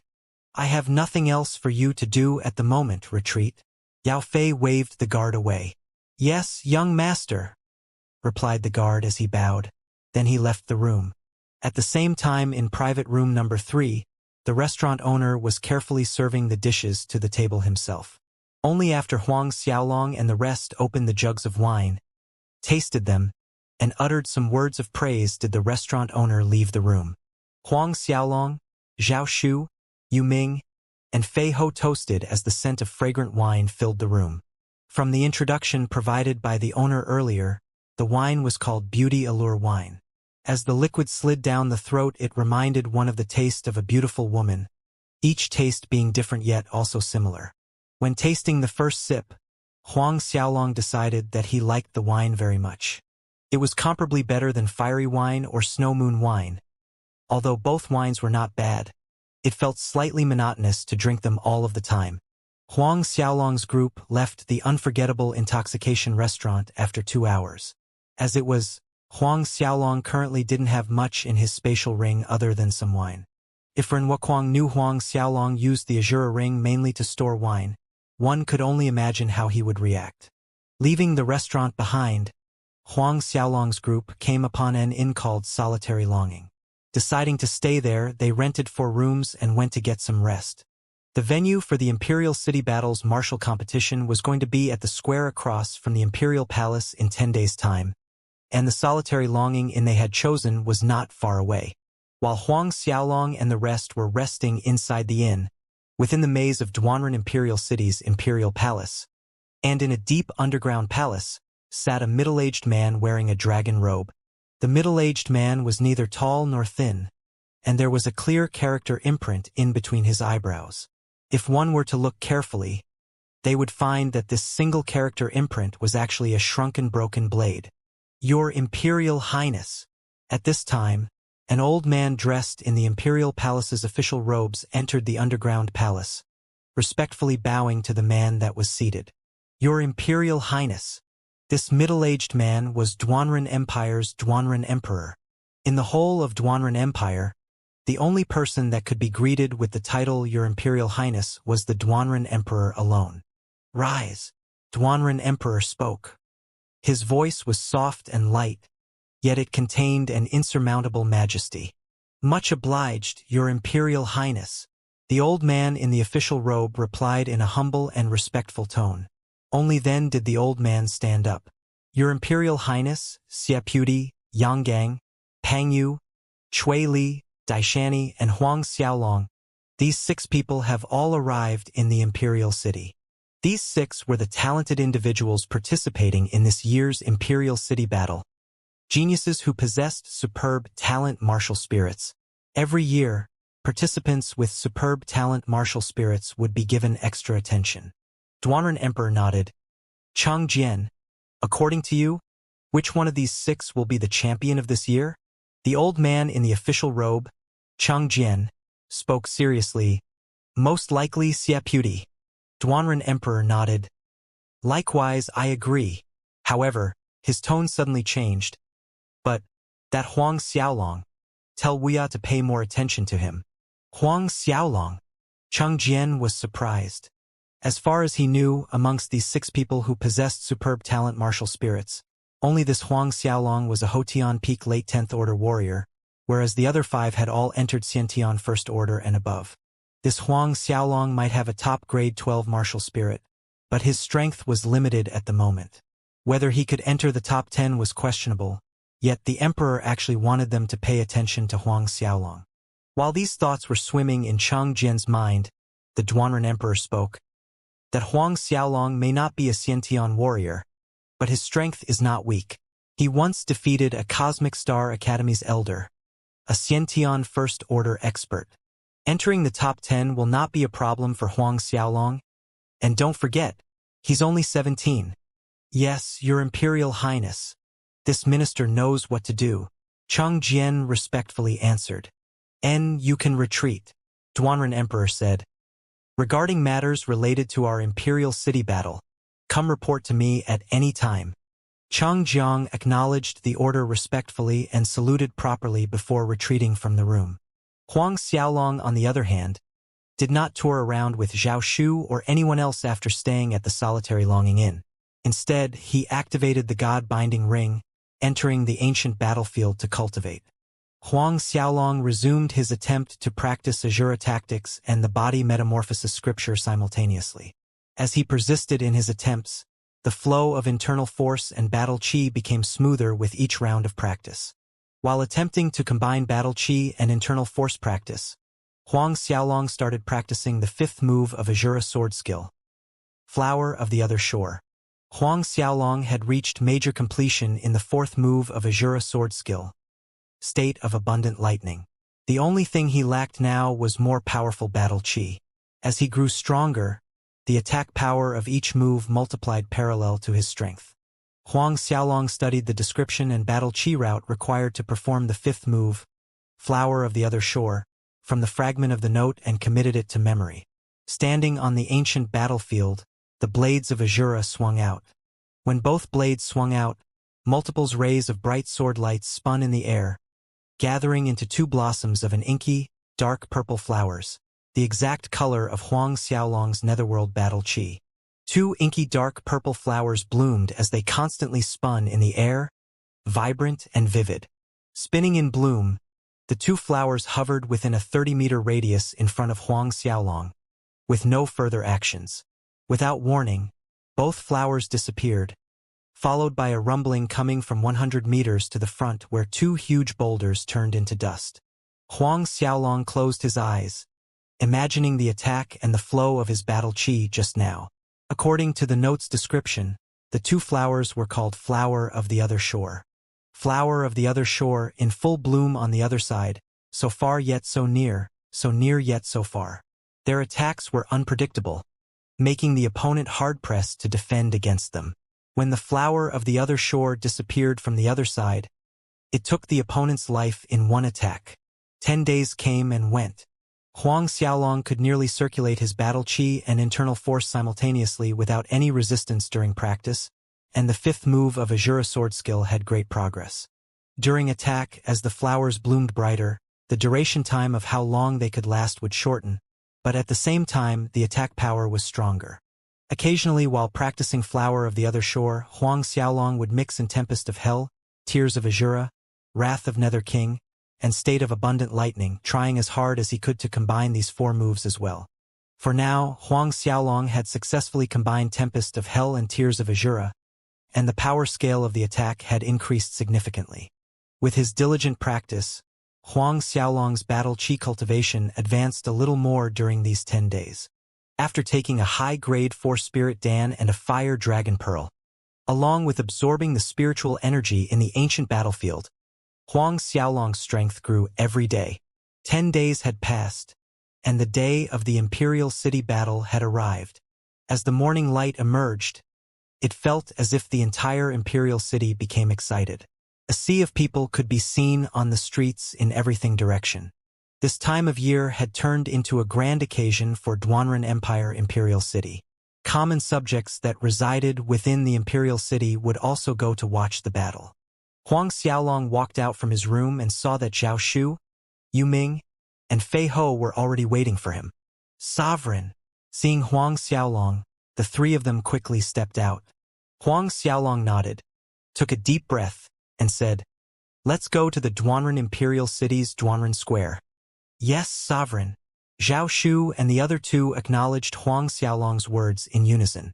Huang Xiaolong turned around and stepped out from the inn with Zhao Shu and the rest in the direction of Duanren Imperial Palace's main entrance. Walking into the streets, there were heads bobbing along everywhere in the packed crowd, flowing to one destination point.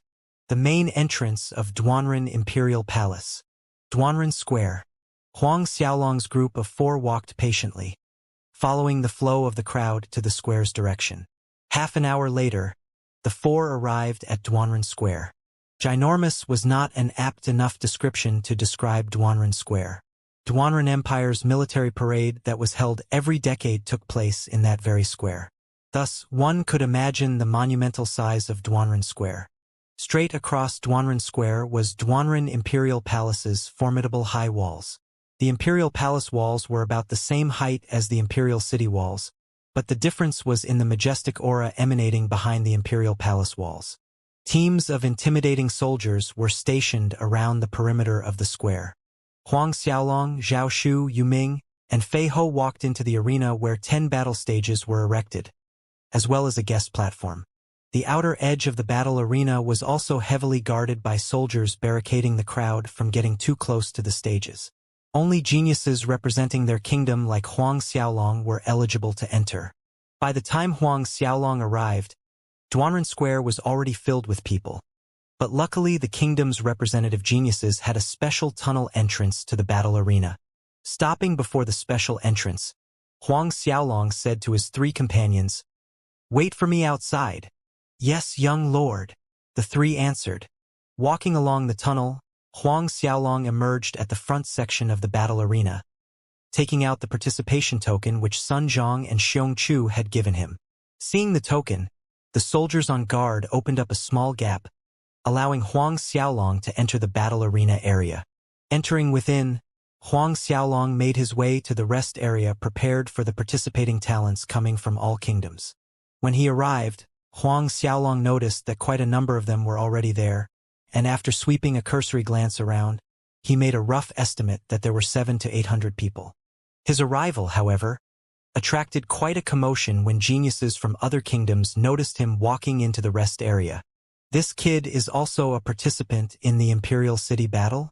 Please don't joke. He looks like he's no older than 18 years old. Barely 18, and this kid came to participate in the Imperial City battle. If it's not him having great confidence in his strength, then he's probably an arrogant idiot." The genius disciples from Duanren Empire's fealty kingdoms looked at Huang Xiaolong with different meanings to their gazes. One of the requirements for participating in the Imperial City battle was being at or under 30 years old. Therefore, most of these geniuses would cultivate until the age of 30 or close to 30 before coming to participate in this event. An ounce stronger meant a slightly higher chance to achieve a more favorable result. People who came to participate in the Imperial City battle before reaching the age of 20 were scarce, or perhaps it would be more accurate to say it had never happened before. As high as Huang Xiaolong's talent might be, these other kingdoms' geniuses were reluctant to believe that a 17-year-old boy was strong enough to shake them. Of course, behind these gazes, contempt swirled within. Still, amongst this group of geniuses, there was a young man in white robes around 27 to 28 years old who was looking solemnly at Huang Xiaolong ever since his appearance. Huang Xiaolong. It's actually Huang Xiaolong. This little punk also came to participate in this year's Imperial City battle. Why so fast? The white-robed young man was traumatized.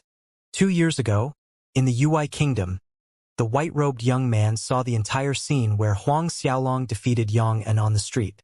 2 years ago at that time, Huang Xiaolong should have only been a 9th-order warrior, not even breaking through to a 10th-order warrior. He remembered that day clearly. The talent Huang Xiaolong had shown greatly impacted him.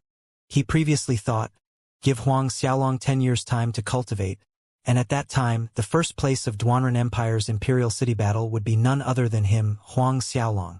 Unfortunately, it did not take 10 years. In just 2 short years, Huang Xiaolong was here, participating in the Imperial City battle. 2 years, how much did his strength increase? 10th order? The white-robed young man contemplated inwardly. This white-robed young man was Ui Kingdom's representative for this year, Zhou Jie. Just a mere 10th order warrior, and he dares come take part in the Imperial City battle? Zhou Jie furrowed his brows. In the white-robed young man's opinion, a mere 2 years was too fast even with Huang Xiaolong's cultivation speed. At most, he should only be a 10th order warrior. Moreover, he probably just had a recent breakthrough to the 10th order. A 10th order cultivation base in all the kingdom's academies could be considered an expert, but in the eyes of the many geniuses that came to participate in the Imperial City battle, that was the bottom rung as cannon fodder. However, since Huang Xiaolong clinched Cosmic Star Academy's overall championship, his strength was definitely not limited to a 10th order warrior's level. This was Zhou Jie's final assessment. Huang Xiaolong listened to the discussions around him, ignoring the gazes directed at him as he walked up to an empty seat. He sat down quietly and waited patiently for the battles to begin. After Huang Xiaolong arrived, many geniuses from other kingdoms also arrived in succession, when suddenly there was a commotion in the crowd of people. Xia Puti is here. According to rumors, Xie has a top-grade 13 martial spirit, Black Flame Phoenix, and he supposedly broke through to Xiantian's Second Order a year ago. Xiantian's Second Order, Black Flame Phoenix Martial Spirit. This Xie is too scary. No doubt this time's first place is his. Most of the big families and forces in Duanren Imperial City are betting that Xie will take first place this time. Hearing endless praises of admiration towards this Xie, Huang Xiaolong became curious and looked over. A young man in fire-red battle gear was walking in his direction. This young man had a tall stature, as if every muscle in his body contained unimaginable explosive power. Even his eyebrows were fire-red in color. As he walked, a faint ember glow seemed to trail his movements. This was Xie, aggressive and domineering. Xie? The name flickered in and immediately passed through Huang Xiaolong's mind. Judging from the crowd's reaction, this Xie was likely the strongest participant in this year's Imperial City battle. Top grade 13 martial spirit, Black Flame Phoenix? Xiantian's Second Order. Undoubtedly, this Xie would be a strong opponent. Walking into the resting area, Xie made his way to the empty seats close to Huang Xiaolong and chose a seat 5 meters away from him. As Xie sat down, a burst of hot air rushed out. The geniuses originally sitting in that area exclaimed in surprise, all scurrying far away from their seats, recoiling from the sudden burst of heat. The hot air rushed towards Huang Xiaolong, but when it was still 1 meter away, it stopped like it met with an invisible barrier of resistance. Huang Xiaolong sat in a meditative pose, calm as day. And Xie uttered a surprised sound. Looking over at Huang Xiaolong, a fiery red spark glinted in his eyes because he did not expect his Phoenix Fire Chi would actually be resisted by some youth aged no more than 18. The faces of possible top 10 candidates flashed one by one in his mind, yet none of them matched the features of this young man near him. Interesting, Xie thought. The other geniuses present were also surprised seeing Huang Xiaolong stop Xie's Phoenix Fire Chi. What? That little kid actually stopped Xie's Phoenix Fire Chi. Where did this kid come from? However, those geniuses that had just avoided Xie's Fire Chi sneered. It was because this little punk cultivates in cold element battle Chi, coincidentally restraining Xie's Phoenix Fire Chi. Moreover, Xie was kind enough to hold back. Do you really think this little kid is so great that he can withstand the heat? Right, that must be the reason. Huang Xiaolong remained calm even as the ridiculing words continued. It's Yanggang's here. At this time, another wave of commotion swept the crowd. Yanggang, peak late Xiantian First Order. His martial spirit is a top grade 12. Celestial Yin Beast. A young man in a green brocade robe was seen walking in. Yanggang. Huang Xiaolong glanced at the new arrival, unperturbed. Another superb talent martial spirit possessor. He did not expect that, in this year's Imperial City battle, so many of them would appear. And to top it off, even meet 2 geniuses in succession that had superb martial spirits above grade 11. Including Huang Xiaolong, it totaled at 3. In the past, the Imperial City battle had only gathered grade 11 martial spirits. At most, the number of those applicants maxed out at 2. Yanggang's appearance sent the surrounding geniuses into another bout of whispers. This Yanggang was the most probable candidate for second place. Walking in, Yanggang was dumbfounded by Xie's presence, and strong flames of war burned in his eyes as he headed straight towards Xie's position. Yanggang's actions instantly attracted the attention of many geniuses, and they turned to watch. Coming to a stand before Xie, Yanggang said, "As for this year's Imperial City battle, I will definitely get the first place. Xie, I will absolutely defeat you." Xie laughed calmly after hearing these words. "Defeat me? We'll see after you defeat him." His eyes hinted at Huang Xiaolong 5 meters away. Yanggang looked over in the same direction, and seeing Huang Xiaolong's face, he was stunned and turned back to face Xie angrily. "What do you mean?" In Yanggang's opinion, Xie was comparing him with a 17-year-old greenhorn, and there was a strong feeling that he was being underestimated or worse, disdained. Xie did not bother to answer. and that made Yanggong's face darken gloomily, glaring at Huang Xiaolong. "Little punk, I hope you won't run into me on the stage. If you do, I'll make sure you get off the stage sideways." Yang directed all his rage onto Huang Xiaolong. "Really?" Huang Xiaolong reacted placidly. Seeing that Huang Xiaolong dared to retort him in public, the temperature in his eyes dropped dangerously.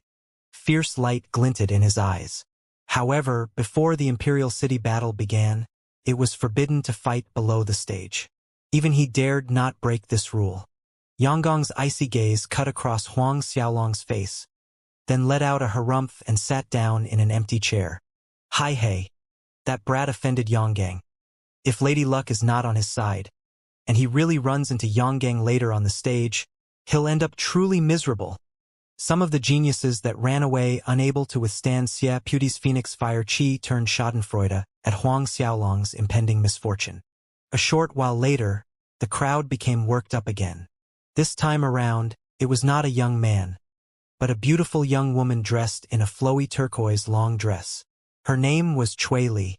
She appeared to be in her late 20s and had a sweet smile hanging on her ruddy lips, along with a pair of glistening bright eyes. The commotion raised by Cui Li's appearance was comparable to Xia Puti's. Most of the geniuses participating in the Imperial City battle this year were men, and this was the obvious attraction of the opposite sex. "Can I sit here?" Arriving, Cui Li seemed to make a beeline towards Huang Xiaolong, and as she stood in front of him, one delicate finger pointed to an empty seat beside him. Huang Xiaolong became dazed for a moment before nodding, "Feel free." Sending Huang Xiaolong a sweet honeyed smile, she said her thanks, "Thank you," and sat down next to Huang Xiaolong. Her alluring fragrance wafted into Huang Xiaolong's nose. In that moment, the surrounding kingdom geniuses were all staring at Huang Xiaolong. The many pairs of eyes seemed to spew a strong fire of jealousy. Huang Xiaolong treated the burning, jealous gazes directed at him from the surrounding kingdom's geniuses as if they did not exist. He sat there with the same placid expression on his face. "You're called Huang Xiaolong, right?" Cui Li asked as she faced Huang Xiaolong sideways after sitting down on the empty chair next to him.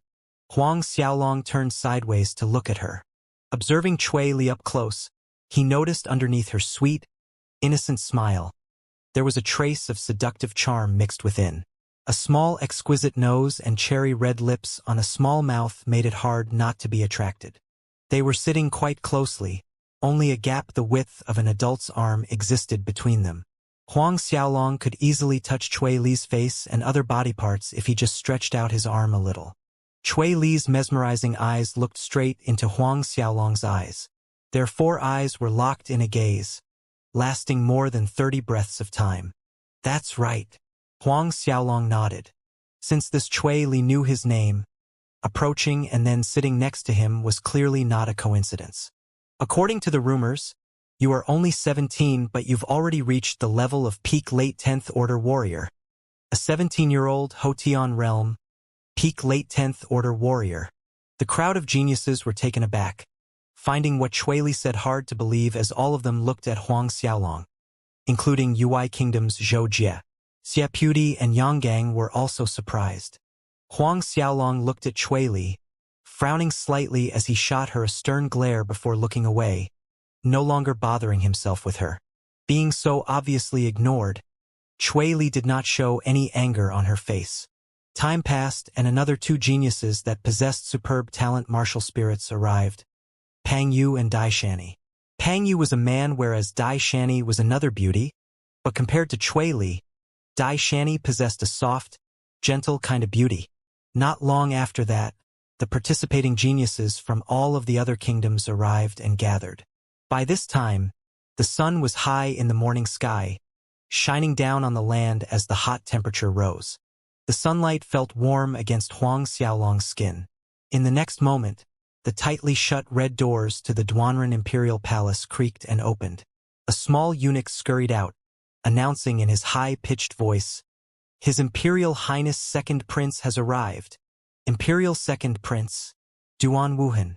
As the eunuch's voice fell, Duan Wuhan was seen riding out of the palace doors on a majestic lion mount amidst a protective circle of palace guards.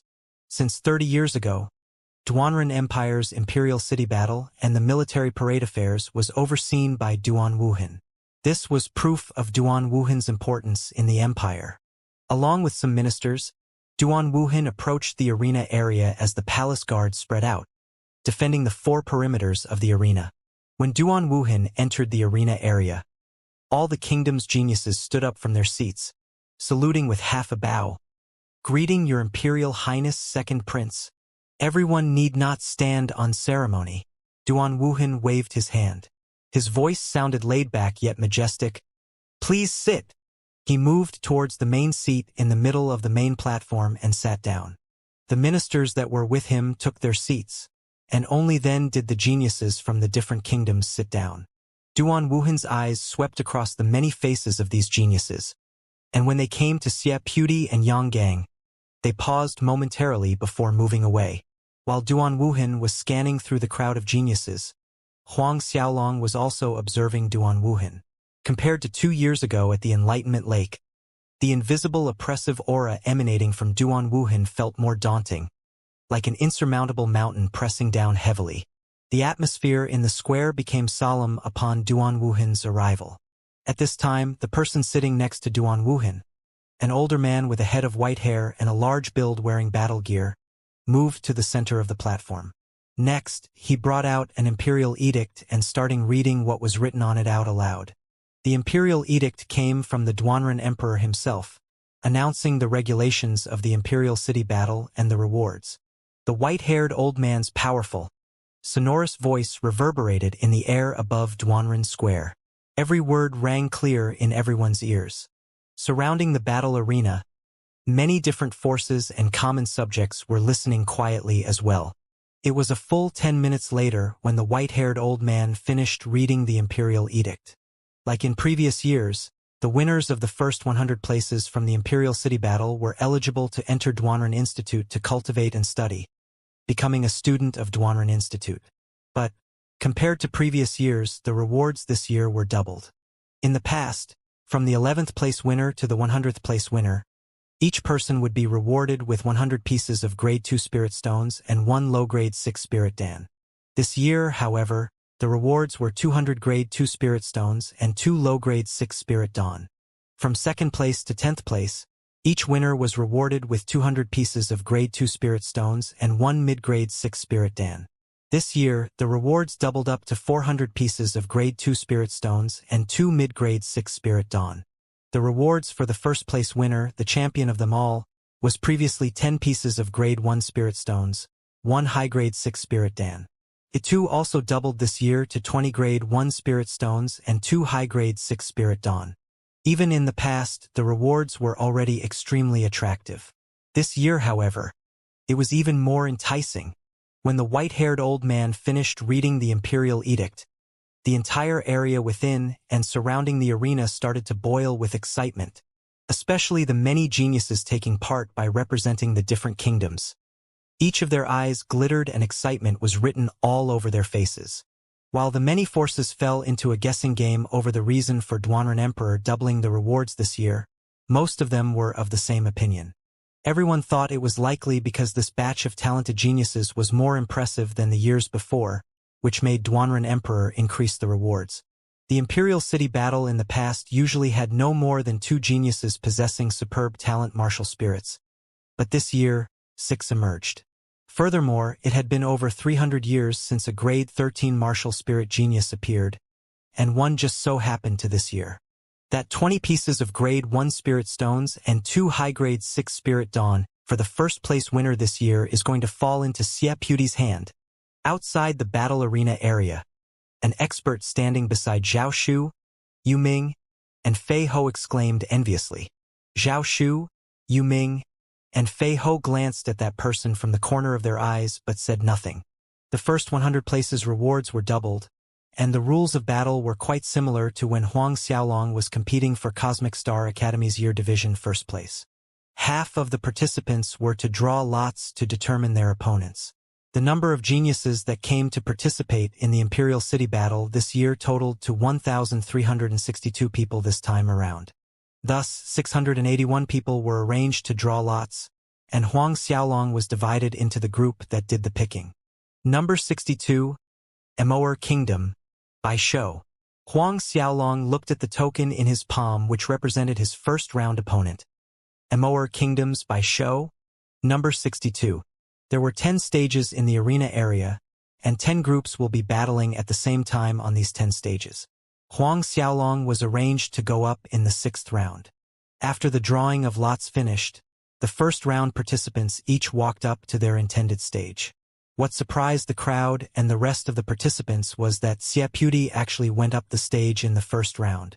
Watching the owner of the grade 13 martial spirit, Xiaputi, going up on stage, excitement amongst the crowd shot up, which also included the geniuses below the stage.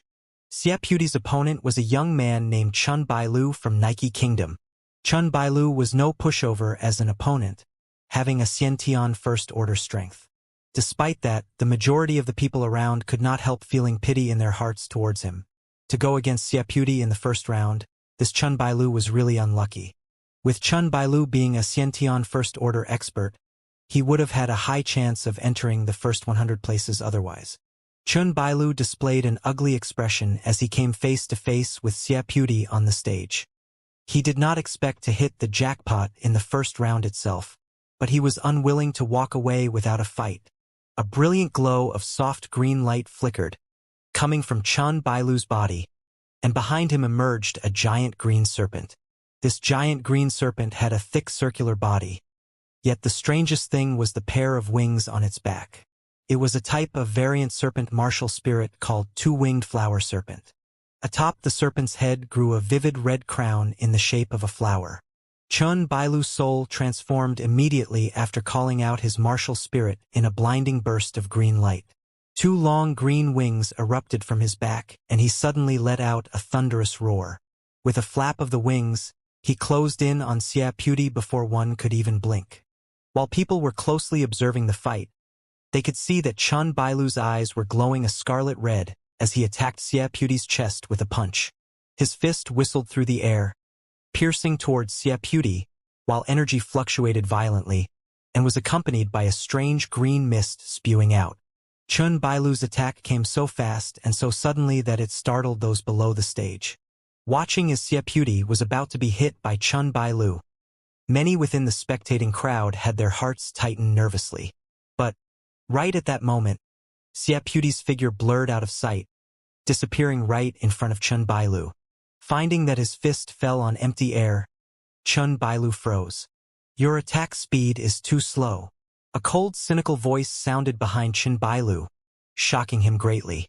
Just as he was about to turn around, a terrifying palm strike slammed onto his back, spreading a scorching temperature starting at his back and wantonly moving to the rest of his body, as if it wanted to roast all of his internal organs. Wailing in horrendous pain, Chun Bailu was knocked off the stage. The people below the stage saw red flames dancing across every inch of Chun Bailu's body when he landed on the square floor, incinerating every thread of his robe into ashes.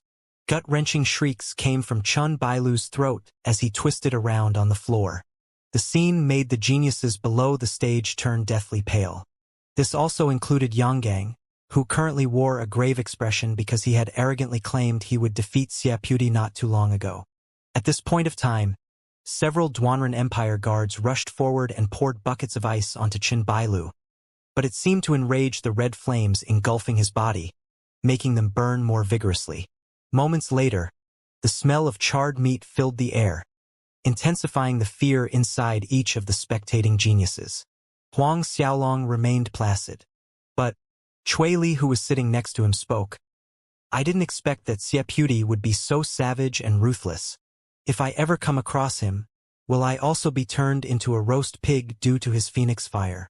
She was even showing a terrified expression when she finished, both hands exaggeratedly patting her plump bosom. At her constant patting motions, two proud peaks were pressed down, stretching the fabric of her clothes downward, clearly showing the bottom outline of two large, rounded breasts. Such voluptuous breasts, Loud sounds of saliva being swallowed was heard from nearby participating geniuses. Savage? Being roasted like a pig? Picking up Chui Li's keywords, Huang Xiaolong secretly shook his head. However, he remained mindful. This Chui Li may seem gullible with her sweet, charming smile that resembled an angel, but he was certain her strength was not lacking at all. At the very least, she was not as sweet as she projected herself to be on the surface. She was a powerful woman. Little brother Xiaolong, if I come across you on the stage, you must know to have pity on the weaker sex. You must be gentle with me, oh. Chui Li's tone suddenly changed, imploring in the softest voice. Her sparkling eyes echoed the same sentiment as they gazed at Huang Xiaolong, especially when she was saying the words, be gentle. Excited sounds of saliva swallowing was heard once again. Little brother? Huang Xiaolong looked at Chui Li. This woman bringing up nonsensical topics. Frankly speaking, Huang Xiaolong was becoming annoyed with her. But he could not figure out why there was this sudden interest in him. Was it simply because he was a peak late 10th Order warrior at 17 years of age? Once on the stage, in my eyes, all are my opponents. Huang Xiaolong looked away, giving an aloof answer. The sweet smile on Chui Li's face did not waver, and instead, it deepened. Little brother Xiaolong, what kind of women do you like? The soft and gentle type, or the cute and cheerful kind? Huang Xiaolong frowned. He did not answer or speak, totally ignoring the woman. By this time, the first round of battles ended. Xiaputi slowly walked down from the stage, returned to the same place and sat down. With the first round of matches complete, the second round began with the people containing numbers 11 to 20. Round after round began and finished, and very soon, it came to Huang Xiaolong's turn. Number 61 to 70 had to battle it out on the stage. Huang Xiaolong stood up from his seat and walked up slowly to stage number 2. Standing across from Huang Xiaolong was a young man about 25 years old. He had extremely dark skin and a medium build, and was half a head shorter compared to Huang Xiaolong's height of 5'9". Immortal Kingdom. By show, this person was Huang Xiaolong's first opponent. Perhaps it was due to Chui Li's influence, but the majority of geniuses below the stage were watching the stage Huang Xiaolong was on. Her eyes did not move away from Huang Xiaolong's figure. After finding out Huang Xiaolong broke through to peak late 10th Order at 17, her interest and curiosity towards him exceeded that of Xiaputi. Her gut feeling said the little guy was not as simple as he seemed on the surface. This by show is a Xiantian First Order expert. In my opinion, Huang Xiaolong will be eliminated in the first round. This Huang Xiaolong's martial spirit is a top grade 12. Divine Black Dragon? Hey, if that is true, then he's the first person in history to possess a superb talent martial spirit who'll be eliminated in the first round. Failing to enter Duanren Institute, geniuses from various kingdoms began to ridicule and mock Huang Xiaolong. Hearing these insults, Chui Li's delicate brows creased slightly as she glared sternly at those geniuses that uttered mocking words.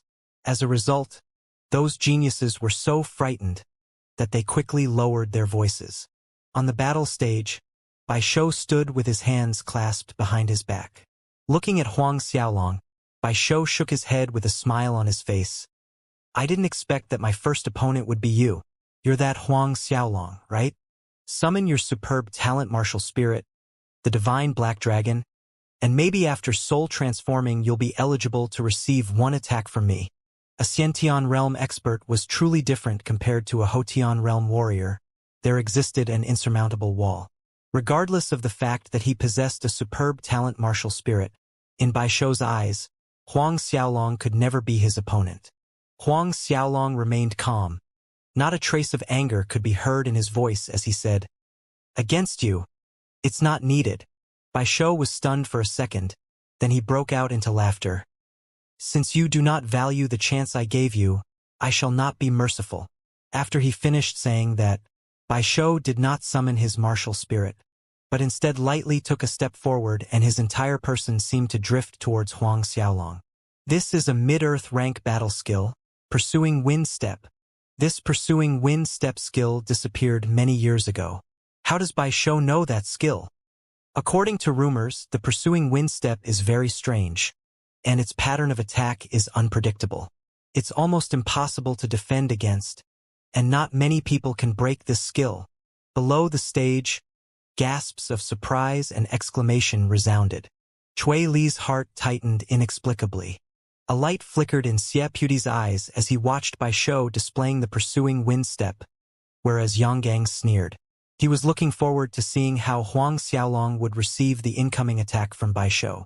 In the blink of an eye, Bai Shou had arrived in front of Huang Xiaolong. Ice-shattering palm.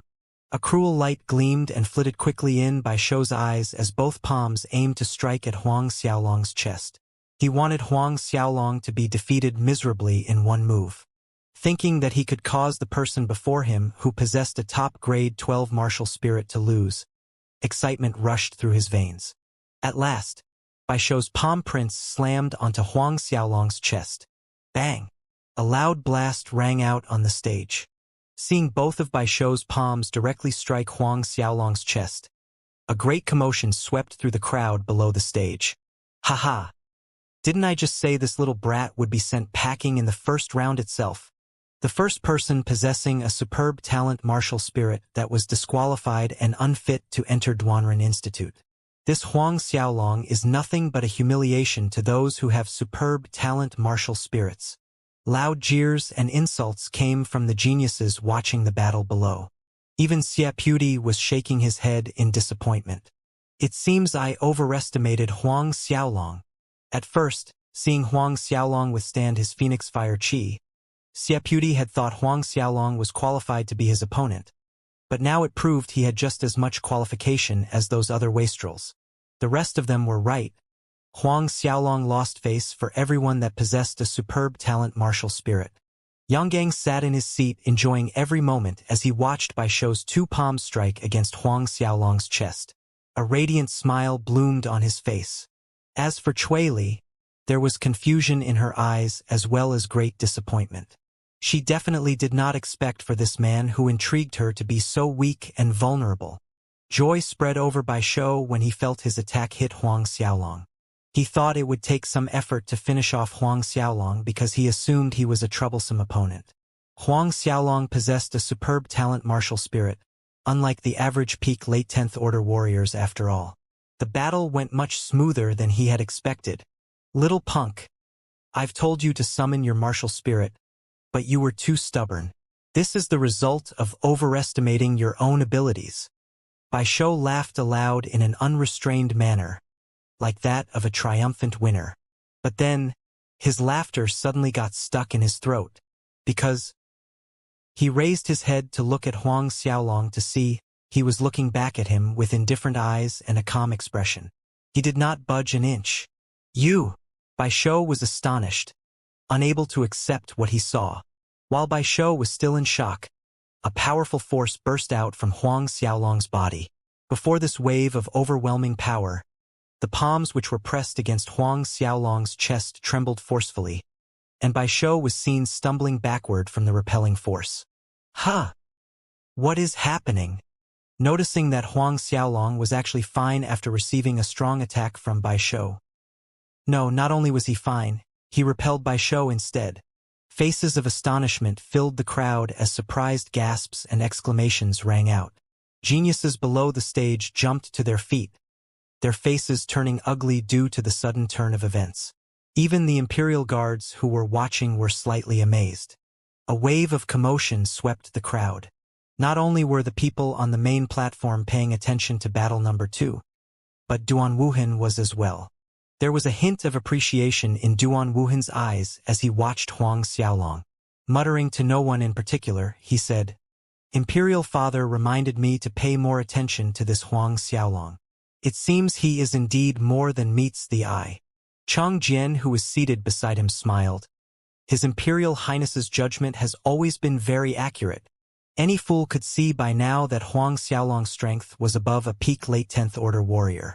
Watching from below the stage, Xie Puti's mouth was agape as the fire-red flames around him flickering wildly in vivid excitement, whereas Yanggong's face became icy and gloomy. Chui Li stared dazedly at Huang Xiaolong's silhouette. Her dainty cherry lips opened in the shape of an O, totally disregarding her image, and her generous bosom heaved up and down. Just like that time in Cosmic Star Academy when Huang Xiaolong took on the full force of Lin Han's great moonlight fist, he remained as stable as a mountain. It was as if nothing happened. The expression of the crowd at this moment was the same look the Cosmic Star Academy students showed at that time. Individuals that were watching the second battle stage were shocked by the sudden change. Taking a double palm hit from a Xiantian realm expert, yet remaining unharmed. After the initial shock subsided a little, the one word that emerged in everyone's mind was monstrous. Huang Xiaolong repeated the same action he previously did after receiving a full force punch of Lin Han's great moonlight fist. Raising a hand to pat away some non-existent dust on his chest, Huang Xiaolong looked at Bai Shou with indifference. Ice-shattering palm? Bring out the force you usually use to drink milk. That felt like scratching an itch for me. Bring out the force used to drink milk. Scratching an itch. After a brief moment of silence, Duanren Square once again exploded in a hoo-ha. So arrogant, too arrogant. This Huang Xiaolong dared to say Bai Shou was scratching an itch for him.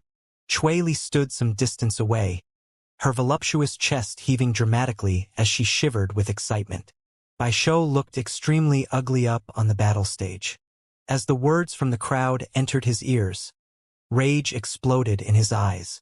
A blinding flash of black light shone from his body, revealing a human skeleton hovering in the air when the light vanished. This skeleton belonged to the group of weapon martial spirits and was pitch black in color. It had a structure similar to the human skeleton. However, inside the skull's eye sockets, there were flames dancing around like will-o'-the-wisps. This was Bai Shou's martial spirit, a grade 10 martial spirit that was one of the closest existences to a superb talent martial spirit, Black Skeleton. However, Bai Shou did not soul transform immediately after summoning his martial spirit and instead gave an order to the Black Skeleton to attack Huang Xiaolong. Shattering the void, that Black Skeleton appeared right above Huang Xiaolong's head. The two dancing flames in its eyes glowed brightly, turning into two flames that shot towards Huang Xiaolong's chest. Simultaneously, its body and arms lengthened several folds, slamming down, aiming at Huang Xiaolong's head. While the skeleton was attacking, Bai Shou dashed out like the wind, approaching Huang Xiaolong from the front. Die!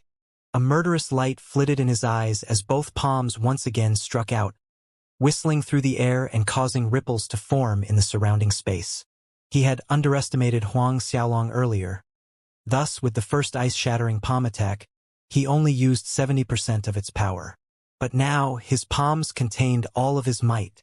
Below, the ruckus from the crowd desisted instantly, and all eyes were glued to the stage. Huang Xiaolong made his move.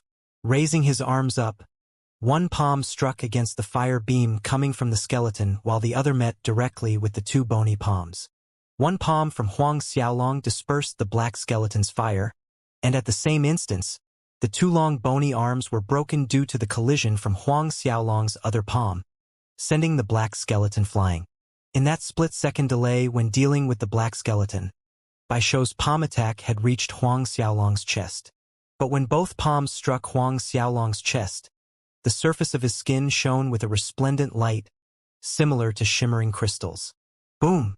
An explosive and deafening sound of two large forces colliding shook the air.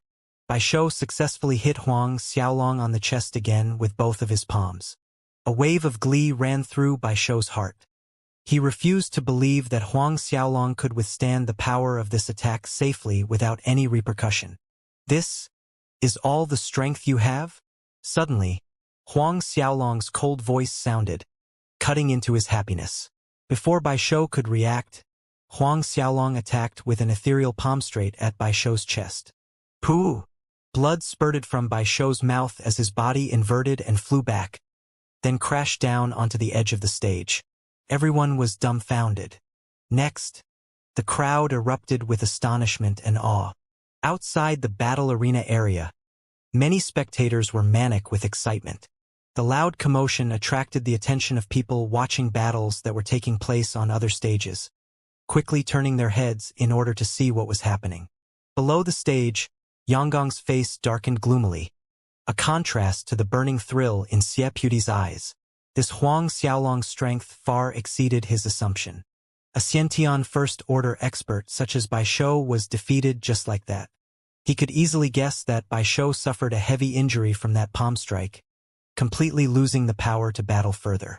The result for this match was already determined. Cui Li seemed unable to still the excitement coursing through her body, and her eyes glittered like the night sky. Her proud peaks looked like they were about to escape from their bindings any moment due to her vigorous breathing.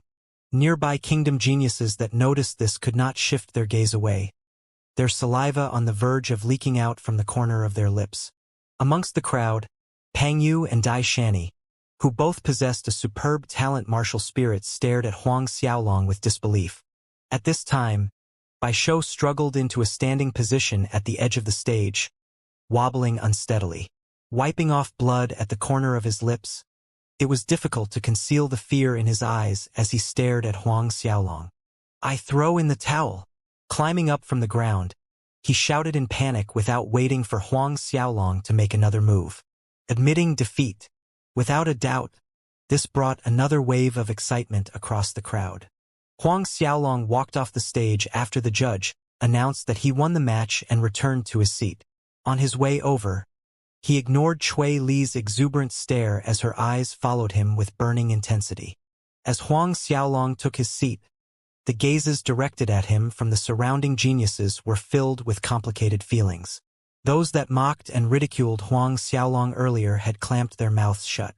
Their eyes occasionally glanced at Huang Xiaolong with reverence, and hidden deep within them were faint traces of regret and trepidation. The instant Huang Xiaolong sat down, Cui Li moved so close to Huang Xiaolong that she appeared to be draping her entire being over his arm. Her breathy voice gasped, "Xiaolong, you were so powerful just now. So powerful just now." These words sounded so ambiguous. Some nearby geniuses felt a warm sensation in their nostrils hearing this sentence. Touching their nose, red warm sticky liquid stained their fingers. They all had nosebleeds. Huang Xiaolong looked over at Cui Li and discovered that her breasts were nearly resting on his arms. Before the match started, she referred to him as little brother Xiaolong.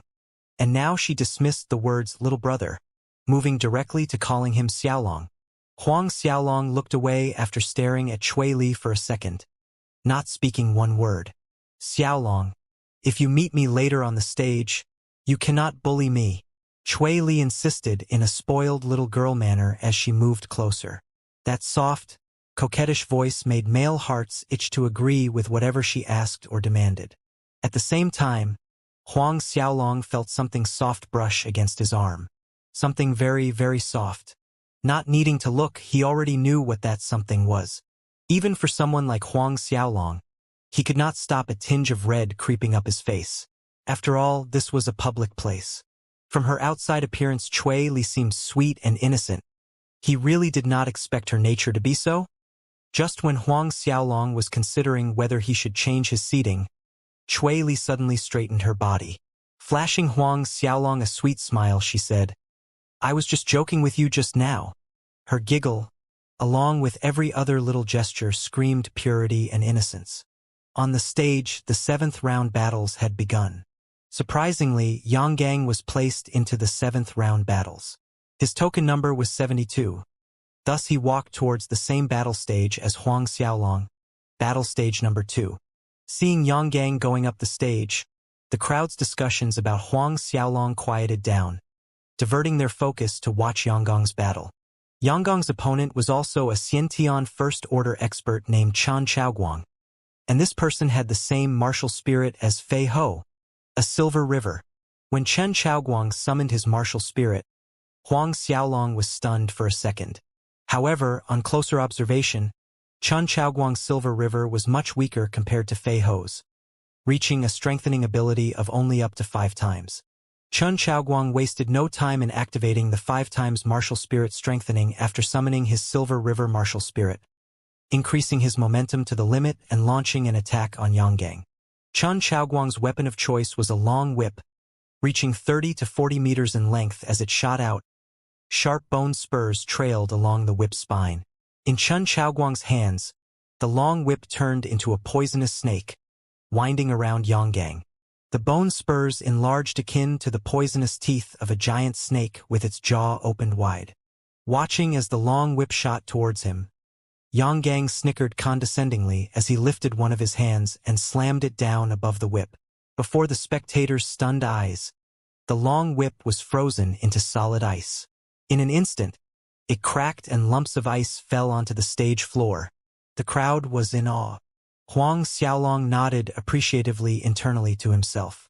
Turning everything to ice with a single wave, the power of this Yonggang's ice frost was indeed notable. Without further suspense, the result of that battle was announced moments later. Chen Chaoguang was sent flying with an effortless palm strike from Yonggang, falling out of the battle stage area. When Chen Chaoguang landed on the ground, his body was enclosed within a thin layer of ice, having turned green and was constantly shivering from the cold. From beginning to end, Yonggang did not summon his martial spirit. While the crowd was in the throes of excitement, Yonggang walked down from the stage and went back to his seat. On the way back, he shot a provocative look in Huang Xiaolong's direction. Huang Xiaolong gave no reaction. Next, it was token number 81 to 90. 2 more rounds of battles and the first tier of battle would end. A short while later, all 1,362 geniuses completed their first round of battles with half of them eliminated. Hence, only 681 were left. The remaining 3 people that possessed superb talent martial spirit, Cui Li, Pangyu, and Dai Shani all displayed incredible strength and power, defeating their opponents with ease and progressing into the next round. Just as before, half of the people drew lots. With one odd person out in 681 people, the person who drew a blank lot got to move on to the next round without participating in the current round's battles. Whether it was a coincidence or deliberate arrangement by Duanren Empire's people, the person who drew the blank lot was Xia Puti. Therefore, without needing to battle anyone, Xia Puti gained the qualification to enter the third round. Huang Xiaolong drew number 86, but the opponent this time was not a Xiantian realm expert. Instead, it was peak late 10th Order warrior, a young man from White Deer Kingdom called Deng Tang. When Deng Tang discovered his opponent was Huang Xiaolong, he turned deathly pale. After summoning his martial spirit the moment he got onto the stage, he soul transformed and launched his strongest skill at Huang Xiaolong. His plan was to catch Huang Xiaolong unprepared, taking the initiative and striking first. His idea was a good one, but Deng Tang forgot one crucial point. As fast as his attack was, and as strong as his attack power might be, would there be any use to his efforts if he failed to break through Huang Xiaolong's defenses? Almost within one breath's time, he was sent flying off the stage with a single punch from Huang Xiaolong.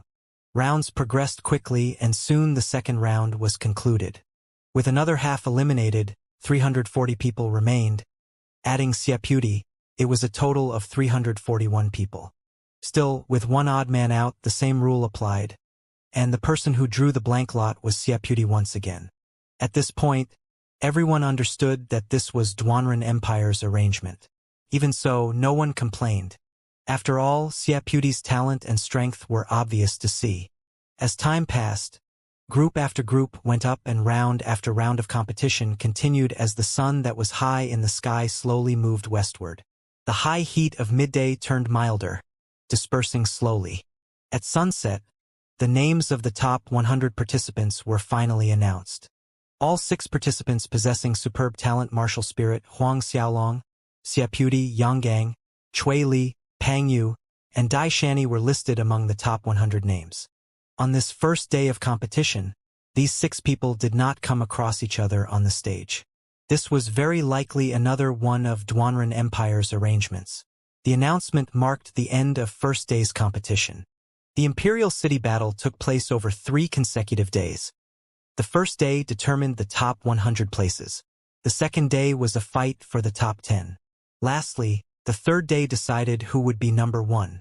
The many spectating forces and commoners made their way out of Duanren Square after hearing the first 100 places results announced. Though the first day's competition may have ended, the atmosphere was still sizzling with excited discussions. But the main character discussed was neither Xia Puti nor Yonggang. It was Huang Xiaolong. In the morning before the competition started, Huang Xiaolong was deemed as the one with the most unfavorable odds amongst the 6 people with superb talent martial spirit. But now, every little detail related to Huang Xiaolong turned into a big topic. For example, Huang Xiaolong was only 17. Huang Xiaolong's martial spirit was a primordial divine black dragon. What was Huang Xiaolong's real strength? Some even went as far as comparing Huang Xiaolong with Xiaputi and Yanggang. Although no one was certain as to the extent of Huang Xiaolong's real strength, nearly everyone agreed that Huang Xiaolong could definitely achieve a spot in the top 10. Leaving Duanren Square, Huang Xiaolong returned to solitary Longing Inn with Zhao Shu, Yu Ming, and Fei Ho. Darkness filled the night sky, yet Huang Xiaolong had no chance to rest.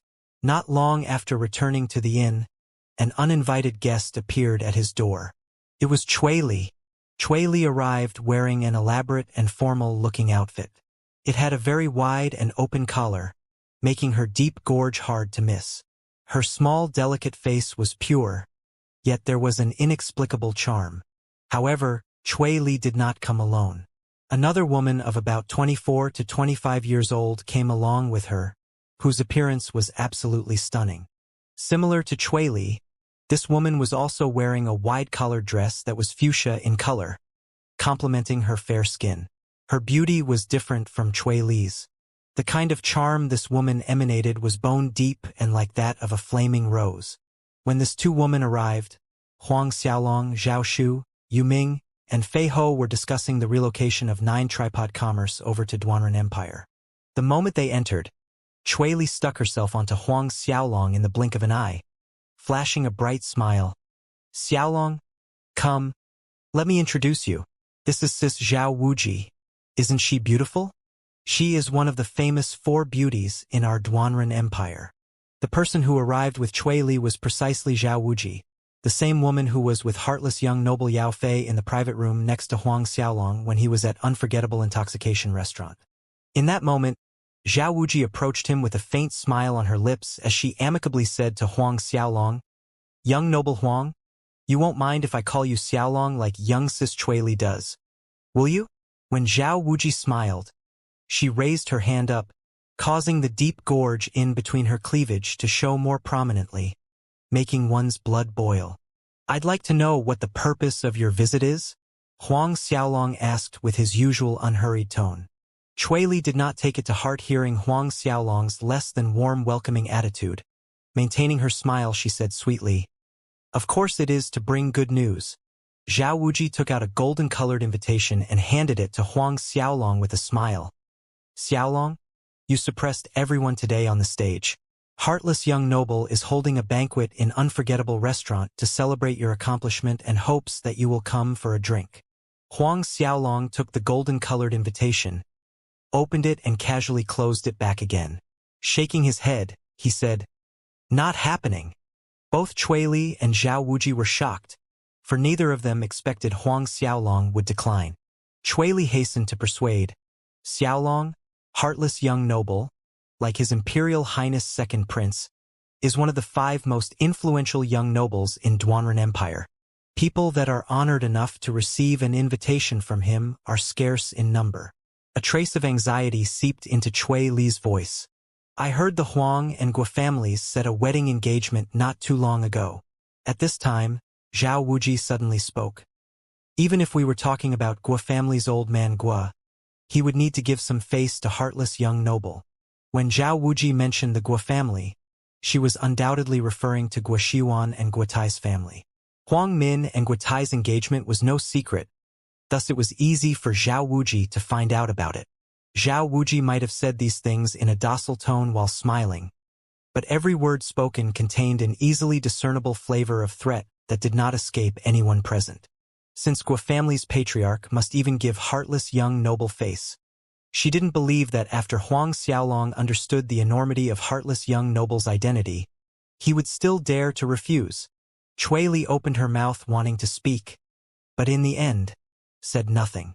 After all, she felt Huang Xiaolong should not offend heartless young noble for such a small matter. Which Duanren Institute student didn't want to climb up the social ladder and build relations with heartless young noble? Yet Lady Luck never had the time for their requests. Huang Xiaolong faced Zhao Wuji with the same insouciance. Really? Then he turned towards Fei Ho and said, "See the guests out." Both Cui Li and Zhao Wuji were astounded. See the guests out. They had clearly explained heartless young noble's identity just now. A character that someone like Old Man Guo must give face and be courteous to was still rejected by Huang Xiaolong. Zhao Wuji had a strange expression on her face. She tried again. "Young noble Huang, do you want to think it over one more time?" Prior to this, she referred to him as Xiaolong, but now even the salutation had changed to young noble Huang. Cui Li's heart lurched for a moment.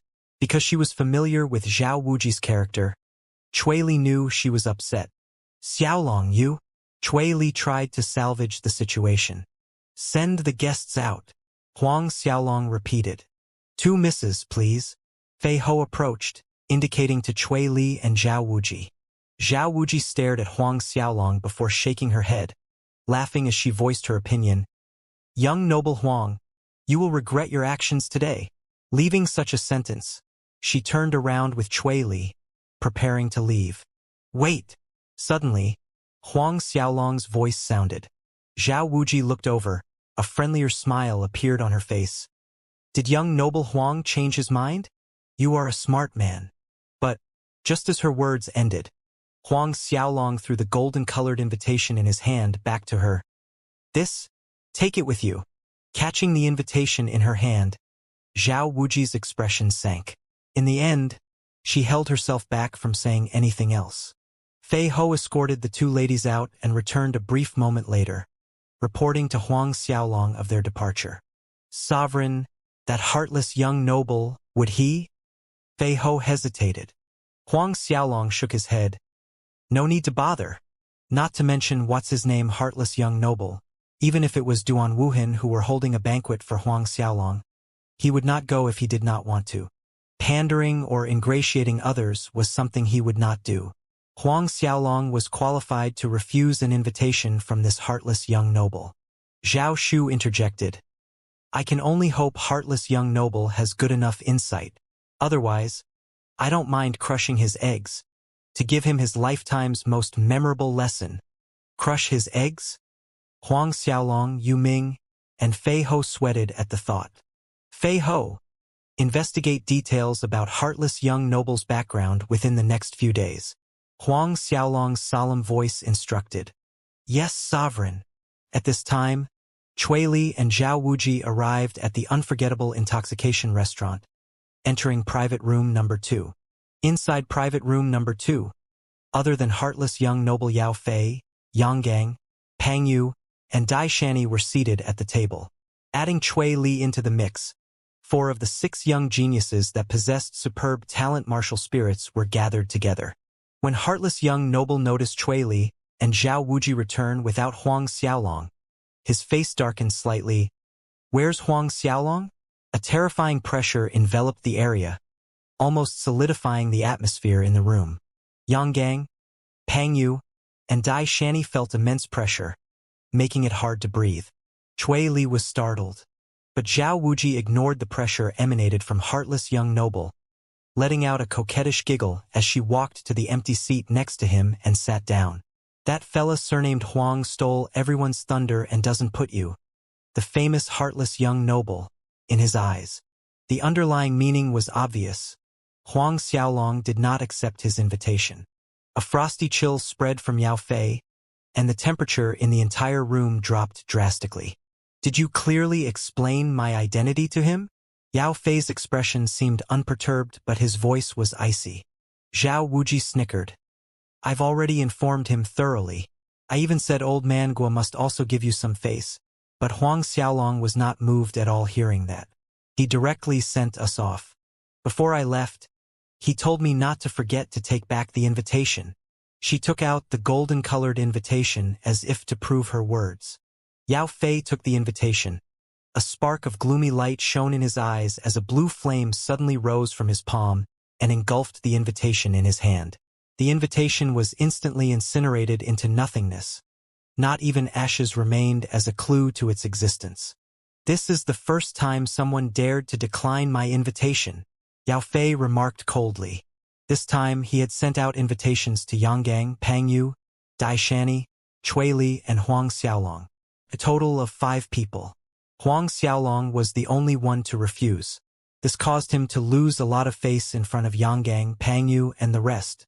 Xie Puti was a member of Duanren Imperial City's Xie family, and like the Yao family, the Xie family was one of Duanren Empire's super families. Therefore, Yao Fei did not invite Xie Puti. Yanggang sat there listening quietly and smirked sardonically to himself when he heard that Huang Xiaolong actually dared to refuse heartless young noble's invitation. In his esteemed opinion, Huang Xiaolong would definitely suffer an agonizing death for offending Yao Fei. Duanren Empire had 5 famous young nobles. Each of them had such immense influential power that they could easily cover half the sky with their palm. This especially applied to the top 2, Second Imperial Prince Duan Wuhin and heartless young noble Yao Fei. Amongst the 5 young nobles, Duan Wuhin and Yao Fei were the strongest of the bunch. In addition to their strength, Yao Fei belonged to the magnificent Yao family which had existed for over 2,000 years. In fact, the Yao family's history went further back than Duanren Empire itself. Even Duanren Emperor himself had to be wary when dealing with the Yao family's ancestor. At this point, Yanggang seized the chance to voice some words of flattery. That Huang Xiaolong has no idea how high the heavens are, daring to decline heartless young noble's invitation. However, please rest assured, heartless young noble, if I come across Huang Xiaolong on the stage, I will definitely defeat him and humiliate him to help ease heartless young noble's dissatisfaction. Yanggang ended his declaration with a flattering smile. Yao Fei swept a glance at Yanggang as his mood returned to normal, his face remaining expressionless. He's nothing but a little greenhorn. This doesn't qualify as something that can dampen my mood. And he's even more unqualified to make me angry. Yanggang stiffened. When Pangyu saw Yanggang suddenly hesitate to speak, he jumped in with his own attempt to flatter. Heartless young noble is right. With heartless young noble's strength and identity, how can that Huang Xiaolong even compare to you? He doesn't even qualify to carry your shoes or hold your bath water. Dai Shani and Chui Li listened and kept quiet. Both did not utter a sound. In fact, Dai Shani was reluctant to participate in such festivities, but due to the pressure of heartless young noble's name and reputation, she felt that she had no other choice but to attend. Although the Dai family was also one of Duanren Imperial City's big families, it could not compare to the giant known as the Yao family. Comparing the two was like comparing the heavens to the earth. The night sky outside gradually gave way to dawn as the sun rose, spreading warmth and light over the land. The sky was bright and clear, similar to the day before. The only difference compared to the previous day was that the excitement wafting through air had grown in intensity. Huang Xiaolong left the inn together with Zhao Shu, Yu Ming, and Fei Ho, and the streets seemed packed, moving at a snail's pace in the same direction. Today was the battle for the top 10. Huang Xiaolong. It's Huang Xiaolong. Someone suddenly screamed his name in recognition just as Huang Xiaolong took a step out of the inn. The scream was harmless, but it attracted many people's attention. Heads quickly turned and many others caught sight of Huang Xiaolong. Each person dashed over in excitement as they tried to get closer to him. It was like a pack of wolves aiming for a single lamb, pouncing at Huang Xiaolong. They came from all 4 directions. Huang Xiaolong furrowed his brows. Seeing this, a terrifying momentum broke out from Yu Ming's body. An invisible vigor qi created a protective sphere in a 300-meter radius around Huang Xiaolong. No one could get close to Huang Xiaolong within that boundary of 300 meters. The frantic crowd felt like they crashed into an invisible wall. Watching this result, Huang Xiaolong sighed in relief and then headed towards Duanren Square with Zhao Shu, Yu Ming, and Fei Ho. Yu Ming's vigor qi wall may have fenced off the crowd, but it could not deter them from following behind Huang Xiaolong and talking excitedly. Therefore, when Huang Xiaolong reached Duanren Square, he brought a mass gathering of more than 10,000 people with him. Watching the sight of Huang Xiaolong's arrival and the mass of heads behind him, the Duanren Empire guards that were guarding the battle arena were shocked. Luckily they knew who Huang Xiaolong was. Otherwise they would have thought an enemy army of the Empire had come to attack the city. Arriving at the square, Huang Xiaolong entered the battle arena area while Zhao Shu, Yu Ming, and Fei Ho waited on the outside. When he came to the arena area, Xiaputi was already sitting there in the same spot as the day before. Huang Xiaolong also chose to sit on the same seat he had previously, and when he walked by, Xiaputi spoke without looking at Huang Xiaolong. I hope there's a chance that we meet on the main battle stage. Tomorrow would be the last day of the Imperial City battle and was also when the main battle stage opened. The main battle stage was where these geniuses would battle it out for first place. Only the top 10 contestants were eligible to stand there. It was the last hurdle required before one could emerge victorious. Huang Xiaolong looked over to the main battle stage without any change in his expression. I also hope we can meet on the main battle stage at that time. In Huang Xiaolong's opinion, Xiaputi was the only person worthy to be his opponent in this Imperial City battle. The only person qualified to be his opponent. As for Yanggang, Pangyu, and the rest, he couldn't be bothered. And this feeling was mutual for Xiaputi. After yesterday's battles, Xiaputi listed Huang Xiaolong as his opponent, a real opponent. Only Huang Xiaolong was qualified to compete for the number 1 spot with him. Of course, he had full confidence in his own strength. Whether it was in regards to a martial spirit or strength, he believed his abilities greatly exceeded Huang Xiaolong.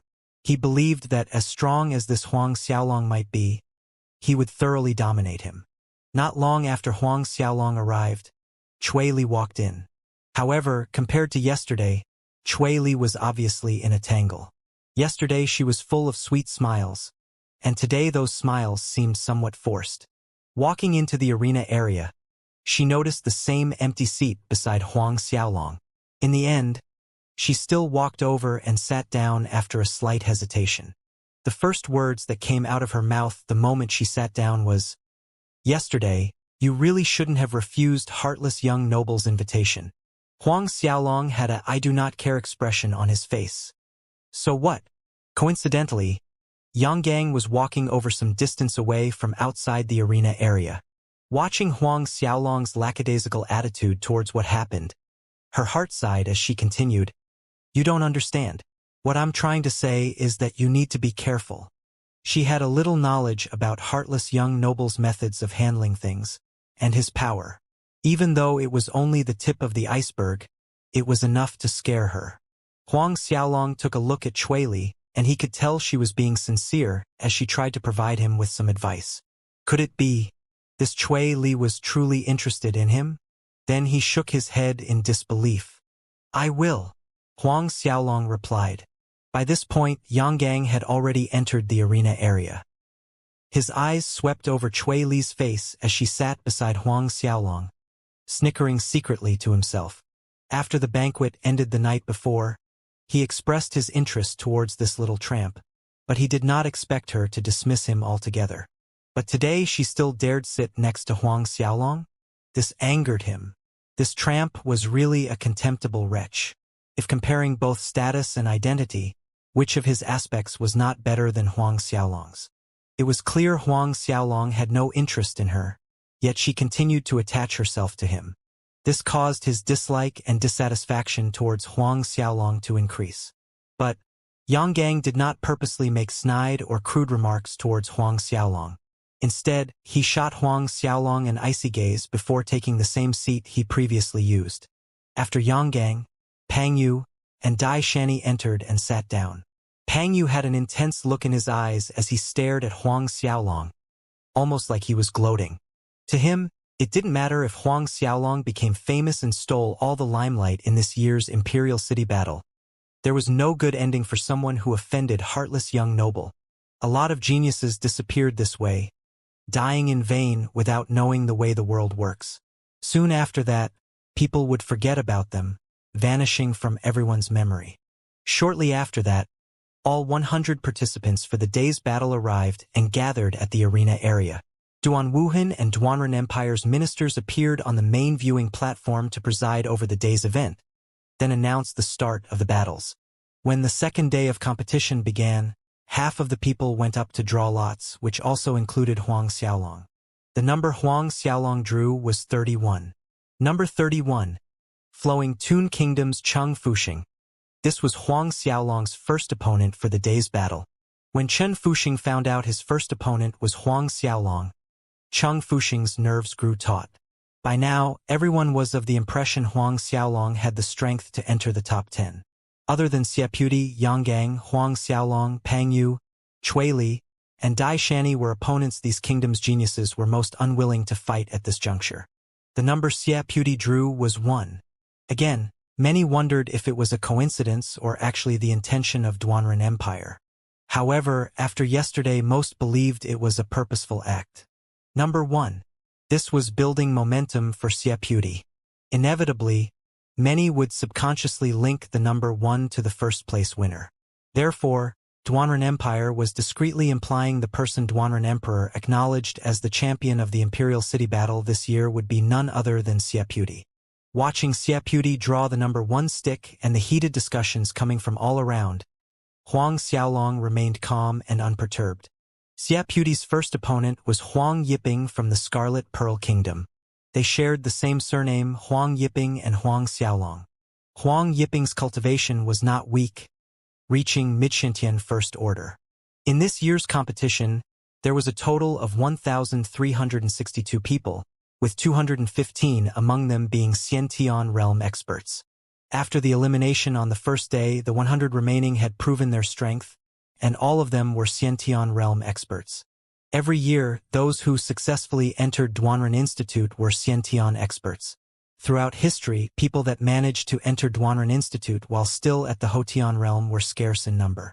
The moment Huang Yiping stood on the stage, he summoned his martial spirit and soul transformed in the same instant, launching an attack towards Xieputi in the most straightforward manner.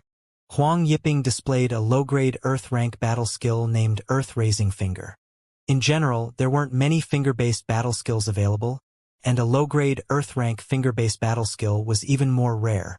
Huang Yiping's finger targeted Xieputi as if it was the tip of a sharp blade, leaving a mark across the stage floor and raising a screen of stone-riddled dust on the stage as he moved. These 10 battle stages were made of a kind of rock granite that average weapons couldn't even scratch. Yet Huang Yiping did just that by using his finger. The power of this attack was evident. However, just as Huang Yiping's finger attack was about to stab Xieputi, Xieputi raised his palm, instantly ceasing Huang Yiping's motions. His palm struck forward. "Get down!" Phoenix fire erupted like a volcano, spilling out like raging waves of lava. Huang Yiping turned white, staggering backwards repeatedly until he reached the edge of the battle stage. Both his palms suddenly struck forward, and borrowing the rebound force, his body flew out of the battle stage. Huang Yiping lost, even if they already knew the result. Seeing how effortless Xieputi defeated Huang Yiping still triggered a wave of shock in the hearts of many geniuses below the stage. Outside the battle stage arena, the crowd's excitement instantly grew to a frenzy. After a short period of time, the first group of 10 that included Xieputi finished their turns. Next came the second group. Then the competition quickly moved on to the third group in which Huang Xiaolong was participating. Since Huang Xiaolong's number was 31, he too headed towards stage number 1. Standing on the stage, Huang Xiaolong faced his opponent, Chen Fuxing, who was on the other side with an aloof and indifferent attitude. Chen Fuxing was tall, reaching a height over 6'2", close to 2 meters. His 4 limbs bulged and he had dense coarse hair covering his skin, similar to beastmen. From Chen Fuxing's outward appearance, either his parents or ancestor were likely beastmen. "Huang Xiaolong, although I know I'm not your opponent, I will not throw in the towel." Chen Fuxing looked at Huang Xiaolong. The apprehension in his eyes gradually receded and was replaced with a surging desire for battle.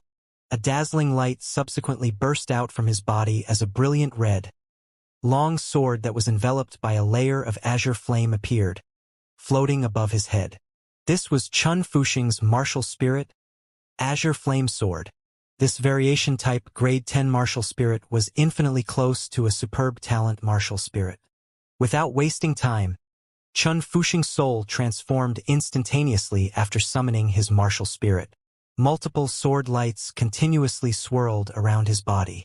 These were blade lights that burned with an azure flame, Chun Fuxing's body blurred into afterimages as he shot forward as if he was a long sword, reaching the front of Huang Xiaolong's figure almost instantly, then launched an attack. Azure Flame Sword Formation. Chun Fuxing swung out with both of his hands. In that split second, multiple sword lights merged into a huge azure flame sword. The azure flame sword spun in the air, creating a cross-shaped sword formation as it flew towards Huang Xiaolong. Chun Fuxing was a Midshentian first-order expert. The level of his attack was on par with Huang Yiping's earth-raising finger, the person who fought against Xiaputi earlier. All eyes were staring fixedly at Huang Xiaolong, including Xiaputi. He too wanted to see how Huang Xiaolong was going to break Chun Fuxing's attack. No matter how strong Huang Xiaolong's physical defense was, it was impossible for him to fully receive this attack using his body alone. Huang Xiaolong watched as Chun Fuxing executed his attack, the azure flame sword that was flying in his direction. He clenched his fingers into a fist and punched out using a collapsed fist onto the center of the rotating azure flame sword formation. From Huang Xiaolong's attack, space seemed to wrinkle like a crumpled blanket from the force as his fist piercing through the air. Boom! A thunderous explosion resounded and the azure flame sword formation shattered, sword light splinters ricocheting violently in all directions. The trajectory of Huang Xiaolong's punch continued to shoot forward, striking Chun Fuxing on the chest. One solid punch landed heavily. A low grunt escaped Chun Fuxing's throat as his body inverted before he was thrown out, and then landed on the ground outside the battle stage. Chun Fuxing lost. Even Fei Ho would have difficulty taking a full blow of collapsed fist from the current Huang Xiaolong, what more a mere Chun Fuxing. A second after Chun Fuxing fell to the ground, loud cheers and applause erupted from the spectators outside the battle stage. Xiaputi looked on calmly after seeing this result, whereas Yonggang and Pang Yu's expressions were ugly to the extreme. Huang Xiaolong returned to his seat after walking down from the stage. Chui Li looked at Huang Xiaolong with a complicated expression. After hesitating, she spoke, "Xiaolong, how about you make a trip to Yao Manor this evening?" To Yao Manor? Huang Xiaolong was baffled as he looked over to Chui Li. Chui Li said, "Go and apologize to heartless young noble. Go apologize." Huang Xiaolong frowned, shaking his head inwardly. Even though this irritated him, he understood she was saying this for his benefit. Thus, he did not say anything else. Seeing Huang Xiaolong keep silent, Chui Li did not pursue the matter and could only resort to sighing to herself in her heart. Soon, the first round of battles ended with 50 people eliminated. Lots were drawn once again to decide the upcoming round of opponents. After the second round elimination, there were 25 people left. With an odd number, the same rule as the first day applied, the person who drew the blank stick would get to sit out, entering the next round. The person who drew the blank stick was still Xiaputi. Very quickly, the list of names for the top 10 came out. As per everyone's expectation, Xiaputi, Yonggang, Huang Xiaolong, Pang Yu, Chui Li, and Dai Shani had all made it onto list. The remaining 4 people were Jin Dishing, Jiang Damon, Han Dong, and Hu Ji. These 4 people possessed a top grade 10 martial spirit, and all 4 of them were at peak late Shintian first-order cultivation levels. The curtain fell on the second day's competition. The third day would be the decisive battle for first place. It was also the most exciting battle, the fight between the strongest 10. Outside the battle arena, the crowd slowly dispersed. When the crowd lessened, Huang Xiaolong, Zhao Shu, Yu Ming, and Fei Ho made their way back to the inn. However, just as the 4 of them arrived at the inn owner came out running to them with an embarrassed look. The owner looked at Huang Xiaolong and said, "Young noble Huang, many apologies. I'm afraid you cannot stay here anymore." "Cannot stay here anymore?" Huang Xiaolong repeated with a slight furrow on his forehead. The inn owner's head cast down in a flustered manner. Then he abruptly knelt down before Huang Xiaolong. "Young noble Huang, I'm very sorry. I really cannot let you stay in my inn anymore. Because of heartless young noble?" Huang Xiaolong interjected as he looked at the inn owner, voicing a question in an icy tone. The inn owner stiffened when hearing the name, but he neither confirmed nor denied. Yet, silence meant acquiescence. You're afraid of heartless young noble, but you are not afraid of us? Fei Ho's eyes narrowed coldly with menace as a fleeting murderous intent flickered past. Then, I shall end your life now, Fei Ho stated and readied to keep his word. Both Zhao Shu and Yu Ming also wore a cold expression on their faces. But Huang Xiaolong raised his hand to stop Fei Ho. The inn owner kowtowed as he begged Huang Xiaolong, "Young noble Huang, please spare me. I have no other choice. I'm forced to do this." Watching the inn owner knock his head onto the ground repeatedly, Huang Xiaolong said to Zhao Shu, Yu Ming, and Fei Ho, "We'll leave." He knew the inn owner was not the one at fault in this matter. Anyone faced with pressure from someone like heartless young noble would have chosen the same path. Before leaving, Huang Xiaolong told Fei Ho to settle the money for the past 10 days' accommodation. Seeing that Huang Xiaolong was willing to leave, the inn owner kowtowed again gratefully as he watched the four figures walk away. Outside the inn, Huang Xiaolong looked at the prosperous bustling streets. Pedestrians shuttled back and forth while carriages moved in a long single-file line which appeared reminiscent of a dragon. He looked back towards the three people behind him with a faint smile and said, "Looks like we will need to sleep in the streets tonight." Huang Xiaolong assumed the result would be the same in other inns or restaurants. No place would dare do business with him. This heartless young noble truly acted fast. A sharp light glinted in Huang Xiaolong's eyes. "Young lord, how about I make a trip to the Yao Manor?" Zhao Shu inquired. Huang Xiaolong shook his head. "Not now. Since that heartless young noble made his move, then Huang Xiaolong would play a little game with him. If he squashed him to death immediately, where's the fun in that? Moreover, the Yao family had more than 2,000 years of foundation. Its roots ran deep. It was highly likely they had a Saint Realm expert guarding the Yao Manor, and perhaps even more than one Saint Realm expert at that. For the time being, Huang Xiaolong did not want to expose Zhao Shu's strength. "I should arrange for Mom, Dad, and everyone else to travel here earlier than planned," Huang Xiaolong thought. To prevent any mishaps, it would be best to bring the Huang family over to the imperial city. With Zhao Shu and Yu Ming's protection, their safety was not an issue. In conclusion, Huang Xiaolong decided that once the imperial city battle ended, he would purchase a place in the imperial city and arrange to move his family from the Luotong kingdom. Leaving the inn, Huang Xiaolong's group of four strolled along the streets, enjoying the night scene of Duanren Empire's imperial city. An hour or so passed and the four of them came back around to Duanren Square. Finding a spot, all four sat in a meditative position, adjusting their breathing as they waited for morning to come. Time passed and night gave way to the morning light. The amount of people arriving at Duanren Square increased slowly as time passed.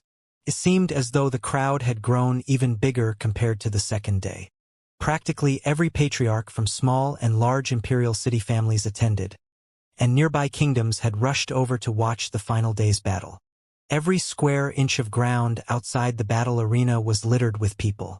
By the time the imperial guards were in position guarding the battle arena perimeter, Huang Xiaolong arrived and became the first person to enter. He walked towards the same seat he sat on for the last 2 days, whereas Zhao Shu, Yu Ming, and Fei Ho waited outside with the rest of the crowd. Today, there were only 10 people battling, and Huang Xiaolong arrived earlier than any of the other 9 participants. The battle arena area was totally empty. Neither Duan Wuhan, the ministers, or any participants arrived as early as Huang Xiaolong. Thus Huang Xiaolong became the center of attention because he was the only one inside. The gathering crowd grew bigger and noisier, talking and staring intently at Huang Xiaolong. Of course, all of their discussions mainly shifted back and forth around who would win first place this year. But then again, this topic was constantly discussed for the last several days in a row. Yet the excited fervor only burned with increasing intensity. A short while after Huang Xiaolong took his seat, Cui Li arrived and walked into the arena area. Seeing Huang Xiaolong, Cui Li hesitated briefly, but this time, she no longer took the seat beside Huang Xiaolong. Instead, she chose a different empty seat about 30 meters away from Huang Xiaolong and sat down. Watching this, Huang Xiaolong smiled wryly in his heart. Obviously, due to the pressure from heartless young noble, This woman needed to maintain a certain distance from him. Despite that, Huang Xiaolong did not mind. Then, the next one to arrive was Yanggang. And the first thing Yanggang noticed was Cui Li's distance from Huang Xiaolong. Watching this scene, Yanggang gloated complacently to himself as he made his way to the empty seat next to Cui Li. Deliberately shielding Huang Xiaolong's face from Cui Li's view, he leaned in close to Cui Li saying, "Li, you look beautiful today." Cui Li wore a long violet dress, emphasizing her innocent beauty and underlying charm. The hint of worry in her eyes only added to her charm. She indeed looked beautiful. Cui Li shot Yanggang an icy glare, stood up from her seat and walked away to another empty seat a dozen meters away. Being treated this way, Yanggang stood there looking embarrassed. Flames of anger flickered deeply in his eyes. This cheap slut. A day will come when he would make her kneel in front of him, begging him to take and enslave her. In that short moment, Xiaputi, Pangyu, Daishani, and the rest arrived one after another. With that, all top 10 were present. All 10 of them arrived, but the main platform was still empty. It was some time later when Duan Wuhan and a group of ministers appeared, after which each took their places. Chang Jian stood at the front of the main platform, stating rules that each participant needed to be mindful of before finally announcing the day's competition start. In the group of 10 people, 5 walked up to draw lots. The first opponent Huang Xiaolong drew was Yanggang. Yanggang. When Huang Xiaolong read the name written on the stick, he was stunned for a moment. And then, a faint smile tilted up the corner of his lips. Even Yanggang was surprised to see his first opponent for the day was Huang Xiaolong. In the next moment, a ruthless light gleamed in his eyes. He had been waiting for this battle for 2 days. It was finally here. Still, Huang Xiaolong and Yanggang would need to wait, for they were in Group 3. The first battle was between Cui Li and Jin Dixing. The second was Xiaputi versus Han Dong. The fourth group was Pang Yu against Jiang Damon, and the last group was Dai Shani versus Hu Ji. When the list came out, everyone outside the battle arena broke out in a commotion. Discussions sounded everywhere in an attempt to predict the outcome of each group. The most talked about was none other than Huang Xiaolong versus Yanggang, and it was also the most debated, with half supporting Huang Xiaolong while the half thinking Yanggang would be the victor. On the main platform, Duan Wuhan lightly tapped the armrest as he spoke with Cheng Jian. "Cheng Jian, what do you think about Huang Xiaolong and Yanggang's battle?" Duanren Empire did not interfere with the lineup of today's battle. Thus, when Huang Xiaolong drew Yanggang's name, he was genuinely surprised. Cheng Jian hesitated. This one doesn't know how to judge. If this was before, he would surely pick Yanggang as the winner between the two, but now it was hard for him to judge which one of them was stronger. At this time, a general beside Duan Wuhan spoke. "Whoever His Imperial Highness Second Prince says will win, then that person will win." Duan Wuhan exposed a slight smile at those words. While the crowd was still immersed in their excited discussions, the first competitors, Cui Li and Jin Dixing, made their way onto the stage. The crowd quieted abruptly as both of them stood face to face on the battle stage. Anticipative silence filled the air. In a split-second action, blinding lights engulfed their silhouettes, each summoning their martial spirits. On the last day of battle, neither kept their true strength hidden. Cui Li had an average grade 11 martial spirit, the lightning-devouring beast.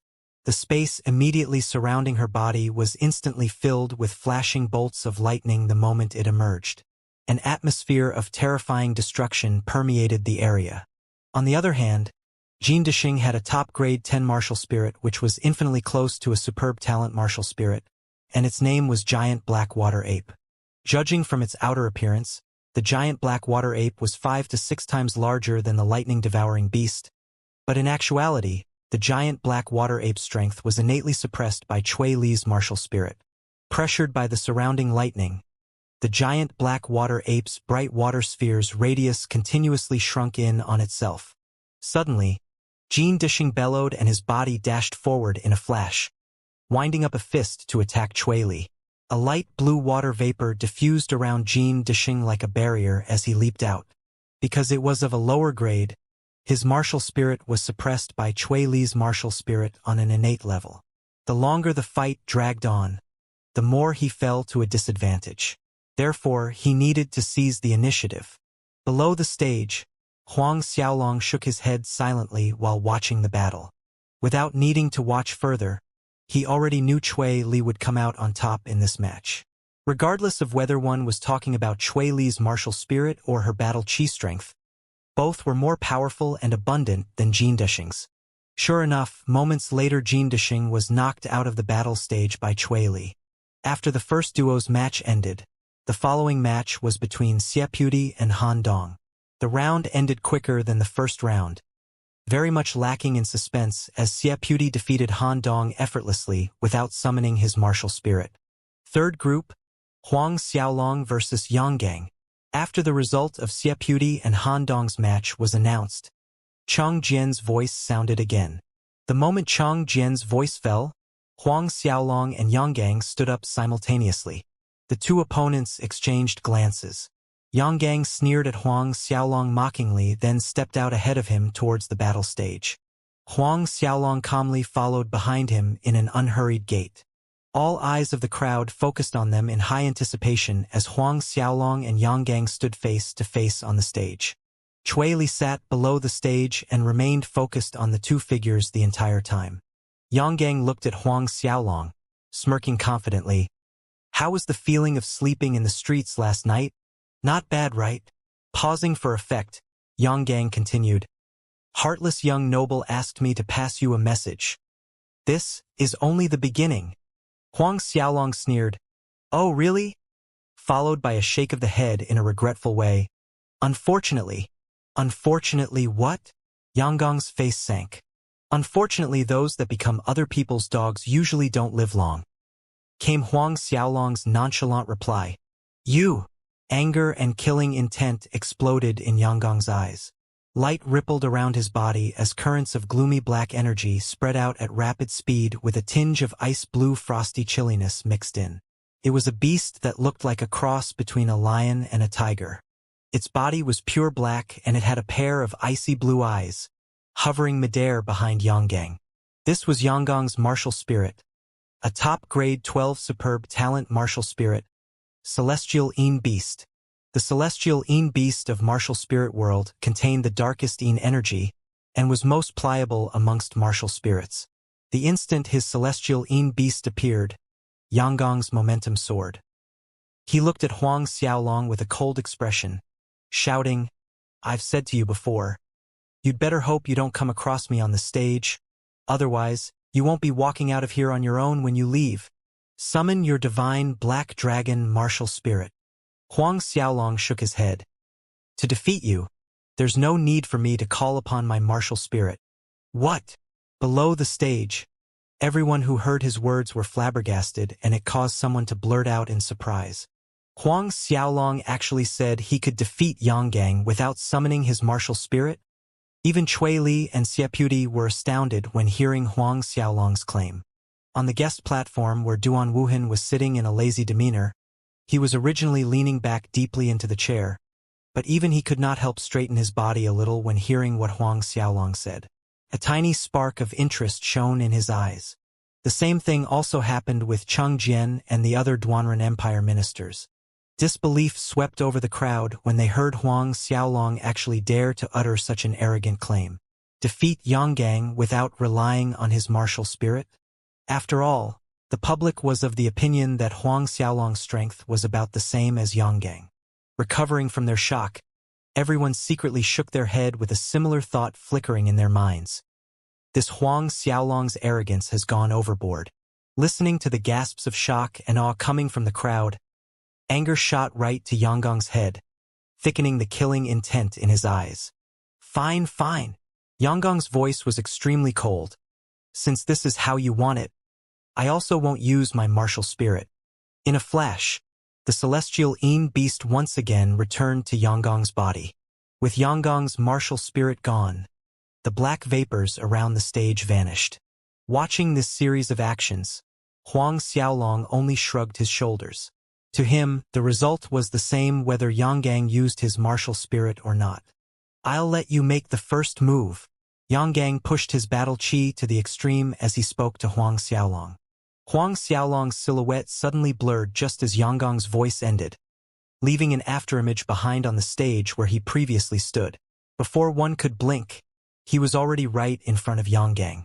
Well, he offered, therefore Huang Xiaolong needn't be polite. Huang Xiaolong's eyes had a coldness in them.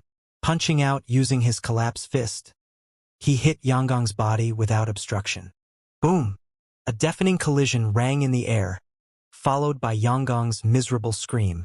He slid across the stage floor right to the edge.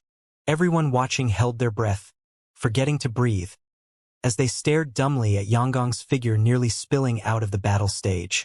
In the next second, Duanren Square exploded with astonishment. What? What was that blurry image? How did Huang Xiaolong achieve such speed? So fast, it was too fast. Was it Huang Xiaolong's martial spirit ability? Many were filled with doubt and disbelief. Shocked and thrilled expressions came from the crowd as they stared fixedly at the battle stage. Xiaputi, who had been watching from below the stage, suddenly jumped to his feet, feeling genuine shock. Chuili, Pangyu, Dai Shani, and the rest also jumped up from their seats like Xiaputi. One punch from Huang Xiaolong sent Yanggang flying. Yanggang did not even have time to react. Before Huang Xiaolong's battle chi broke into the Xiantian realm, his martial spirit ability, Phantom Shadow, already achieved a speed comparable to Fei Ho's, and after stepping into the Xiantian realm, his martial skill ability's effectiveness had more than doubled. When also adding Yanggang's arrogance and carelessness on top of that, it was no surprise he was knocked to the edge by Huang Xiaolong. Up on the main platform, Duan Wuhan looked on interestedly, sitting straighter than before as he spoke to Cheng Jian. Looks like all of us underestimated Huang Xiaolong. The shocked Cheng Jian only recovered some clarity when Duan Wuhan spoke, and nodded dumbly. Not only the two of them, but even their Duanren Emperor had underestimated Huang Xiaolong. Previously, Duanren Emperor surmised Huang Xiaolong had the strength to compete for a spot among the top 10. But now, Cheng Jian smiled bitterly inside. The truth, it seemed, was that Huang Xiaolong did not only have the capability to wrestle for a spot in the top 10. Judging from his speed just now, Huang Xiaolong had the strength to contend with Xiaputi for first place. When Huang Xiaolong said he could defeat Yanggang without summoning his martial spirit, many had thought Huang Xiaolong was insufferably arrogant. At this very moment, no one doubted Huang Xiaolong's strength. Noises from the crowd rose and fell. On the stage, Huang Xiaolong slowly strode in Yanggang's direction with a cold expression on his face, advising, "It's better if you summon your martial spirit. If not, you won't even have the chance to counter." Yanggang got up from his position, wiping away the blood flowing down from his mouth as he fixed a deadly glare on Huang Xiaolong. There was wrath, humiliation, and intense murder, but at the same time he understood that what Huang Xiaolong stated was fact. If he did not summon his martial spirit, he truly would not have the capability to counter Huang Xiaolong's attack. When Huang Xiaolong displayed his martial spirit ability, it was simply too fast for him. Yanggang let out an animalistic roar towards the sky, and once again a dark energy intertwining with an icy blue spread out in 4 directions from Yanggang's body as he summoned his martial spirit, the Celestial Een Beast. As the Celestial Een Beast emerged and hovered behind Yanggang, the blood stain on Yanggang's lips disappeared. However, for a fleeting second, a faint pink had colored his cheeks as he recalled what he said earlier. He wasn't going to use his martial spirit and even generously granted Huang Xiaolong the first move. He was now basically eating his own words. Yanggang slowly raised his head, his venomous eyes falling on Huang Xiaolong as they filled with hatred and an intense killing intent. In the next moment, Yanggang fused with the Celestial Een Beast and soul transformed. Although one's martial spirit could solidify their ethereal selves into a corporeal entity after entering the Xiantian realm and battle as is, most warriors would choose to soul transform.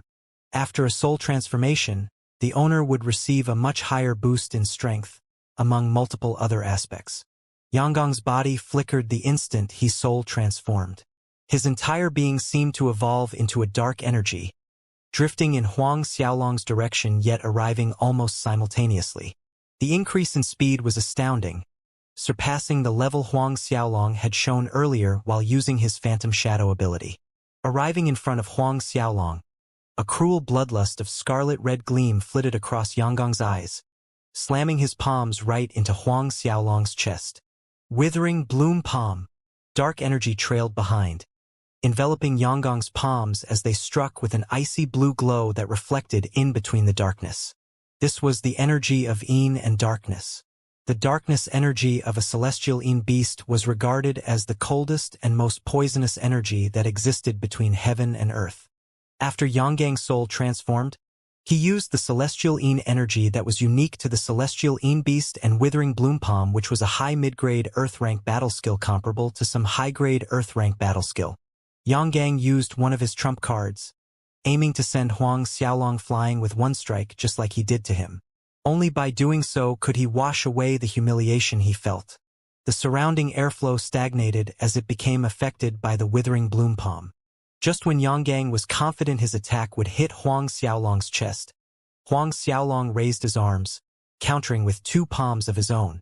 Boom! A resounding collision echoed from the stage as their four palms slammed against each other. Huang Xiaolong swayed, wobbling 2 steps back. When he steadied himself, Huang Xiaolong noticed that a layer of dark black ice had formed on his palms. At the same time, an icy blue energy seeped through the skin of his palms and entered his veins and meridians, trying to invade his body. Seeing this, Yanggang sneered, "Huang Xiaolong, you're actually quite stupid to have taken my withering blossom palm with your bare hands. Let me enlighten you. My celestialine energy will flow into your body along the veins and meridians of your palms. As the energy increases and accumulates, you will gradually realize that your entire body's veins, meridians, and blood will solidify into ice. Once it invades your internal organs, it will feel like millions of ants biting all over. The pain will be pleasurable for you. Enjoy it while it lasts." After generously departing with this information, Yanggang broke out in a hearty laughter mixed with elation, and it reverberated in the air. Below the stage, many were still dazed due to shock. Looking at the result, heads shook in pity. This Huang Xiaolong is too careless. Now that Yanggong's celestialine energy is going to destroy his body, he has no hope of winning. The celestialine energy is the coldest and most poisonous energy. Even a Xiantian third-order expert would be in a bind trying to expel it from his body. Serves him right. He must have thought he would win the battle, 'cause he managed to knock Yanggang down with one punch. That's why he was careless. Voices rose and fell, lamenting Huang Xiaolong's arrogance and mistake, while there were also people that gloated at his predicament. On the main guest platform, Duan Wuhan and Cheng Jian could not help but frown. Despite the many different reactions thrown his way, Huang Xiaolong remained calm. A burst of inky purple light enveloped Huang Xiaolong and both of his palms quivered slightly. The black ice formed on his palms shattered into particles and fell down, whereas inside his body, when Yanggong's celestialine energy met with the same inky purple energy, it was swallowed up by the tyrannical inky purple energy in Huang Xiaolong's body. Watching the sudden turn of events, the people below the stage and the crowd suddenly exclaimed in surprise and bafflement. The celestialine energy was known as the coldest and most poisonous energy, yet Huang Xiaolong treated it as nothing. Duan Wuhan squinted his eyes as he stared at the inky purple glow flowing out from Huang Xiaolong's body and deeply pondered over it. What kind of battle chi is this? Even Cheng Jian could not hide the surprise and curiosity from his voice. Back on the stage, Yanggong's complacent laughter stifled abruptly. Huang Xiaolong looked at the other side, apologizing in a modest manner. "My apologies. It seems your celestialine energy is useless against me." Yanggong's face turned unsightly. At that moment, a similar pool of dark black energy enveloped Huang Xiaolong's body and before everyone's bewildered eyes, turned into a pair of ebony wings. The white in his eyes was overtaken by a crimson color, making him appear bloodthirsty. His black hair turned completely white, starting from the roots and cascaded all the way down to the ends of Huang Xiaolong's long hair, flying upward as if it were defying gravity. A heavy atmosphere of slaughter broke out from Huang Xiaolong, sweeping out to the entire Duanren square. Everyone's heart tightened. A very strong aura of slaughter, Xia Puti muttered, and his eyes narrowed solemnly. What battle skill is this? He can change his physique without soul transforming? On the main platform, Cheng Jian's eyes flashed. Duan Wuhan did not speak, but the way he looked at Huang Xiaolong had taken a 180-degree turn. Terror seized Yonggang as he watched the changes happening to Huang Xiaolong. He strongly felt the terrifying rise in Huang Xiaolong's strength compared to before, and that thick aura of slaughter actually sent a chill all the way down to his core. Suddenly, the wings of demon behind Huang Xiaolong extended, and with a flap he reached Yonggang. The blades of Azura in his hands reflected a cold glint as they swung out. Tempest of Hell! Huang Xiaolong's icy voice rippled above Duanren Square's void. Dozens of cold blade lights appeared out of nowhere, gathering into two turbulent gales, spinning towards Yonggang. Whimpers and cries originating from hell echoed from the stage. Listening to the eerie cries, emotions of fear and terror inexplicably rose in everyone's heart. They were filled with panic, trepidation, and apprehension, causing them extreme discomfort. Looking at the impending violent wind vortexes, Yonggong's pupils dilated in horror. Completely spooked, he continuously retreated backwards while throwing frenzied frontal attacks with the withering bloom palm. Under the barrage of attacks from Yonggang, airflow became stagnated due to the freezing energy, successfully slowing the two Tempest of Hell's speed. Just when Yonggang was about to breathe out in relief, Huang Xiaolong leaped up, once again swinging the blades of Azura. It was still the Tempest of Hell. However, this time there was a combination of Tempest of Hell and Tears of Azura. The howling cries of an Azura from hell pierced the square. Yonggang was struck with terror as he stumbled backward, retreating again and again. Unknowingly, he had reached the edge of the battle stage. Celestial Yin body! All of a sudden, Yonggang bellowed. The surface of his skin was covered with a layer of ice-blue film. Shockingly, his entire body softened limply, as if there were no bones supporting him, barely aiding him in dodging Huang Xiaolong's attack. The Celestial Yin body was Yonggong's martial spirit ability. When displayed, his entire body became so soft that it was like he lacked any bones. Huang Xiaolong was not surprised when seeing Yonggang successfully avoid his attack. If Yonggang was someone so easily defeated, then rumors would not pin him as the most likely candidate to win second place this year. After he escaped Huang Xiaolong's attack, Yonggang twisted his body and lunged onto Huang Xiaolong. No one noticed when Yonggang had withdrawn the short blade in his hand. The short blade in Yonggong's grip was a pure blood-red color. It was slim and narrow, and an image of a black skull could be seen on the blade's body. When Yonggang slashed the short blade towards Huang Xiaolong, it emitted a disgusting foul scent akin to a corpse that had been rotting for a very long time, nauseating the senses. Huang Xiaolong waved the blades of Azura. Sparks flew from the blade's friction. After one exchange, both of them jumped back in retreat at the same time. In the next moment, Huang Xiaolong's silhouette blurred, reappearing in midair. His body started to rotate at great speed while the blades of Azura swung out continuously, covering the entire stage in the state of abundant lightning attack area, striking with the wrath of a devil. Streaks of lightning targeted Yonggang, whipping him like a savage torrent. Howling winds akin to cries from hell bombarded his body as hard rain pelted down, accompanied by wails of an Azura and angry thunderbolts. Huang Xiaolong had successfully combined the fourth move of Azura sword skill, State of Abundant Lightning, with the first move and second move, Tempest of Hell and Tears of Azura. This triple attack combination had more than doubled the attack power compared to when Huang Xiaolong previously only attacked with Tempest of Hell and Tears of Azura. The sudden burst of terrifying energy from the three combined moves made the expressions of the experts who were outside the battle arena tighten. On the stage, Yonggang watched in horror as the bright streaks of lightning grew denser. Celestial Yin body! Terrified, Yonggang once again used Celestial Yin body, softening his body to a state of seemingly being boneless, shifting quickly around the stage to avoid the attacking lightning. His boneless body continued to twist as he moved on the stage or twirled when jumping in midair. Using this method, Yang managed to avoid dozens of attacks, but in the end he was still struck in the chest. A tragic, resounding scream came from Yang as his body plummeted down from midair. Numerous lightning streaks raged as if they excitedly found a place to vent their frustration and unleash their wrath upon. Every bolt of lightning hit Yang at the same time. Even though Yang tried to roll away, his back was exposed. The aroma of charred meat permeated the air. This move, state of abundant lightning, attacks by triggering the essence of the lightning element, which was several times stronger than average lightning. Even with the celestialine body, Yang could not avoid being turned into roast meat when struck with such high-intensity lightning. All of the flashing lightning disappeared from the stage. Huang Xiaolong floated down from midair onto the stage, staring coldly at Yang figure lying on the battle stage. The ice-blue film enveloping the surface of his skin slowly receded. Since he was so heavily injured and the battle chi in his body was exhausted, he could no longer maintain his altered physical transformation.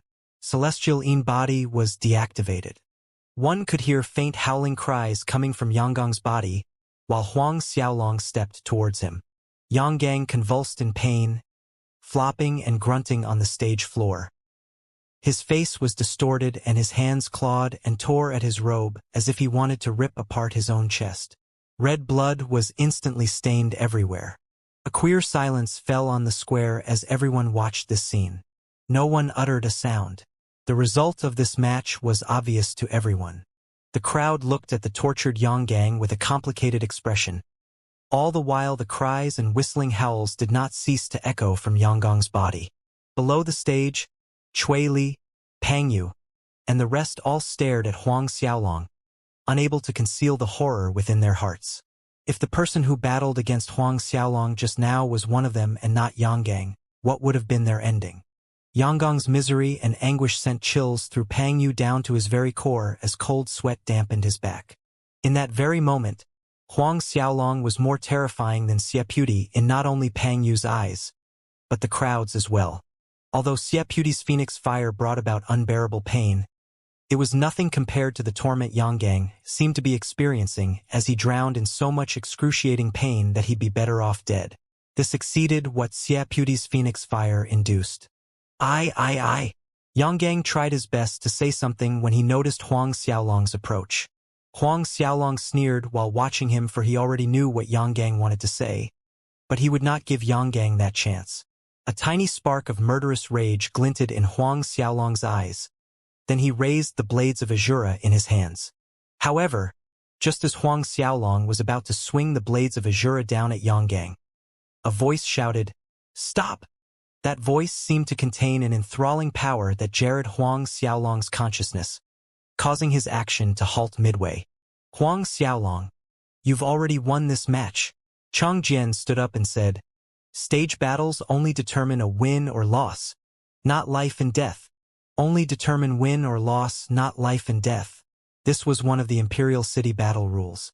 Huang Xiaolong frowned, but he put the blades away. "For this battle, the winner is Huang Xiaolong." Seeing Huang Xiaolong willingly drop the matter, Chang Jian proceeded to announce the result. When Chang Jian officially made the announcement, the entire Duanren Square began to boil.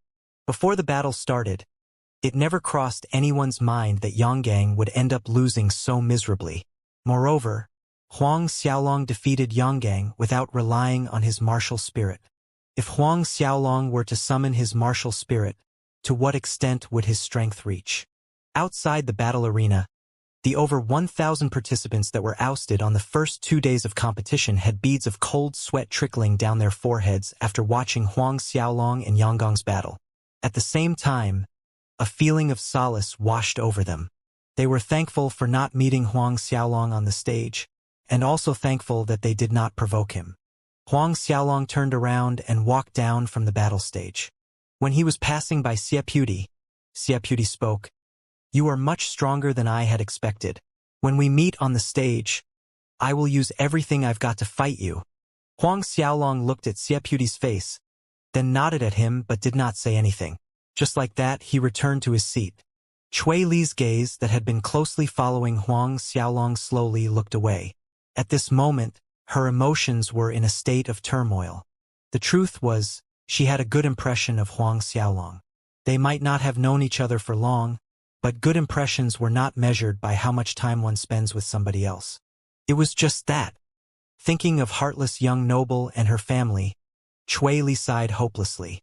After the third group's battle between Huang Xiaolong and Yang Gang ended, the fourth group was up. Pang Yu versus Jiang Damon. The result was soon announced and was within everyone's expectation. Pang Yu defeated Zhuang Damon, winning the fourth group's battle. The match moved on to the fifth group, which paired Dai Shani against Hu Ji and also ended in the assumed outcome without much suspense. Dai Shani won. With that, the first 5 battles of the day ended. 6 people with superb talent, martial spirits. Other than the eliminated Yang Gang, the remaining 5 secured the top 5 spots. The crowd lamented after witnessing this sad outcome. Yang Gang was a popular candidate for winning second place in this year's Imperial City battle, yet it ended with him not even making it into the top 5. Not to mention how heavily injured he was by Huang Xiaolong. Whether Yang Gang could even cultivate smoothly in the future was a question that remained to be answered. With the top 5 spots determined, the remaining 5 people would next battle for the top 3 spots in the coming round. At this time on the main platform, Chang Jian inquired from Duan Wuhin, "Your Highness Second Imperial Prince, how should we arrange the coming matches?" According to Chang Jian's original plan, once the competitors were whittled down to 5 candidates, Xiaputi would automatically be placed in the top 3 without contention. However, the strength Huang Xiaolong had just shown made him hesitate.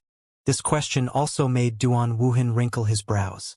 Choose Xiaputi, or choose Huang Xiaolong as one of the top 3 without contention. It was a hard choice for him too. Follow what we said earlier, Duan Wuhin said solemnly. Since it was hard to choose either one of them, proceeding according to the previous arrangement would work best. Yes, Second Imperial Prince. Chang Jian understood Duan Wuhin's implied meaning. Following that, Chang Jian announced Xiaputi would directly enter the top 3 without contending against anyone else, thus leaving Huang Xiaolong, Cui Li, Pang Yu, and Dai Shani to draw lots and battle it out. The announcement did not faze Huang Xiaolong. He stepped out to draw a lot and he got Cui Li. When Cui Li saw that her next opponent was Huang Xiaolong, the complicated emotions in her eyes deepened, while Pang Yu and Dai Shani breathed out in relief on the side. Against Huang Xiaolong, neither of them had any chance of victory. At least there was now an opportunity for one of them to enter top 3. Standing on the stage, Huang Xiaolong and Cui Li faced each other. Cui Li looked grievously at Huang Xiaolong. "Do you blame me for bringing Zhao Wuji to look for you the other day?" "Blame you?" Huang Xiaolong was stunned for a second. He gently shook his head. In fact, he did not put this matter to mind at all. Seeing Huang Xiaolong shaking his head, she suddenly relaxed as if a great burden was lifted off her shoulders. In the next moment, Cui Li's head turned around towards Chang Jian. "This match, I give up. Give up." This action instantly fazed the crowd, raising another commotion. But no one ridiculed Cui Li. What a joke. Even Yang Gang was not Huang Xiaolong's opponent, not to mention Cui Li. Her throwing in the towel was expected. While the crowd was still in a hoo-ha, the match ended simply with Cui Li giving up on her own volition. Huang Xiaolong entered the top 3. What followed was the battle between Pang Yu and Dai Shani. Both Pang Yu and Dai Shani had an average grade 11 martial spirit. Thus the talent and strength were similar. Furthermore, their cultivation was at the same level, peak late Xiantian first order. Both were evenly matched overall, hence it gave the crowd a thrilling match. In the end, Dai Shani won over Pang Yu, taking the last spot for the top 3. Next was the battle for the first, second, and third place between Huang Xiaolong, Xiaputi, and Dai Shani. In between the 3, Dai Shani could be said the weakest. She too gave up voluntarily, taking the last place of the 3. With Dai Shani out of the picture, it was down to Huang Xiaolong and Xiaputi. The final battle, Huang Xiaolong and Xiaputi please enter the battle stage. When Dai Shani withdrew from the competition, Chang Jian stood up and announced the next round. His voice became more sonorous than any other time he had spoken. Huang Xiaolong versus Xia Puti. In the blink of an eye, everyone turned to look at Huang Xiaolong and Xia Puti. The noisy Duanren Square came to an abrupt silence. At long last, the final battle. The last fight for this year's Imperial City battle.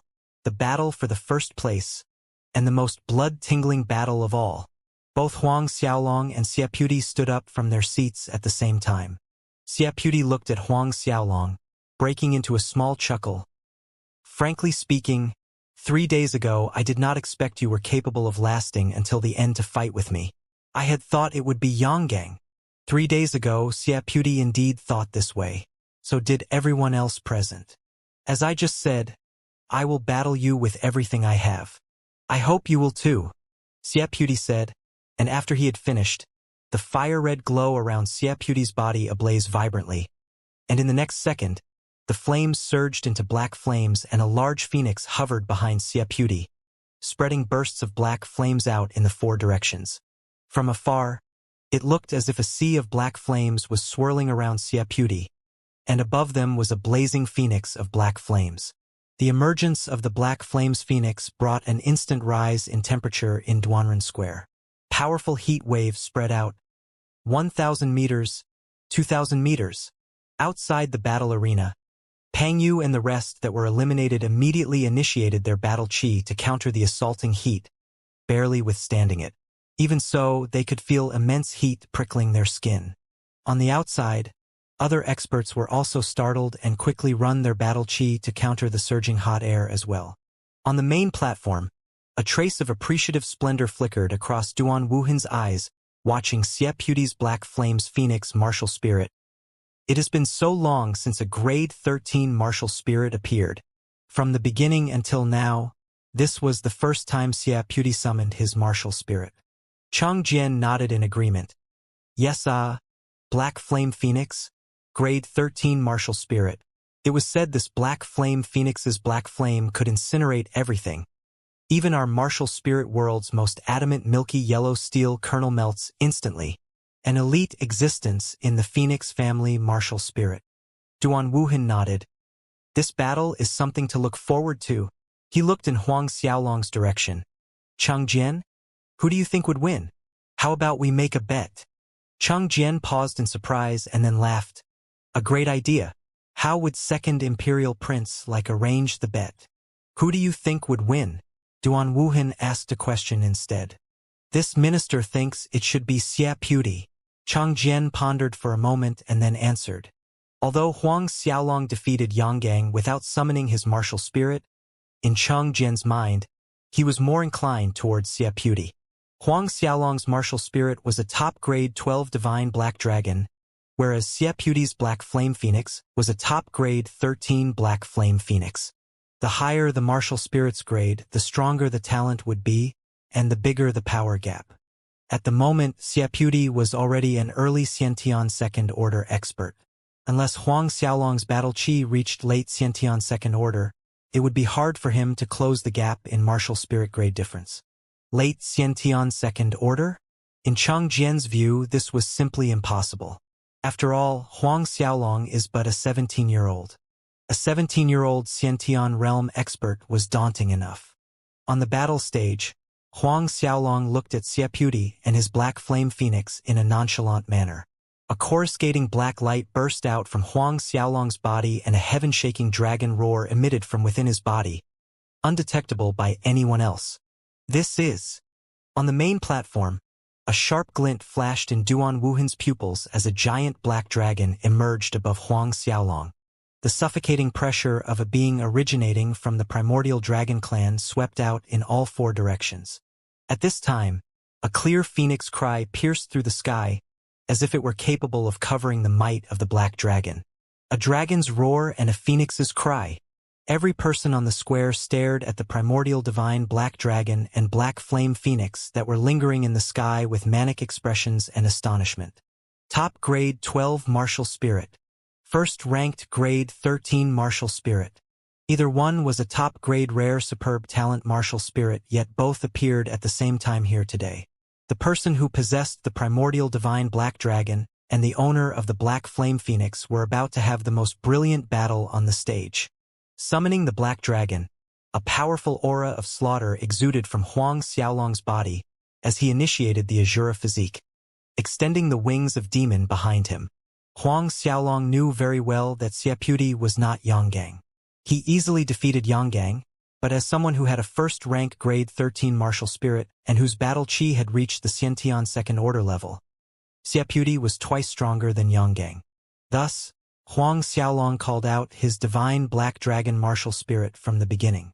However, even though Huang Xiaolong summoned his martial spirit and initiated Azura physique, judging from the surface momentum, Xiaputi seemed to have the upper advantage. Xiaputi nodded appreciatively when seeing Huang Xiaolong summon his divine Black Dragon.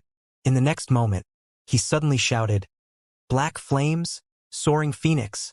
The black flame phoenix behind Xiaputi issued a lilting cry, flapped its wings and launched an attack on Huang Xiaolong's Black Dragon. Huang Xiaolong connected with his Black Dragon, and with a resounding roar, the divine Black Dragon lifted its sturdy claw to meet the black flame phoenix's attack. Xiaputi seized this opening. His body flashed, appearing before Huang Xiaolong. Void Mirage Finger. One finger stabbed towards the center of Huang Xiaolong's eyebrows.